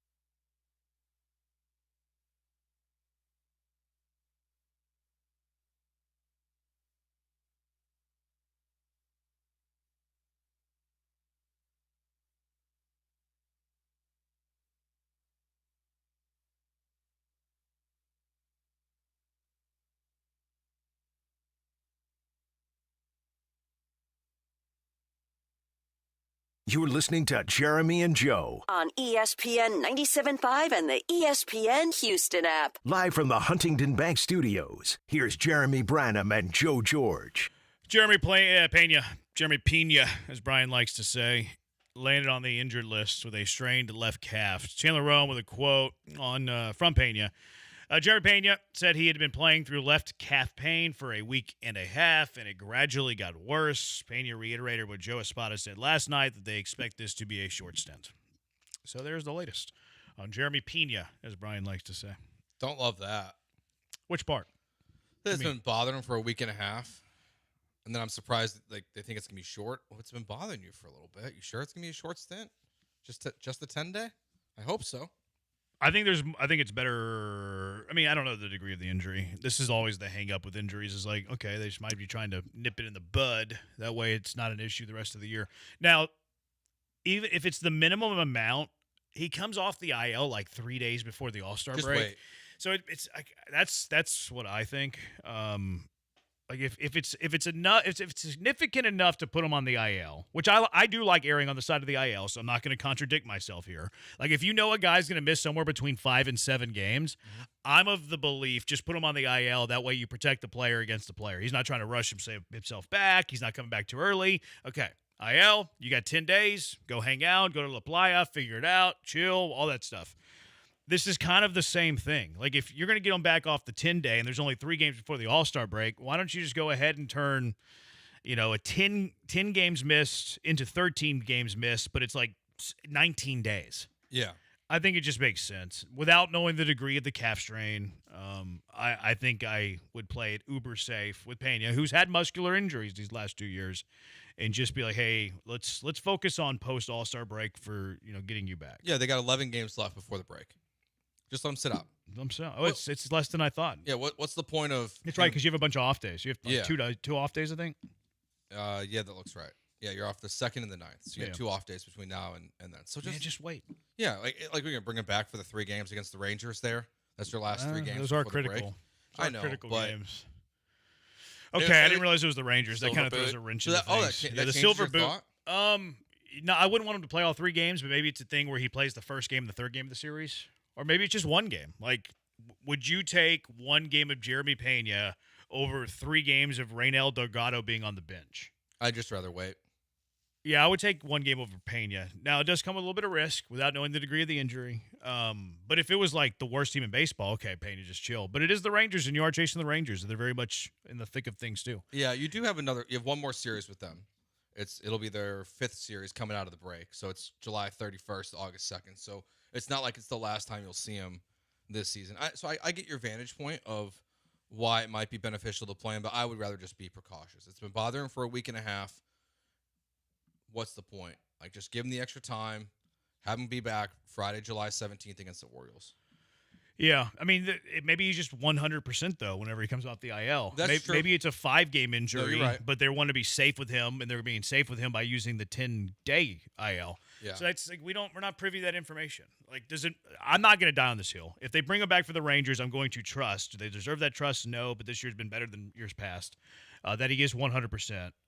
If they wait until after the All-Star break, okay, yeah, totally get that. That makes perfect sense. So it's not a Taos Hill I'm willing to die on. Now, if he comes back for the Ranger series and he re-aggravates it, I'm going to cuss them till I'm blue in the face. Yeah, you will. So they better be right. Now, that's the thing, though. Like, if you're going to bring them back before the All-Star break, I get it. You just better be right. Yeah, if he goes out there. Better be right. And which I know it's been better this year. It feels like. Yeah, I think it has been a little better. Have they had a ton of soft tissue injuries this season? Feels like it's mostly just been like arm issues. I mean, Pena. Yeah, I was going to say, other than Pena? I mean, yeah. Jose Altuve, Yiner, they both had obliques. Oh, but I guess they were. Altuve came back like Wolverine. He barely missed any time. He did come back fast. Now, he hadn't been producing. Maybe he should have taken what was Trammell's? Trammell's was a what? I don't remember. Lamont Wade was a what? I think they've had a fair share. Myers was an oblique too. Yeah, I just don't. I can't get over Jake Myers coming back and running out to center field and getting hurt. That was insane. Like, I can't get over. We need it. more than 12 months away from that incident to build trust. Right, but that was last year. I know, but it's still. That's why this year's been better. Like, look what happened last year. They haven't had that. It's something that I've never seen happen before in baseball history. Like, of all my time watching baseball, I've never seen a player come off an injury and get hurt running to the outfield. I mean, Yordan Alvarez was taking batting practice in West Palm Beach, and they found he had a broken bone in his hand. So, like, yeah, it's better this year. Things are way better this year. They are. Kyle Tucker was running things are improving a great deal. Kyle Tucker was going to just miss a weekend series and then come back and miss 3 months. And he had a broken bone in his leg. He ran on the treadmill with it. Yeah, I was going to say, if you do take it on face value that he has, this has been something that he's been playing with and is just, needs 10 days to get over it, then yeah, playing, I mean, at that point, it'd be 2 games over, 17 days, factoring in the IL stint, and then the break after, the All-Star break after that. Like, yeah, he probably could play 2 Rangers games if we're taking everything at face value that the Astros are saying or how the Astros are presenting an injury to the public. Yeah. But we also just talked for 2 minutes about why we shouldn't trust that because in the very recent past, they've done the same exact different thing. Training staff. That is true. That is true. Mostly same training staff with a different head of the department. Yeah. So, which is why I don't give them the benefit of the doubt. Yeah, that's why it's in a normal, if I Men in Black memory erased what the Astros have been about on the injury side, I would have been I think he can play in a game or in a series where you're playing the first place team that you're down 2 games against. Yeah. I do think they've done things way different this year, though. Yeah, I really do. No, they've done more imaging. They've been more. This was more transparent. Maybe safer on the IL stuff. I think yesterday was the first time we heard the word discomfort, and I think it came from Jeremy Pena. Is the only reason why we heard it. I mean, he's got a calf strain. That sounds discomfortable. It does. Not comfortable. Junkie says Kevin Biggio. I'm surprised that Kevin Biggio has not gotten a chance, quite frankly. But not a good defender, and I think he's got limited positional flexibility. He would also have to be on the 40-man.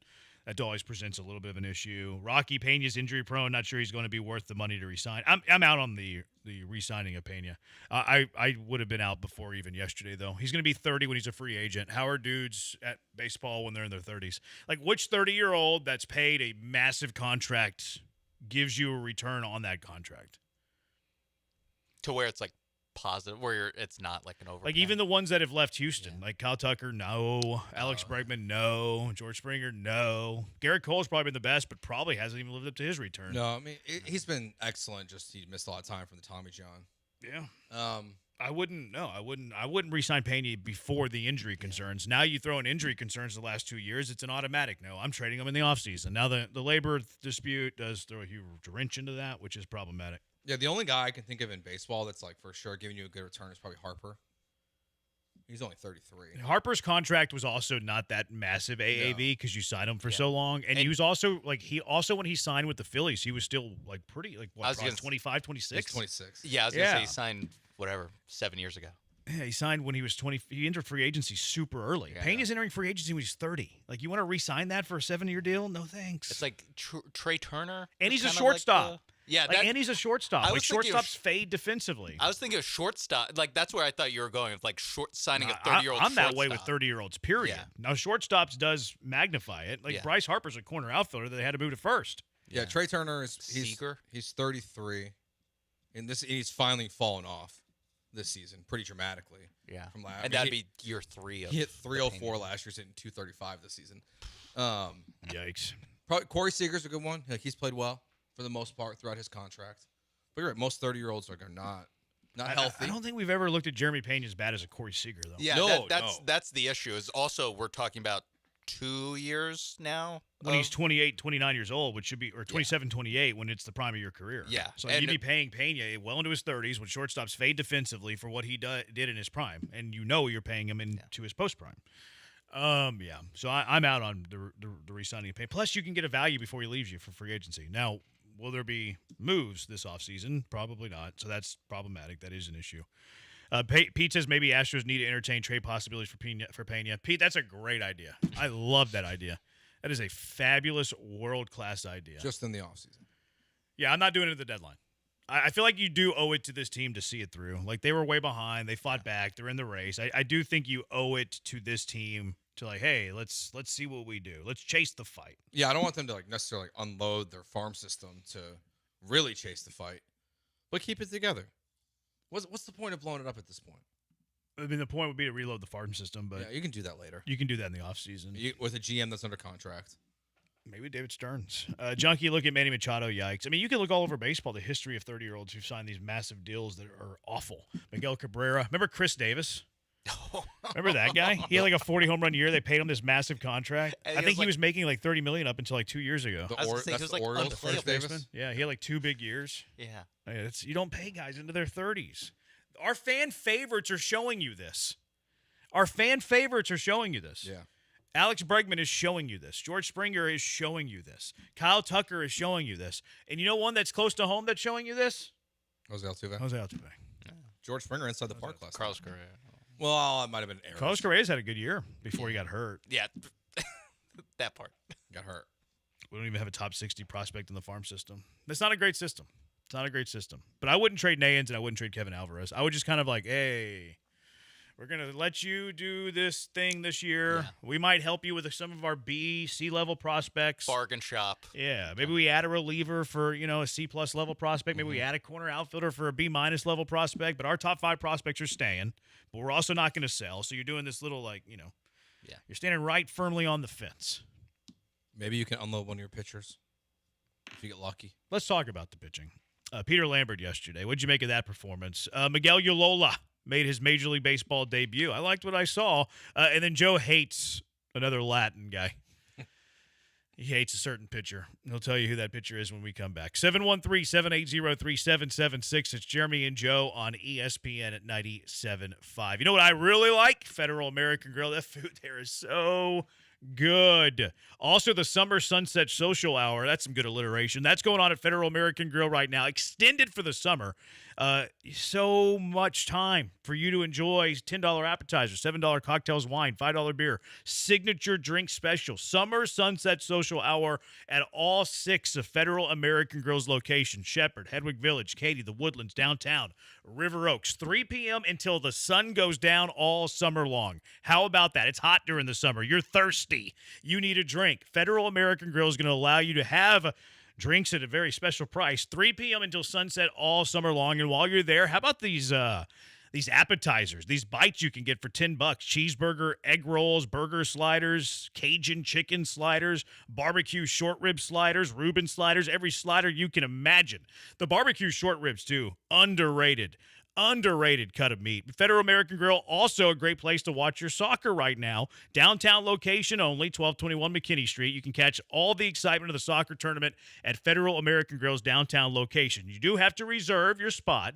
Reservations required. TheFederalGrill.com to do that. But they have live music starting at 5 p.m. every day. 7 100-inch TV screens, live stream of all the matches, free souvenir cup, free welcome drink, food for purchase. $10 cover, though. Reservations required. And also an opportunity at the VIP experience. $85 a person, includes access to a private patio, private TVs, dedicated server for the VIP section, free welcome cocktail, 3-course prefix menu, free souvenir cup, and free Don Julio 1942 mini bottle. You can't beat that. So get over there for the Federal watch parties, get over there for Summer Sunset Social Hour, or just take the wife out for dinner. Be a good husband. Be a good boyfriend. Be a good wife. Be a good girlfriend, too. Federal American Grill, where great food meets every occasion.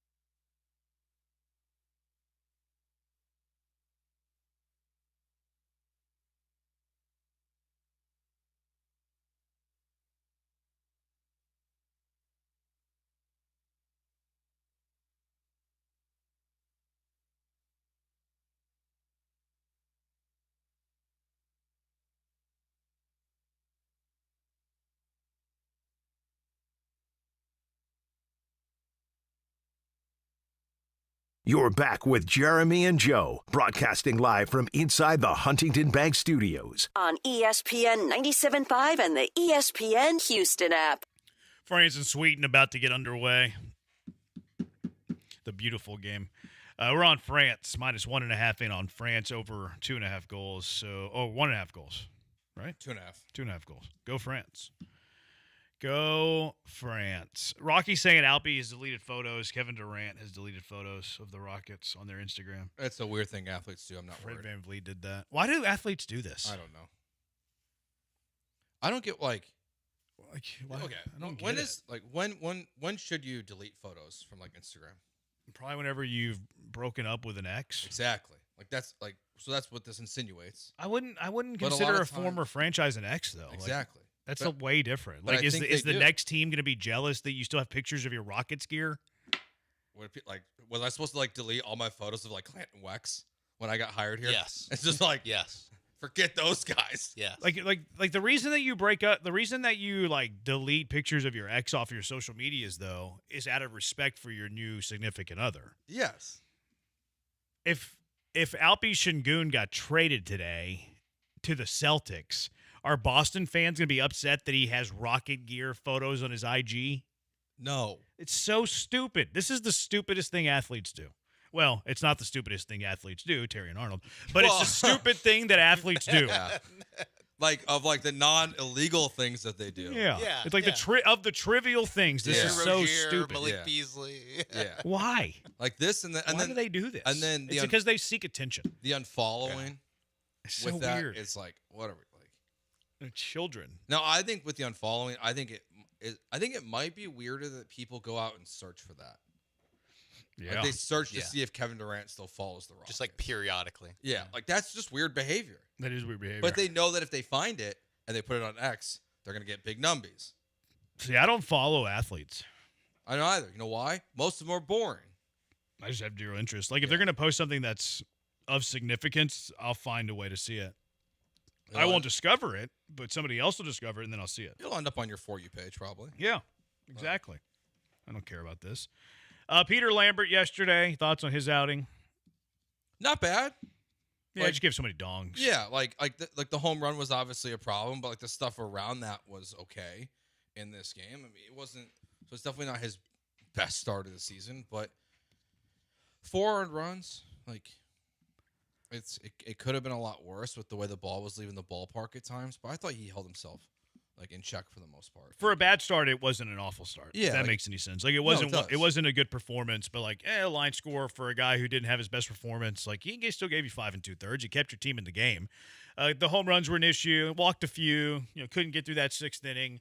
But if this is like his worst starts of a bad start, it was okay-ish. No, I think it wasn't being knocked down the first. Yeah. Now something I think to kind of with like how Arrighetti, it was like okay, pay attention to the walks, see how things change.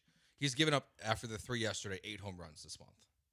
He's given up a home run every single one of his starts in June. So I think that's something to keep an eye on. Where the entire season before that, it was 2 home runs. So that's something I think just to keep an eye on going forward with him. If he's just going to start giving up dongs left and right, like I'll keep an eye on it. Like, that's a problem. But I think last night was fine. It could have been a lot worse. Yeah, same. Miguel Ulola made his big league debut. Looked pretty dang good. I'll tell you what, Jeremy. Flirted with a little bit of trouble in the 9th, but Yeah. got out of it. 4 Ks and 2 shutout innings. This is one of those moments where we say Jeremy Brandon was right. About what? He's good in the bullpen. Oh, I think he is a reliever, yeah. Yeah. It looked good. I liked it. Like his stuff plays. Yeah, it plays in that role. Him and Santa give you like a little bit of, hey, next year this bullpen ain't gonna be too bad. No, like if you're not able to, Abreu's gone. Oh yeah. But if you were to say if you're not able to retain Okert's services because he gets a big contract elsewhere, like you're like okay, like there's some pieces here to where maybe as you're trying to figure out how the Astros are going to spend their money in the offseason, maybe they don't need to put a ton of attention into the bullpen in the offseason. Yeah, I think Ulola's a big league reliever. I think Santa's a big league reliever. They have other guys too, like a Blue Ball. Blue Ball's been pitching really well lately. Yep.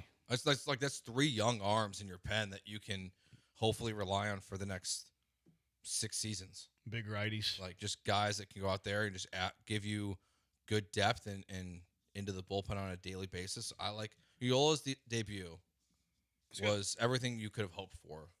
Getting out of some trouble. Strikeouts are there. Stuff looked pretty nasty. So. Oh. What? Rocky said he was kidding about those people Instagram dumping. I knew he was. It's still a stupid thing that they do. So who's this pitcher that you hate? De Los Santos. What's your beef with De Los Santos? It just hasn't been very particularly comforting recently. No, that's true. It's not that I wouldn't say I don't hate him. I mean, it says right here in the rundown, Joe. I hate Enyel. No, it doesn't say that, but it does say Enyel De Los Santos should be the next guy to go when Javier comes back. Yeah, I mean, that's synonymous with hate. It's not synonymous. He with should hate. lose his job. I mean, you're calling for his job. That's hatred. Well, if I I've would ever rather heard it. Christian Javier not have a job, but I don't think I have a choice in that one. I So mean, pick your poison here. Pick your Latin poison, Joe. Well, unfortunately, I think Javier's getting picked for us. I don't think Enyel De Los Santos is going anywhere. He's been their highest leverage reliever, or the highest leverage righty reliever. I mean, maybe it's Pearson first, but I haven't been very impressed with him recently. But they use him late in games. Like I you know. realize that he's not on the chopping block. You don't think he is at all?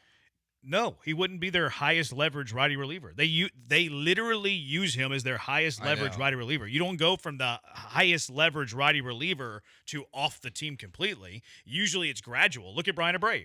Brian Abreu, the highest leverage arm to start the season. Then it's like, he can no longer be that guy. So now he's like kind of high leverage, and then it's like, medium leverage, and then it's like low leverage. Yeah, and De Los Santos has been their highest leverage righty. He's going nowhere. Yeah, I saw. Brian Abreu would be right now. Brian Abreu would be DFA'd before Enyel De Los Santos. Oh, I mean, I'm down for that. Right now. That just doesn't feel like that's plausible. He's pitching in more higher leverage situations than Abreu, and he's got club control, whereas Abreu's done at the end of the year. Yeah, he's got a 12 ERA right now in June. So what? Oh, Enyel? Yeah. So it's just like it's more of just like it's the math problem of as these guys start coming back, how do you start piecing them all? Now maybe Ullola just goes back down to the minors.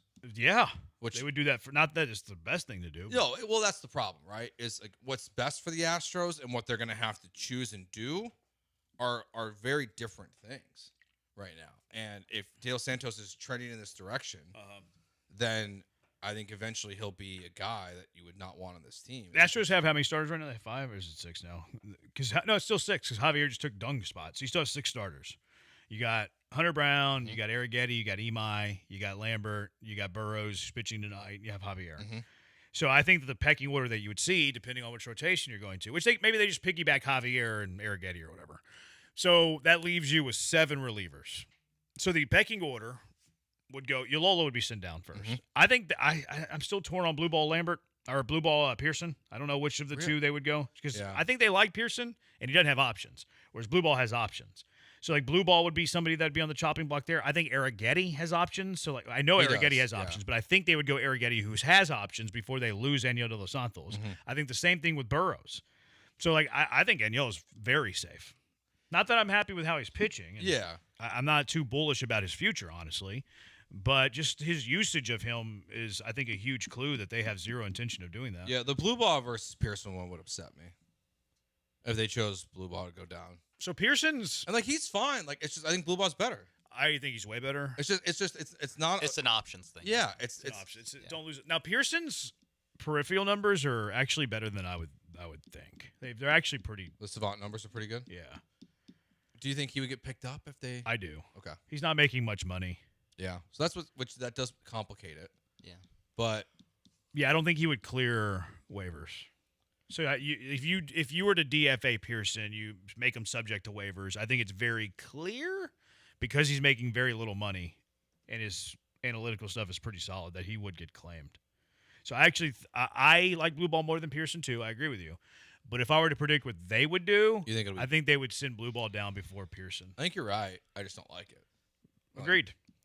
And just you're trying to get better, and you're going to be willingly putting Javier and McCullers on this staff at some point. It's not good. They kind of need to flip Abreu or like just Abreu. Hey, does anyone want a interesting reclamation piece that is hard up for righty arms? Like Abreu, we'll take some of your trash just to like open. Why up would you take somebody's trash though? Why wouldn't you? I mean, you could just cut them. Yeah, I guess it's just like a partially just he might have value, so someone might want to like cut the line in the waiver order there. But it's like I do kind of feel like that might be the the way to like get a righty spot out of here on a guy that we are the three of us are pretty much out on. Well, I'm not entirely out on Abreu. Oh, okay. I would like to try to salvage him. I would like to be the team that salvages him because I just think his upside is worth the risk. Is there enough time between today and August 3rd in your mind to salvage him? I mean, he's been pitching better. Yeah. He's been pitching better. But at some point, like, to really salvage him, you want him to replace De Los Santos and then you get rid in of a De high Los leverage Santos. situation. Yeah. Right? Like, you don't want him to be a guy. I don't know if you need him to be a leverage arm, but it's just obviously his debut was yesterday, but like Eula, Blue Ball, Pearson, it's like a bunch of guys that like we kind of like, and it's like this guy on an expiring contract that's trending in the wrong direction. It's like, well, the way to solve this problem would maybe just get rid of Abreu. I mean, that's in play. I think it's in play. Yeah. I mean, they use Enio De Los Santos in more leverage spots than Abreu, and I'm pretty sure De Los Santos has years of club control, whereas Abreu's up at the end of the year. Yeah. So I do think it's in play. Junkie's asking how hard does Pearson top out at? I mean, I think he's hit a hundo this year, hasn't he? I believe so. I think he's hit a hundo. He averages 97.5. Nice. So, I mean, that means that's a guy. Love it. I think people kind of overrate me a Can't little send him bit. down. People overrate me. I think he's hit 100 this year. I think he's hit triple digits. All right, 713-780-3776. We'll get back to some baseball a little bit later. Let's get to the top things going on in the NBA. Kawhi going to Toronto, reunited with Drake, and then LeBron. LeBron breaking up with the Lakers before the Lakers break up with him. And also, what are the Rockets up to? Are they going to do anything smart this offseason? 713-780-3776. Jeremy and Joe, ESPN 97.5.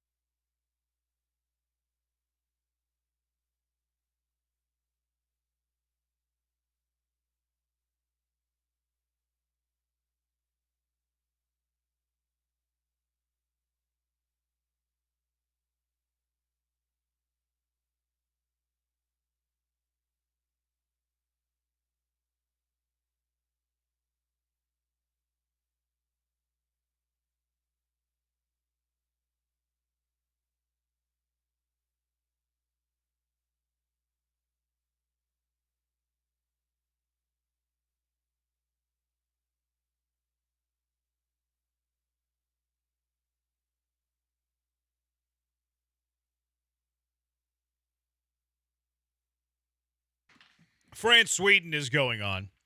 They are scoreless in the 7th minute. Mexico plays tonight. Looking forward to that. The Americans play Bosnia-Herzegovina tomorrow. They do. That'll be fun. Herzegovina. That's what I said. Get in price $1,200. Woo! You want to go? Do you think it's too late to get credentials? Yeah. Like FIFA would just let us in? Just put us like in the corner of the stadium? Probably not. Probably not. 713-780-3776. LeBron James announcing today that he's not going to go back to the Lakers. Ramona Shelburne was reporting that Luka and the Lakers were meeting about offseason stuff and that LeBron was not included in their plans. So I think LeBron broke up with the Lakers before the Lakers broke up with LeBron. Probably one of those like, hey, to save face, why don't you break up with us, and then we'll thank you for your work, and then you thank us for thanking you. And then, hey, everybody's happy, and everybody looks like the hero in this. Yeah. That's probably exactly how it went down with the back channel stuff that goes on in the NBA.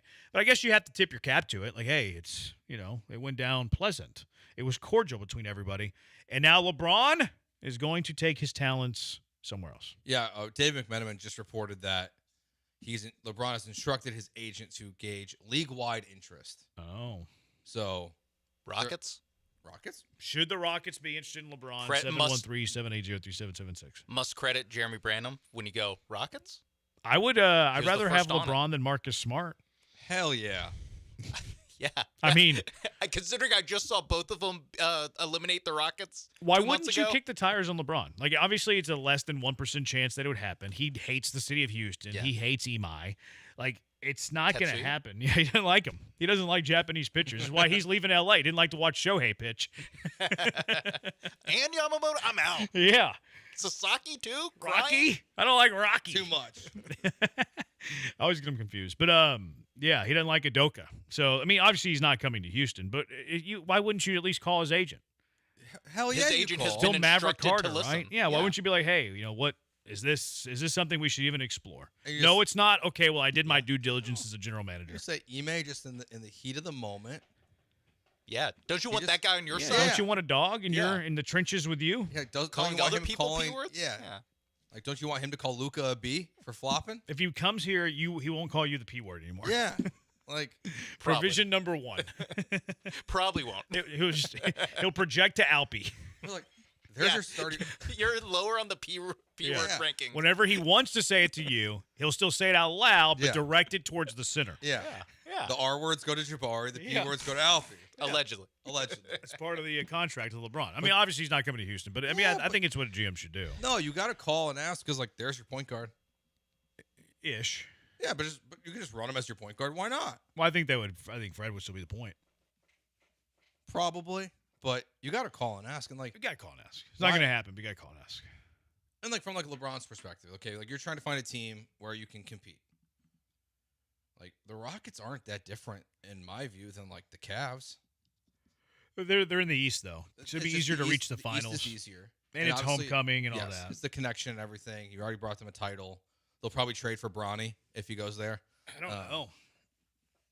That's a tough contract to move. I mean, 2.3? You kidding me? Guaranteed. They made welcome home posters for Bronny the first time he played there. They're in the second apron. I don't know. Was he even born in Akron? Yeah, probably. He's probably born in Cleveland. You think? Yeah. He's in it. 20 years ago. Where did LeBron play 20 years ago? Yeah, 2006? I mean, you don't always live where you play. I think LeBron in 2006 did. Yeah, I think he lived in Cleveland. How do you know? Well, he's always lived in Ohio. Yeah. He's played there. His whole deal was that he was born like 40 miles away from the Sure, but that doesn't mean you live there. He built a school there. He's got to live there. He was born in Akron, Bronny was. Just to make Was the it that record straight same hospital that Steph Curry and LeBron were both born? Remember that? They were born in the same hospital? Yeah, LeBron and Steph were born in the same hospital.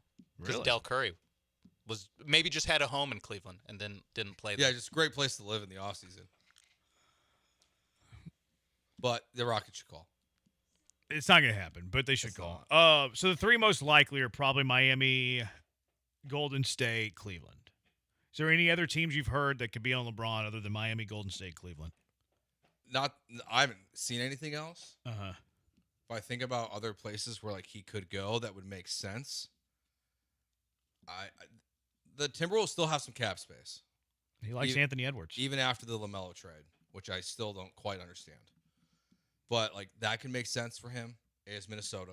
Anthony Edwards, LaMelo, LeBron, like, okay. That would be interesting. Do you think Denver would work?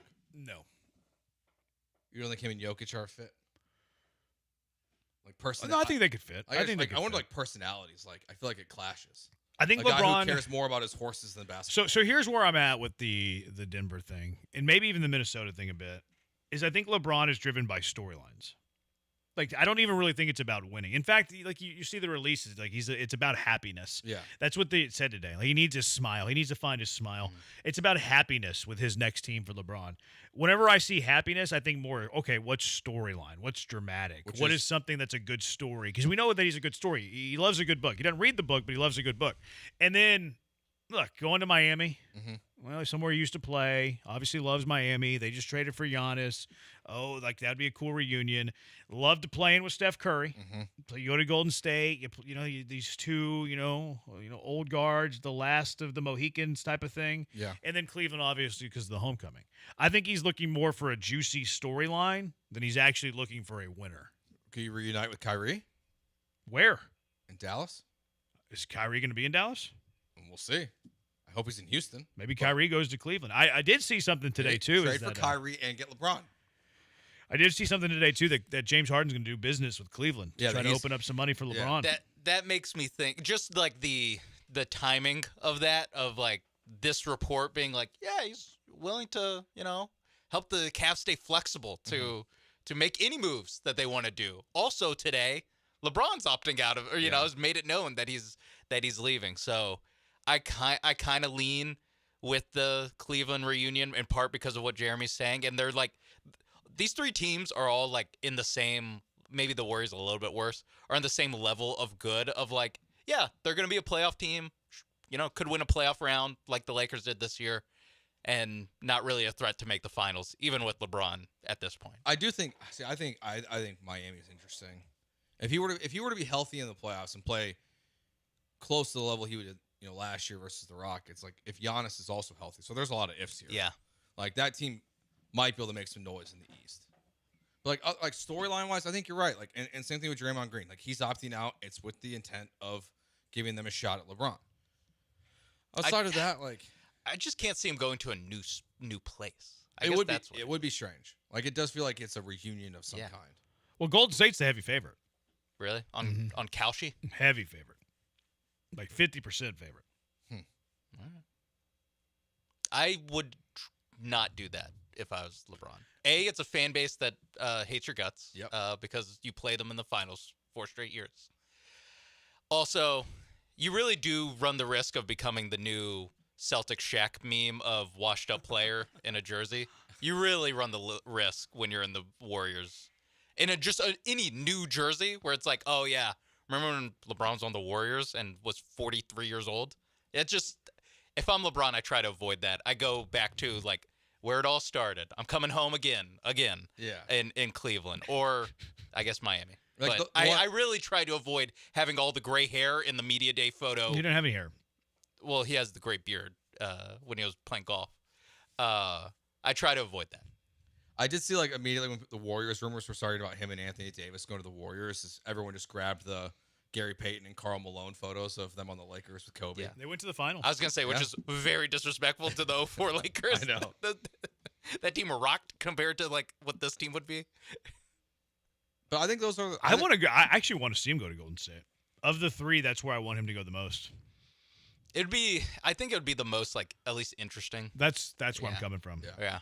But again, I don't know. Him and James on the same court, I think would be interesting. That would be interesting. Like they would be like the most despised team in the NBA. I can't imagine LeBron wanting to play with James. I was gonna say their Game 5 loss in the second round of the playoffs is just gonna be like it'd be so violent on Twitter. Yeah. That would be a weird team. And it's gonna be it's gonna if you like First Take, gross. Like James Harden chokes and like James Harden ruining LeBron's legacy. Yeah. I feel bad for Donovan Mitchell if that happened. Yeah, right. It's just like he's the I'm best actually player the best on player that team. Like, no one's gonna care. No one's gonna talk about him. They're just gonna talk about LeBron and Harden. But I think I don't think there's any other teams like If the Knicks would have lost the championship, I would have said the Knicks. I don't see him in San Antonio.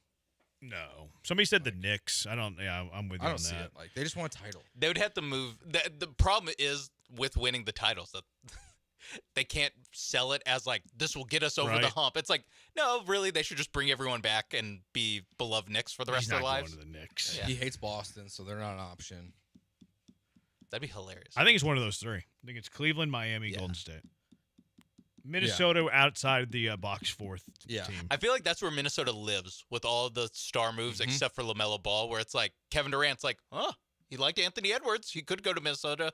It's like it's never actually, Giannis. It's always like, Giannis did say that he was open to it, and it's like they're just classic, like fourth place on all these guys. That was the Rockets before they got Dwight Howard. Yes. They're always like trying to chase that star. Carmelo, Dwight Howard the first time. Yeah. They were always that team. Pete, LeBron is not going to any team in a city he dislikes, i.e. Memphis. Yeah, he's not going to Memphis. Good call. Not going to Memphis. Not going to Memphis. Jordan's Wizard jersey, another one. I always remember Patrick Ewing in a Sonics jersey. Elijah one in a Raptors jersey. Yeah, there's that picture of both of them in their wrong jerseys. Yeah. I think what was Ewing on the Magic or something? Yeah, he was. I think he was. Yeah. That's the one that I think it was is Dream on the Raptors and Magic on. And then avoid again, LeBron, just image management for this isn't a 4-year decision, this is a 40-year decision for the rest of your life. Don't open yourself up to be the new face of washed up. Look at this guy in this weird jersey. I don't root for LeBron though. Just my, if I'm in that room with Mav Carter and I'm also fielding offers like Maverick Carter is, I go, But I think I'm rooting for that of him though. Like it's a hate thing. I do have a sports hate for LeBron. I don't like LeBron. Really? No, I don't like LeBron as an athlete. I wish well for LeBron. I don't root, for ill things on anybody. But from a sports point of view, I'm not a LeBron guy. I'm not. So I would like him to be that old meme of, he's on a Golden State uniform and he's in a rocking chair. That's fine. I don't care. I mean, then he should just come here. He just would fit in a great line of Charles Barkley and Scottie Pippen and LeBron. It's a great company to be in. It's too soon, Joe. You're not allowed to make that joke. Why not? Because you're not a Houstonian. You can't say that about Houston. I can. Sean can. You cannot do that. My apologies. I forgive you. Carmelo Anthony. Another washed washed up that's Rocket. right. They released him quick. Yeah. CP3 limping off the floor. Yeah, but he at least had a legit run. Yeah. Russ Westbrook. Russ Westbrook. Yeah, there's been some guys. There's Clint Capella now. DFS now. Marcus Smart in 3 months. That's my biggest hope for in 40 minutes is DFS has been traded. Whose alarm is that? Sean's. What is that alarm he was for? worried he's going to be late to the It's show. 4:20, Sean. What is this alarm for? to go It's work. 4:20. What's this alarm for? It's to go to the gym. Uh-huh. Yeah. Sean, You walk there? what do you do every day at 4:20? Go to the gym. It's 4:20 alarm. Go to the gym. Yeah, do you walk there? Work out. Get some cardio. Are you chewing on anything on the way? Did you eat anything on the way? 4:20 alarm. How about that? Yeah. Interesting. Is that a goal for France? It's a goal for France. France takes the 1-0 lead in the 20th. Thank you. It was always offside. Soccer's the worst. Mbappe, where you going? Got me off the hot seat, I thought. All right. What do you want the Rockets to do in the offseason? 713-780-3776. I'm not sure he's off. It's Jeremy and Joe on ESPN 97.5.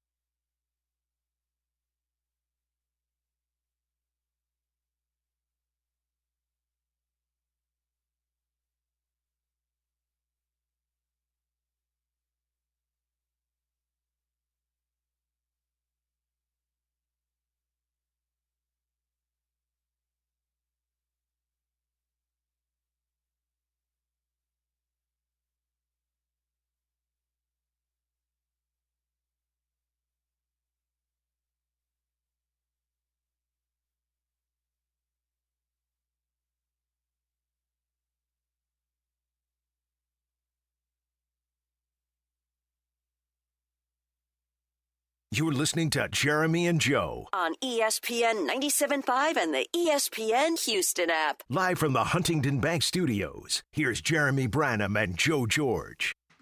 He's Joe, the last real good guy of the Huntington Bank bad boy.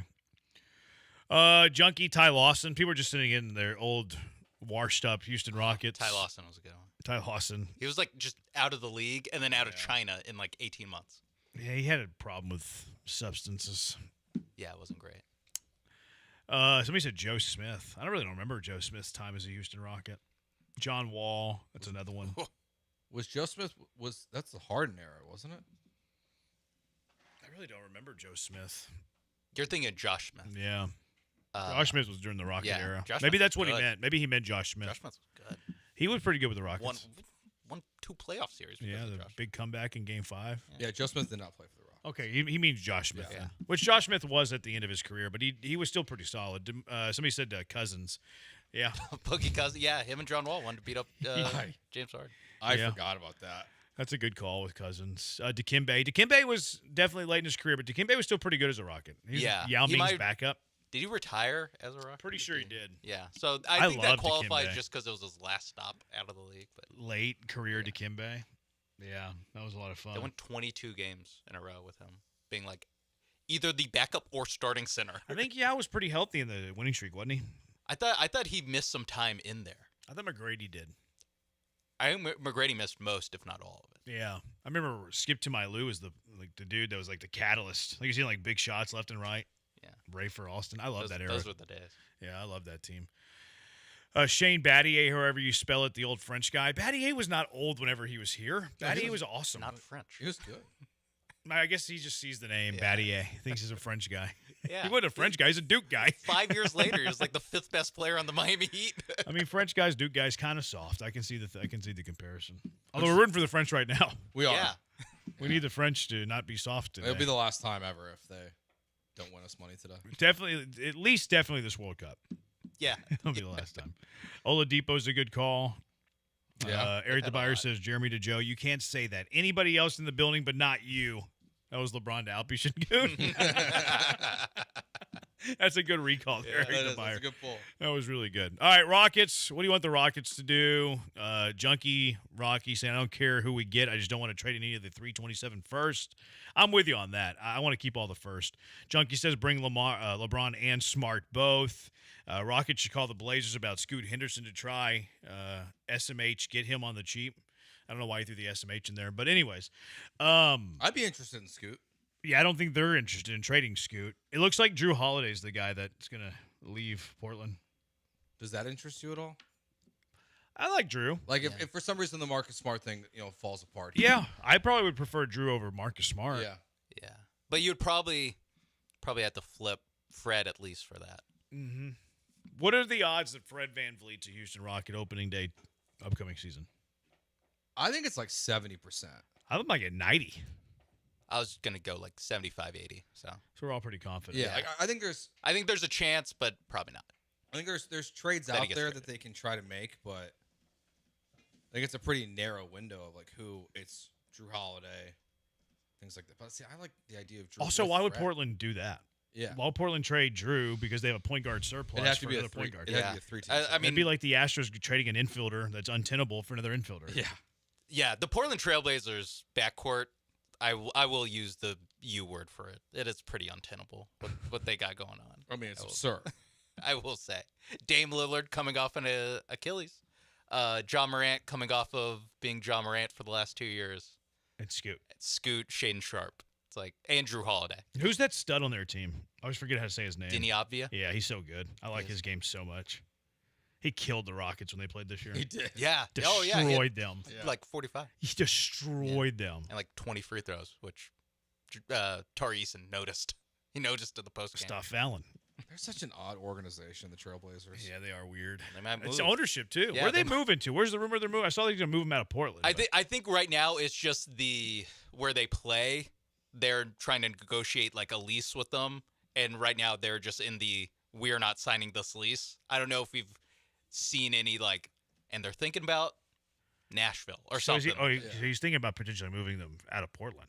That's at least what they're He could just move to Seattle. That's what they're fronting right now. Yeah, that's the posturing, I guess. But like they make this big trade, and like the coach they hired, they only gave him a 1-year contract. Yeah, he's making $950 an hour with team options, which I didn't know that was a thing. Normally it's a thing for like year 4. Yeah. It's like not year it's a 2 and 3-year 3. deal with a team option. Like, why didn't they just keep Splitter? Because Splitter wouldn't sign that. Yeah, because he was like, I'll coach the Bulls instead. Yeah, I don't Which know. I appreciate, but maybe they just don't feel like that it's worth hiring an NBA head coach for multi years. I think that is because this gotta be their philosophy. This owner is like, hey, we're cutting costs everywhere, and so he probably is like. He probably who cares thinks who that this the coach is. 35th best coach in the world is. Yeah, the gap's not that great, I guess. For the extra $3 million a year. Yeah, weird. They didn't fly their two-way players to the playoff games in San Antonio. Like that's how cheap this guy is. What's also weird about that is because it's not a flight that's costing you the money there, because you're on a charter. So it's just the hotel. It's the hotel. It's the food. It's so stupid. It's crazy cost cutting. It's not. You're not buying them a flight. You already have the flight. You have plenty of room for them on the flight. Yeah. It's about the hotel. It's about the food. It's about they canceled the per diem. They canceled the T-shirt night. I'm actually super intrigued by it. Yeah, it's so weird and like crazy that I'm super intrigued by it. My instincts tell me that this is the first 45 minutes of Major League, and without the win streak at the end and going to the ALCS. But I don't know. Maybe but then they go get Ja Morant. It's just such a strange. Well, salary cap. Yeah, but it's just such a. They seem like they're going to be an odd organization. I mean, your payroll is kind of your payroll, Yeah. Yeah, it's like 90. You can only the floor is 90% of the cap, so you can't really. It's not cut a huge that window. Much. And like the contract they flipped was Jeremy Grant's. Same length of contract. It's like you're not really getting that much cap relief. You like at some point they actually decided they want Ja Morant on this team, which is odd to me. They're a weird organization. People forget that Jim Crane was super cheap when he bought the Astros, though. Like he had some extreme cost-cutting measures. Yeah, too. but that part of that, I mean, was that the fact that they're like we're going to be terrible for 3 years. So, but I mean, why he pay took money to be terrible. But he took the 20-ounce water bottles out of the press box and put like one of those big water machines. Oh, really? Yeah, like. Is that when they started charging people for press box food? I think that might have always existed. Oh, okay. I'm not 100% sure on that. I do not know that. Yeah. Which I didn't know that because I only went to playoff games for a while. What a save! I'm like that was 5 incredible. seconds behind you guys. And Mbappe just put one on goal, and the Swedish goalie was an unbelievable save. He's standing on his head. Look at this. Look at that thing. That ball crossed the goal line? No. Let's get VAR on. Are you sure? Yeah. Oh, it hit the post. Joe, it wasn't a who are save. you? Who are you? It hit the post. It wasn't a save. Yeah. I thought he saved it. Did you think it hit the post or he saved it? I thought he saved it. I thought he saved it. Yeah, I thought he got his hand in there. Yeah, that was unbelievable. But the Rockets are rumored to be in on Marcus Smart. The rumored deal, according to Grant F. Seth, is 3 years, $21 million for Marcus Smart. And Joe made this very clear yesterday. He hates Marcus Smart. Can I be honest with you? I hate it less now. Oh, okay, good. Like I thought it was gonna be a bigger contract. Like I thought it was gonna limit them from doing something else. They have another that gives them another $8 to $10 million to work with to make another move this offseason if they keep their roster as constructed. So to bring in another Marcus Smart level shooting guard that can actually shoot the ball. Okay. This is like what, half of the MLE? Yeah. Yeah. I thought it was going to be DFS's salary out, Marcus Smart's salary just taking that same spot. It being almost half is it's like a little bit. It goes from, I don't know, like a 3 to like a 4, Would the Lakers be interested in that? What? A sign and trade for Marcus Smart with DFS? I hope so. Because, DFS is in the final year of his deal, so it's like... Yeah, Clint Capella as a backup it's a non-guaranteed. They have no big men. I wonder if they can flip that into a sign and trade. See, now I'm all in on Marcus Smart. If it gets DFS out of town. That would be interesting if they can do that into a sign. I mean, I don't know if the Lakers would be interested in that. I also feel like we would have some more... Like, we already have basically the terms to the Marcus Smart trade, or the signing. I feel like we would also have a little bit more of, DFS also, wink, wink, could be... The Lakers could be interested in reuniting Luka Doncic and Dorian Finney-Smith. Junkie says untenable. Jeremy, you know you used that adjective wrong, correct? Makes you sound smart, so keep it up, brother. If you don't understand what that means, I can't help you. If you do, Also, I was the one that you've said been living under a rock since February. If you don't understand what we're saying whenever we say that, might have been like December. Like honestly, it was almost the entire MLB offseason. I'd like to send me the address of that rock you're living under. All right, 713-780-3776. Yeah, free agency opens up in about 26 minutes. So we'll see if anything hot and heavy happens. We'll let you know if anything does. France, meanwhile, is just pounding the woodwork. We need some of these to go in, but though. nothing is finding the back of the net.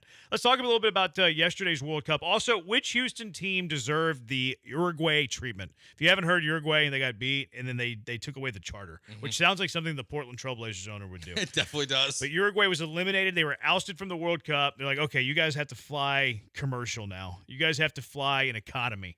Which Houston teams have deserved that treatment as well? 713-780-3776. Jeremy and Joe, ESPN 97.5. When the world's biggest tournament is hosted on your turf, you've got to do it big. And lucky for you, Twin Peaks is built for big games. At the Lodge, it's 29 degrees or nothing. Stay refreshed for the full 90 minutes as Twin Peaks girls keep the rounds coming. From ice-cold 29-degree drafts of Michelob Ultra to the iconic handcrafted spicy margaritas made with Casamigos, there's something that'll score with every fan all tournament long. Pair all of that with a menu that's entirely made from scratch. You've got everything you need to stay fueled for every match. They've got hand-tossed wings in your choice of 12 sauces and dry rubs, seared-to-order burgers, and shareables that beat the brakes off of bar food. They got their happy hour Monday through Friday from 2 to 6 p.m. as well. There's a lot of games going on, so great time to go out to Twin Peaks and catch the game. Get to the Lodge where every seat puts you in the front row and every second is packed with scenic views. Twin Peaks is truly unmatched for every match. Twin Peaks eats, drinks, scenic views.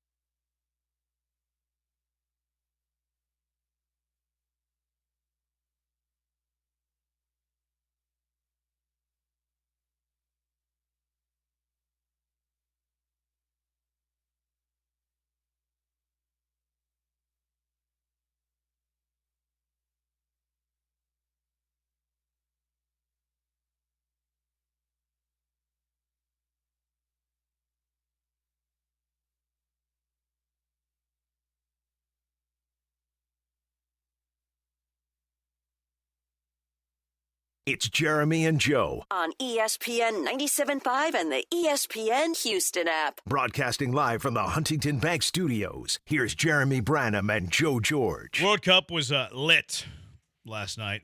It's lit right now. Earlier today, Norway, they advance. Haugland's so good. He needed a goal, scored a goal. Norway wins 2-1. France and Sweden are playing right now. France just had this dude do this bicycle kick from the top of the box that went off the post. That was so ridiculous. And then they had another missed shot after that. Yeah, Mbappe's put one in the back of the net, but he was offside. This goalie made an unbelievable save. They've hit 3 posts. Like, the French should be up 5-0. Yeah. Now. Instead, it's 0-0. We should already be counting our money. We should be counting our money right now. That's a foul. But last night, we saw Brazil over Japan. This was actually during the day yesterday. Brazil over Japan at the death. Instant classic. Paraguay upsets Germany in PKs. Instant classic. Some are even saying, Joe, that Germany's no longer a world power. This year they lose in the round of 32. They were grouped in 22. They were grouped in 18 after winning the championship in 14. So their 3 outings of their championship, their World Cup championship, they were grouped, and they were ousted for the first time ever in the round of 32 because it's the first time they've ever had a round of 32 at FIFA. So like they haven't even been to the round of 16 in the last 3 World Cups. They're not a world power anymore. Do we get a goal here? No, I think we got a foul in the box on the French, and they're mad. I thought we did. It looked like they were celebrating. It's funny how they were like it looked like they were celebrating. Very different results on that. Yeah, I think they called it a foul in the French, and they didn't feel like it should have been a foul. But yeah, I mean, some are saying Germany's no longer a world power. And then last night we had another fantastic ending whenever Morocco beats the Dutch. Yeah, and penalty kicks as well. And they scored in the death too, which I like that term. Yeah, I like it too. I think we should get rid of it. We should use it in football. Yeah. We should use it in football. They scored at the death. Yeah. Jaime Fairbairn makes the field goal at the death. Oh, yeah, that sounds great. It's better than walk-off. Yeah. Another strike-on goal. My goodness. Oh, maybe Robert Ford, when he gets back from vacation, can give us. At the death. At the death. Jordan Alvarez. See you later at the death. Jose Altuve hits the home run off a roll. The Astros are going to the World Series at the death. That'd be so good. It's such a great line. Yeah. I love that line. Like Jordan, whenever he's on fire, he's unplayable. That's another soccer term that they use. That would take some getting used to. Still. Yeah, Jordan, he's unplayable right now because he's so good. What else should we adapt? I don't know. Brace. I like double dong more than David brace. David Montgomery with the brace. Not bad. Like we do borrow hat trick. Like anytime somebody does 3 of things, we say the hat trick. Yeah. Just take all of them. It's pretty good. That's what we do. It's a reason that it's the most popular sport on the earth. We steal their things. There's a lot of thought of what Freddie LA7's going to do because he's a fraud. He's a fraud. He deleted his account. Exactly. He deleted his account. His account doesn't exist anymore. He's an industry plant. He said he was going to do it. Yeah, you tweeted yesterday that you don't think he exists. You've been watching too much Barstool. No, he exists. That's not what you said. He's fake. You said I'm not sure he's real. Like I'm not sure he's real. As Joe's like that girl on the plane. That is not real. Well, he just lied about everything. Yeah. There's some incriminating. I don't think he lied. No, he said he'd never been to the United States. He has not said that. You're reading too much Barstool. He also said that he never said that. He implied that 2 weeks ago was the first time he had Raisin Canes, and there's a picture of him in a hotel room eating canes like last night, a year and a half ago. No, it was last night. There's a photo from 2 years ago. Yeah, there's one from I thought he posted that last night. No, yes, he did. Also, he had it 2 years ago. Okay, that's where my confusion came in. Yeah. Though. I didn't see that he had that 2 years ago. Yeah, there's been a lot of that is receipts getting pulled. This French match is they've shot 20 shots in the last 3 minutes and I think have made none in of them. spirit, you guys have already won the bet. In spirit. I know. It's too bad that doesn't That's how help they my should wallet, count things. Sean. Yeah. Okay, I didn't know about. I thought the Canes thing was last night. I didn't realize that he had one 2.5 years ago. But maybe he forgot. I think he's a plant. I think he's totally real. I just think it's like J.J. Watt was literally on the phone with him. Or he could be like you don't real. think this corrupt organization. I think he's real. He could be playing a character. You think you're calling J.J. corrupt? FIFA. He's a psyop. So you're saying J.J.'s in bed with corrupt FIFA? What does FIFA have to gain here? Crazy. I mean, this guy has been like the most famous person on Twitter. They don't need him for PR. It's been good PR. If anything, it'd be the American government, not FIFA. That's fair. He's never showed his face. Yeah.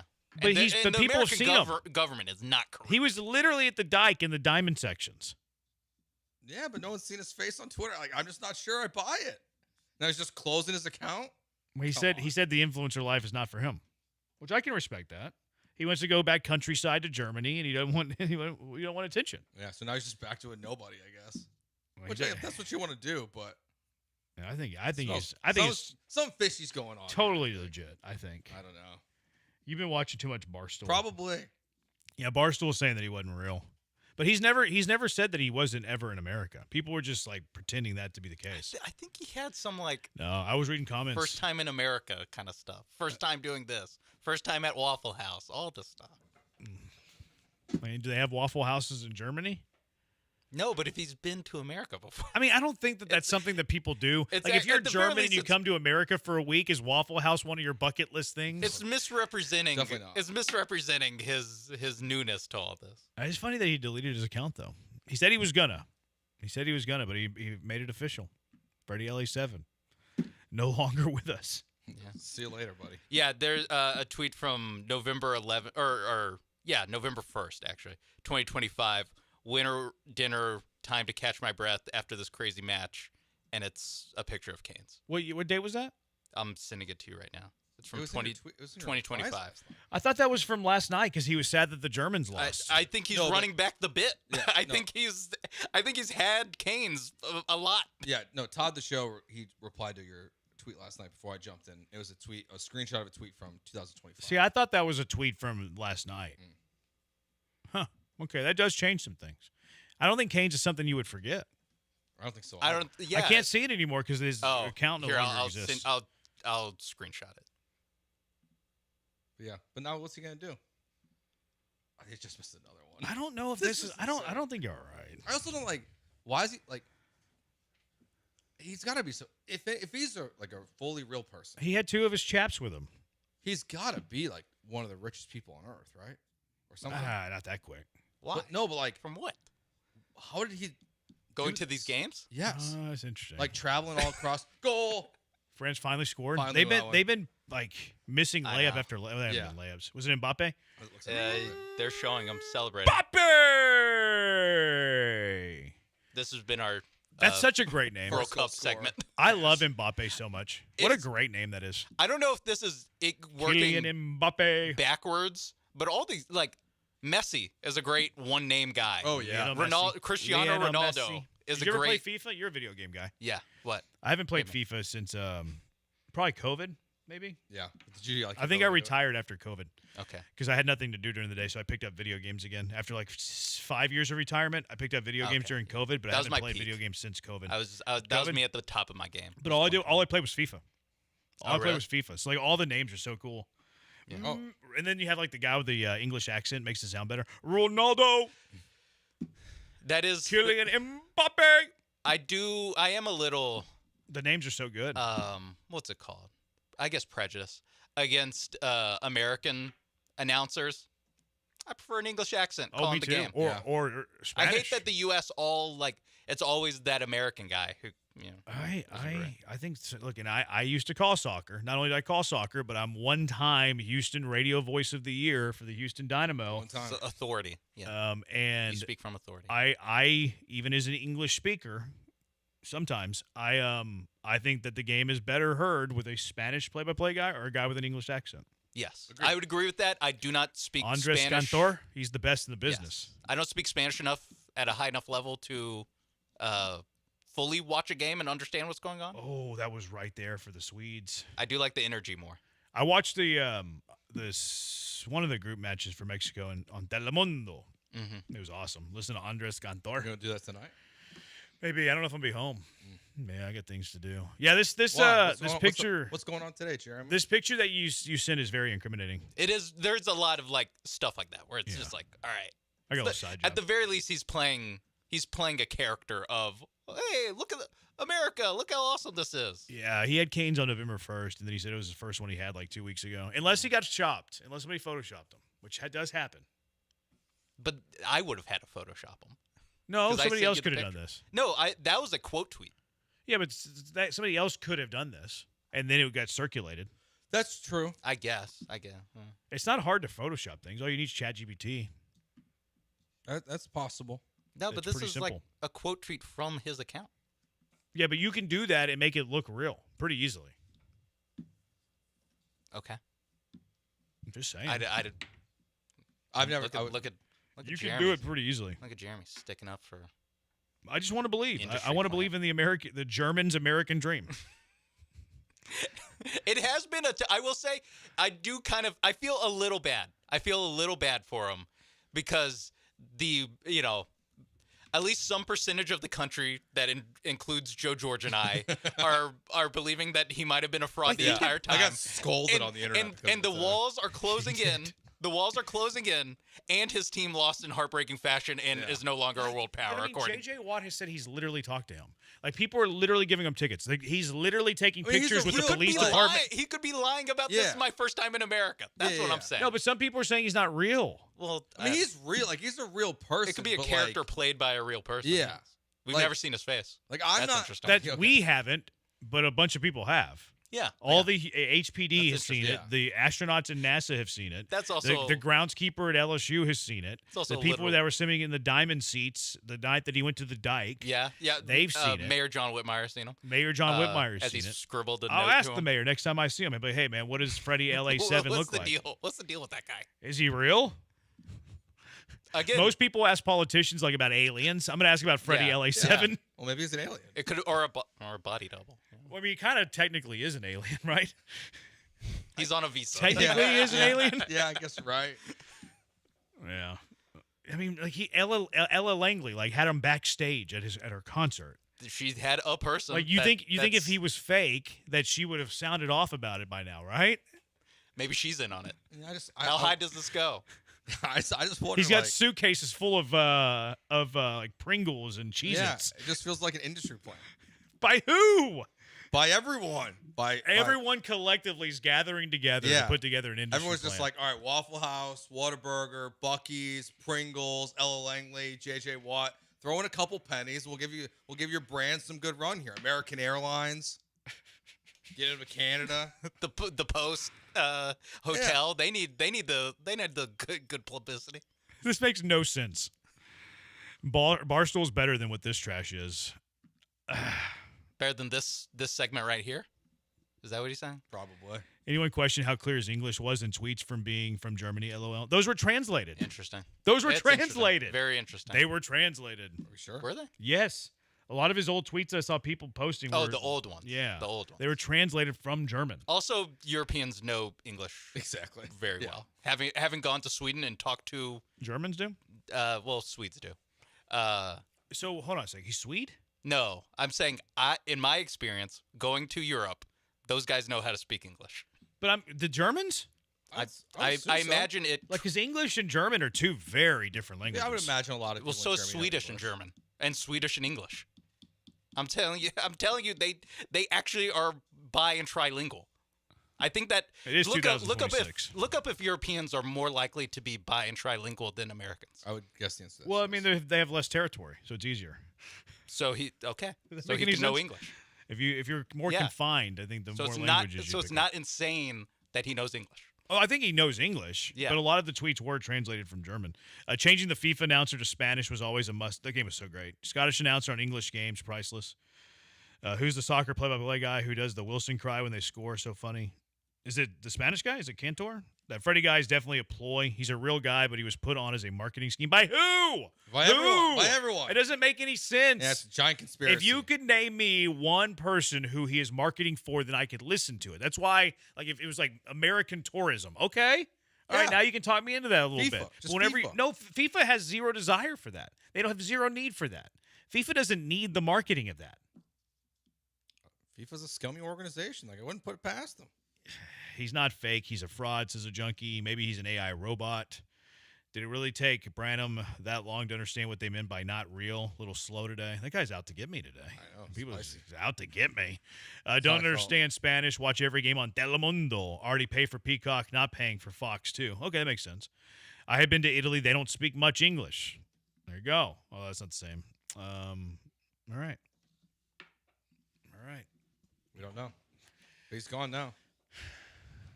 He's gone forever. Yeah. Do you think he reemerges? Probably. Like, probably at the next World Cup. When it's in what? It's Portugal, Morocco, and Spain. I think the next one. It's not in Argentina.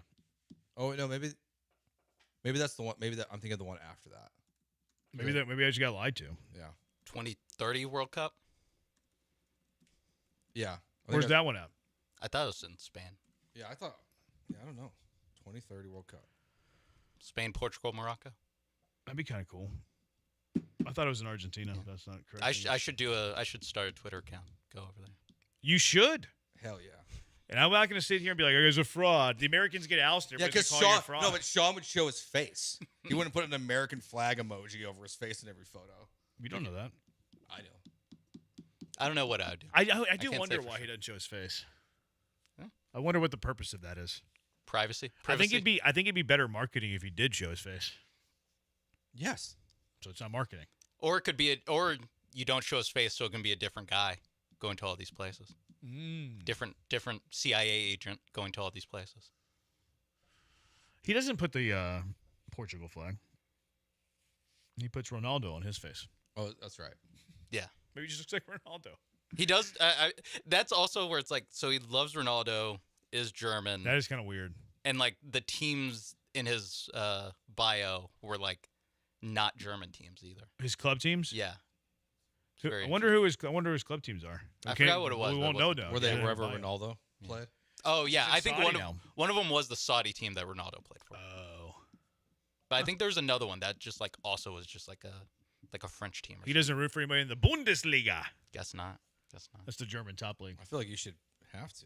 The Bundesliga. They got Bayern. Yeah, they kind of run the show there. Yeah, that little medicine. 713-780-3776. That's pretty funny. The Houston Texans just tweeted at King James, heard you're on the market. We were just wrong about the Houston team. Yeah. New tight end. Yeah. See Dalton Schultz. Yeah. He played football like 25 years ago, but he played. Here's the questions I have for you guys. 713-780-3776. Should World Cup matches, knockout stage games, end in PKs? Are we answering those now? No. Okay. And which Houston team deserved the Uruguay treatment? Where, okay, no charter for you. Go sit in economy. 713-780-3776. Jeremy and Joe on ESPN 97.5. 1976, D&M Leasing opened their doors with one mission, making a vehicle easier, smarter, and more affordable than buying it the old-fashioned way. Give them that call right now, 713-290-1000, or visit them at dmautoleasing.com. You can see their full list of inventory on their website. When you go through the process, if you qualify, you can get payments for as low as $400 a month. The average car payment right now is $800. So you can cut it in half, and you can save yourself all that negative equity. Switch out your car in just 3 years. Their leasing agents have been there on average of 10 years. They'll teach you everything you need to know about leasing a vehicle if you've never done it before. When you go to their website, dmautoleasing.com, there's going to be a little questionnaire. Where'd you hear us? Where'd you hear about us? Hit Joe George. If you hit me, hit my name there. I might bring you your new lease vehicle. Check them out right now, 713-290-1000, or visit them at dmautoleasing.com.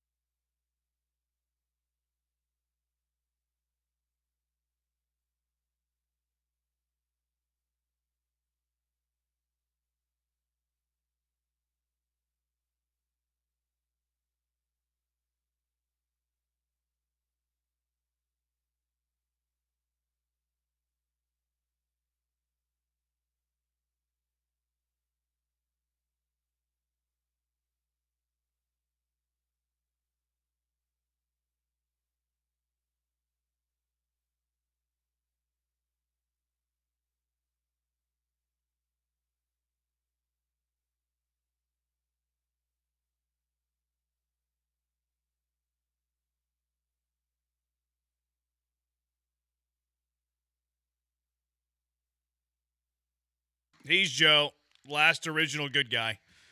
I'm the Huntington Bank bad boy. Halftime at the World Cup. Freddie LA7 has deactivated his account. That's the sports news. I think we're into free agency in the NBA. It's open. Astros play in a couple hours. French playing Sweden right now. Mexico plays tonight. And all we care about is Freddie LA7. Yeah. Deactivating his Twitter. That's the most important thing happening today. And 2 more goals for France, Yeah, right? we need 2 more goals for the Frenchman. Freddie's a marketing scheme drummed up by the U.S. government to try and get some real feel-good stories out of the World Cup after all the bad press. See, that's something I can buy. That's the tinfoil conspiracy I can get behind. FIFA, I can't. I would even buy that he's just a guy who saw a couple of his tweets go viral and then really started playing up the oh, wow, America, wow, you guys, because I think there was a lot of that going on where it's like foreigners eating a American fast food and being like, oh my God, this is so great, there's a lot of laying it on thick, I think, and I could even believe that Freddie was just like, let's see how much free stuff I can get from JJ Watt. He got a lot. Hopefully I can JJ Watt said he talked to him on the phone. Yeah, hopefully I can meet the HPD for some reason.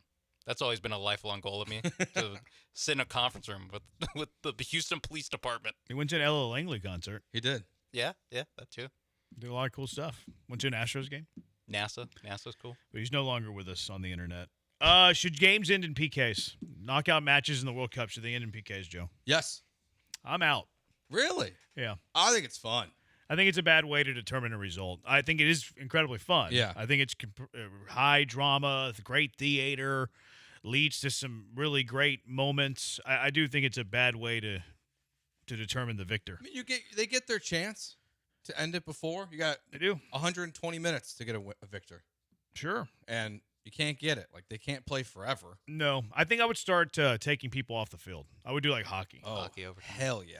Hockey doesn't do PKs in the Stanley Cup, right? No, they don't do it at all, right? No, sudden death. And they go 5-on-5 there. Do they ever do PKs now? Regular season, right? Yeah. They still do that in the regular season? They go Okay. they go 3-on-3. Yeah. Instead of 5-on-5, which is awesome. Yeah. And then they go to shootout. I think that's what they should do. I think it'd be a better way to. What do you want to go? 7-on-7? I think you start doing it like by minutes. Like every 5 or 10 minutes, you pull somebody off the pitch. This might be your best idea ever. Thank you. Just like every 2 minutes, the whistle blows and someone's got to run off you the still field. get like the normal amount of time. You get the 90 minutes. You get the 30 minutes of extra time. 15, and then like for every 15. 5-10 minute increment, you take somebody off the pitch. And at some point, do we go 1-on-1? And at that point, you're going golden goal. I mean, at that point, that you're was going my golden next goal. question. Yeah. I'd be okay getting rid of PKs if you also gave me golden goal. But I'm not giving you golden goal until the 120 minutes. Oh, wait, until 120? You're getting the full regulation 90. Oh. You're getting the full extra time 30. I think at 90. And then after that, we start going golden goal. And then after every 5-10 minutes, you can choose the increment. I really don't care. We start pulling somebody off the pitch. I think the first time you pull someone off the pitch, I think it needs to be golden goal. Yeah. Okay, that's fine. Yeah. So the 125th minute, 130th minute, whatever increment you want to use, because you're pulling somebody off the pitch. Yesterday, and maybe it's just because we saw 2 like back-to-back extra time games, these guys are dead in extra time. Yeah, like they cannot all they do, especially Germany, Paraguay, all they're trying to do is just get a free kick. Yeah. That's all. That's the only offense they had was to try to get a corner, try to get a free kick.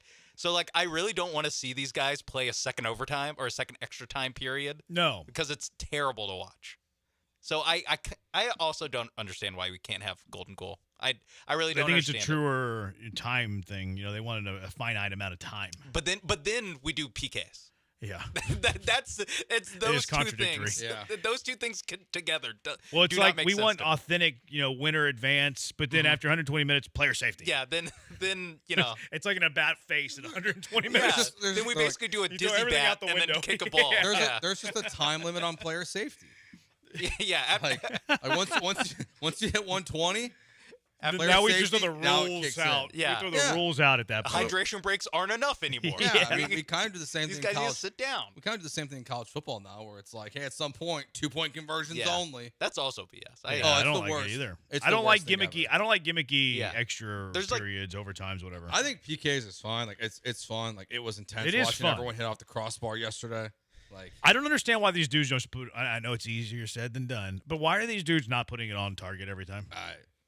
choking. I get the ones that miss like wide because you are just trying to get as far away from the Side of the keeper as netting, possible. yeah. It's the ones like the German guy who sent it 75 feet in the choked. air where I'm just like, I don't know what happened there. Apparently, a lot of the Germans didn't want to take the sixth kick. Yeah, so respect to that guy. The captain was like looking for people to take the sixth kick, and he hadn't kicked yet. And what was crazy too is like they should have been eliminated after like the fourth and fifth kicks. Yeah. Like they had to have the perfect result after the fourth and fifth kicks each time, and they got it to force the sixth kick, and they choked it away. But yeah, those guys that refused like to talk about the Uruguayan, rope in the Uruguayans. You're flying coach, buddy. If you can't for your country, your captain is asking you to step up for your country, and you're shrinking away. That's basically desertion. Yeah, you're going That's soccer desertion. Middle seat next to the bathroom. That's what you're getting on the way home. If that, you're riding with Freddie. You both get out of my country. Freddie probably got a private jet home at this point. Yeah, you're in there with the baggage. You can go down to the bottom of the plane, the you're belly of the plane. In steerage, like in Titanic. You got to squat down low because it's only 3 feet tall. Yeah. Or you take a boat. You have to take a boat. Oh, that'd be rough. Yeah. How long would that journey take? Hey, this is only for the people that refuse the PKs. Yeah, they should. You're a professional soccer player. Go take a PK. Got to go Who on cares? the Titanic too. What? Gotta go on the Titanic. That's going to be problematic. It doesn't have to sink. It's at the bottom of the ocean. Right. Are they going to get on? I'm not worried about that. I'm wondering how they're going to board this thing. No, the Titanic 2. The new one. It's going to go nice and slow. Take your sweet time. It's the summer, hopefully. Have y'all taken cruises? I've never taken. My parents just went on one. Yeah, I went on one. It's fine. It's fun. I'm not sure I'm like eager to do it again. The Poop Cruise documentary really scared me. I think if I were to do another cruise, it'd have to be like a destination one where you see really cool stuff, like an Alaskan cruise or something, or like the Norwegian cruise, something like that. But like just across like the Caribbean again, I'm all right. Yeah, those seem a little bit better. The Poop Cruise people, they're babies. They're half of the I knew people, one of them. Half the people, baby. Half of them were like, I can't believe I have to poop in a bag and leave it outside. It's like, where else would you poop? Yeah. You have to poop in the bag. Why were they pooping in bags? Because the water. Yeah, the water. There's cross-contamination? No, I have zero desire to watch that. Oh, the water level, like they just lost water. Yeah, basically. the ship started. And power. They lost like plumbing? Yeah. The ship started was on fire. So they were pooping in a bag and throwing it off the ship? No, they were like leaving it outside the door. Oh, okay. Were they cleaning it up and putting it like in the lower decks? I don't know what they. I don't remember. Certainly, they were just like leaving it in the hallway. Well, there was like water because like everything backed up. Yeah, there was like water in the hallways. Really? They ran out of food. How'd they run out of food? Because they were out there for a couple days. Yeah, they're like longer? stranded. Yeah, they were like stranded. Oh, that's rough. Yeah. But then in half the documentary, they're like, I can't believe they gave us baggies and told us to poop in the bag. I'm like, where else? Like, yeah, we're gonna do like just that's like the easiest part of this is pooping in the bag. Have someone just like hold your hand as you're over the cruise ship. Every other part of this is so bad. I wonder what they wanted her to like. I wonder what they thought was suitable. I don't know. Like in a bucket or something. They're being babies. That's what I'm saying. Yeah, I mean, you just kind of have to stuck out there with no AC. It does suck. You just have to man up at that point. The AC, I'd be in there being like, the pooping on the floor, I don't care. The AC, I need the AC because this was like I think they left from Galveston, right? Yeah, yeah. So it was yeah, because like one of the main girls' names is Jamie Lamb. She used to cover Houston sports. I remember that. She was on a bachelorette party on it. Did it was like the pool open? I think they closed it. Oh, and at one point they decided to open bar.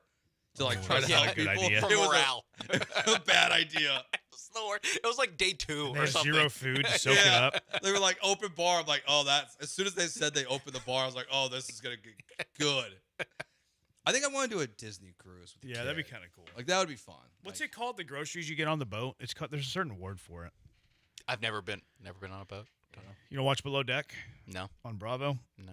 Oh, I'm not. I forget what it's called. There's a word that they like. It's called something whenever they bring like rations. Goods. Yeah. No, it's not rations. I was gonna say that's more Titanic. I can't remember what the word is. But there's like why didn't they order more? Hardtack. That's what they had in like Moby eventually Dick. another boat came to them. Yeah, that'd be my thing. Food. Provisions. It's called provisions. Like why wouldn't they just order more provisions? Yeah, I don't. I watched this documentary. It was a while ago. Yeah, like a year and a half ago. Probably half on my phone. I don't know why this was so dire, but apparently it was. So do you have the French get in there? They did. French leads 2-0. That's the over? There we go. Nope. We need 2.5? 2.5. Oh, sheesh. They're covering 1.5, though. Yeah, that's right. What I'm interested in. All right. So which Houston team would you treat like Uruguay? Oh, it was the Watson Texans against the Chiefs. Okay. That's the one. That's the one, huh? I think that's the main one. I was trying to be literal with this. I mean, I think you have to go Oilers that blew the big lead. Good call. Before Oilers, my time. yeah, you'd have to do Oilers that blew the big lead for sure. I tried to make That'd a be joke the earlier. I one. was told I couldn't say it, so I figured I couldn't say the Oilers either. That would You been can answer a question honestly. Yeah, but it would have been a little disingenuous, I think. No, you can answer questions honestly. You just can't, poke fun at Houston. Okay. Oh, okay. You can't poke fun at. You 'Cause can't even- take a shot at Houston. You can answer a question honestly, but I think this. But you can't take shots at Houston. All right. Because even for me, like the Oilers blowing the lead to the Bills, like I don't care. It's the Titans. What does it Before matter? Yeah, it's Titans history. You don't now. care? It's before I was alive. I care deeply. They moved when I was a baby, if that. They moved probably before I was born. I remember where I was watching that game. Where were you? Care to share? I was in my humble apartment. Yeah. I think my mom left me in the apartment to go to the mall. How old are you? Probably like 7. Okay. 90s parent. That was what, 91? So maybe 5. Times are Again, different. Because that would again, have 90s been parenting. that would have Times are so been. different I was also 5, so I could be misremembering. Because Yeah. that was January 91, so I didn't turn. Well, I turned 6 that Okay. summer, Then- so I was 5. Yeah, then we're good. But maybe I'm misremembering. Maybe we were waiting to go to the mall for the game to be over. Maybe that was it. Okay. Maybe that's what it was. But also, like in the 90s, like that was acceptable. Maybe there was somebody there watching me, and she went to the mall while somebody else watched me there. The Maybe that's babysitter what went to happened. the mall. No, maybe my mom went to the mall and she had somebody there watching okay. me as I watched the game. Maybe that's what it was. As they're up, 4 touchdowns, and you're like, we're good. We're in the AFC title game. Do you ever go back and watch that game when it's on NFL Network? No, I've only seen like the slow highlight packet or slow motion replays and all that stuff. Like I can't. The highlights they play as B-roll. I've never actually watched the game. Yeah, I can't do it. Somebody says 94 Oilers went from double-digit wins to 2 wins. So he's going 94 Oilers. He's going to the team after that. That's interesting. Any Texans teams? Maybe any Texans team coached by David Kelly. So those 2 years. Every road trip, they have to fly. You can rock and roll back and coach. For sure. That's totally acceptable. Yeah. Rockets. Astros 100 lost seasons. You don't need to catch the Chargers. Yeah. We need to save the money for the good teams. Rockets this season in April. Silas Rockets. I think this team, you could say for January and February. Yeah. This team was hurt. Oh, maybe.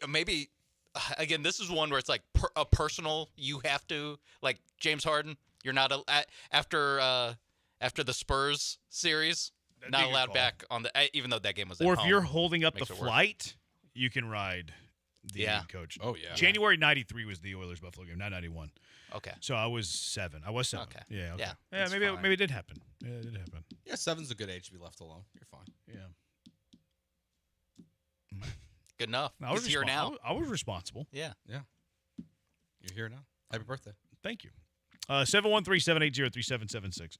Joe, who are the best fathletes of our generation? Who are the best fathletes of all? What is a fathlete? You have to be fat. You have to be an athlete. Not that. It's not rocket science with us. 713-780-3776. Jeremy and Joe on ESPN 97.5.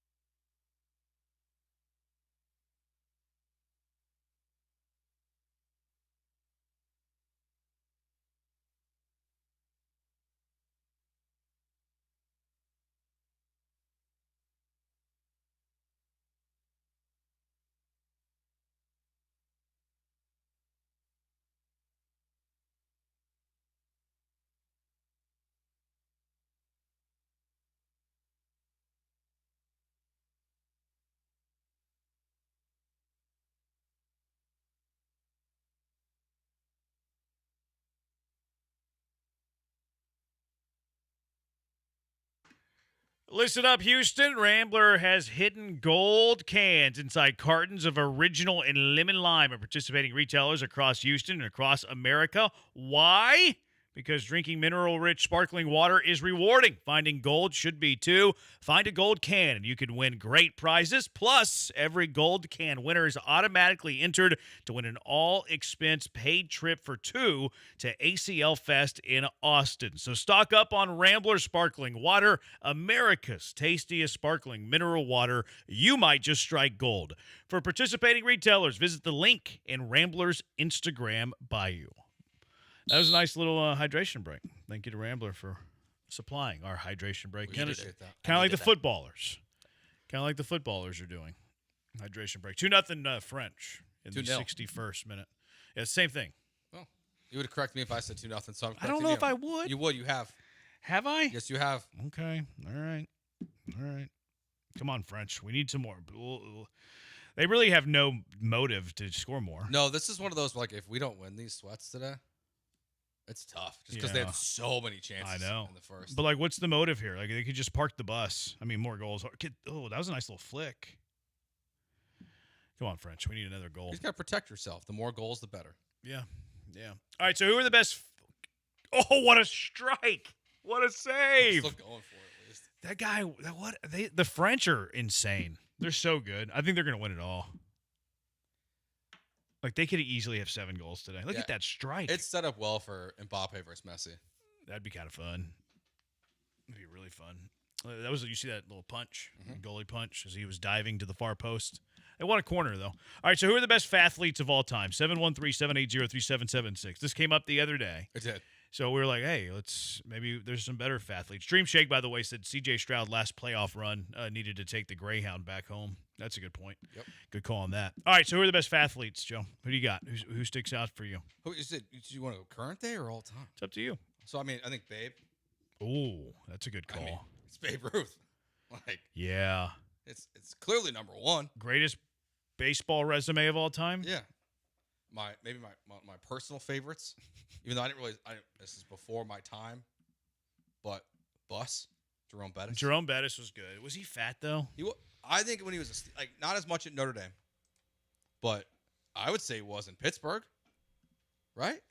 I feel like I'm going to do a lot of Google image searching. I don't know Bettis was always he was just like He's a stout. fire hydrant. Yeah. I think there's some. So I was thinking he has you gotta have the handles. He does have a gut in this. Yeah. You gotta have a gut. Definitely late Bettis. Poppy. Big Poppy? Yeah. Big Poppy was a big boy. The Fielders. Both of them. Just both of them. You know my favorite thing about Prince Fielder is he didn't eat meat. I think he was a vegetarian. That doesn't make sense. He was a vegetarian. Surprising to me. I mean, it kind of makes sense. I mean, calorie in, calorie out, and then if you're eating a bunch of junk food, yeah. I do associate being vegetarian with eating healthy, but he might be not eating meat, but also eating Skittles or whatever. Yeah, like chips all day. Yeah, he might be guess eating that's possible. how Dwight Howard would eat, apparently. Oh, yeah. Lamar Odom was another candy one. all day. Yeah. The Fielders are good calls, for sure. You're a UFC guy, right? Yeah. Do you remember Roy Big Country Nelson? I do. He was on He was on the Ultimate Fighter. Yeah. He was pretty good. He was good, but he was really good. He was a big boy. He put heavy and heavyweight. He was a good fighter. Yeah, he threw hands. Yeah. But he had a big gut. But he could wrestle. He could do stuff on the mat. Yeah. He was actually a complete fighter. It's just really fat. It just when you would walk out, you'd be like, this guy's not gonna be good. He probably should have fought a middleweight if he was completely healthy. Yeah. He was a big guy. Yeah, but he was pretty skilled. Yeah, I used to like watching him fight because this guy's skilled. He's just super big. Yeah, this is a big dude. Keith from LA says Butterbean. That's a good call. That's a good pull. Super heavyweight Butterbean. Yeah. Jared Lorenzen, R.I.P. Randy Bullock, Fat Randy, heaviest kicker in the league besides Janikowski. John Kruk, says Robert in Beaumont. Kruk was one I had. Who else you have? I was ready for Kruk. Bartolo Colon, especially late stage. Yep. Junkie says the only correct answer is Bartolo Colon. Bartolo Colon hitting that home run. Probably up there with Jim Abbott's 2 hits as far as unlikely moments from pitchers hitting. That feels like an eternity ago since we were talking about that. It was 2.5 hours ago. Feels longer than that. Feels like yesterday. It kind of does. Yeah, and then John Kruk, another one. AJ threw out there when we talked about it pre-show. He was like, some would say Luka, some would say Luka Doncic. That's a good basketball. poll. The bar's high. As far as there's not a lot Luka, of whenever first he was basemen. with Dallas. Yeah, late. Dallas traded, and then the Lakers. Some of those photos don't look great. Pig Miller was pretty fat. Yeah. Pig Miller? Who's the guy on the Suns in like the 90s? Barkley? No, the other guy. It was like You Miller. could say Barkley Rockets. Barkley, yeah. With the Suns in the 90s? Yeah, there's a. It might have been Pig Miller. They had a big fact. It might have been. Yeah, I think it was Pig Miller. Okay. Yeah. Pig Miller was big. Okay. Big Miller got pretty big. Yeah. But who was the dude from NC State in the tournament? DJ Burns. Oh, DJ yeah. Burns. DJ Burns was a big boy. Yeah. I have the best answer to this. I have haven't seen it yet. I'm gonna see if the text line, the junkies can come up with it. But I think I have the best answer. Like a sport? Yeah. What sport is it? I'm not telling you because I think it'd give it away. Was Shaq? I think Shaq qualified. Well, Shaq got big late in his career. Yeah. Like Boston Shaq. Yeah, but that teeters into was he best? Actually best. Yes. Like his effective years, he wasn't fat. He was big, but he wasn't fat. Like he put on some weight pretty quick in Miami. But still not really when he won a championship. Yeah. Yeah, it was but that and then Suns and then like he wasn't good in Boston, but he was fat. Yeah. Oh, Big Baby Davis. Oh, good pull. Big Baby Davis. Not bad. Tony Gwynn got a little hefty late in his career. Tony Gwynn. Yeah. He got a little chubby late in his career. A lot of late in his careers with these guys. I mean, James. I mean, you could say James. My aunt is calling me. Oh, my aunt. You want to get that? Nah, I probably shouldn't with my aunt. Is she saying like I Pablo don't want to be Sandoval? mean to my aunt. If it was my uncle, I would do it. No, she's calling to wish me happy birthday while I'm on the air. You know how I feel about that sort of stuff. Or she wants to make her voice heard. Yeah, she's like, you're forgetting someone. No, she's clueless that I'm doing radio right now. Vince Wilfork. That's Vince Wilfork's a good call. That's who she wants. I feel like disingenuous putting any off like in the trench player. Yeah, but he's so. He had a belly. Yeah, I'm surprised you didn't say William the Refrigerator Perry. No, he qualifies. He's a big boy. Yeah.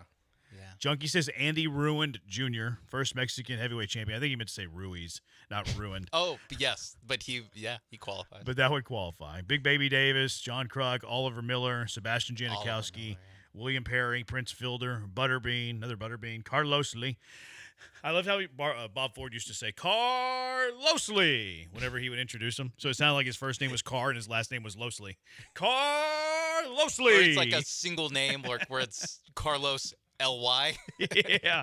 I usually get such a kick out of that. No one ever cared. I'd be like, his name is Carr Losley. And be like, who cares? Back then, the little things had to entertain us more with the Astros.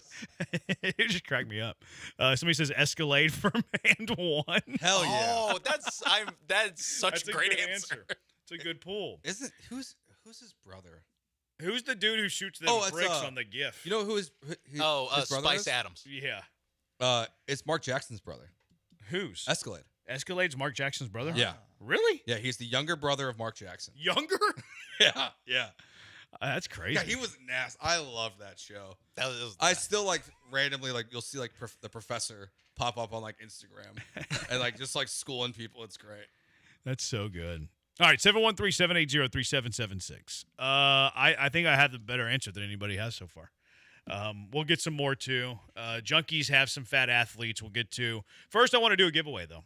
Join the Sugarland Space Cowboys in Tokyo X for Anime Night on Saturday, July 11th for a unique evening of baseball, anime, cosplay, themed vendors, photo opportunities, cosplay meetups, and interactive fan activities. Caller number 3 right now to 713-780-3776 wins a 4-pack of tickets to see the Space Cowboys take on the Albuquerque Isotopes while celebrating Japanese pop culture with fellow fans. General admission tickets start at $16.57. Dugout seats at $30.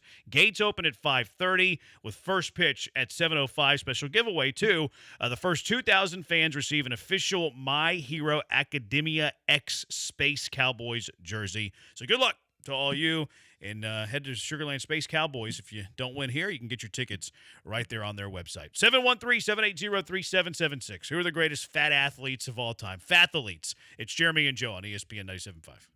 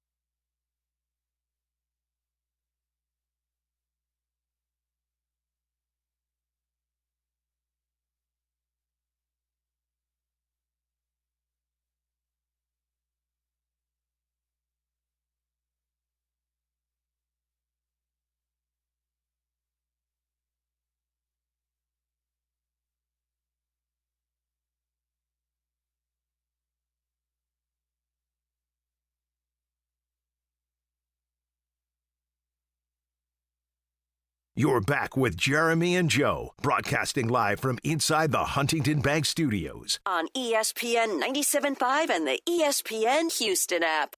All right, so I got the best fat athlete. Jared Lorenzen. For Tyler. No. It's actually local. James Harden. Nope. Heavyweight champion of the world. George Foreman. Bang. France scored. Mbappe! Now we just need this to hold. Yes, we do. This holds this to be a fruitful day. It would be. Be a fruitful day. No, it's George Foreman. You're not topping George Foreman in this city. Heavyweight champion of the world whenever he won. Not the first time. Mm-hmm. Not Rumble in the Jungle against Ali. He was built like a Greek god then. I'm talking retirement, preacher, George Foreman grill, beat Michael Moore for the title, big old pot belly. George Foreman is the greatest answer in this city for the greatest fat athlete in Houston sports history. That's a good call. Sports history in general, from a Houston lens. Yeah, that's a good call. It's George Foreman. Yeah. There's not a better answer. Yeah. Because he wasn't fit and then retired, got fat, and then never fought again. He fought as a fat athlete. Yes. Yeah, I thought you were about to say another thing. That's the... I thought you were going to say fat A. Oh. Fathlete. I was hanging there for a second. Can I say that? Yeah, you can. That's fine. Yeah, I think that's a really good call. It's also best answer. When the heavyweight champion meant something. It's when it really meant something. Still mattered. Yeah. Now I don't feel like it. It's right there. I think it was a hook to Michael Moore's face. Yeah. Went down. Heavyweight champion of the world after 10 years of retirement. I thought when he said heavyweight champion, and I was like, I forgot if he was a champion or not. Derek Lewis crossed my mind. I don't think he ever won a title. No, he never won a title. And I don't think he was. I don't know if he qualifies. I think we're being mean if we go fat. He's definitely out of shape. Yeah, he's not well defined, but he doesn't have like the gut. He's not like Roy Nelson. His conditioning's poor. Yeah. Yes, he doesn't have the big pot belly. No, like he's just like a big heavyweight. Yeah. 713-780-3776. Let's go out to the HRP listener line. Pena's got a fat athlete. I feel like I'm saying foot athlete. Fat athlete. Pena, who's your fat athlete? My fat athlete is, I can't believe y'all missed this. It's the Big Show, man. This dude was jumping off the top rope at 7 feet, like what, 300, 400 pounds? Come on now. You can't go with a wrestler. Can't pick a wrestler. It's a good one. There's so many good fat wrestlers. Yeah, I mean, like Mark Henry. Mark Henry, he wasn't fat. Come on. He was just the world's strongest man. Yeah. Dusty Rhodes. Dusty's Kamala. a good call. Remember Kamala with his belly? Yokozuna. That's a big Rikishi. Yeah, there's way too many fat guys. If Brian was here, we would have gotten to this 10 minutes ago. You can't go. It would have been the first thing he said. I said Babe Ruth. He would have said Big Show. He would have said Big Show. You can't go wrestling. Like I see a bunch of people texting Andre the Giant. I don't even think he counts. He wasn't that fat. No, no. I don't think the Big Show was that fat. No, Big Show was pretty proportional. Just a giant. Yeah. Like he actually got really skinny later in life. Like, you can't go. The singlet doesn't help. You can't go wrestlers. No, there is a funny clip though where like he was talking about a match he had on a podcast with Cena. And Cena's like, you just gotta get below 495. I heard that one. And like we'll be okay. Like get below 495, and I can put you and Edge up on my shoulders at one time, which is absurd in itself. Yeah, but like, there's a lot of fat wrestlers back in the day. Yeah, it's just like it's kind of Tony Gwynn, Pablo Sandoval, and Dexter Lawrence. You mean Trevor Lawrence? The hefty lefty, a lot of hefty lefties. Shaq, how about Babe Ruth? Said that one. Sabathia, Lorenzen, Stanley Roberts, Hot Plate Williams. I think he was a Piston, late in his career. Big O, yep. Oliver Miller mentioned that one. Someone said Astros Roger Clemens. You think Astros Roger Clemens got a little heavy? He was bigger. I think he got a little heavy. Yeah, but I don't think like we call him fat. He was just like a bigger baggy uniform too. Size Roger. Kind of hid the size a little. Yeah, like I don't think so. Has there been a fat Astro? Maybe Eusebio. Did Eusebio have a little bit of a belly there for a little bit? I think Eusebio might have. The Twitch line, Twitch channel, Twitch chat. John Daly, David Ortiz, Serena Williams. Come on, man. John Daly. Battery Chuck says, Jeremy, you can't name yourself. That's just not nice. And I'm not an athlete. So I don't qualify. I qualify for the fat part. I don't qualify for the athlete part. That's just mean, hit 400, battery man. Chuck. Come And I did hit 400 in high school. That is right about But that. were you fat then? 2 for 5. No, I was very skinny. Okay. Then, yeah, I couldn't put on any weight in high school. Does Evan Gaddis qualify as fat? Borderline, yeah. He's stout. He's built. He but, is. you know, Former janitor. I'll say there's some pictures on Google not flattering, I would say.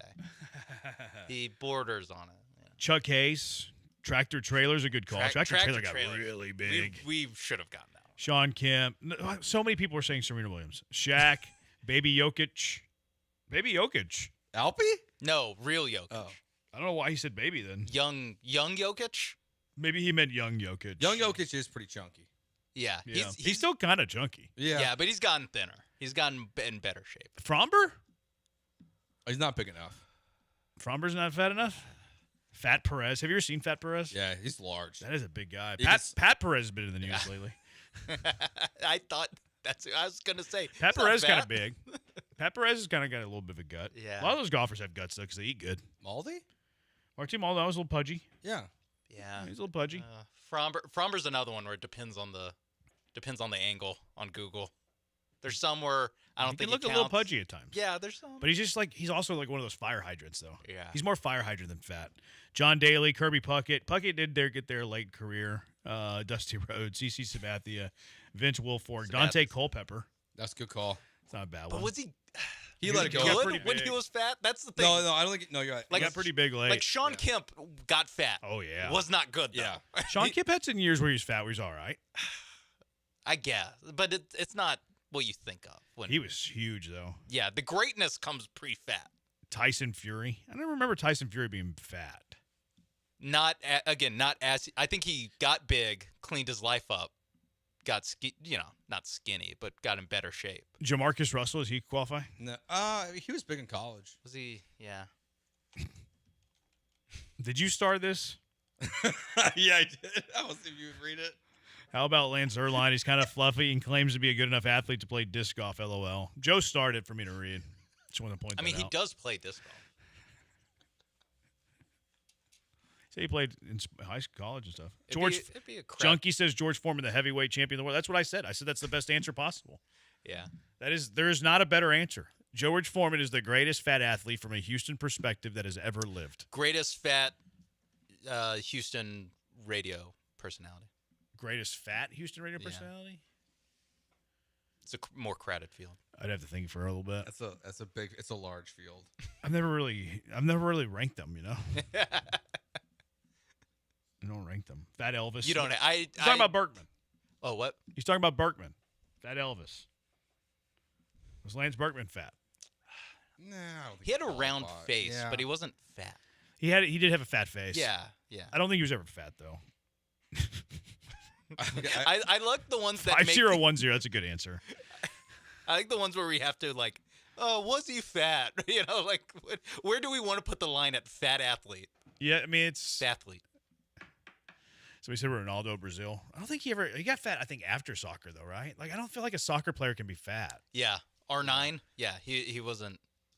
Again, he was like big for a soccer player. He said I don't think he meant Ronaldo. I think he meant Ronaldinho because he said Ronaldo and then Brazil ?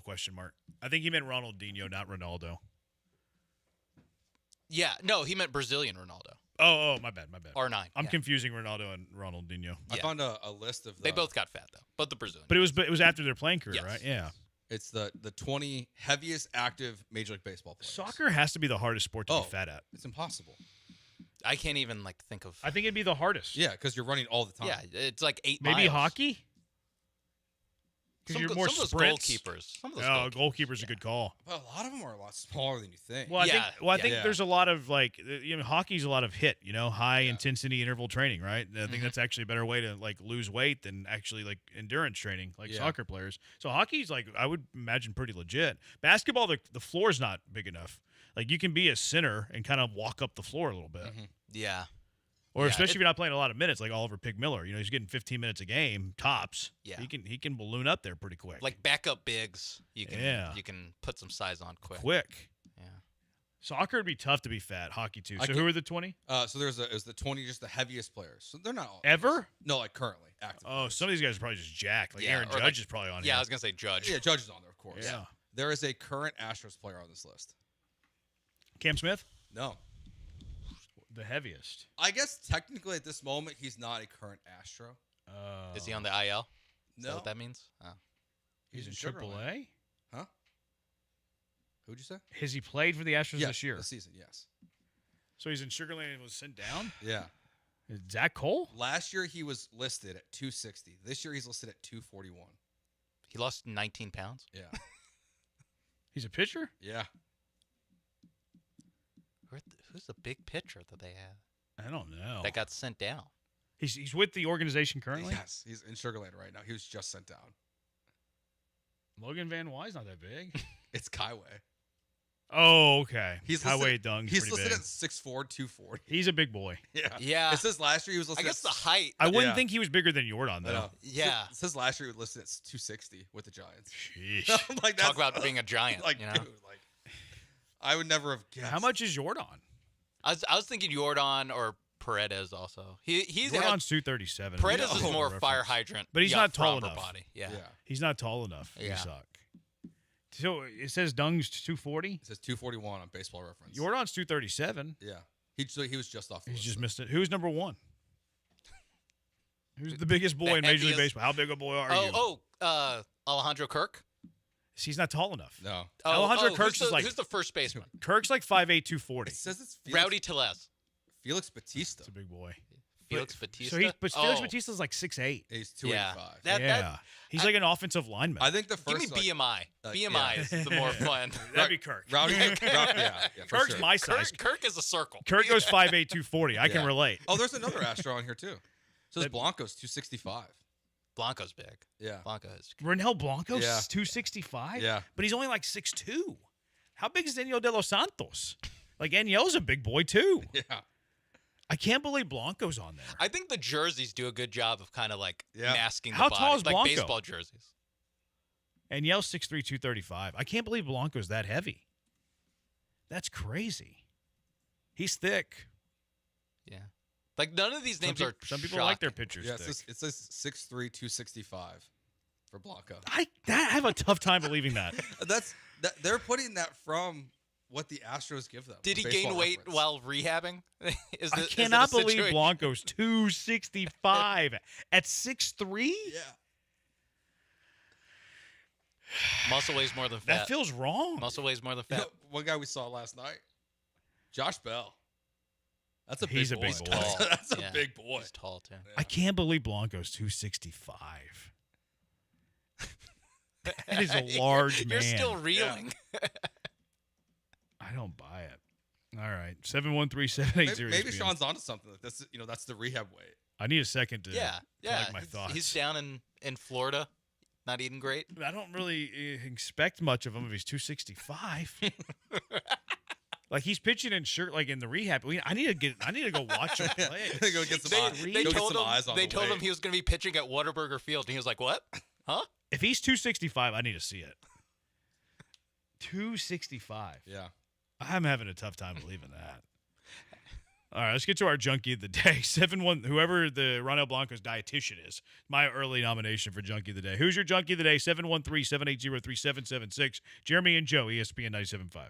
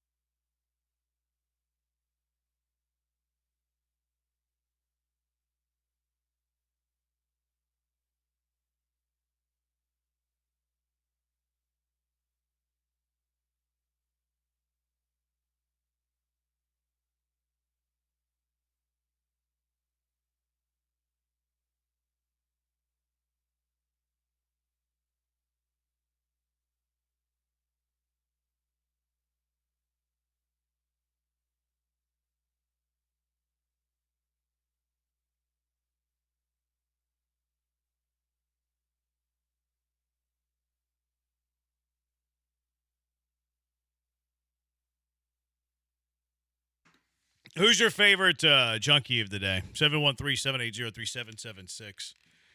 Junkie of the day. Who is your junkie of the day? 713-780-3776. Joe, who do you got? I'm just going to go because it's been a boring 50 minutes of NBA free agency. So far, Ousmane Dieng is back with the Bucks. DeAndre Jordan. You know what his nickname is in the fantasy community? Nope. I don't want to tell you. Okay. tell DeAndre you Jordan's after the back show. with the Pelicans. Tim Hardaway Jr. with the Heat. That's it.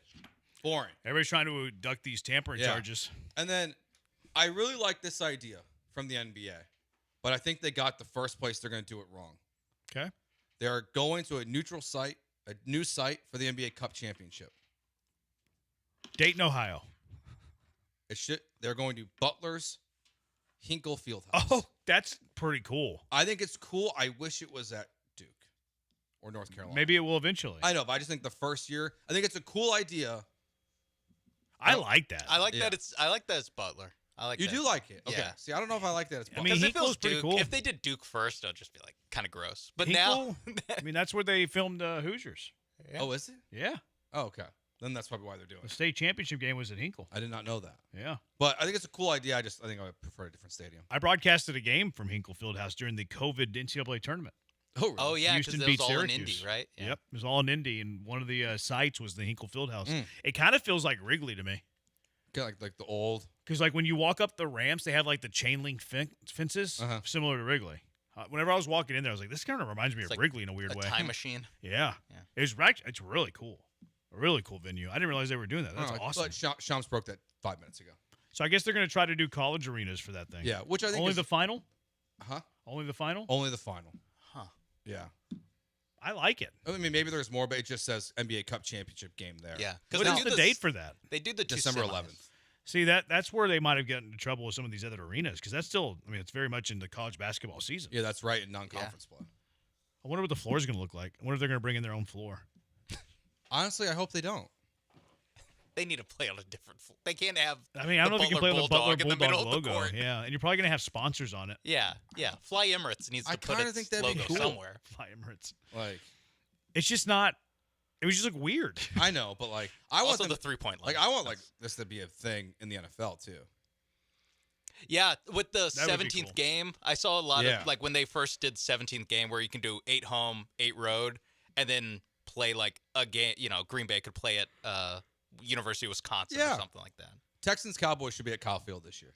Well, the Austin people aren't going to be happy about that. Then they can the next time it can No, go there. I think it should be a TDECU.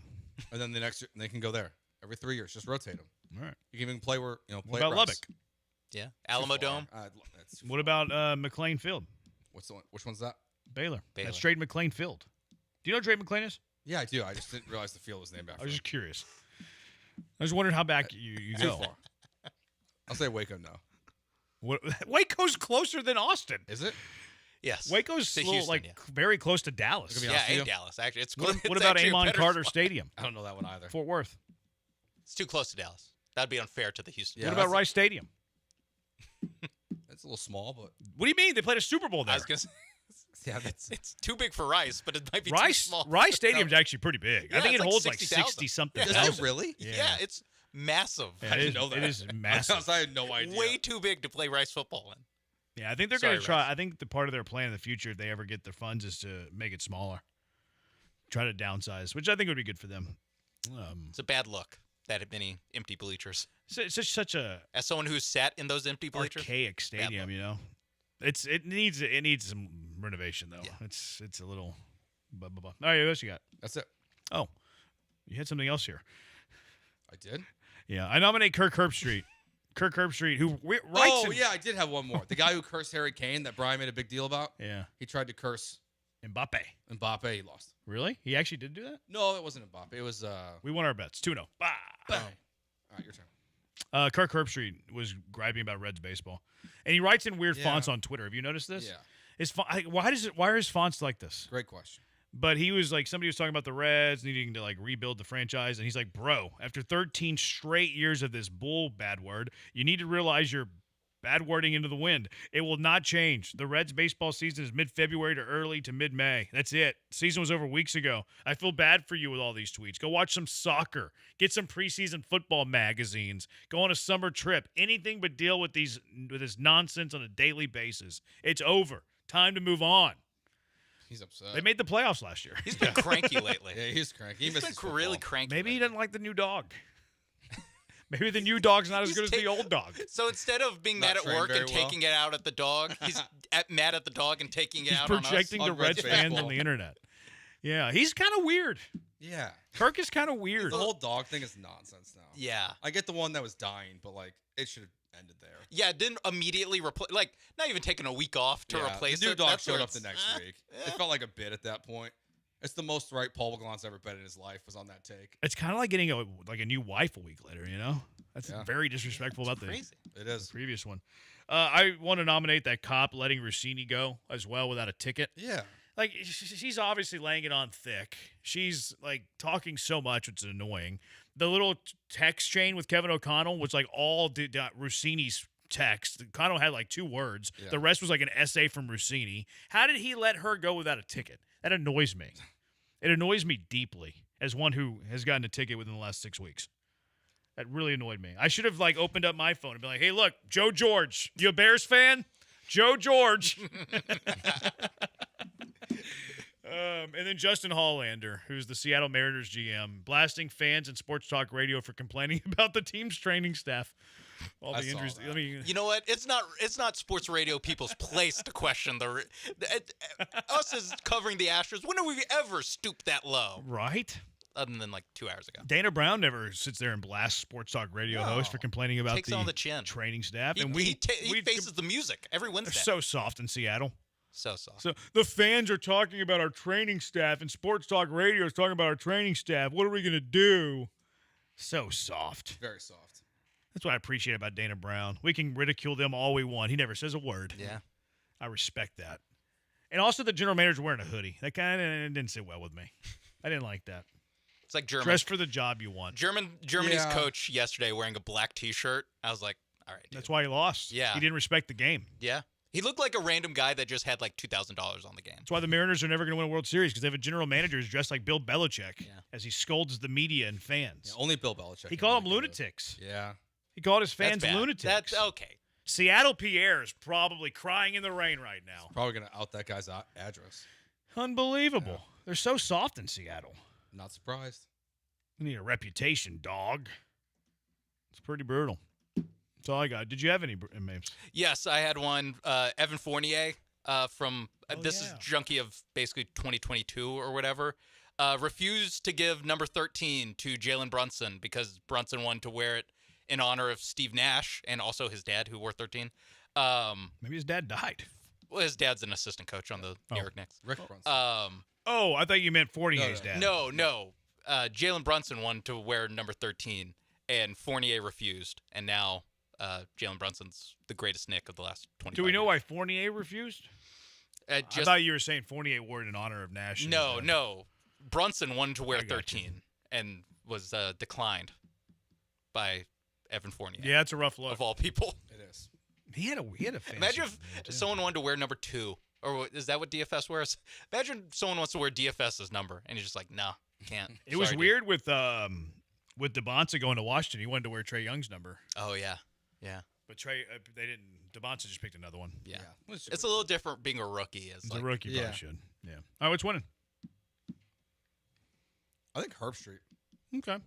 Yeah. I'm going to go Herb Street. Body of work. They literally made the playoffs last year. I know. That's a tough one. It was to Herb complain Street or about. Rossini. Like, I think I'm going to go Herb Street here. Well, mine was the cop letting Rossini go. Yeah. Yeah, that's true. But I'll go Herb Street. All right, Kirk Herbstreit, you're the winner. Junkie of the day. Coming up next, it's going to be Soccer Matters. Glenn Davis. Hang out with him. He's going to be out at the Flat, which you should go over there. Hang out with him. Hang out with Brian. They're going to talk the world's game. They're going to talk the beautiful game. And what a time to talk the beautiful game. Does it for us. Thanks for Mapes filling in. Wyatt doing some hard work, too. He's Joe. I'm Jeremy. We'll talk to you tomorrow, Houston. It's going to be July. Good night.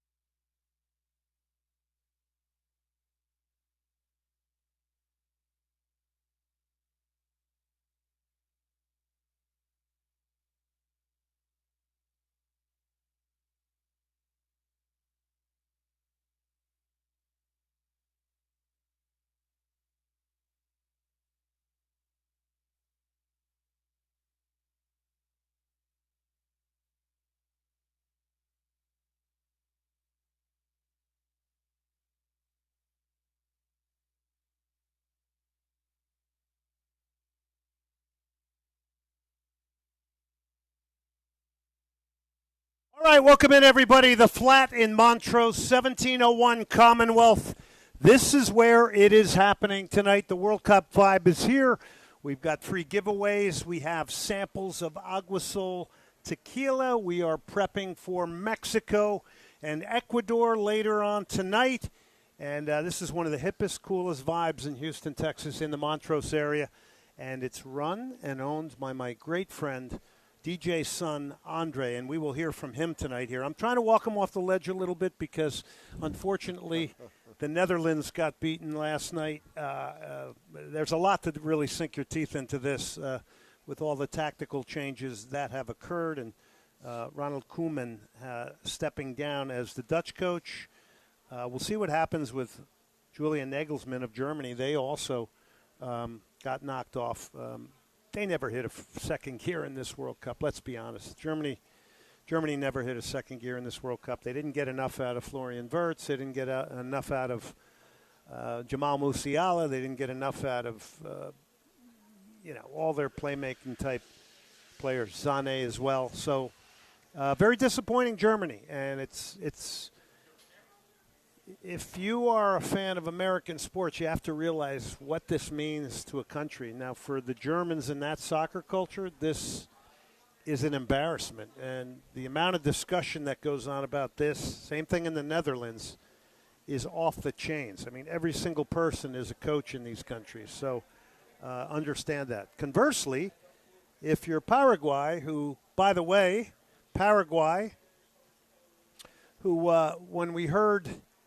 when we heard the U.S. got a 4-1 victory, Paraguay's an easy team. They're not very good. Well, they happened to knock Germany out of the World Cup.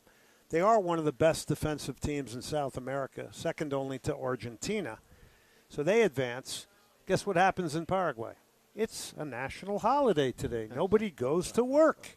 The entire country is going nuts. So it's amazing. Really tough stuff for the Netherlands and Germany, but out go two very, very big programs in historic countries when it comes to soccer. So, again, we're at the Flat. It's 1701 Commonwealth Street. Very cool spot. It's if you've been here, you know what it's all about. If you haven't been here, tonight's a great night to come. You got a big screen for the games, lounge bar. It's a music venue. Of course, Andre spins in here and does his DJing in here, but all kinds of well-known DJs come through this spot, so it's a very cool place to be. As for us in Houston, we'll discuss the Brazil-Japan match tonight. We'll discuss Germany and the Netherlands, what happened to them.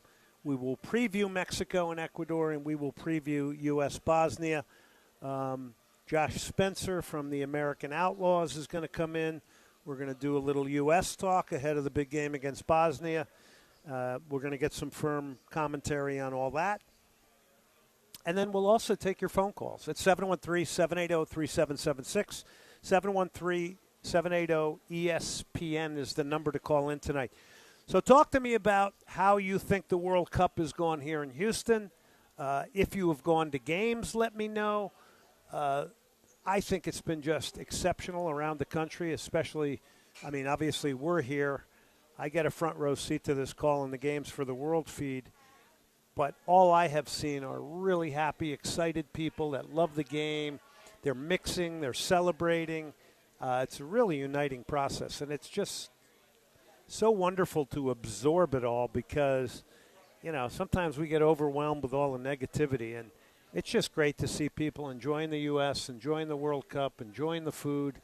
It's funny to listen to people go, I love the burgers here. It's just been very, very cool. So we're going to get a lot of good talk in tonight. 713-780-3776. Any Mexico fans out there, are you going to get it done? This is a very tricky game against Ecuador. I'm just going to say that before we do our deep dive on it. Very, very tricky game against Ecuador. I don't think there's any question about that. Mexico, you got the home field advantage. Don't go too far on the whole altitude thing because a lot of these guys grew up playing in altitude in Quito, and Quito's actually at a higher altitude than Mexico. But the ones that are in Europe, it could affect them. I don't think it's that big a deal for Ecuador, and if they came, if they came through a lot of the pro clubs like LDU Quito, Aucas, El Nacional as youth players, their bodies are probably used to it. It'll be manageable. It's not going to be extreme for Ecuador, I don't think. It's not a big issue tonight. I think people might make that. Now, what is an issue is the hotel noise outside Ecuador's hotel. Is that sporting? Is that something that's fair? We've had this great tournament where everybody's really been respectful, and now we got one group of people that's playing music and instruments.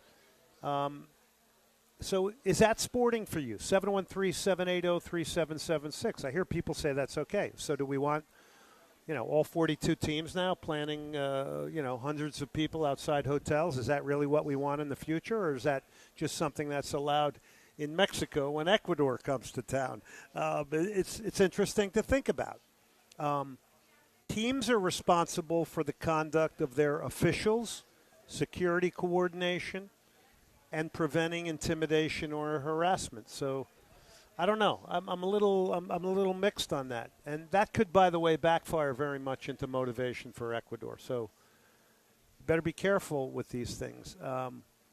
I don't think it's sporting personally, but I grew up in the American sports culture.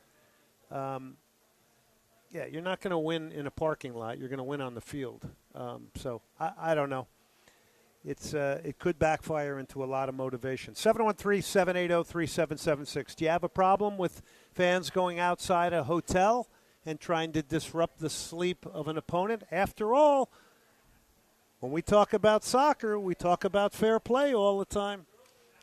So it's a good question we'll put out there tonight, and we're going to ask all our guests that as well.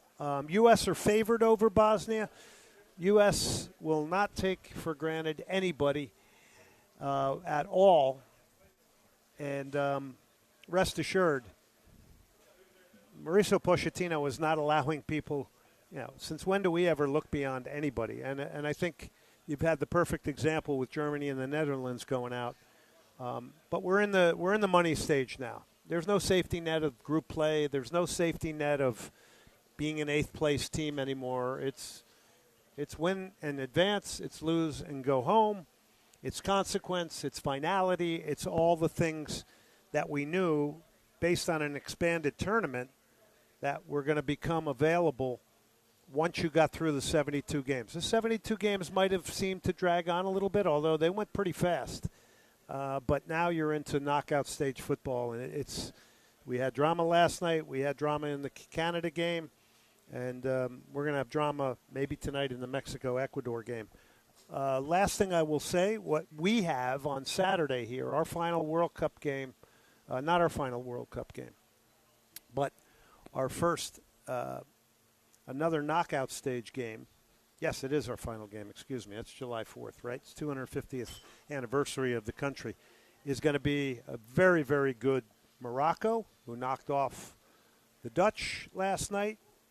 There's some bizarre things that happened there. We're going to talk to DJ Sun about that. And then also you have coming in Canada under a U.S. manager, Jesse Marsh.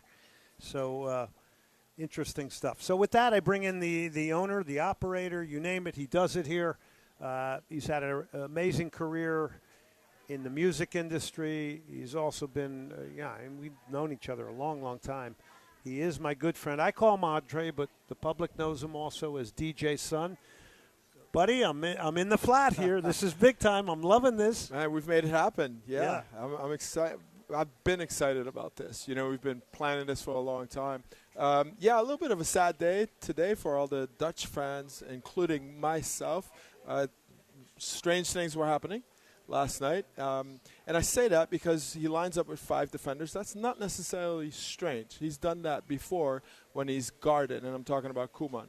When he's, in his guarded phase, he is by nature a defender, played as a defender for Barcelona, Ajax, etc. Was a great player, by the way. Yes, amazing player. Yeah. But, at 46 minutes, when you hit the field for the second half, do you make the adjustment?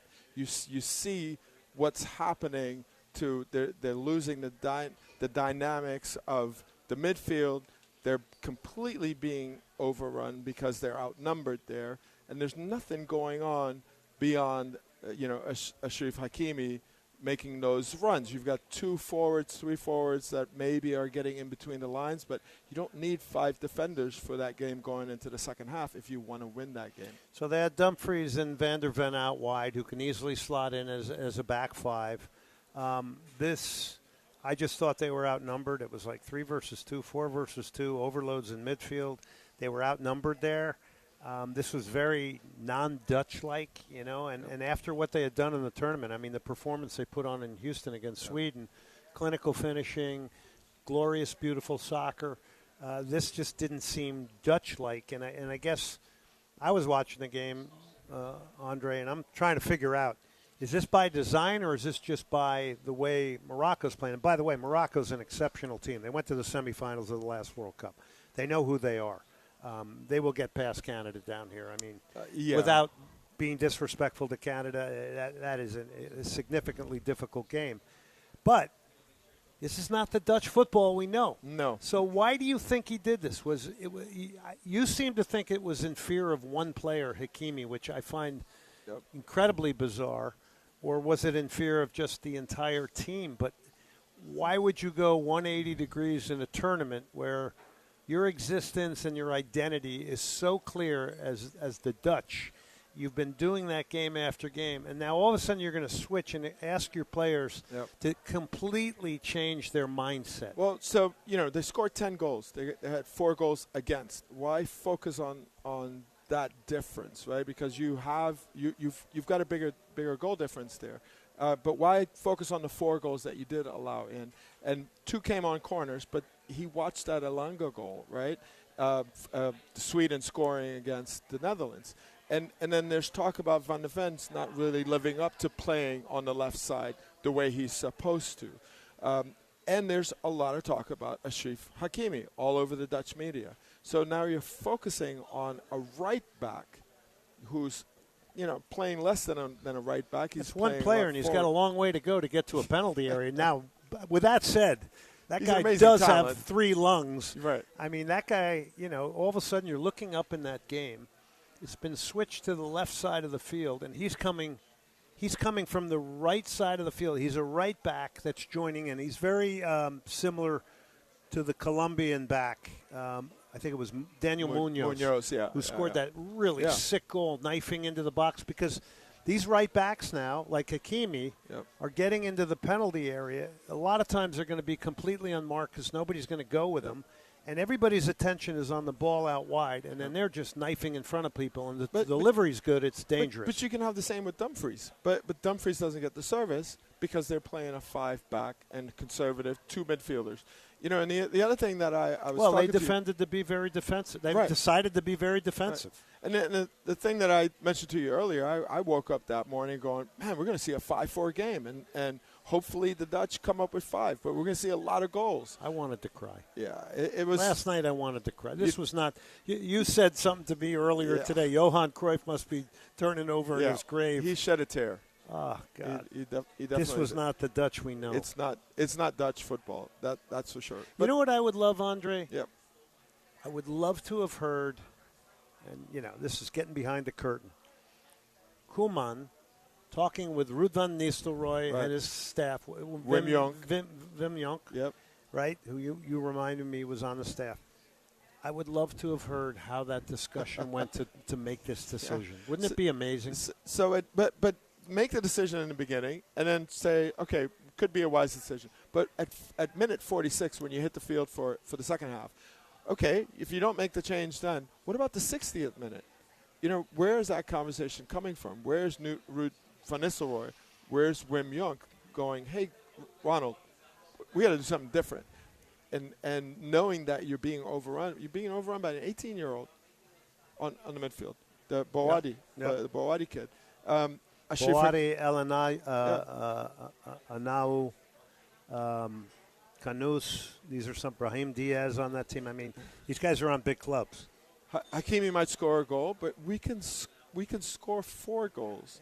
With Brobby being the revelation, but you left him on an island because you don't have any service for him. You got two. Who emerged in the group stages as the answer to your striker problem, Yes. right?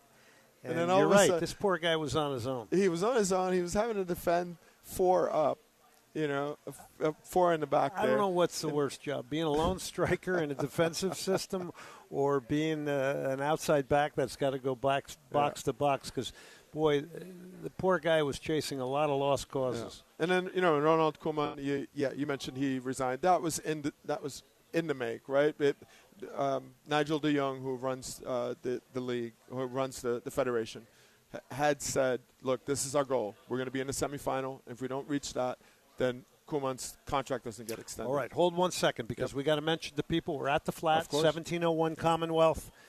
This is right near Montrose. West Gray is right nearby. Come on in. I see a former professional soccer player in here, who I'll go nameless because he wouldn't want me to mention his name. We have some soccer people showing up. Jonathan Montenegro's here.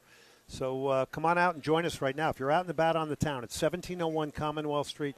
We got giveaways. We're giving away a Trianda soccer ball. We're giving away a World Cup T-shirts, some mini balls as well.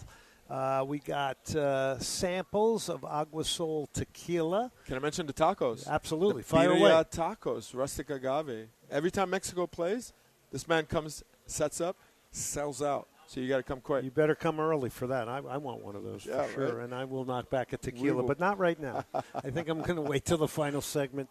I might start speaking in tongues here. Soccer Matters, ESPN 97.5, presented by the Daspit Law Firm. Tonight we are out live at the Flat, 1701 Commonwealth Street. Cactus Music's going to like this reggae-ish Police song that I picked. It's called Voices Inside My Head, and that's definitely what the Dutch and Germans are feeling today. I do want to remind everybody about some of our great sponsors before we hit a break here. Senate Avenue Brewing, another great spot where we do our live shows. That's up in Jersey Village, 16,000 Dillard, 290. Take the Senate Avenue exit. Andrew Mitchum, the mayor, loves soccer, just like Andre here. It's a great World Cup watching spot. Cactus Music, historic record shop, best in vinyl, pre-loved and reissued. CDs are making a great comeback. Very cool T-shirts. That's 2110 Portsmouth. Cactus Music. If you're in from around the world, these are places to go. And if you're in from around the world, come and join us here tonight at the Flat, 1701 Commonwealth Street in Montrose. We'll take a break. We'll come back. We got more with DJ Sun and more guests here tonight, and we'll begin to do some raffles here once we give it another segment or two. Okay, back in a flash here. Soccer Matters, ESPN 97.5, presented by John Daspit and the Daspit Law Firm.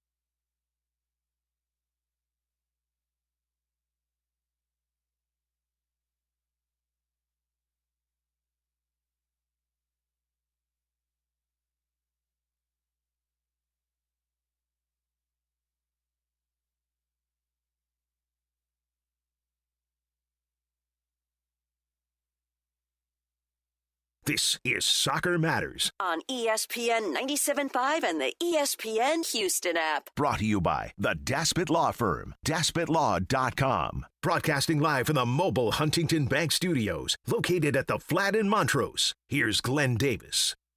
All right, a couple of things as we welcome you back. 1701 Commonwealth. This is the legendary Peter Tosh coming in hot. What a song. I saw this guy live. Unbelievable band. I did have to wave my hand in front of me to see the stage, though, because there was a lot of herb being smoked that night. I saw him at Cullen Center at U of H. Yeah, you told me that. Yeah. I saw him at the Ritz on East 11th Street in New York. It was a long time ago. Welcome back, everybody, to the Flat, 1701 Commonwealth. If you're out and about on the town, come on in and join us. We got a lot going on out here tonight. We got some giveaways. We're going to wait a little bit later. We got Josh from American Outlaws just came in the house. Josh, have a Aguasol sample over there. Help. So we're going to talk some U.S. as well. We're going to continue tonight with a lot of guests. A couple of things I do want to mention here. Other sponsors here that I got to get in here. Slip Sliders, 1802 Bins near the zoo. Herman Park and the museums. Great spot to hit down there. You mentioned Soccer Matters or me or the word soccer. Wear a jersey. You get 15% off your bill. These are the best sliders in town. They're outstanding. Backyard Burger, Swiss Miss, Shrimp Shack. It is Slip Sliders, 1802 Bins. And then I do want to remind you about Nico Nico's Greek and American Cafe, another institution right near the Flat here. Our great friend Dimitri. They've got 3 locations in Houston, the Woodlands, Beltway, and the I-10, and then the original in Montrose. Gyros, souvlaki plates, chicken kebabs, lamb shanks, spanakopita, moussaka, all the great legendary Greek dishes. That is Nico Nico's Greek and American Cafe.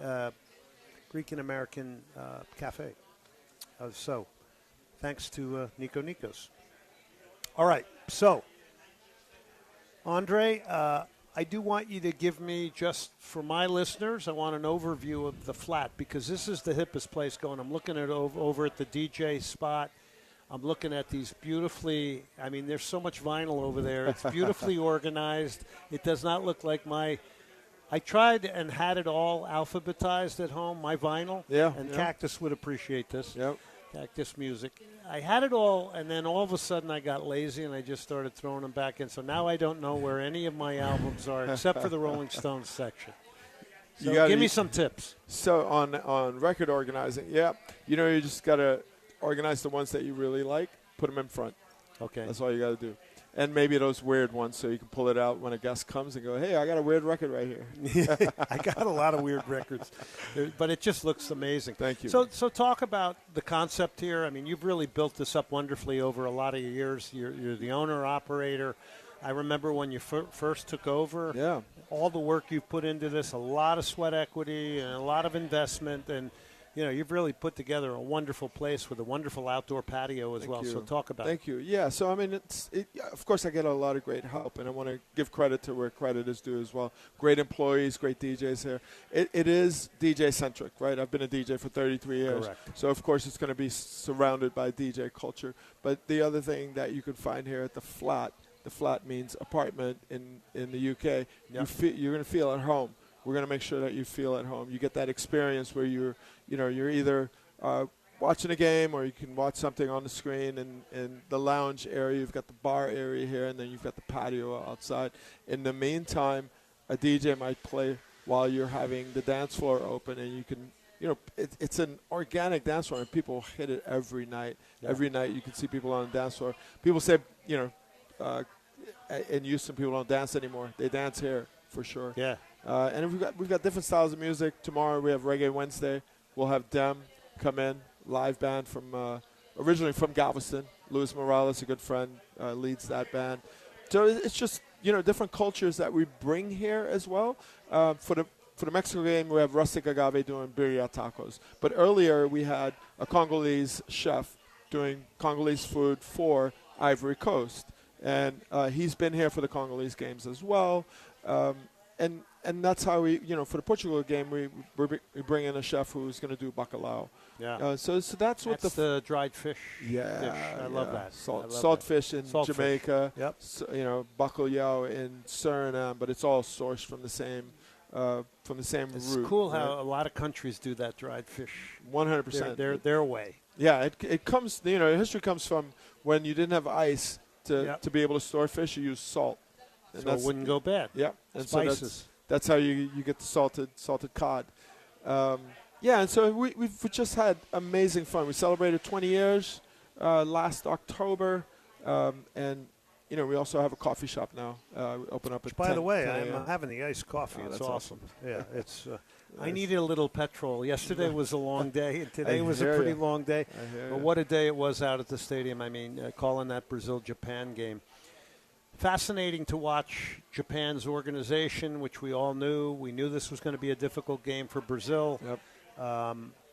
The Japanese truly know how to get the best out of what they do. So they may not be the most physical. They make up for it through organization, for low block defending, the discipline, the tenacity, the mental strength to stay in games. They play in transition, and they are impressive. They made it really interesting. They took a 1-0 lead, a fantastic goal after a giveaway, and Casemiro got caught in midfield. But the very cool thing was Casemiro redeemed himself later with a header. And if you're a Manchester United fan out there, I think he had like 8 goals in the Premier League via the air. But it just was a fascinating game, and you could see that Japan was really posing questions for Brazil, and then Brazil came to life in the second half. And I think, and I really want to credit Vinny Jr. for even though he didn't score, but Vinny Jr. I thought led with his aggression to take people on and get involved. I thought he lifted the team. Yeah, he kept driving, he kept going. Lifted the team. The thing about the Japanese players that you see now, you see a number of Japanese players in the Eredivisie in the Netherlands playing top level, playing for Ajax. Ueda played at Feyenoord and led the league in scoring at some point. Yeah. Was on an amazing tier. And then, of course, in the Premier League, you're seeing Japanese players come up as well. So you're seeing the growth of it, and they've set some high goals for themselves. They want to win the World Cup one year. They've actually stated that. It's 20 years of a lot of development. There is a heavy emphasis on comfort with the ball, which starts at a very young age over there. Right. I hope our American coaches are listening, because we can also do a little bit more of that. I know a lot of it's done, and there are a lot of great American coaches working in the youth game. But I will say this. They will go home from this World Cup, and they're going to have to examine very carefully now how do they win games based on all this great organization, great commitment, but you're not going to beat the Brazils of the world, the Netherlands of the world, the Germans. You're not going to beat top tier. Well, they're not top tier now because they both got knocked out, but you're not going to beat the top 10 teams in the world playing for 2 or 3 moments of transition. You just aren't. Yep. It's not going to happen. It may happen once. It's not going to happen 2 or 3 times. So it's going to be interesting to see the assessment that Japan has with their football, and how are they going to now create more chances and not play for 2 or 3 chances and expect to be efficient. So does that mean they play with a higher line at times? Do they add more pressing to their game? Is it the development of particular types of strikers? There's a lot of ways you can look at this to solve the problem, but they're going to have to examine it very, very deeply, because it's all well and great to come to the World Cup, but at the end of the day, they only won 1 game. Yeah. And we are all impressed with them. But at the end of the day, if you really want to win a World Cup, you have to figure out ways to score goals. Well, in their selection process as well, did they leave some players off the team? Well, or one thing that off the field. Yeah, and one thing a lot of people didn't remember, there was a lot of guys injured. So 2 of their best players, and they were attackers. 2 of their best players did like ACL and were out before the tournament even started. They didn't make the roster. Kubo, who played in game 1 against the Netherlands in the 2-2 draw, he got injured, so he was out. And I think Minamoto also was out. So I think a lot of people forget that these four players are key players with a lot of experience. Now, the other thing, though, is with them, because they're so drilled on their system that, people fit into the system seamlessly because they know exactly what's expected of them. Yeah, it is a limited pool. But you had one player, and again, I referenced the Netherlands. You had him playing for NEC, Nijmegen, who finished third, I believe, in the league. They're qualified for Champions League. And they had an amazing playmaker, and he didn't get selected, and we were very surprised that he didn't at least get selected and get the experience of going to a World Cup. But that's what I'm talking about. Is there a little bit too much tradition with some of the older players or some of the players that have put in their time?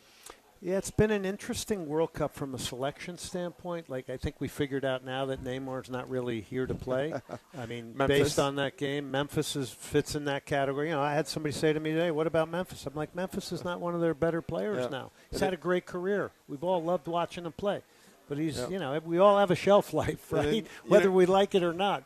Alexander-Arnold. Yeah. So there's a lot of players like that. We're out here at the Flat, 1701 Commonwealth Street. Come on in and join us tonight. It's soccer talk for 2 hours. We are, when you come in, you write your name on a piece of paper, drop it in the beautiful, looks like a champagne bucket. Bucket, yeah. That's the word I was looking for. Thank you. That's why you have a good wingman. When you forget that one word you need. So we're going to give some things away tonight. We got a really cool T-shirt with the World Cup trophy on it. We got the Trianda ball. We got a couple things, and there's also samples of Agua Sol tequila here tonight. Samples. How about that? I might go for one of those in the final segment. 1701 Commonwealth Street. It is the Flat. You heard me talking earlier about Mexican fan groups and supporters outside the Hotel of Ecuador. How do you feel about that? I personally there was a wonderful experience. Like I want to say it was in El Salvador, where the fans showed up at it was a Suriname qualification game. The fans showed up outside of the hotel of Suriname, and this clip went viral. The Suriname players came out and danced with them. I remember that. And so, I mean, these guys are seasoned. They should be able to handle that. And you've got earplugs, right? I mean, all teams should have good But I mean, in the spirit of sportsmanship, yeah. But why would one group do it and nobody else does? Good question. That's a fair point. Yeah. Nobody's bagging on Mexico. Nobody loves the Mexican soccer culture more than me. I've lived a large portion of my life in the Mexican soccer culture here in Houston and played against a lot of Mexican teams, including UNAM Pumas with Manuel Negrete and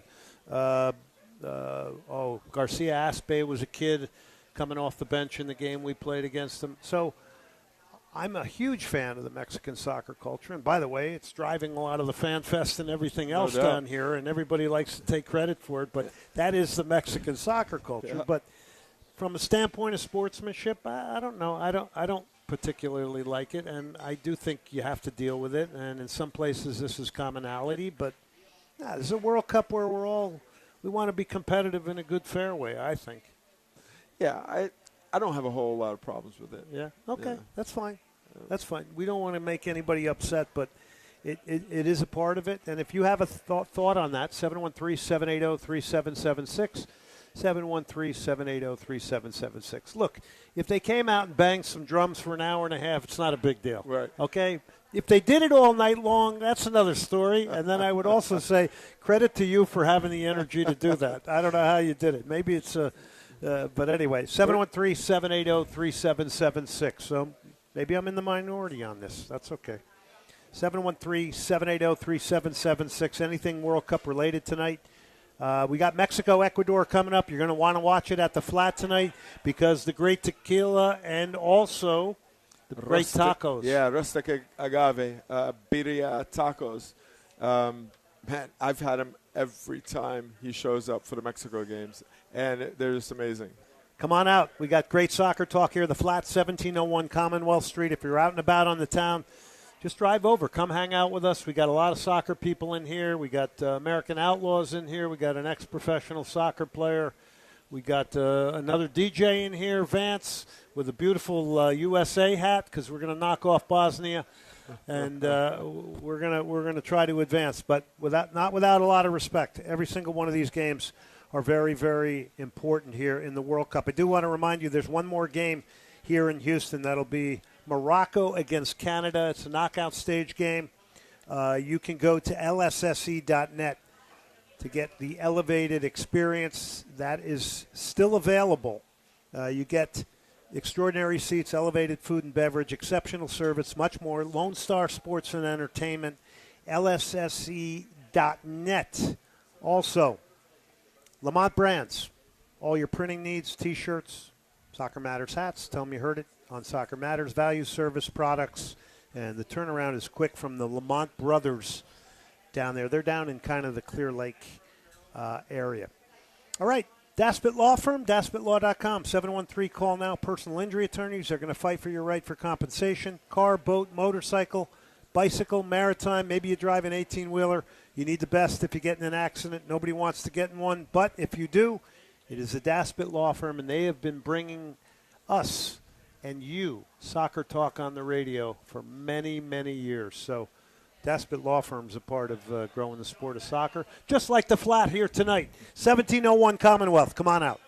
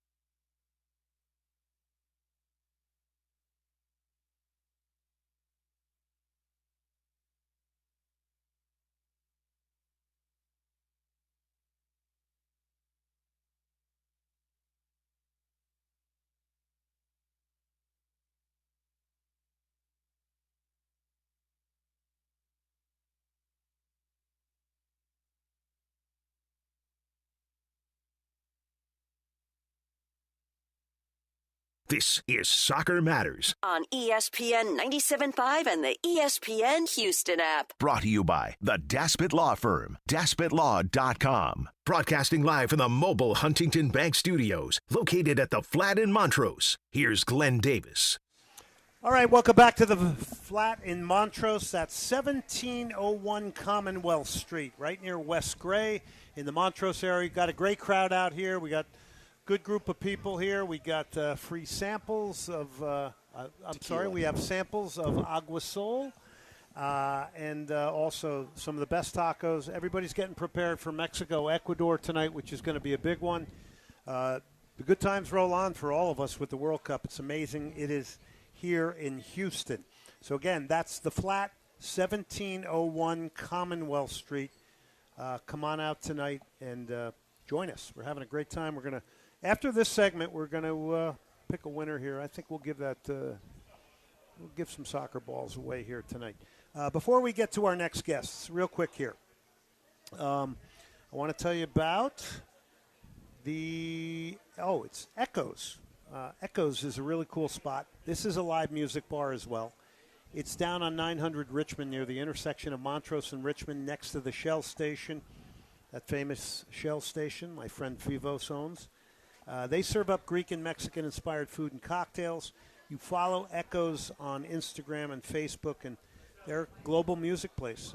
Brazilian jazz nights, Turkish funk, Arab and Viet pop, DJs, Greek and Nigerian nights, you name it. 900 Richmond Avenue. Right here, we're at 1701 Commonwealth, the Flat, and I welcome in, many people know him as a DJ, Vance, and also the president of the American Outlaws Houston branch, right, Josh? It's right. Josh Spencer, who's been on this show before as well. So, gentlemen, welcome. Hello, thank you so much. It's very cool to be surrounded by two USA hats, too, which I like.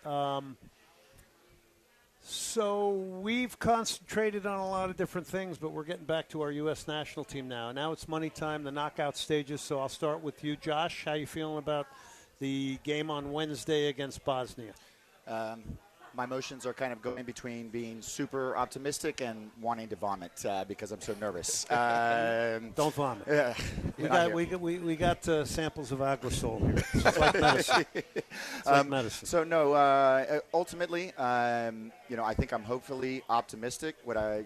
Ultimately, you can always only take one game at a time, and this World Cup has shown us nobody should be underestimated. So I really don't care how small the country is, where they're from. Bosnia has a quality team, quality players. So they're definitely not a team that anyone should take lightly. That being said, we'll have Pulisic, from what I'm hearing. Pulisic should be back available to start, which is going to be crucial because the minutes he has been in, the defenders have not had a solution for him. If I think just something on him, I just want to say, not to interrupt here, but when he came on to get those minutes in the final group stage match, it was so vividly crystal clear to everybody how the team just grew a couple inches when he came on. And that's how valuable he is to the team. I hear people try to downplay his value, and you're insane if you're saying that, because we do not have a player like that. He's our Vinny Jr. We need him. We need him back. I like very much what you say about Bosnia, because Bosnia, to your point, we saw what happened to Germany. We saw what happened to the Netherlands. This is one game. It's finality. It's consequence. We're through the safety net of the group stages. Vance, how you feeling about it? Nervous. It depends on how we show up, because I feel like either the United States, we show up to win and we knock everybody out. We can beat anybody at our best. Or I feel like at our worst, we can lose to anybody. And I feel like we're very one or the other. So far during this World Cup, overall, I feel like we finally started clicking as a team. We look like a club, kind of. But we need to show that against Bosnia and Herzegovina. And we should take every game, one game at a time. I'm very nervous about seeing all these things about the pathway to winning the World Cup. To me, there is no pathway. It's just the one team in front of us, the one country in front of us. And I think Bosnia... That's good for the fans. I mean, the fans love doing all that, but I'm with you. I mean, don't for a minute think that these players are looking beyond Bosnia. Not with Mauricio Pochettino in charge. There's no chance. We can't have the players thinking about that part or the coach. I do have one question, though, about Bosnia. I've always wanted to ask you this question, actually. So, Yugoslavia, right? Yep. It seems like after they broke up, and they had, I think 4 or 5 nations after that part. For example, Croatia, they became a nation in 1991. And I remember the 1998 World Cup, they made like 3rd place. And they've been a powerhouse literally since they became a nation. What's up with that part of the world to where they have so many great soccer players and so much well, Eastern Europe is full of tremendous soccer players. I mean, the former Yugoslavia, they used to call them the Brazil of Europe. And not just soccer players, basketball players as well. If we were to sit here and contemplate Yugoslavia, if it was still around, and all these countries that broke apart, Montenegro, everybody that's formed their own countries. Yep. Can you imagine if you were picking a roster from all those countries, how powerful that could potentially be? Have you ever seen the documentary about the Yugoslavia youth team that won the Youth World Cup prior to them breaking up? No. It's a really good documentary about this that talks about that. But to your point, yes, it's amazing to think what they might have accomplished. But regardless, we are where we are. Interesting enough, Christian Pulisic, his grandfather, was Croatian. Yep. Croatia actually reached out to try to see if they could get him to play for them. He said no. On Bosnia's team, there is actually an American, Esmir Bajraktarovic. Played in MLS. Yep, was with the New England Revolution. By the way, scored the penalty that got him to the World Cup, which is pretty incredible. Wow, yes. Pretty incredible. I saw that. And also, didn't I hear that Ibrahimovic's father is of Bosnian descent as well, too? I saw Zlatan show more